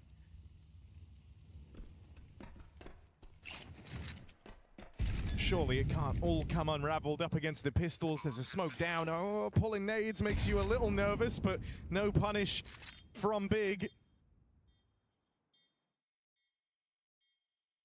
And how are you meant to get through this? Molly on Shiro, just to buy you a few more seconds. Zontix holding for a swing out. Actually takes it to them. It lines up a double. Left to tabseN, and he can't make it work. What a round out of Zontix. Yeah, he's again had massive impact in some of these late rounds. He had that clutch early. And that is crazy to see Zontix just take this swing there. That's not really what you expect from this kind of player. Forces all 3 kills in a terrifying 2 versus 4 situation. Spirit pick it up. I felt like the eco was getting ripped out from under them. And Big had more work to do. Only 3 more chances left. Only 2 more 4-buy rounds. Straight out mid here for Donk. He gets his entry, but up top is JDC, and he's not done either. But maybe this map is another 4v2. Tanir got past the AWP. Spirit still have a chance. Look at how quickly Big are rotating, though. They're leaving nothing to chance here. They know this is their opportunity at a knockout blow, at rescuing this game. And it's just Magix left. A valiant effort at this comeback. They were 1-10 down. They certainly had Big sweating, but if Magix doesn't clutch up now, cash falls in Big's favor. Molly forces a swing. But no one else from Big reacting yet. It's Magix dead on that peek round the corner. So finally Big get it done. 10-1 up. It takes everything they had, but they will lock in the victory on their map pick. Cash goes their way. For Team Spirit, they've got to try and find some respite in the fact that they have warmed into this a little bit now. It's their pick of Dust 2 up next. If they want to dodge elimination, they've got to give it their all. Yeah, they say Cash rules everything around me. Well, at least in this motion, it's Big ruling Spirit's number there on Cash. That's because what a result that came. Real quick and almost nearly out of control right there. Welcome back. Yeah, EWC 26. Pretty good result. Pretty good start in the series for Big. Let's talk about it. Jacob Pimp-Vinicky. We got Dupree down on his side, and we've got a pretty lovely game of CS if you're a big fan. I guess Spirit are not done surprising us so far this tournament. Naturally, their loss against GT How, that was a big one. In the best of one, we gave them the excuse, Peter, that, hey, you know, first game of the tournament, it's a best of one. GT How played well. The best of one. Mirage, blah, blah, blah, blah, blah. We move into the second game of Team Spirit. They beat Luminosity 2-0, but they struggled massively to get the job done, and we think to ourselves, maybe we should pay attention to whether or not Spirit are not really feeling themselves at the moment. After watching Cash, Peter, I am now ready to say that they're not looking like themselves. What an abysmal start to the game. What a very poor performance, again, coming in from a team where it feels like the only player showing up, the only win condition they have is Donk. And I know it sounds a little bit silly to say that, yeah, we know Donk is great, we know he's the best player, maybe to ever touch the game, but it didn't used to be like this. They could remain competitive without Donk necessarily being at his absolute best, but even him playing well is not enough to be competitive against, check notes, Big. So, big start T-side. They showcase a ton of util prowess. They get the 7-0. Dupree, they're in control at this point. Yeah, they're definitely in control. Both teams really struggle to find, you know, their footing on the T side, but I mean, obviously, I think the map pays in. I mean, that's one thing, that Spirit is not looking great on the map. It's more like the fashion that they end up losing. They had 2 rounds where they would forget that the door exists. Yep. Like 2 times Tamsin pushes out door, getting frags, and winning one of them just by, you know, getting a double kill in A main, and then seasoning control of the bomb. But it's also the stacks they have. Like, they have the reads, they have the right positions, but you just can't put the things together. Like, whenever they're supposed to be fighting and winning off the duels, they just don't do it. I mean, like, Donk is doing everything he can to try and keep Spirit in this one. And yes, I know this is Cash, and it's probably still new to Spirit, but it's the fashion, it's like the lack of overview, and it's the lack of individual prowess that it's just gone missing. And that's worrying, right? Like, Spirit is 1 map away now from being eliminated. And we have that example, right? Spirit stacks, good read. Donk, triple kill, still lose. But that's exactly what I mean. Like, the read here from Spirit is perfect, right? Sure, they don't have like a ton of utility or like the right guns, but they have 4 players on this A bomb side. And Donk, you know, he even gets lucky by actually escaping the Molotov, and that sets him up to get like a lot of kills. But then you can see, like, they just look dysfunctional. Like, Donk does everything he can. He gets a triple kill here, and then you have something stuck now on side, hopefully to get something done, gets found out. And if you even look at the scoreboard at this point, the only one on the side of Spirit that actually has any frags is Donk. Yeah. Are we talking about a team that have not put up anything up until this game? 6 rounds, 7 kills total. You know, Suntix got 1, and that's about it.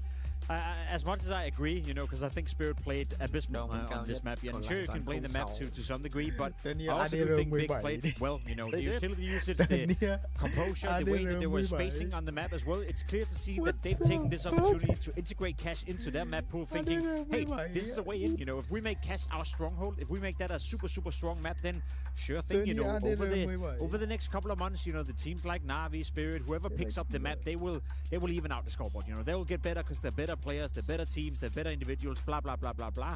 But early on, this used to be a tactic for some of these underdogs team. As soon as a new map comes out, you jump on the map straight away because you can sort of even out the playing field. And to be completely honest right here, Big were the better team, you know. I know that it got somewhat close at the end of it, 12-9 here, but even the round where Tapson is flanking with a 5-7, getting a double kill, Donk and Suntix, I believe it is still winning a 2v4, right? So Spirit could have, I mean, probably should have lost 13-5. It wasn't a close game. Sure, they made a bit of a cosmetic comeback, but that's on the side of Spirit and not Big. Yeah, that Big drop 1 round. They hit B again. Bing bong up to 9-1, 10-2 first half. The next thing you know, it's a conversation also a little bit about Tapson v Donk, right? And that's basically all we got from one side. That's OG Tapson. When was the last time you saw Tapson play this well, huh? Oh, well, I can't remember, but I know that he has always been like that German player that has, you know, jump the charts and being the one that could put up the biggest fight, right? And, you know, took a bit of a hit when, you know, he had to be Ingebrigtsen, but still seemingly putting up the effort, right? But the head-to-head right here, you know, like two players with, in my book, still very different calibers. Like, you know, Donkey's still like miles ahead of Tapson, but it's good to see that the old guy can still, you know, kick a little ball. Next two maps and progress into the playoff. I don't see them replicate this kind of performance on a map like Dust 2 again, but in my book, they've already lost. The fact that they're in the lower bracket, the fact that they're down a map to Big, the fact that they're one map away from being eliminated in a 16-team playoff. Sure thing, go ahead and win the next two maps, but you're not walking into that playoff with any sort of confidence that you can win the entire tournament. And I know that can change in the blink of a second. You go into playoff and it's all of a sudden a new tournament after a couple of days off, but nobody watching Spirit right now is thinking to themselves, hey, that's a team that can win the trophy in a week's time, you know. That's not installing any confidence whatsoever right now. It's Donk trying to keep them alive. Unless Donk plays one of the season, who is to say that it can't happen? Usually shows up. Even team này các bạn biết thiếu một thằng nào không? Luminosity on those two, didn't they? Yeah, I know. I mean, Luminosity. I still think that Cash plays in massively here. I mean, I think it was clear to see that Spirit had a lot of issues, not only on the CD side, but also some of the team rounds. You know, it did came down to the wire. You know, some of like it did really needed Suntakes and also Dong, you know, to bail them out of those situations, right? Whereas those two, you know, we all know how good they are on the map, and then that is also what comforts me a little bit. You know, it's not the first time that we have seen an underdog take a map away from a favorite by, you know, playing this new orthodox map that has come into the map pool in the beginning of a new season. And as you mentioned, Jacob, that is sometimes a very big card that the underdogs can have, that they've just put in the hours and, you know, the elite teams haven't. It's not going to be an excuse, because it's more or less like, it's not like Spirit as individuals don't know how the map is designed, how to function out, right? But it's when they get pressured, when they lose map control, when they don't know, they only have maybe like 5-6 rounds, you know, to kind of figure out what to do against a specific thing, and they just couldn't solve that today. Yeah, not yet at least. Perhaps they get a breath of fresh air. Or did I say that right? A fresher breath of air. Whatever. Anyway, maybe they get some of that, and then going into the second map, we get to go to a break. Then we get to jump into Dust 2. We find out if Spirit have any of just that team spirit. We'll be right back after this. You're watching the Esports World Cup.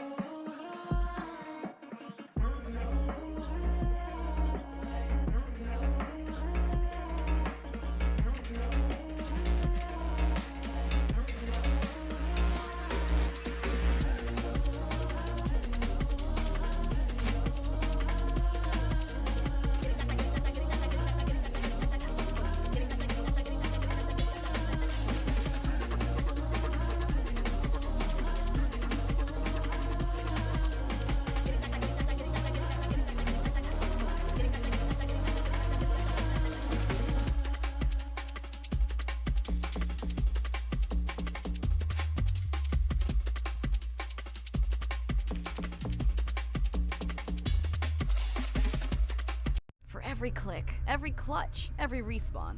We were there. Now, the proud founding partner of EWC, powering the biggest event in gaming, shoulder to shoulder with the world's best. Greatness deserves a stage. Lenovo Legion, reach your impossible.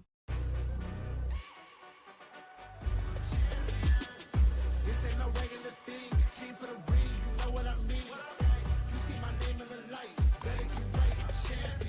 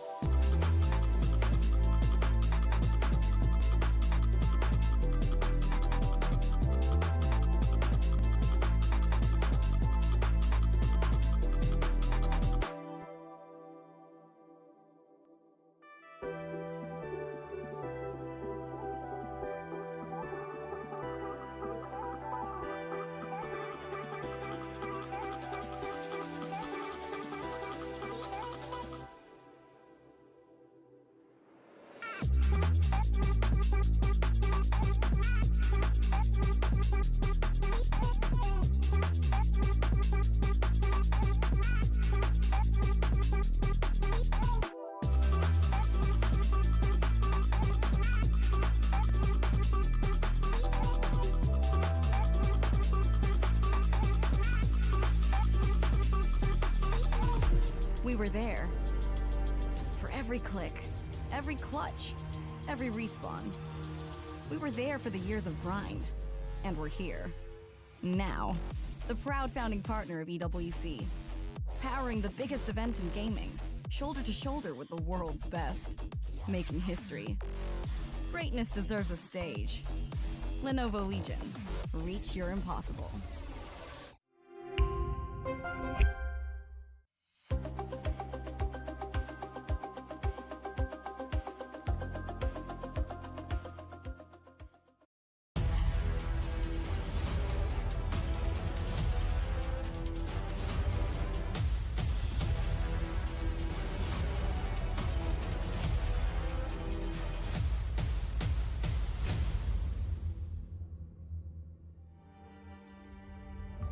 Big have cashed their map pick here in this series and sit only a single map away from the playoffs of EWC.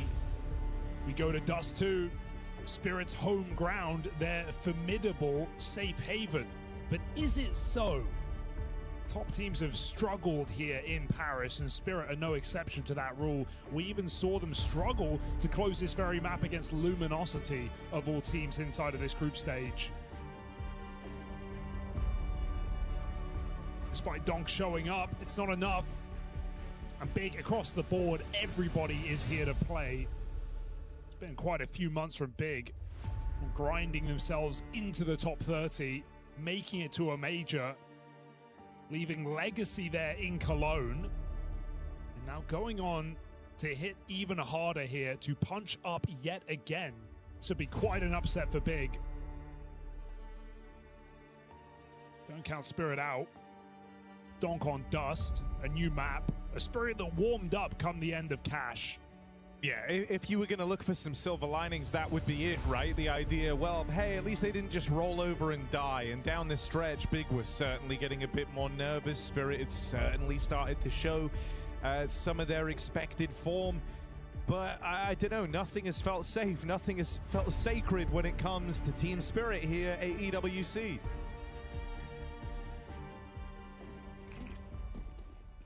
Recent games on Dust have been good, at least for Spirit, right? When we had Vitality lose this match just yesterday to Bait, it was coming off the back of 3 losses in a row. It was a shaky-looking Vitality. We've lost 4 of the last 8 series. Spirit bên phía T-side anh em ạ. Spirit, Bản đồ thi đấu I'd like to think are not in that category. I mean, remember, they just came off a grand final, albeit a loss, but good tournament otherwise. Có thể sẽ một tình huống mid to B, Focus, mà bây giờ Spirit just storm out mid to B. Big đang thủ 3 người khu vực bom B. So look for a mid to be here. At least that's the outlook from the util and the positioning. There is this triple stack for Big. It's so quickly reduced just down to 2. You're hoping that Blame F gets overlooked. He has been able to strike 1 from the tally out at the car. Good for a double. But it's still that B site falling, and Magic's in position to manipulate these rotates. He hears Tabson bound for the tunnels, knows about a player down here in CT, and they're looking to get rid of Griggs before he gets to play. Nice shot. When you see Magic's in that corner, Tabson knows he's been heard, he's been rumbled. So doesn't even give this a proper look in. Nice close for Magix, but yeah, Shiro also hits the 2 most important shots. That double tap on window, and then clearing Blame out, who was a couple of kills deep on car. Dropped Don coming through the door, so nice shots out of Shiro's P250. Save Spirit in this pistol.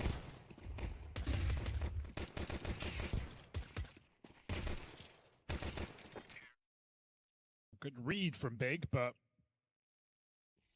Spirit fight their way out.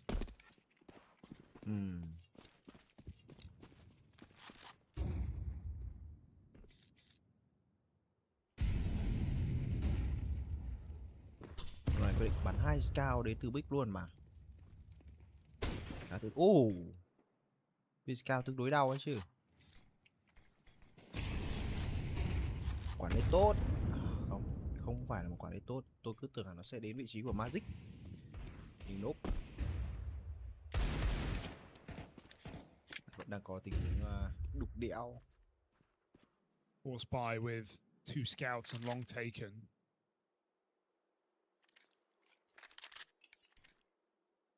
Blame has some util on A. Đánh hết shot luôn mà. It's definitely potential on the hold, but you're going to need to nail these first shots, and that will not help your chances. Donk, beautiful tap to Griggs. Blame fighting for the site, has taken 2 with him, but no more. And the flank from Tabson, unable to find success. Spirit getting closer despite some damage. Zontix is lasering these players on A. That should be enough. Nhìn cái nhịp như này là cảm giác thấy nó rõ luôn đấy. Trying to bait first steps perhaps, but nobody's biting. Magix pulls back on low health.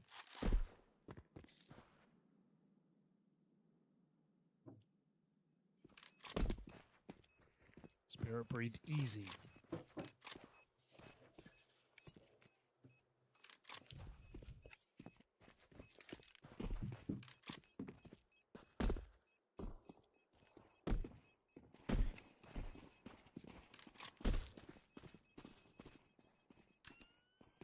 think if Spirit, you know, you really couldn't afford a slow start here, right? Getting to the comfort of Dust 2, so relieving to see pistol secured, conversion found, chance to go 3-0 up. Because this EWC run has really felt like a fall from grace for this squad. You know, when you kind of look at like the last string of events for Team Spirit, they've either won the event in the case of like an Astana, or you know, lost to the guys that would go on to win the event. Falcons at the major, Mao's in Bounty, obviously where they played in the final. Hero 14 cho solo. And even Rio going that far back, losing the vitality. Like, these are not games that they're supposed to be struggling in. It's a championship level team running the risk of falling in the groups. So I hope it's lit a bit of a fire beneath them. Yeah. And we saw them smiling and laughing on Cash as they attempted the comeback, but I hope we get focused faces here on Dust 2. They dodged the stack in this round. That's no real worries, it will be 3-0. Gets to save his M4, give it another go. Spirit, no real reason to risk bodies on the hunt. Tapson's gone overlooked. Maybe could two-tap a rifle out of play, but Shiro's got his knife out. He's adjusting his seat. Come on, Tapson, what have you got? He's just waiting until he has the perfect timing. Đợi hết tham để bắn Wait không too có súng. long. It's only Zontic's available now. Fight in middle. Bricks is Bắn hết súng đi, bắn hết súng đi. God. And of course, Zontix does jump, but Tapson still converts it. My God, that is an expensive round for Team Spirit. Not sure why they felt the need to hunt so hard. Shiro finds one more, dropping Grix at the end, but Grix has made his money, man. Multiple kills off Scout. Felt very keen for Spirit to go chasing there. They lose a lot of guns. I guess the benefit is less Galils, more AKs here in this first rifle round. Shiro has like the dream spawn to hold the mid-cross, so he's going to try and put this orb to work straight away. He's holding for the orb, he didn't take a shot on the cross. Waiting for Grix, who won't bite. Con này mà Spirit thắng nữa thì đấy lại trả đồ ấy. Oh, Donk saying himself, man, these nades, both maps now, they've just been homed in on him. I mean, it's Spirit, you know Donk is lower. That's just good prep there for Big.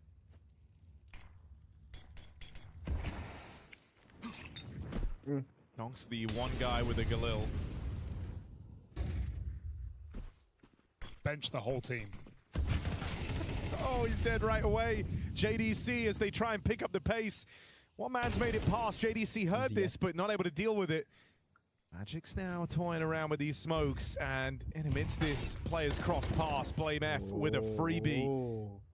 Left to Shiro as the last man, and he's trying to escape by the looks of things. I don't think Tabson's going to let him. Shiro nãy giờ lau tay lau mắt phải lau tay lau Tabson's been very involved on both of these maps, like already being super active here on Dust 2. Seeing some long pushes out of him as well.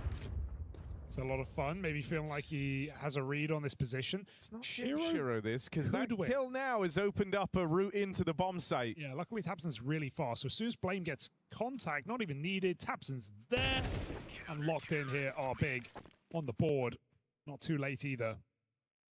And, okay, now we go back to the previous round where Spirit hunted those exits. And lost everything. And they have no money. So, not really worth it. Which is weird because in the past we've seen games where it's like Spirit don't hunt. They don't hunt when and we're like, should. Why aren't they hunting? But that was not one of those rounds, you know? JDC tagged on the cross. But there's just one AK on Donk. Unbenched the whole team.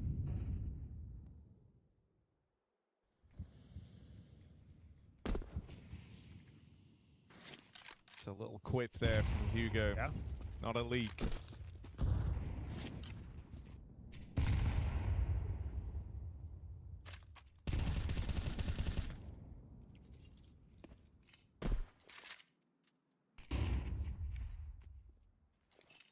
Rồi phải thực sự cẩn thận. Spirit, the master of the mid to B. Nhanh chóng gọi là always a threat. But it looks like they just want to hit upper. Đập B rồi, quả đánh B rồi. That flash from Blame F might like feign the idea that you've kind of full retaken this mid space.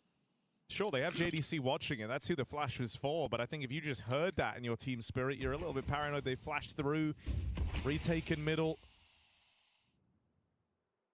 So you're going to try and re-clear with Donk. Just Donk.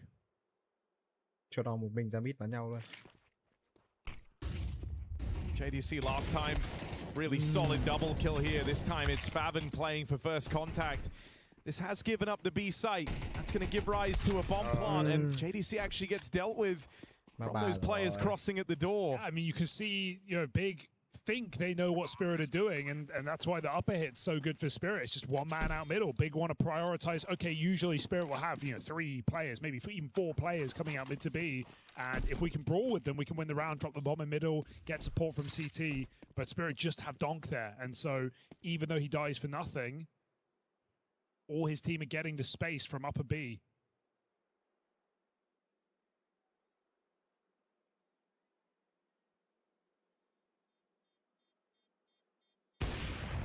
Nice hit there for Spirit with pistols in. Most of their players get out with the round. A bunch of upgrades at that, so doing more with less. An expensive loss here for Big. Càng dead.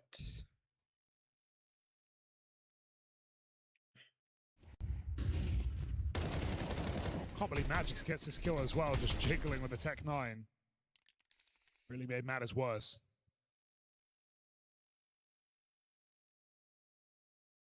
So already a well-called T-side here coming out of Spirit. Not necessarily relying off of big frags, just putting themselves in strong positions. Tôi không nghĩ là Big cũng có thể lật lại được ở map này đâu. Bởi vì nó thực sự là để mà nói thì I think if you're Spirit, everyone actually quite likes that, right? The idea that it's not taking these hulking individual efforts, you are just kind of outmaneuvering your opponent. Thì lúc đấy mới có vấn đề thôi chứ còn. Sure, it's a team that very much can win just on direct firepower, but you've seen them go from looking a little lost at the start to now feeling some comfort on Dust 2, which is nice. Nice shot from that Grix AWP, but this short space is not free. Magic's thinking he's going to have a timing there once the AWP drops down. That's the whole idea from Big. You can see how shocked Magix was on the cam. Runs into 2 players after the AWP drops. To death like that, you're thinking, okay, they've done their homework then. Yeah. It's just an unorthodox setup. And actually, Spirit are hoping that they've overcooked with that 5-on-4, that they've reset entirely. They're not entirely wrong, but Big is still playing it safe. Tapson's got this molly. Grix can support with utility. Spirit are executing. First on the scene up from CT. It's Grix and Tapson playing next. And even though Shiro will get his 1, low HP on this AWP, not impossible, but Grix doesn't miss. So a pretty clean round for Big when all is said and done. I mean, yeah, Spirit avoided the stack, but, you know, getting past the cross there, and Blame has a very fast rotation. Big hit all the shots required.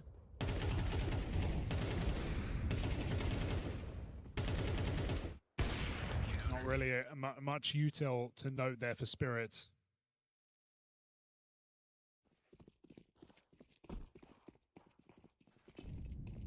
Spirit have put a bit of money into this round. It's nothing crazy, fairly modest. But a couple of smokes, couple of flashes, and a few upgraded pistols. So what's Magic's up to? What's he cooking? He's thinking about it. Deep thought. I think Big burns some util. Yeah, you're just hearing it passively, right? Like all those dollars going down the drain. Ching, cha-ching, cha-ching, cha-ching. That's how Muddy would sound. Yeah.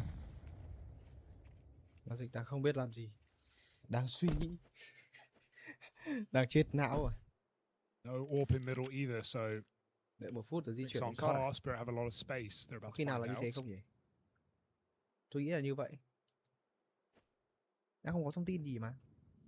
Bên phía Big thì họ cũng không đẩy quá sâu. Long không đẩy, Tunnel không đẩy, gần như họ không có info gì, mid cũng không nhá. Bây giờ muốn lên shot thì sẽ là một cái điều hợp lý. Tuy nhiên thì vị trí của Turnier bây giờ muốn băng ra ngoài khu vực long thì rất là khó. 30 seconds to pop and yeah, like one or two missed shots for Griggs and Spirit get a bomb plant. That's all they want. One of the best platform for these shots either, right? That's where the little bit of util helps you out. One thing can win you this round. You're going to lose Tania long, but you still have all of short for this post plant. This is good util to slow it down out of big. But that bomb is going to go down all the same. Hard round to lose for big when they're playing like this. They just got to do it together, time everything well, watch their back for lurkers, and just move up CT. Donk and Zontix with Deagles. What can they do? Big is still paranoid that there's more to this, but it is just 4 players out on short. Here they go. So they'll stop holding the extremities now, move in on the back of that Grigsaw. Donk doesn't do nothing with that Deeg, and it's a clean put down, so 5 alive, but a bomb plant. That's kind of what you said coming in. That's exactly what Spirit were hoping for. That just reminds me of those early T-side rounds on Cash for Big, where they hit the bomb sites and it is everybody side by side, like nothing, and then 5 players on your screen. Big really good at their spacing in these kind of rounds. So that's just, I think, some credit to Big on how clean they make that. Don't lose a single player. Sure, there's not a lot of threat anyway, but if you do string out, you can lose. So not a single casualty for Big, and their economy is in ship shape. Griggs making a play. Tabson through the smoke finds Tavia. Big getting crazy in this round. Blame F top mid, Griggs lower. Tabson gives up long, and JDC just re-swings. On control, but Tabson still maintains the car position. Donk is walking into B. Can the bomb get out? Ai. Với B đi các đồng chí. Phê bình đồng chí nào bỏ B nha. Griggs seems aware. Oh, he saw him. No, he didn't see him. Please tell me Blame F was on his POV. He didn't see him. He mustn't have been. Yeah, Donk was on his screen. Oh my goodness, getting faked out on that long smoke as well. Donk is still in a really committed position. If Big come and clear this together, that's their best bet. But don't count out Donk from doing something disgusting here in mid. Ooh. One man goes, Shira can hold that. Magic's can plant. This is brewing. 2 players. This is happening. Yeah, I actually, this is so tough for Big. They've got layers of lurkers to get through. Shiro's orb. That's a really rough miss. Just one guy's made it through. You tell him. Donk's dead out here in middle. Oh no. These were strong positions, but you had to hit your shots. Magic's at least holds the line still. There's a lot of bodies coming his way. As Magic's left scrapping on his own, Shiro wins his fight back in the tunnel. Tabson, time's low, time's ticking. Molly in at the tunnels to try and keep Shiro at bay, and Tabson, with seconds to spare, he's got it. He has saved this round for Big. What a roller coaster to think that there's no way Big can win it, to think they definitely got it back the other way with a 2K from Magix, and still Tabson clutches up backside. Oh my goodness, Big. What a day they're giving us. What a game they're giving us across both these maps. Making the impossible seem possible. They had nothing going for them there. No information, no position. Post-plant, Spirit knowing where everyone is. And can you believe Donk doesn't get a single kill there in middle? Felt like the right spot to be. What is this Tabson renaissance we're having? He's having a great tournament. Great series versus Team Spirit. Oh dear.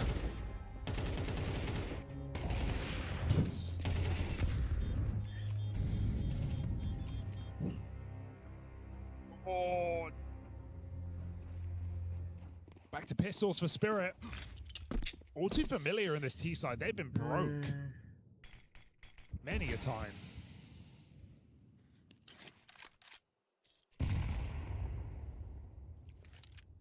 Big have got to be rubbing their hands together right now. They're in such a powerful position. They've got great money and a chance to sweeten the deal in this round if they're able to keep it clean. You're about to try and take the lead. This is Spirit's go-to. And you would be the guys in pole position and not impossible to dislodge for the remainder of the half. You're going to be buying in every one of these rounds. It's a really scary game now for Spirit.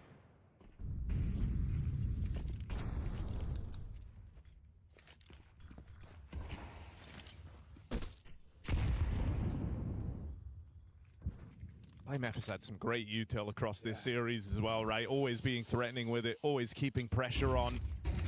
Won't stop this one guy getting out on a mid to be, and they're hoping again that this draws a bit of an overreaction out of Big.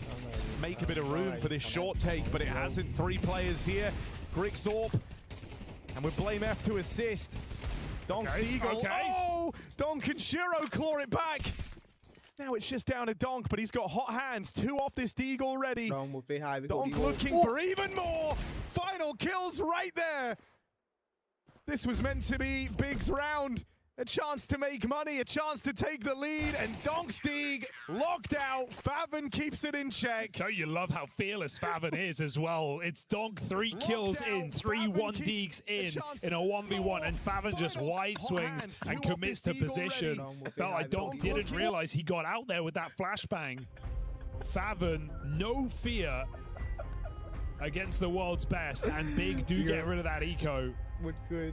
Spirit almost win another low economy round, but not meant to be. Big a timeout to catch their breath, caught off guard. But they are still heading in the right direction. Trading rounds against Spirit. 4 rounds in a row for Big.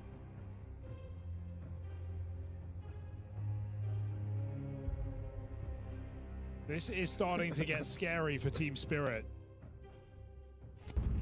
This is home territory.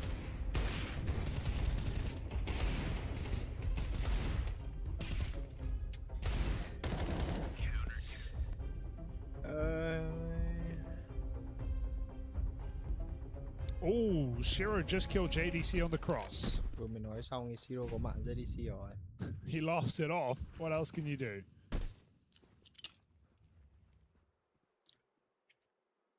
Hate to die like that.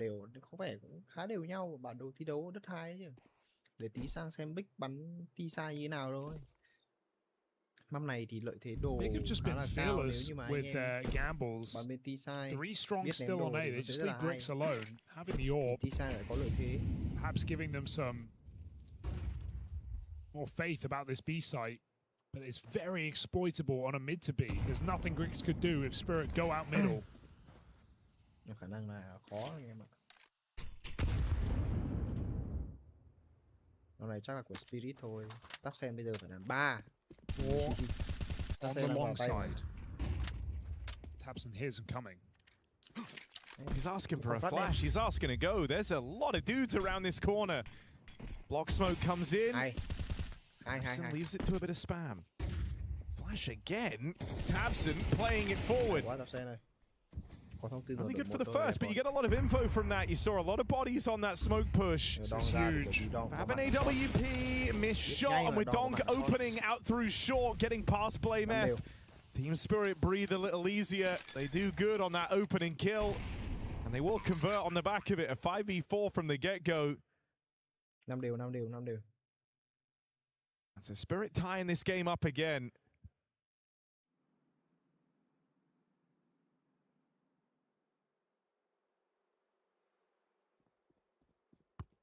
No point are you out of the woods. Does it feel like in this kind of match? Oh, you've seen that orb now. You want it. You want it gone. Only way you're going to break Big's money is to stop them on these saves. You want any freebies before the end of the half. One more kill from Grix is a problem for Spirit as well. Just like that. Sure, he loses his orb, but Spirit, it's expensive for them too. 2 drops here. 1 player won't have everything. But maybe Spirit feel like it's worth it just to get rid of that pesky AWP. 5-5 now, 2 rounds on the half. I think it's yeah. It's fine if Spirit win this round, right? But that's still the if. Grix still has his orb. Eric vẫn giữ được orb. Safe across on middle this time. Spirit straight out long. Thích hay để solo 1A nhỉ, bắn solo A bắn lùi long luôn. Mà cũng chả phải lùi cơ, bắn nửa cương nửa lùi. Đây là bắn kiểu These mid walks are something big. I've attempted a couple of times now. Bây giờ muốn ra lại mid thì khó này. Spirit have always had eyes on it. Muốn ra lại mid bây giờ khó này. JDC kê đấy rồi. Một ông kê tunnel rồi, đẹp rồi. How fearless Tabson is over here on long. You admire it, but you're also a little nervous because you know that this Shiro AWP is hungering for someone to come swinging out.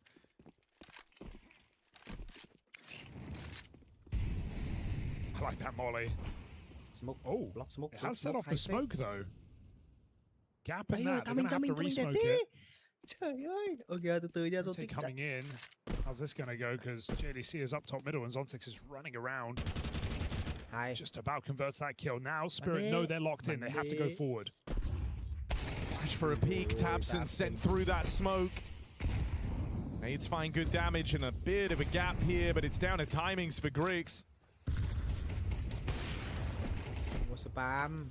Backstab out of JDC. Two players holding for it. He gets a dink off before he's deleted. Rough. And as Fabin's getting spammed, trying to extract anything from these very forward positions. They know where Grix is. Oh no! Don't go giving him this! And he knows he's on for it. Oh, Grix, what is that? What the fuck? Yo! Round of your life, round of your dreams. That's something you go to bed and you have dreams about. You're gonna have visions about that play, trying to recreate it for the rest of your life. Just a single bullet in the air. Two no-scopes, don't kit, two phenomenal kills here. And then Grix just one-ups it. Single bullet. Get out of my server, Shiro. I don't believe it. And now he's picked him in middle. I don't believe it. Get out. Drink him. I am lost for words. Shiro just got humbled. Back-to-back rounds. What did we just see? You don't get rounds like that every day, do you? You don't get rounds like that ever. New Premier kind of. Oh, that was like 0.1% chance things happening back to back to back. All right, Spirit, how do you keep your head strapped on? Can Donk? No, he can't. His head's off. And Sia as well. Blame does a lot of damage. And doesn't it just feel like this game is meant to be for big? Grix, miss. Not a problem. Or maybe it is, because Magic's has killed rotation. Grix, getting caught. Careful, Magic's throwing it back in his face. 2-on-2 now. Full reset long. Low health here, Spirit. They just need instant headshots. Oh, I think JDC. Magic's is so tucked in here. How's he gotten here so quick? Snuck the whole way. Check the. Oh, swing and a miss, and that now leaves it to Tanir. What's he got? Plants for long. And he's stuck fighting here. He needs 2 clean kills. There's no taking this to time. You just got to win the fights, and that second one comes up shy. Defuse in for Fabin, and Big with a winning half on Spirit's map pick. Just a sickening game out of Big here. I mean, Spirit won a couple of low economy rounds in this half. They didn't really do too well with AKs. They didn't do too well on these gun rounds. I'm sad they didn't really touch the mid to B. It got them in the game early. They moved away from it very quick. And it was their most successful round. Sure, there weren't many of them. It was 4-1 off the start. But that is really rough. I mean, Harry, the last 4 rounds, the big one in that half were 1v1s. You just feel like, you're a millisecond away from taking this map, and now Spirit are down 2 rounds at halftime. 4 huge clutches for Big. We all know the clutch we're thinking of. Dude, this big team are great. At the major, they gave us the insane comeback. Now you got this Griggs 1-on-3. Got such good long spawns. Okay, they won't take it. Spirit running up mid. It's just a big content farm. And Spirit don't want to trifle with that. You see players holding, decide to call it off. Okay, running around. Tania, no support here. Needs something good. That's a start. Tabson, sickening shot. 2 more on the corner, swing together, jumping cork, and Shiro's got 1 more, but reload is a problem. It goes both ways. Griggs turns around and taps out 2 more. This kid is nuts. 3 headshots, and Big take the pistol. Whoa! I don't believe it. Griggs is having game of life. What is it with these young AWPers on Dust 2 at this event? Sizzy did it to Vitality. Griggs is doing it to Spirit.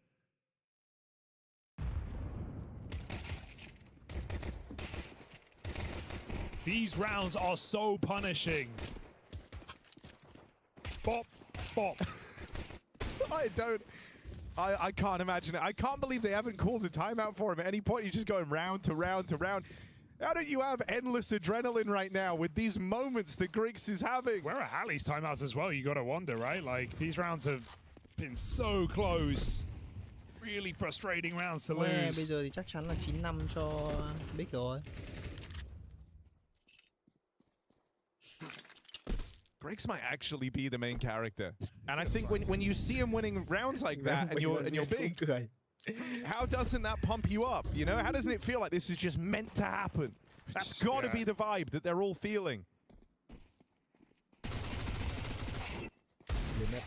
Oh, he's just nailed Donk through the box. Dude, the worst part about that, like, Griggs, okay, it's that game, isn't it? Oh, yes, Big. We've missed you. Boy, is it good to have him back. And Walt Tabson's just been playing out of his mind as well in both these maps. Played a great T-side of Cash. Blame called some beautiful rounds. And Griggs is the main character here on Dust 2. There is that Spirit timeout. Second called here. Hallie on the mic. Just think about like the stark contrast as to what the vibe is in these two teams. For Big, you know, eyeing up a playoff run all the way from the open qualifiers, by the way, right? Yeah. The idea that they've been grinding, this is what it was all for.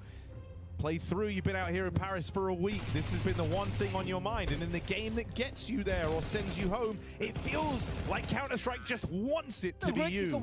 For Team Spirit, they were front runners to be a contender for the trophy. They were meant to be one of the 3 big dogs fighting for the trophy in EWC, and they're staring elimination dead in the face. Yeah, make no mistake, 4 rounds away from Spirit going home here in Paris. Team that just came off the back of a grand final.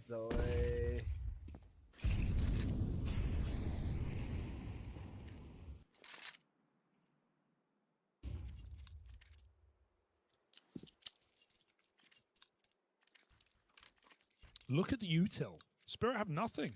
They got 2 smokes and a molly and an HE. This is the first gun round, and it's coming at a cost. Tania struggling. Got to hold down long. All right, keen double kill out of Tania. That is going to pull Shiro over to lend a helping hand, and they've at least shut down this long play. Oh, Griggs. Oh, buddy. Don't do it to him again. How much BS can one guy pull off? He's got JDC still in this round alongside him.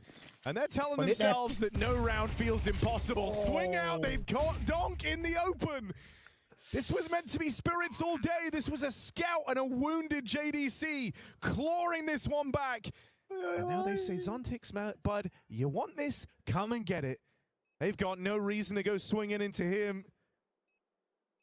Zontix hoping that eventually, you know, nerves get the better of them, that they'll count down 3, 2, 1, give him the fight. That's not happening. Zontix dead. Yeah.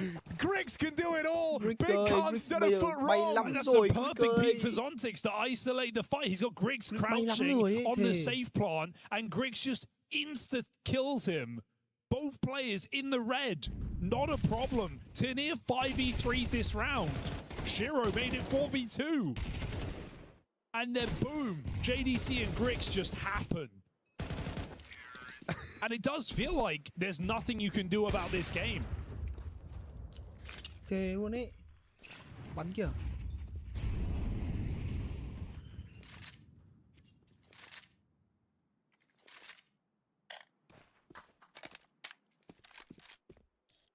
Big are looking for another miracle run.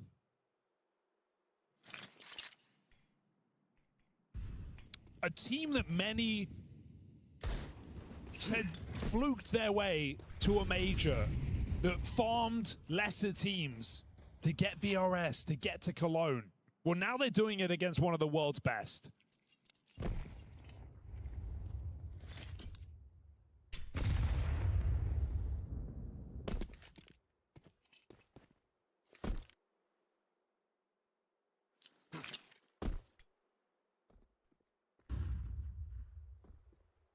To be order of the day.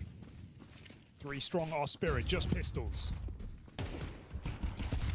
All right, they lose JDC early. They are going into this stack. Dong's Deagle put down. Grix. Oh, buddy. He's at it again. Dead after the double. It's left to Faven. 1v1 now. And Shiro had the option of grabbing his weapon of choice, but instead he's played for the space. He's closed in quickly out towards the double doors. Faven dead as he rounds the corner, and so Team Spirit, low econ round, picked up and going their way. Oh, you got to give to Shiro that is a ballsy call to make, to not go for the AWP, to not go for the position, hold the window, to walk up with a P250. Feels like it worked massively in his favor as well, right? Because Faven is anticipating the AWP on a long sight line. You even see that with the util he's throwing. Okay, it's a big step in the right direction for Team Spirit, but they've still got one hell of a journey left. It has to be the fire starter here. Shiro triple kill on the P250, and Spirit, the chance to break Big's money here and now. Is that round the turning point here for Spirit? Yeah, I think also, you know, like sometimes when you're in this flow state and everything's just going right, it's hard to go back to, and you really want to, right? If you get offset in a couple of these rounds, if you take a couple of stumbles, that's sometimes where you see this momentum just die out completely. Not saying it's happened yet. Grix is still 21-8. Big is still in the lead. No matter what, he's got his AWP, and so Big are banking on it in this game.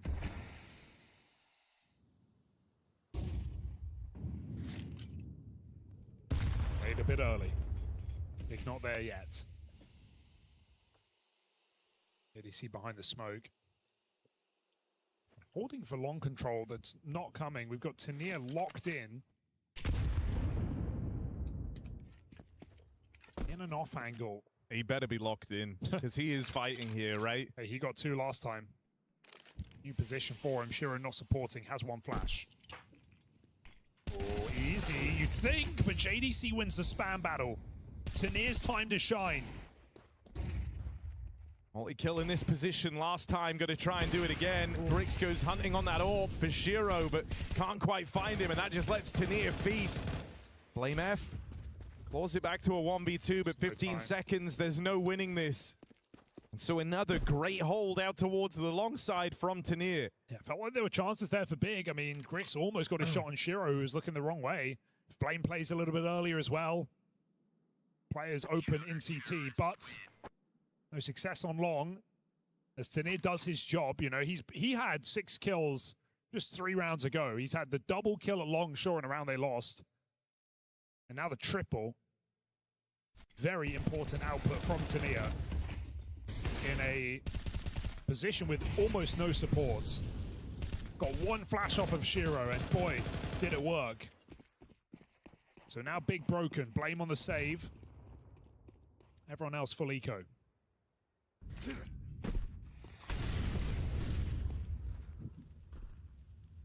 Blame just gets out.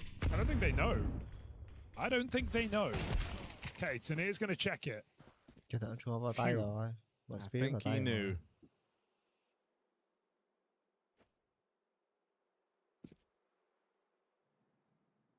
Okay. We don't lose the Glocks. Yeah, like that's... Oh. That would be embarrassing. But he didn't see them. Okay. Oh, awkward.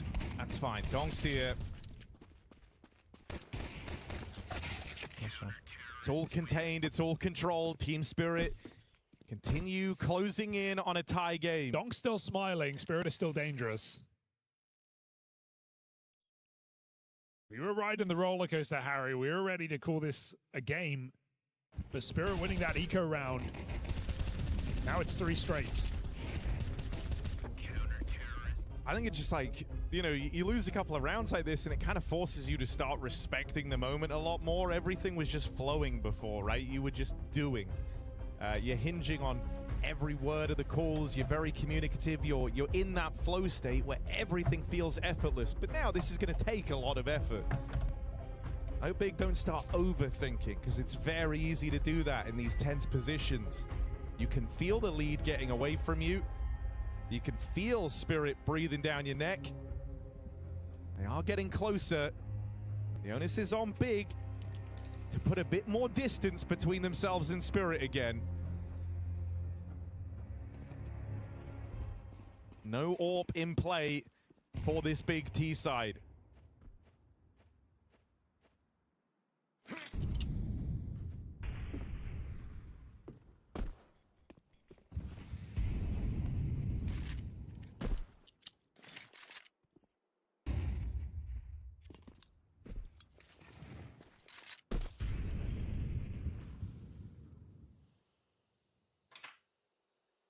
Càng đét. They want to end B.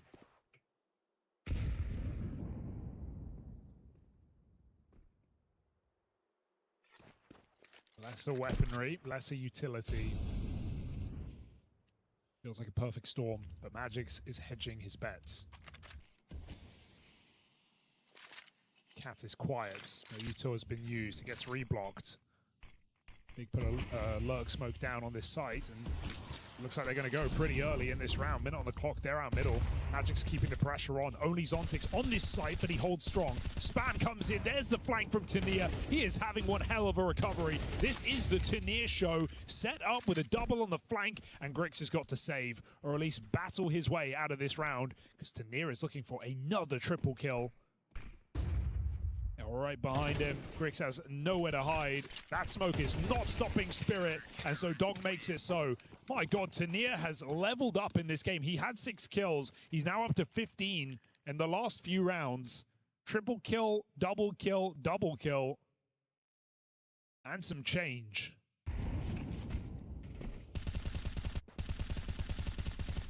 And just what a perfect time for it, right, for Team Spirit. Have him doing this. He's been handed a number of long plays. Even when they try and put distance between themselves and Tania, he's still getting involved. For Spirit, and they really needed him too, right? Like this, there's been a series in which Magix, Zontix both had their struggles. Zontix had some important rounds on cash, but hasn't really factored into this one. Donk, his stats a little inflated after that mowdown versus the Glocks in middle has been largely irrelevant. I mean, his best round was the 2K on A side before Grix got that no-scope round. I thought Donk did, he had a phenomenal round there. Saved them from a rough situation, only for them to go and lose. So, been relatively tame as Donk in this map. Wasn't the case on Cash. Was the front runner. But Spirit is still here. I see a Grix scout. I see Tania on long. True. Clash of the Titans. Flash dodge. Tania goes back for more. He ain't backing down from this. Tania only deals in 3s. Has Grix pinned in behind the blue bin and a teammate nearby. He's fighting this every step of the way. Shut down at the short take. And Blame F, 1v3, 35 seconds. They know where he is. There's no winning this with the bomb down on long. Save is fine, really, for Blame. Would love another kill to keep the damage up, but at this point, Spirit is so rich. And they're believing in this comeback. This is a 5th round in a row for Spirit. I think you've got to give, Spirit win this game a lot of credit to survive some of the things that have happened to them in this map. They felt out of commission. This was 10-5 down. Làm sao rồi vẫn rút được một. Spirit have persevered, and now the score evens up. Thắng 2 round nữa thì and it's big. Spirit hết tiền là who are feeling the pain.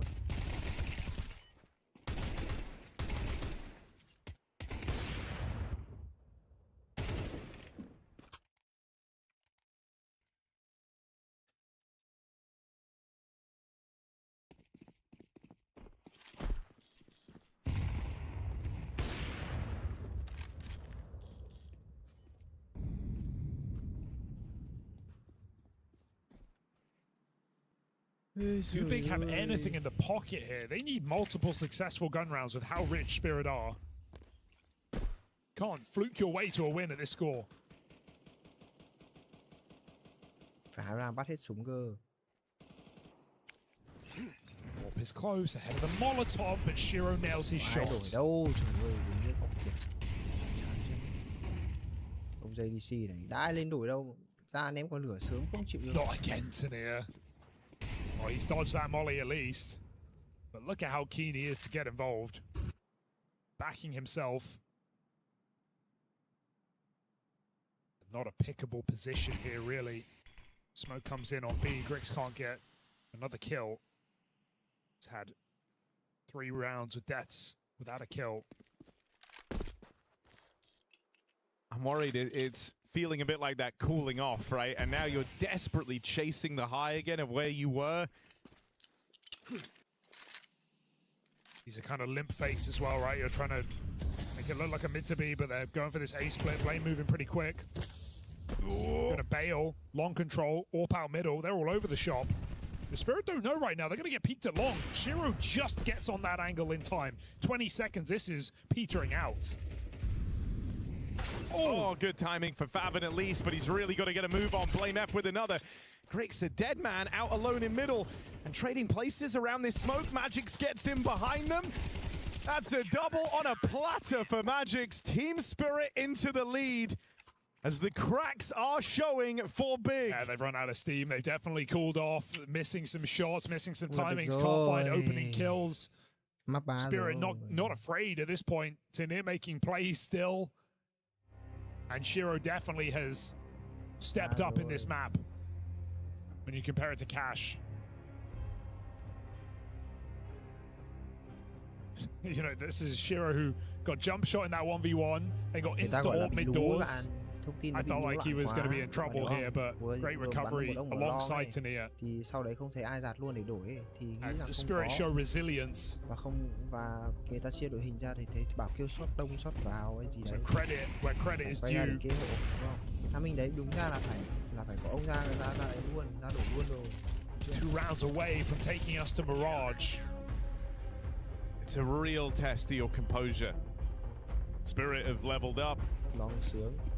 Started with Tania and Shiro, but now you're getting more mileage out of everyone. And for Big, you know, they're sitting here thinking that this last week of playing, they don't want to leave it to the chance of a third map. They don't want to leave it to the chance of Mirage. Especially not when you had such an opportunity on this second map. Get out. Blame tries to chase there. Almost catches players. Big bail from what looked to be a B hit. 3 players coming back down lower. Yeah, you saw 2 guys cross on the B hill, right? So you know there's a bit of a B lean right now for Spirit. You see that Shiro's quick to try and undo this. And as they hear him shuffle back in mid, they may just look to recommit to this B hit after all. Tiếng đâu? Đây. Có nha. 2B, 2A, tầm mày giao ánh B2B nữa thì mới đẹp. Shuffled indeed with no utility left in this round. Gonna need Zontix and Donk to hold strong, and these 2 players have been struggling in this CT side. Donk with the AK at back plat. Feels like a dream. It's the pressure of the mid to be. Gonna be overwhelming as Blame goes charging. Magic stops him. It's up to Donk and Zontix. Mid component getting dealt with. Donk, quick work made over the tunnels push. Grix does what he can, but it won't be enough. All in vain. Team Spirit. Map point. And if you're Donk, you're probably thinking, that's the round I've been waiting for, man. Just dry fights, just people peeking me. Some actual duels in this game. Has no problem winning that out on B. And what a run of rounds for Team Spirit. 7, looking for their 8th in a row to end this map.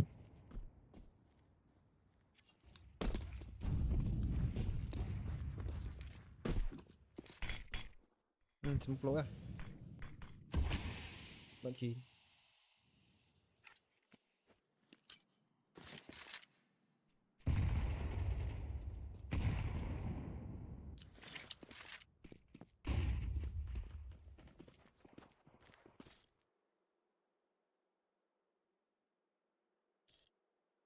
Grix, one final try.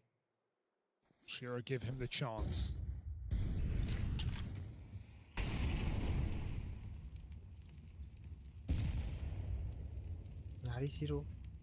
Oh, here we go. Oh, there's a reaction from B-Hill that JDC is able to punish. You get rid of Donk. Surely you got to be thinking about this B hit. Zontix has not had a kill on this B-bomb site. Tania again, hoping to come through with some long doors aggression. But in a 4v5, he's doing it. Got to pick his moment very carefully, and he does so right as they've departed. Tania, man, he was the guy who started this entire streak for Team Spirit. It was his reactivation coming alive, and now he's got them in the palm of his hand. Deals with the Grixorp. Jigs up. You see that kill come in, you know you're rumbled in this round. You just got to commit, trying to come through the smokes. They go right into Shiro. Zontix there fighting alongside him. Tabson and Blame Air fighting a losing battle as Team Spirit, against all odds, are able to turn this one around.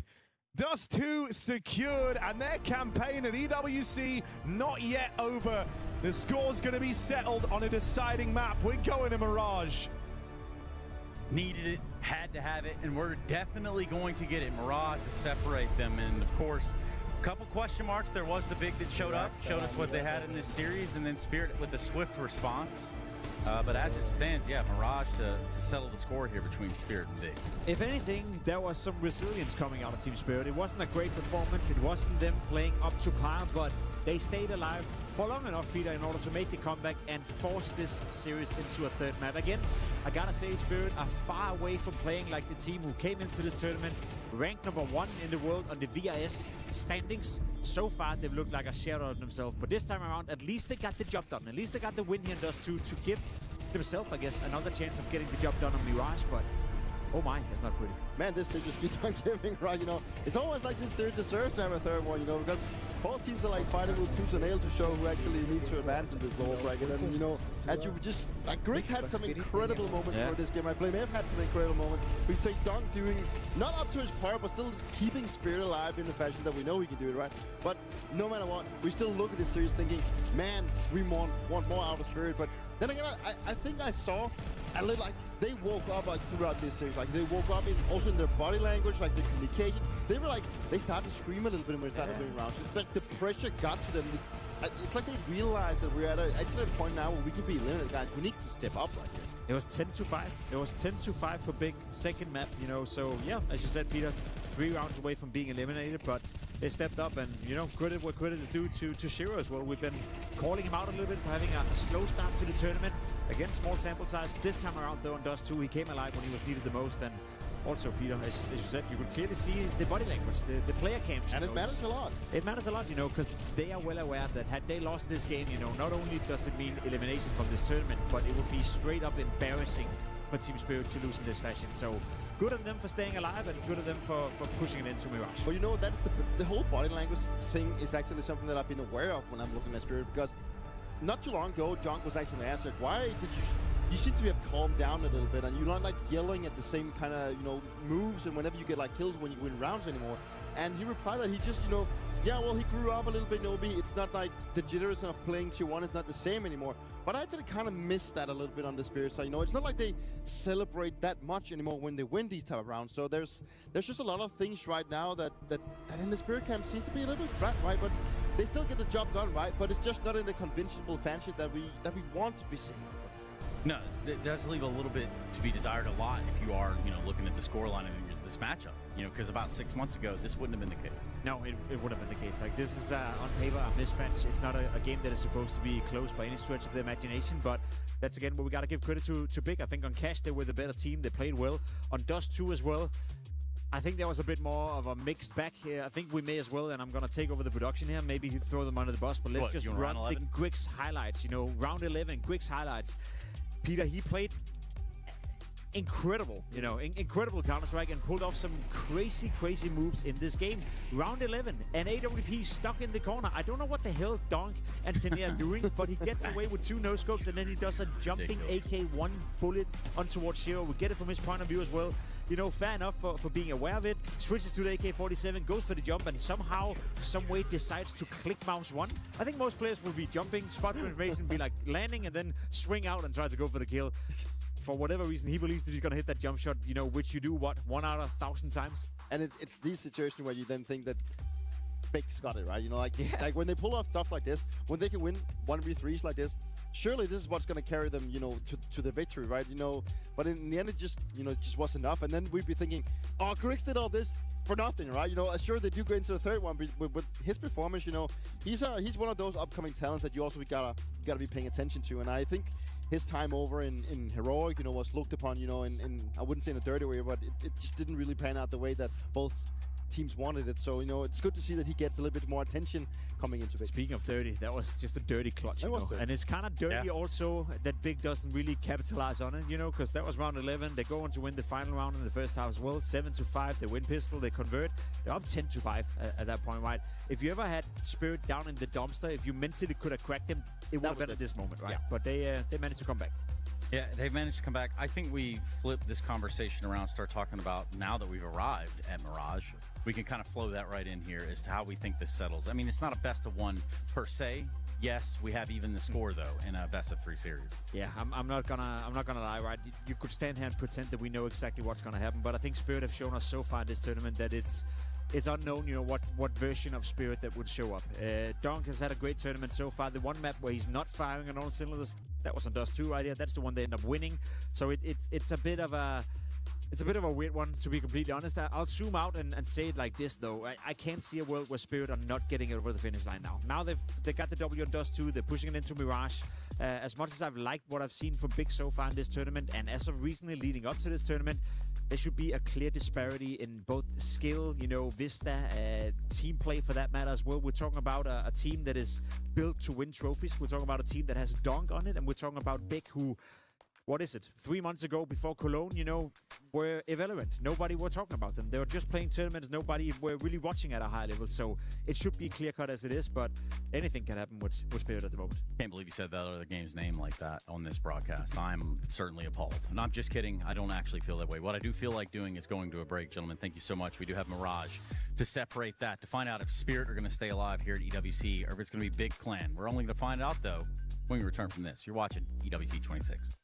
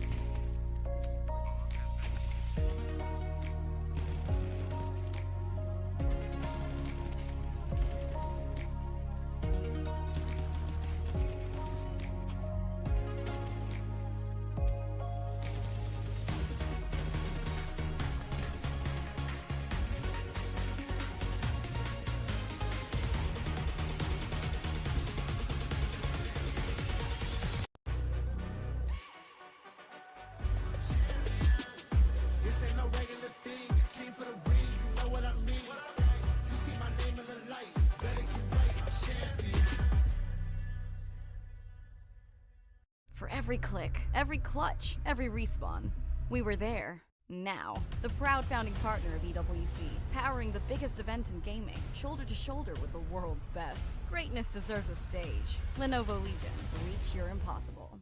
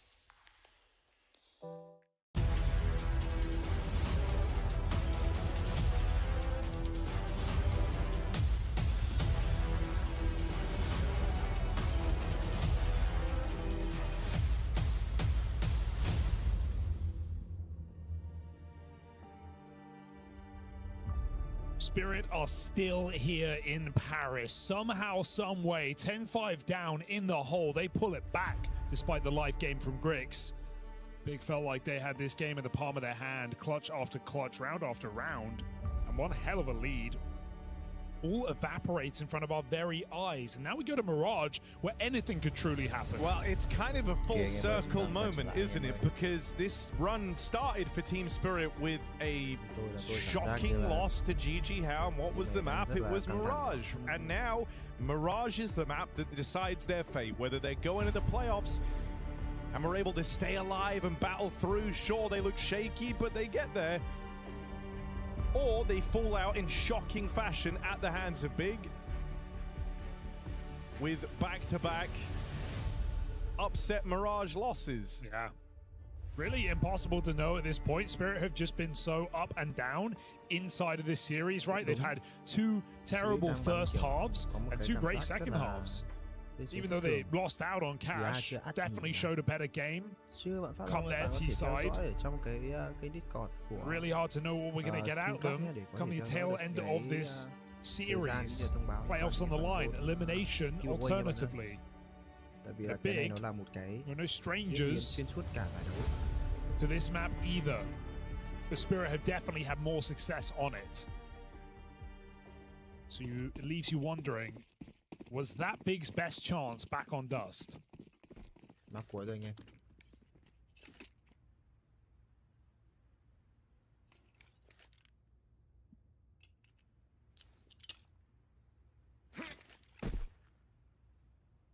Got just a set piece in this pistol, util in towards the A site. It's 2 players back here at CT for Big.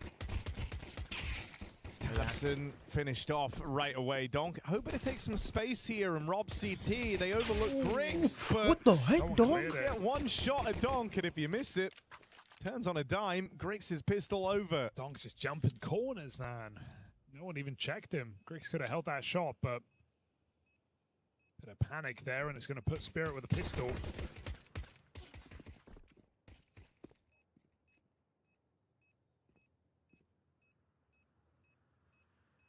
Big just trying to break some Kevlar on the way out.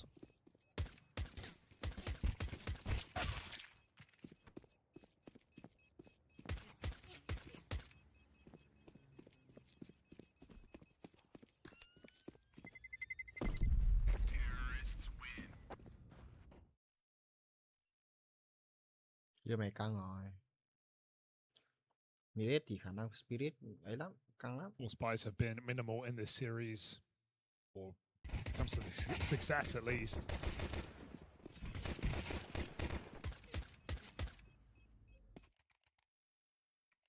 All pistols converted.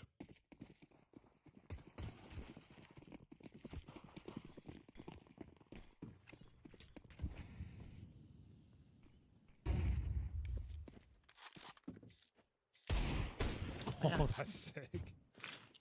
Quick tag for Favin on the front of Van, and then Grix finishes it off. Hay đấy nhỉ, combo Deagle Scout. Felt like this half feels very important for Big. CT side is where they do their best work here.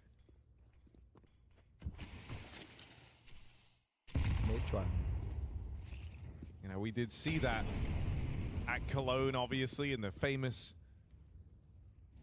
0-12 comeback win in 16-12. But it's a trend that's kept up and followed them ever since. They have to do a lot of the legwork in this first half. This is getting weird. Magix gets caught, 2v4, and we just said no force buy is a bit of problem. This might be where it starts. Spirit takes space back. This is a really good push here into the market. Zontic's clearing it out entirely. Now they're going to know everyone's coming from short. Shiro's going to need to hit some shots. Zontic's hoping to take first contact, but it's left all on Shiro. Wraps around behind him. Shiro's quick. Defuse being held, but it's the low player defusing the cover in from Grix. Stripe. So no crazy, miraculous 1v4 for Shiro means big. Steal away that force by competitive from the get-go. Yeah, I mean, you mentioned the CT-sidedness of big on this map, and the numbers back that up more than you would expect, right? In the last 3 months, they've only won 30% of their T-side rounds. Pales to the 54% of CT rounds.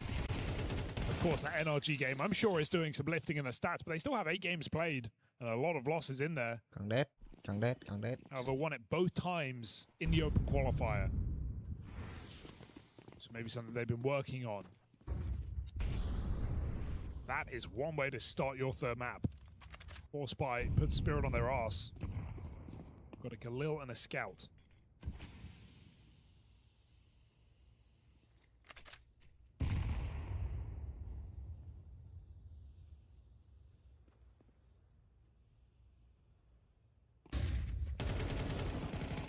Good flash play between Blame F and Griggs. Worry because of those stats is like, even if Big kind of smack this half, I'm never going to feel like they've won the game until they do. Especially after Dust. Scout tag on the AWP.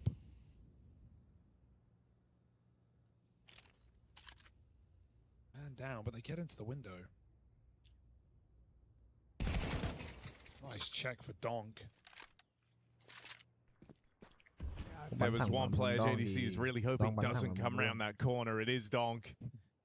Just deletes him in a millisecond. Cat is the move here. Zontix can play late. Blame is starting to cheat over to B. 20 seconds with the resmoke con, it kind of gives up the aim of the game. Spirit need to go. As the spot for Fabian, still the Shiro Orb, able to get rid of him, and Donk just on a tear to start Mirage. Yeah, they're saving. Zontix not even needed on that flank. Just picks up the AK, gets out. Spirit win it off of the entries. And I know Big just got here by winning a force by their own, but they have a very potent reminder of how important these rounds are. It was losing one of these that began their downfall on Dust 2 when they were up against the Pistols. Gave enough time for Spirit to get back online, and so this one ripped out from underneath them. Going tit for tat to start Mirage, and when you're really banking on a strong CT half, this is the last thing you wanted. Zontix even able to remove an extra gun at the end. And a strong start to this map for Donk, right? 2K the pistol, 2K in this gun round, this forced round. You know, he went a bit missing last map. The numbers won't really say that because the last few rounds he had a couple multi-kills, but he found some ecos towards the end. He had one big B-hold with a 3K, but he wasn't his usual self, I think you could say, on Dust. And now he started very strong, so that is massively reassuring here to Team Spirit. Yeah, he just felt average, but not average by his standards. Like, average is a, you know, player-wide, yeah. Oh, this is a nice spot to be, but a missed shot for Griggs. They go charging. tabseN knows there's one more. All right, tabseN, roll back the years, but donning the AWP. Oh, the flash for tabseN. Moment he gets vision back, it's all guns blazing. Burns alive. Zontix coming through this smoke. And Shiro here to back him up, but they don't know about Fabian, so you thought. Zontix with a wide swing, made it look like he knew the whole damn time. Locked in, Zontix. Couple of big rounds in this series, couple of very impressive rounds.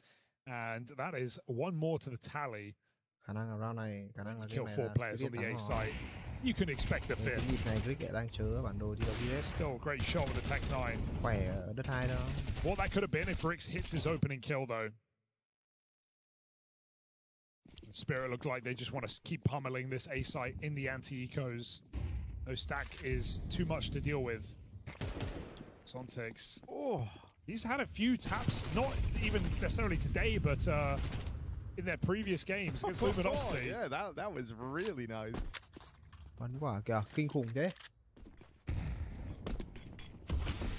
Magix should be dead, but no, checks his flank. Oh, poor Blame. And Spirit is just rolling over them, but here come the guns now for Big. Tích đang vào tay rồi. Delayed gratification. Credit không tìm được chứng minh rồi anh em ơi.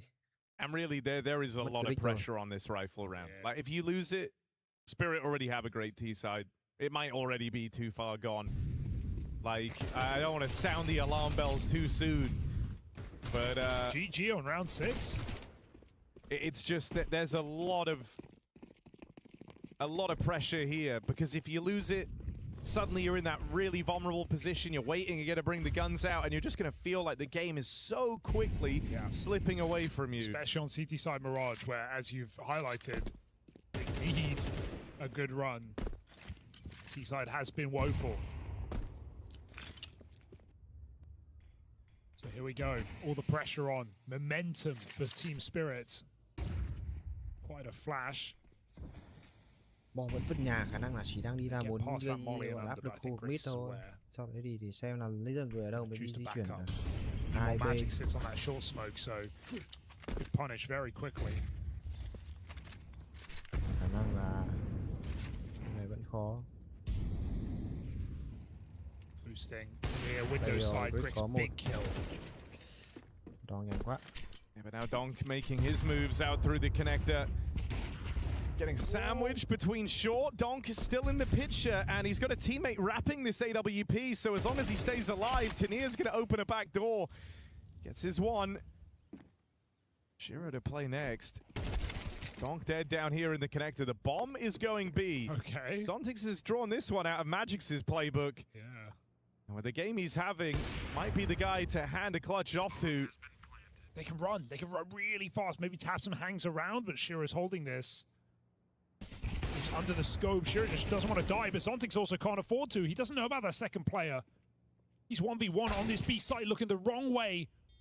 As he backs up, gets a good position, but JDC has done the same, shifting into this site. He knows he can't be far. Now. Running now and closing in.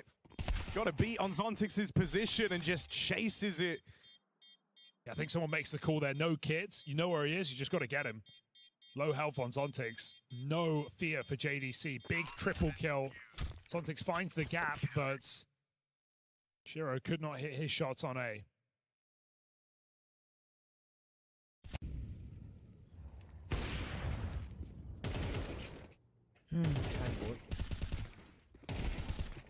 It's an important round win, but the pressure never goes away for Big.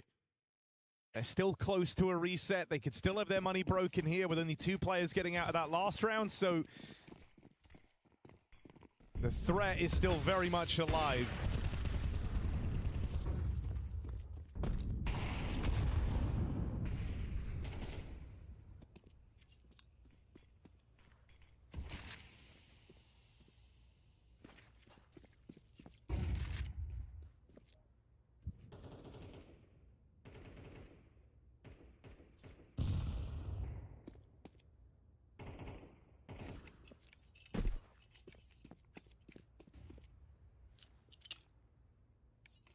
A bây giờ là đâm đầu vào Big 3 người ở A, nhưng khả năng nó cũng chả phải vấn đề lắm.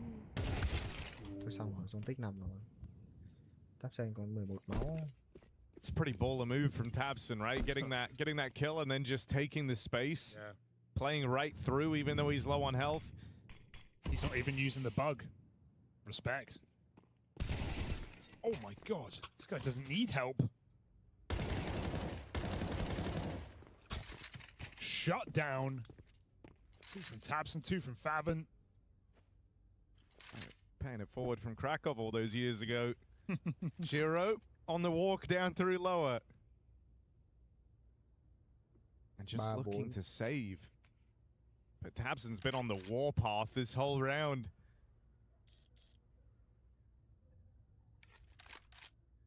Don't know yet, but JDC can swing off Faven. Hello? Oh. Unlucky. Faven triple kill, puts Big back on the board. Time out thôi. Looked a bit too easy there for Big. Con này đấy có tiền bài đây này. Just disrupting pushes. Spirit not able to throw any nades.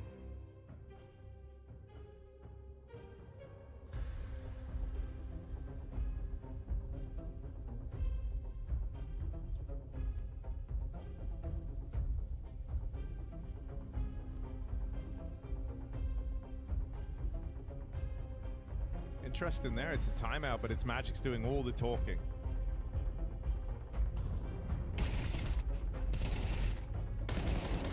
Kali non-verbal in that first timeout.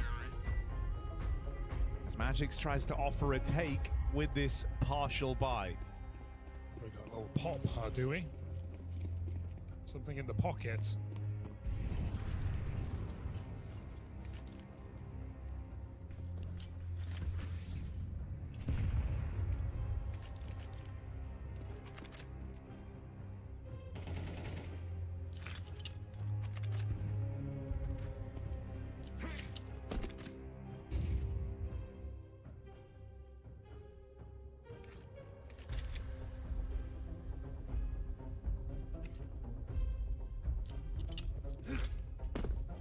See what he's come up with. But a timeout to try and outline a call in this round. 3 strong, 4 big. And Griggs AWP gonna start things off. tabseN here alongside him. And whatever the idea was, it's not panned out for Team Spirit. Yeah, the mid-util they threw didn't really change the setup at all. They kept 3 players on A. They have a site player, CT AWP, and stairs player. So whatever Spirit did was not enough to put any doubt on Big. Especially on a low economy round like that, Big not really expecting a big take. So easy shutdown. 5 alive round does give you a lot of comfort here on this CT side. Yeah, can recover from this back and forth beginning.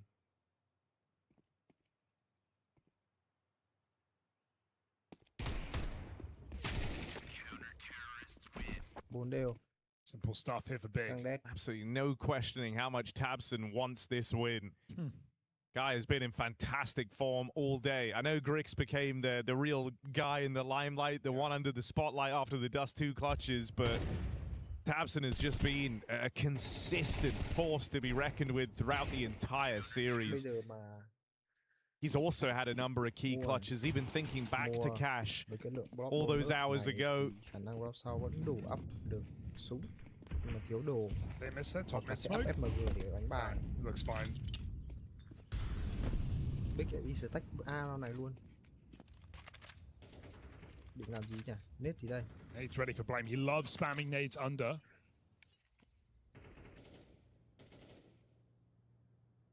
Đang chơi timing. Mid conceded. Big don't really have eyes on. Ném đi.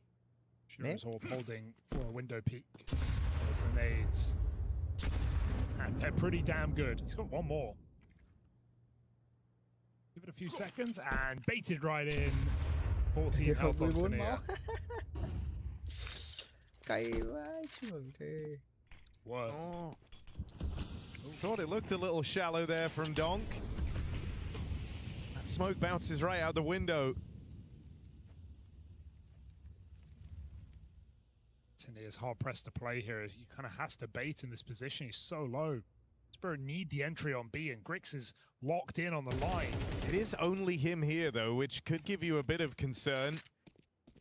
Especially with Zontix now taking Apartment's control. He's going to flash short, get them around this corner. Will that give it away to Griggs?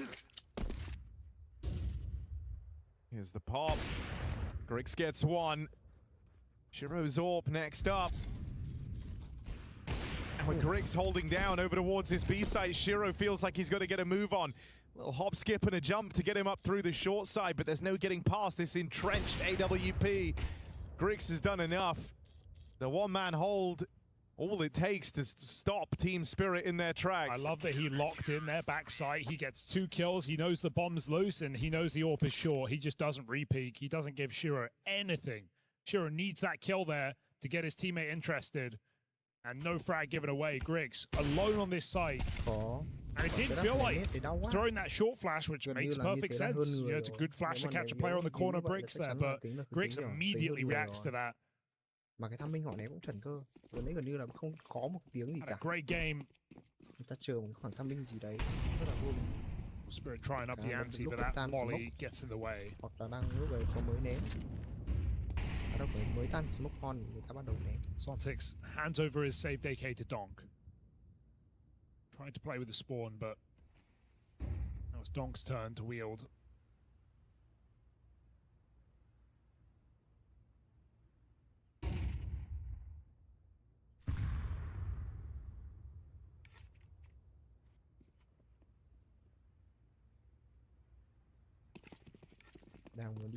Spirit have just been milling around the back of the map. The last couple of rounds here. They've only found 1 kill in the last 3 rounds. They have to break through now. Dude, they're going to be left with this feeling that Big in their heads, man. Like, the fact that Grix has been able to hold down this B-bomb site solo last time they went there, and then every other time they try going A, it feels like they're running into 4 players, and that's because they are. Like, Big have just been running this back time and time again. They've got faith in Grix to play the one-man army, to be the action man over towards B. Big Blame just blocked, or Blame or JDC's blocked Con at 40 seconds. This is really nice. That's a crazy push, though. It's going to beckon them in. Blame at least gets his, denies that window scaling, stops Tania from spilling over as well. And now it's just eyeballs on the ramp side as they hear Spirit moving in. Zontic's dead right away. Donk never even gets to shoot that AK, and Shiro, yeah, saving again, bud. Extracts 1 out of the round, makes it a double. 8 seconds though, and there is no winning this for Shiro. Yeah, it's a good catch, Harry. I love what Big are doing. Solo AWP B and just stacking this A site. They're not fighting middle. They're not really going for anything mid. Tina's been boosted a couple times in window. They've held for him every single time. And sure, JDC's pushing through the smoke because he thinks they're probably going B at that point. But even him dying beckons him into that push. And the smoke made it very awkward for the second player. Yeah, I think it's the whole reason you see him do it, right? You're dead on. The map's a little bit quiet. You're a little bit nervous. You want the info, and you think, well, at worst case, they go into the stack. They're going into the stack with 20 seconds left. Like, it's working really well for Big.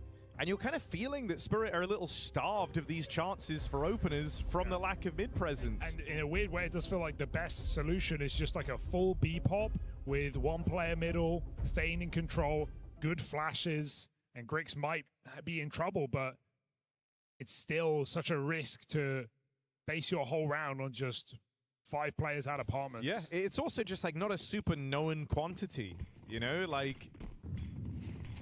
You saw Grix there in that 1 round. They are going to look for this B hit, though. Here we go. But Big have abandoned the solo hold. Still, it gets reduced to that with JDC dead right away. Faven on a secondary AWP, getting overwhelmed with some flubbed shots. And so 2 players there. B site falls easy as ever. You got money, you shouldn't save. You should go for damage at least, at the worst case. You could buy next round no matter what happens, so... Oh, that's not... Yeah. Okay, you know they've picked up your AWP. There is 0 reason to save here. Big have got to do something on the way out. Stop these guns from getting out. Try and give themselves any advantage. A couple of frags here, but yeah, I bet you wish Grix was on that B site that round. Fab and that did not look pretty.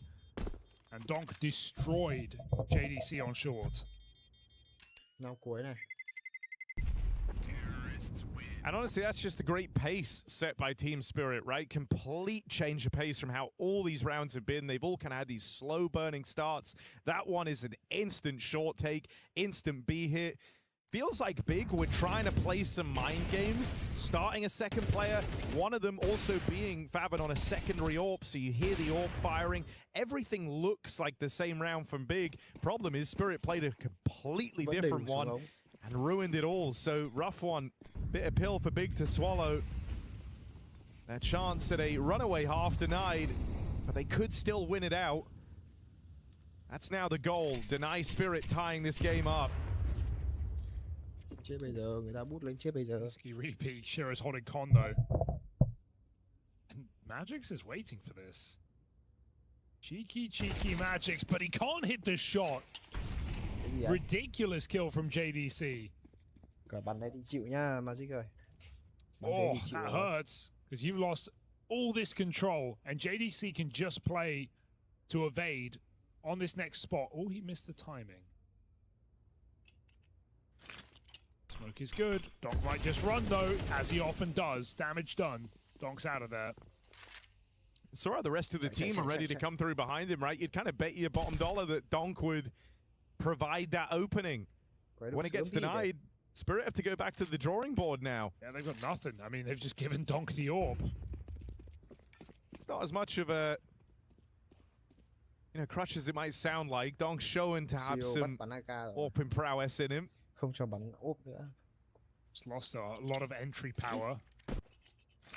Unless he can find a dry fight in spawn, Tabson is jump spotting. Ooh. It's a missed util at the stairs. That's going to enable a peek from Griggs, and you immediately get punished for it.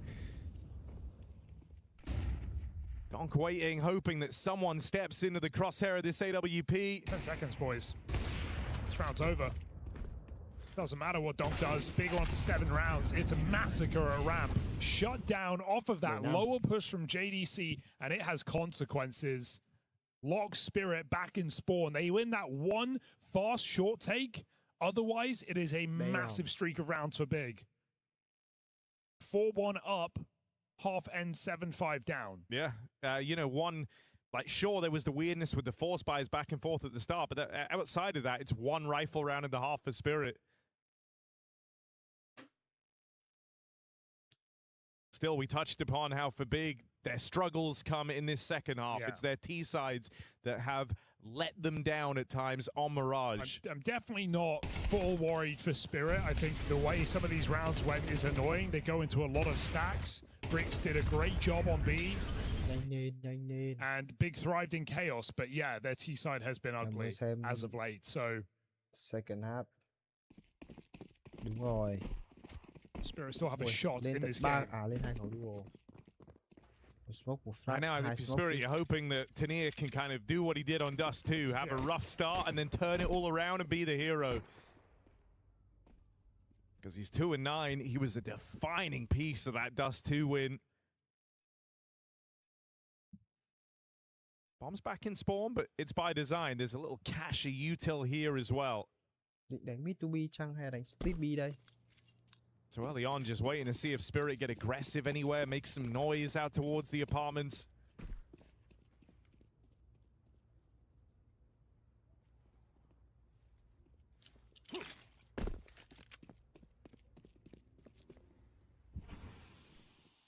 Crazy lineup for Faven, but it worked. Didn't feel reassuring. Up short they go, but the bomb is in Palace. This is all over the shop. Trying to hit him with a bit of a fake, and that opening kill for JDC will go a long way. Shiro still on balcony. How long does he stay here? He's not moving either. They're keeping 2 in reserve at this A-bomb site. And you might be tunnel vision now that you've learned about Tania. You overlook Shiro in that position. These dual Berettas go to work. Ooh, planting for CT, they're coming around. Spam connects, plant denied. Donk gets him off the bomb. Blame F 1v2. And nothing feels safe here. Gets a jiggle, but they're closing in on him. He's going to win this one now with the fights. Blame F shut down, and Team Spirit, they'll go on to win that pistol round after all. I mean, got to give it to Spirit to not rotate in that position. They have every reason to. There's 2 smokes used. There's an entry up cat. Damage done on B-side player. You would be...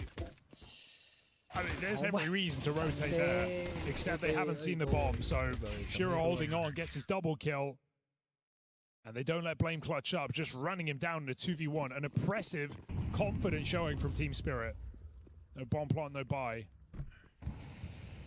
Spirit are well and truly in a recoverable position. Didn't see it coming on Dust 2, but the writing is on the wall here on Mirage.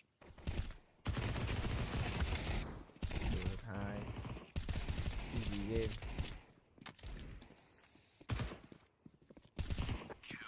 Easy game. Rồi bây giờ xem bên nào win trước đây. Bên kia họ có tiền rồi, nhưng mà đó này họ thua thì thôi. Oh, we had a very convoluted pistol round out of Big. Let's see the kind of tone they set on this T-side rifle round. Is it going to be the same, with a lot of twists and turns and moving parts, a lot that has to go right, or do they try and strip it back a little? Util, the deployed early out towards mid, top mid smoke and window.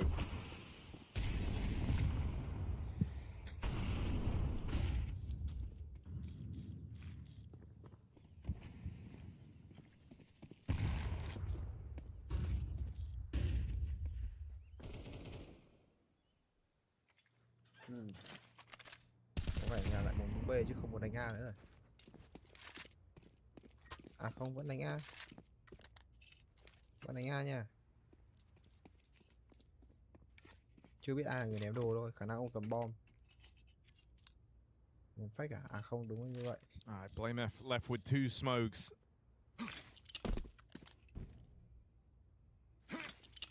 Gets these in out towards mid and con. Trying to feign a mid take, a short wrap, hoping that creates some room. It does not. Donk and Shiro, quick work made over these first players sent in. I'm still hoping to gain some ground here. The flash knocks Shiro off the line, but he's got the spot, seen the bomb, and now the rotate start for Team Spirit. Hey, we're back on though, Big. Gotta worry about that spawn, forever a present threat. That's a snipe shot from Zontix on the cross, and they go hunting. Bomb drop loose on sight.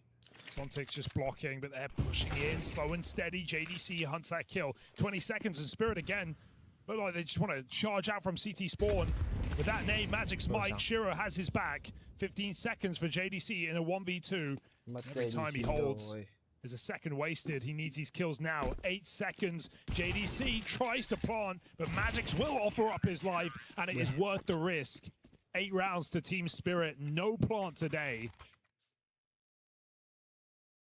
And Big getting bullied now on this T side, as feared.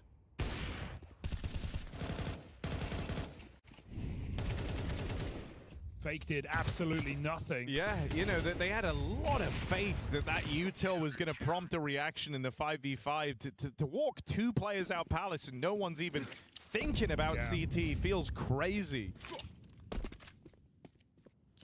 Yeah, you're always going to believe in your call, but you believe in it that much that Spirit had just up and left A? Full pop on 8, and here's alone.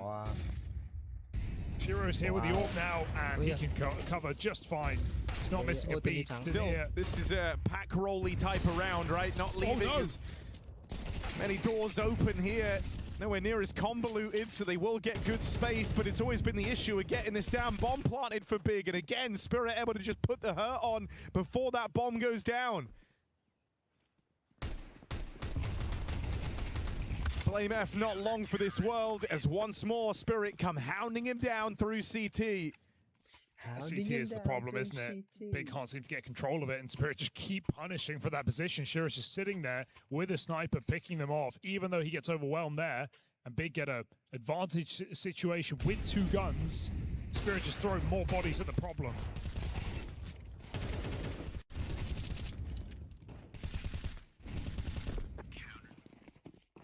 All right, Big, got to dig deep, because this game is just disappearing. 4 rounds in a row. The final remaining squad from the open qualifier.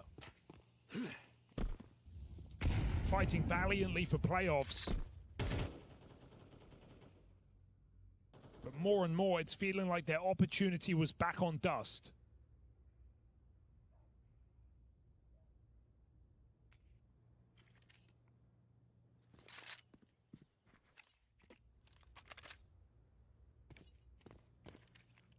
Về đánh A rồi.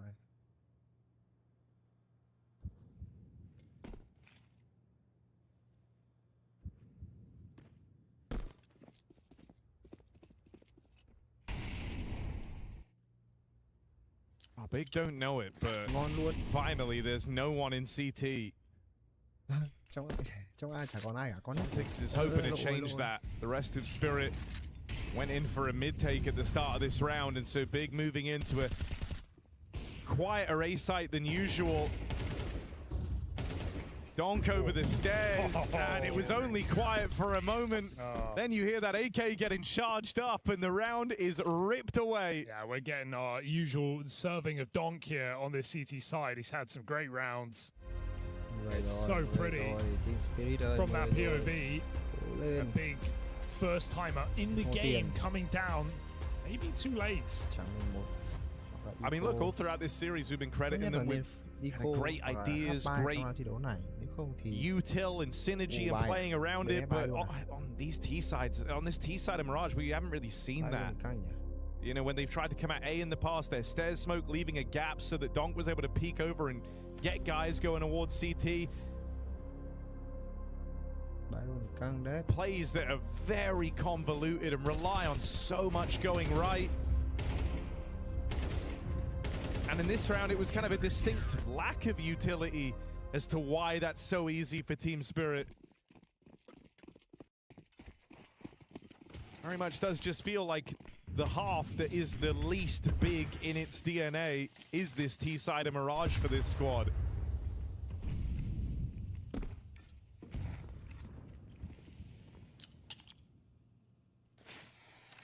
So now they've largely left util in the past. It's one belt for tabseN in this partial. He's throwing in a fake out towards the A bomb site. But Spirit have not bought this for a second. Tania staying in connector, does try and force a fight, but he's got Zontix close by to help him out. Ooh. And even though you're getting these A kills, you needed Grix to get that Deeg in mid. Donk overwhelmed, and tabseN with a follow-up. Magic's now arriving, just too late to stop that bomb. Too late to win the round, though. Naked go default could be problematic. Two players stacked together, get blown to pieces, and the bomb still goes down, confirming position. Magic's waits. Easy job, locks it in. In a round that felt like the Faven 1v2 from Cologne, it's Magic's in the same position to put Big back on their arse. And he's celebrating at the end of it. Magic's with a 1v2 to keep this beating coming in against Big. They have not dropped a single round on this CT side. This Compare has been that six straight. to the one rifle round T-half. You know, it's a whole different story. And, you know, like, you can hit every nade you want, you can throw any fake, any execute, but they are getting outgunned in every position, either looking the wrong way or just getting multi-killed by Shiro and Donk. It just kind of feels like there's something about their T-sides on this map that are just a little fundamentally broken or awkward. Because it doesn't even feel like you watch the same team at this point. And sure, you know, we were talking about it earlier on. You said how here in the Open qualifier they got some wins on the map. But whenever you look at them playing versus teams that have competed against the top level, these T-sides drop off a cliff for Big. Hell, that was even the foundation of their legendary game from Cologne, was the fact that they got 0 T-half and then came back. You can't be that reliant on one half. But it's feeling all too familiar here for Big.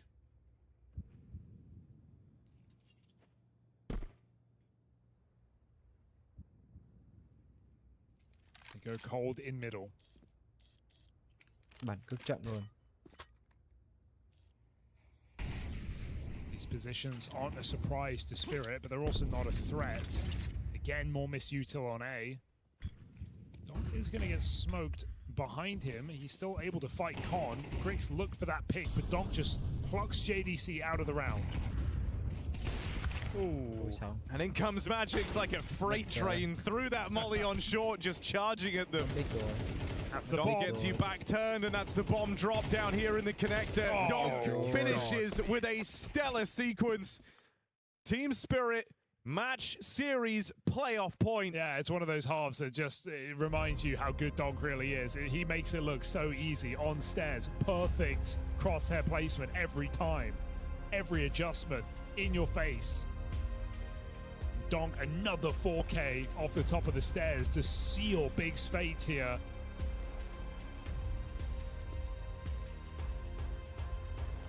Dust 2 was a roller coaster. The Mirage T-side is flatlining. Spirit look for a flawless half to get into the playoffs. 5 chances to find one round.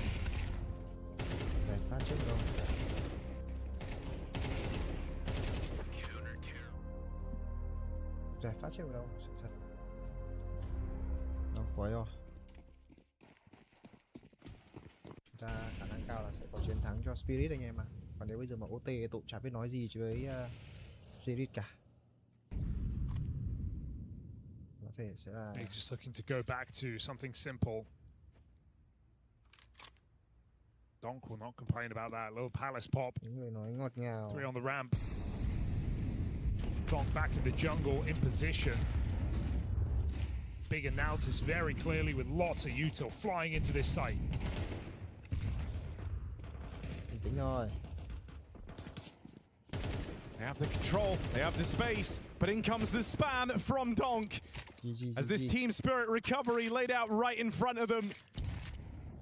Right at the 11th hour, it looked like disaster was striking for Team Spirit. They're keeping themselves in this long enough, and now it's down to this 2v2. It's Donk and Magix side by side. And a bomb that's not even planted. Donk in a very forward position. Big have got to contest with getting that bomb down before they can even think about this. And as they go out into the open, they go into Donk's crosshair. He wants this victory. He wants those playoffs. He wants to dodge the embarrassment, and he does it in style. That's the Donk you've been waiting for across all EWC. And a big moment of relief at the end of this one, because Spirit were pushed to their limits across this series. They played two teams from those open qualifiers, and it was nearly those two teams that gave them the drubbing, but able to turn it around. Playoffs secured, job done. Big, it's back to the drawing board. Yeah, a series of second halves for Spirit, right? Really slow starts, but very strong finishes. A reassuring game from Donk. So many 3 and 4K rounds across this map, and that was 8 rounds straight on the CT side to close it out. There's definitely some questions about Spirit after this group stage run, but I guess we'll get our answers in the playoffs. We most definitely will. Thank you, gentlemen. Yeah, Donk showing up, 123 ADR, and really for Spirit running the show here in the second half, not even questionable. Yeah, that's a pretty short, sweet way to sum it up for the ironic side, which is Spirit coming in here and kind of not showing the face you would expect them to off the gate. Yeah, and a great way for them to finish off the game, because at the very least, despite what Hugo just said right here, right, a lot of questions can still be asked in regards to where's Spirit at right now, where's their form looking, why were they struggling so much in the group stage, but at the end of the day, they made the playoff, and the last thing we remember is a CT side that's flawless, you know, and a Donk that is playing up to his best, so it's hard to count them out, you know, and it's hard to be too critical of a team qualifying for the playoff, but they definitely have not looked like their best in this group stage, but Spirit in a group stage, Spirit in a playoff can very well be two different things. I think for the tournament's sake, it's just nice, you know, that we do get to set more, regardless of what they've been looking, and, you know, making the playoffs and winning in the end, that's what matters, right? And no matter the fashion you get it done, you know, you can always make a case that you wanted to make it a little bit more flawless and things would have looked better on paper, and that you had more people than just Donk showing up and when it matters the most, right? But now they get to get a couple of days off now, you know, hopefully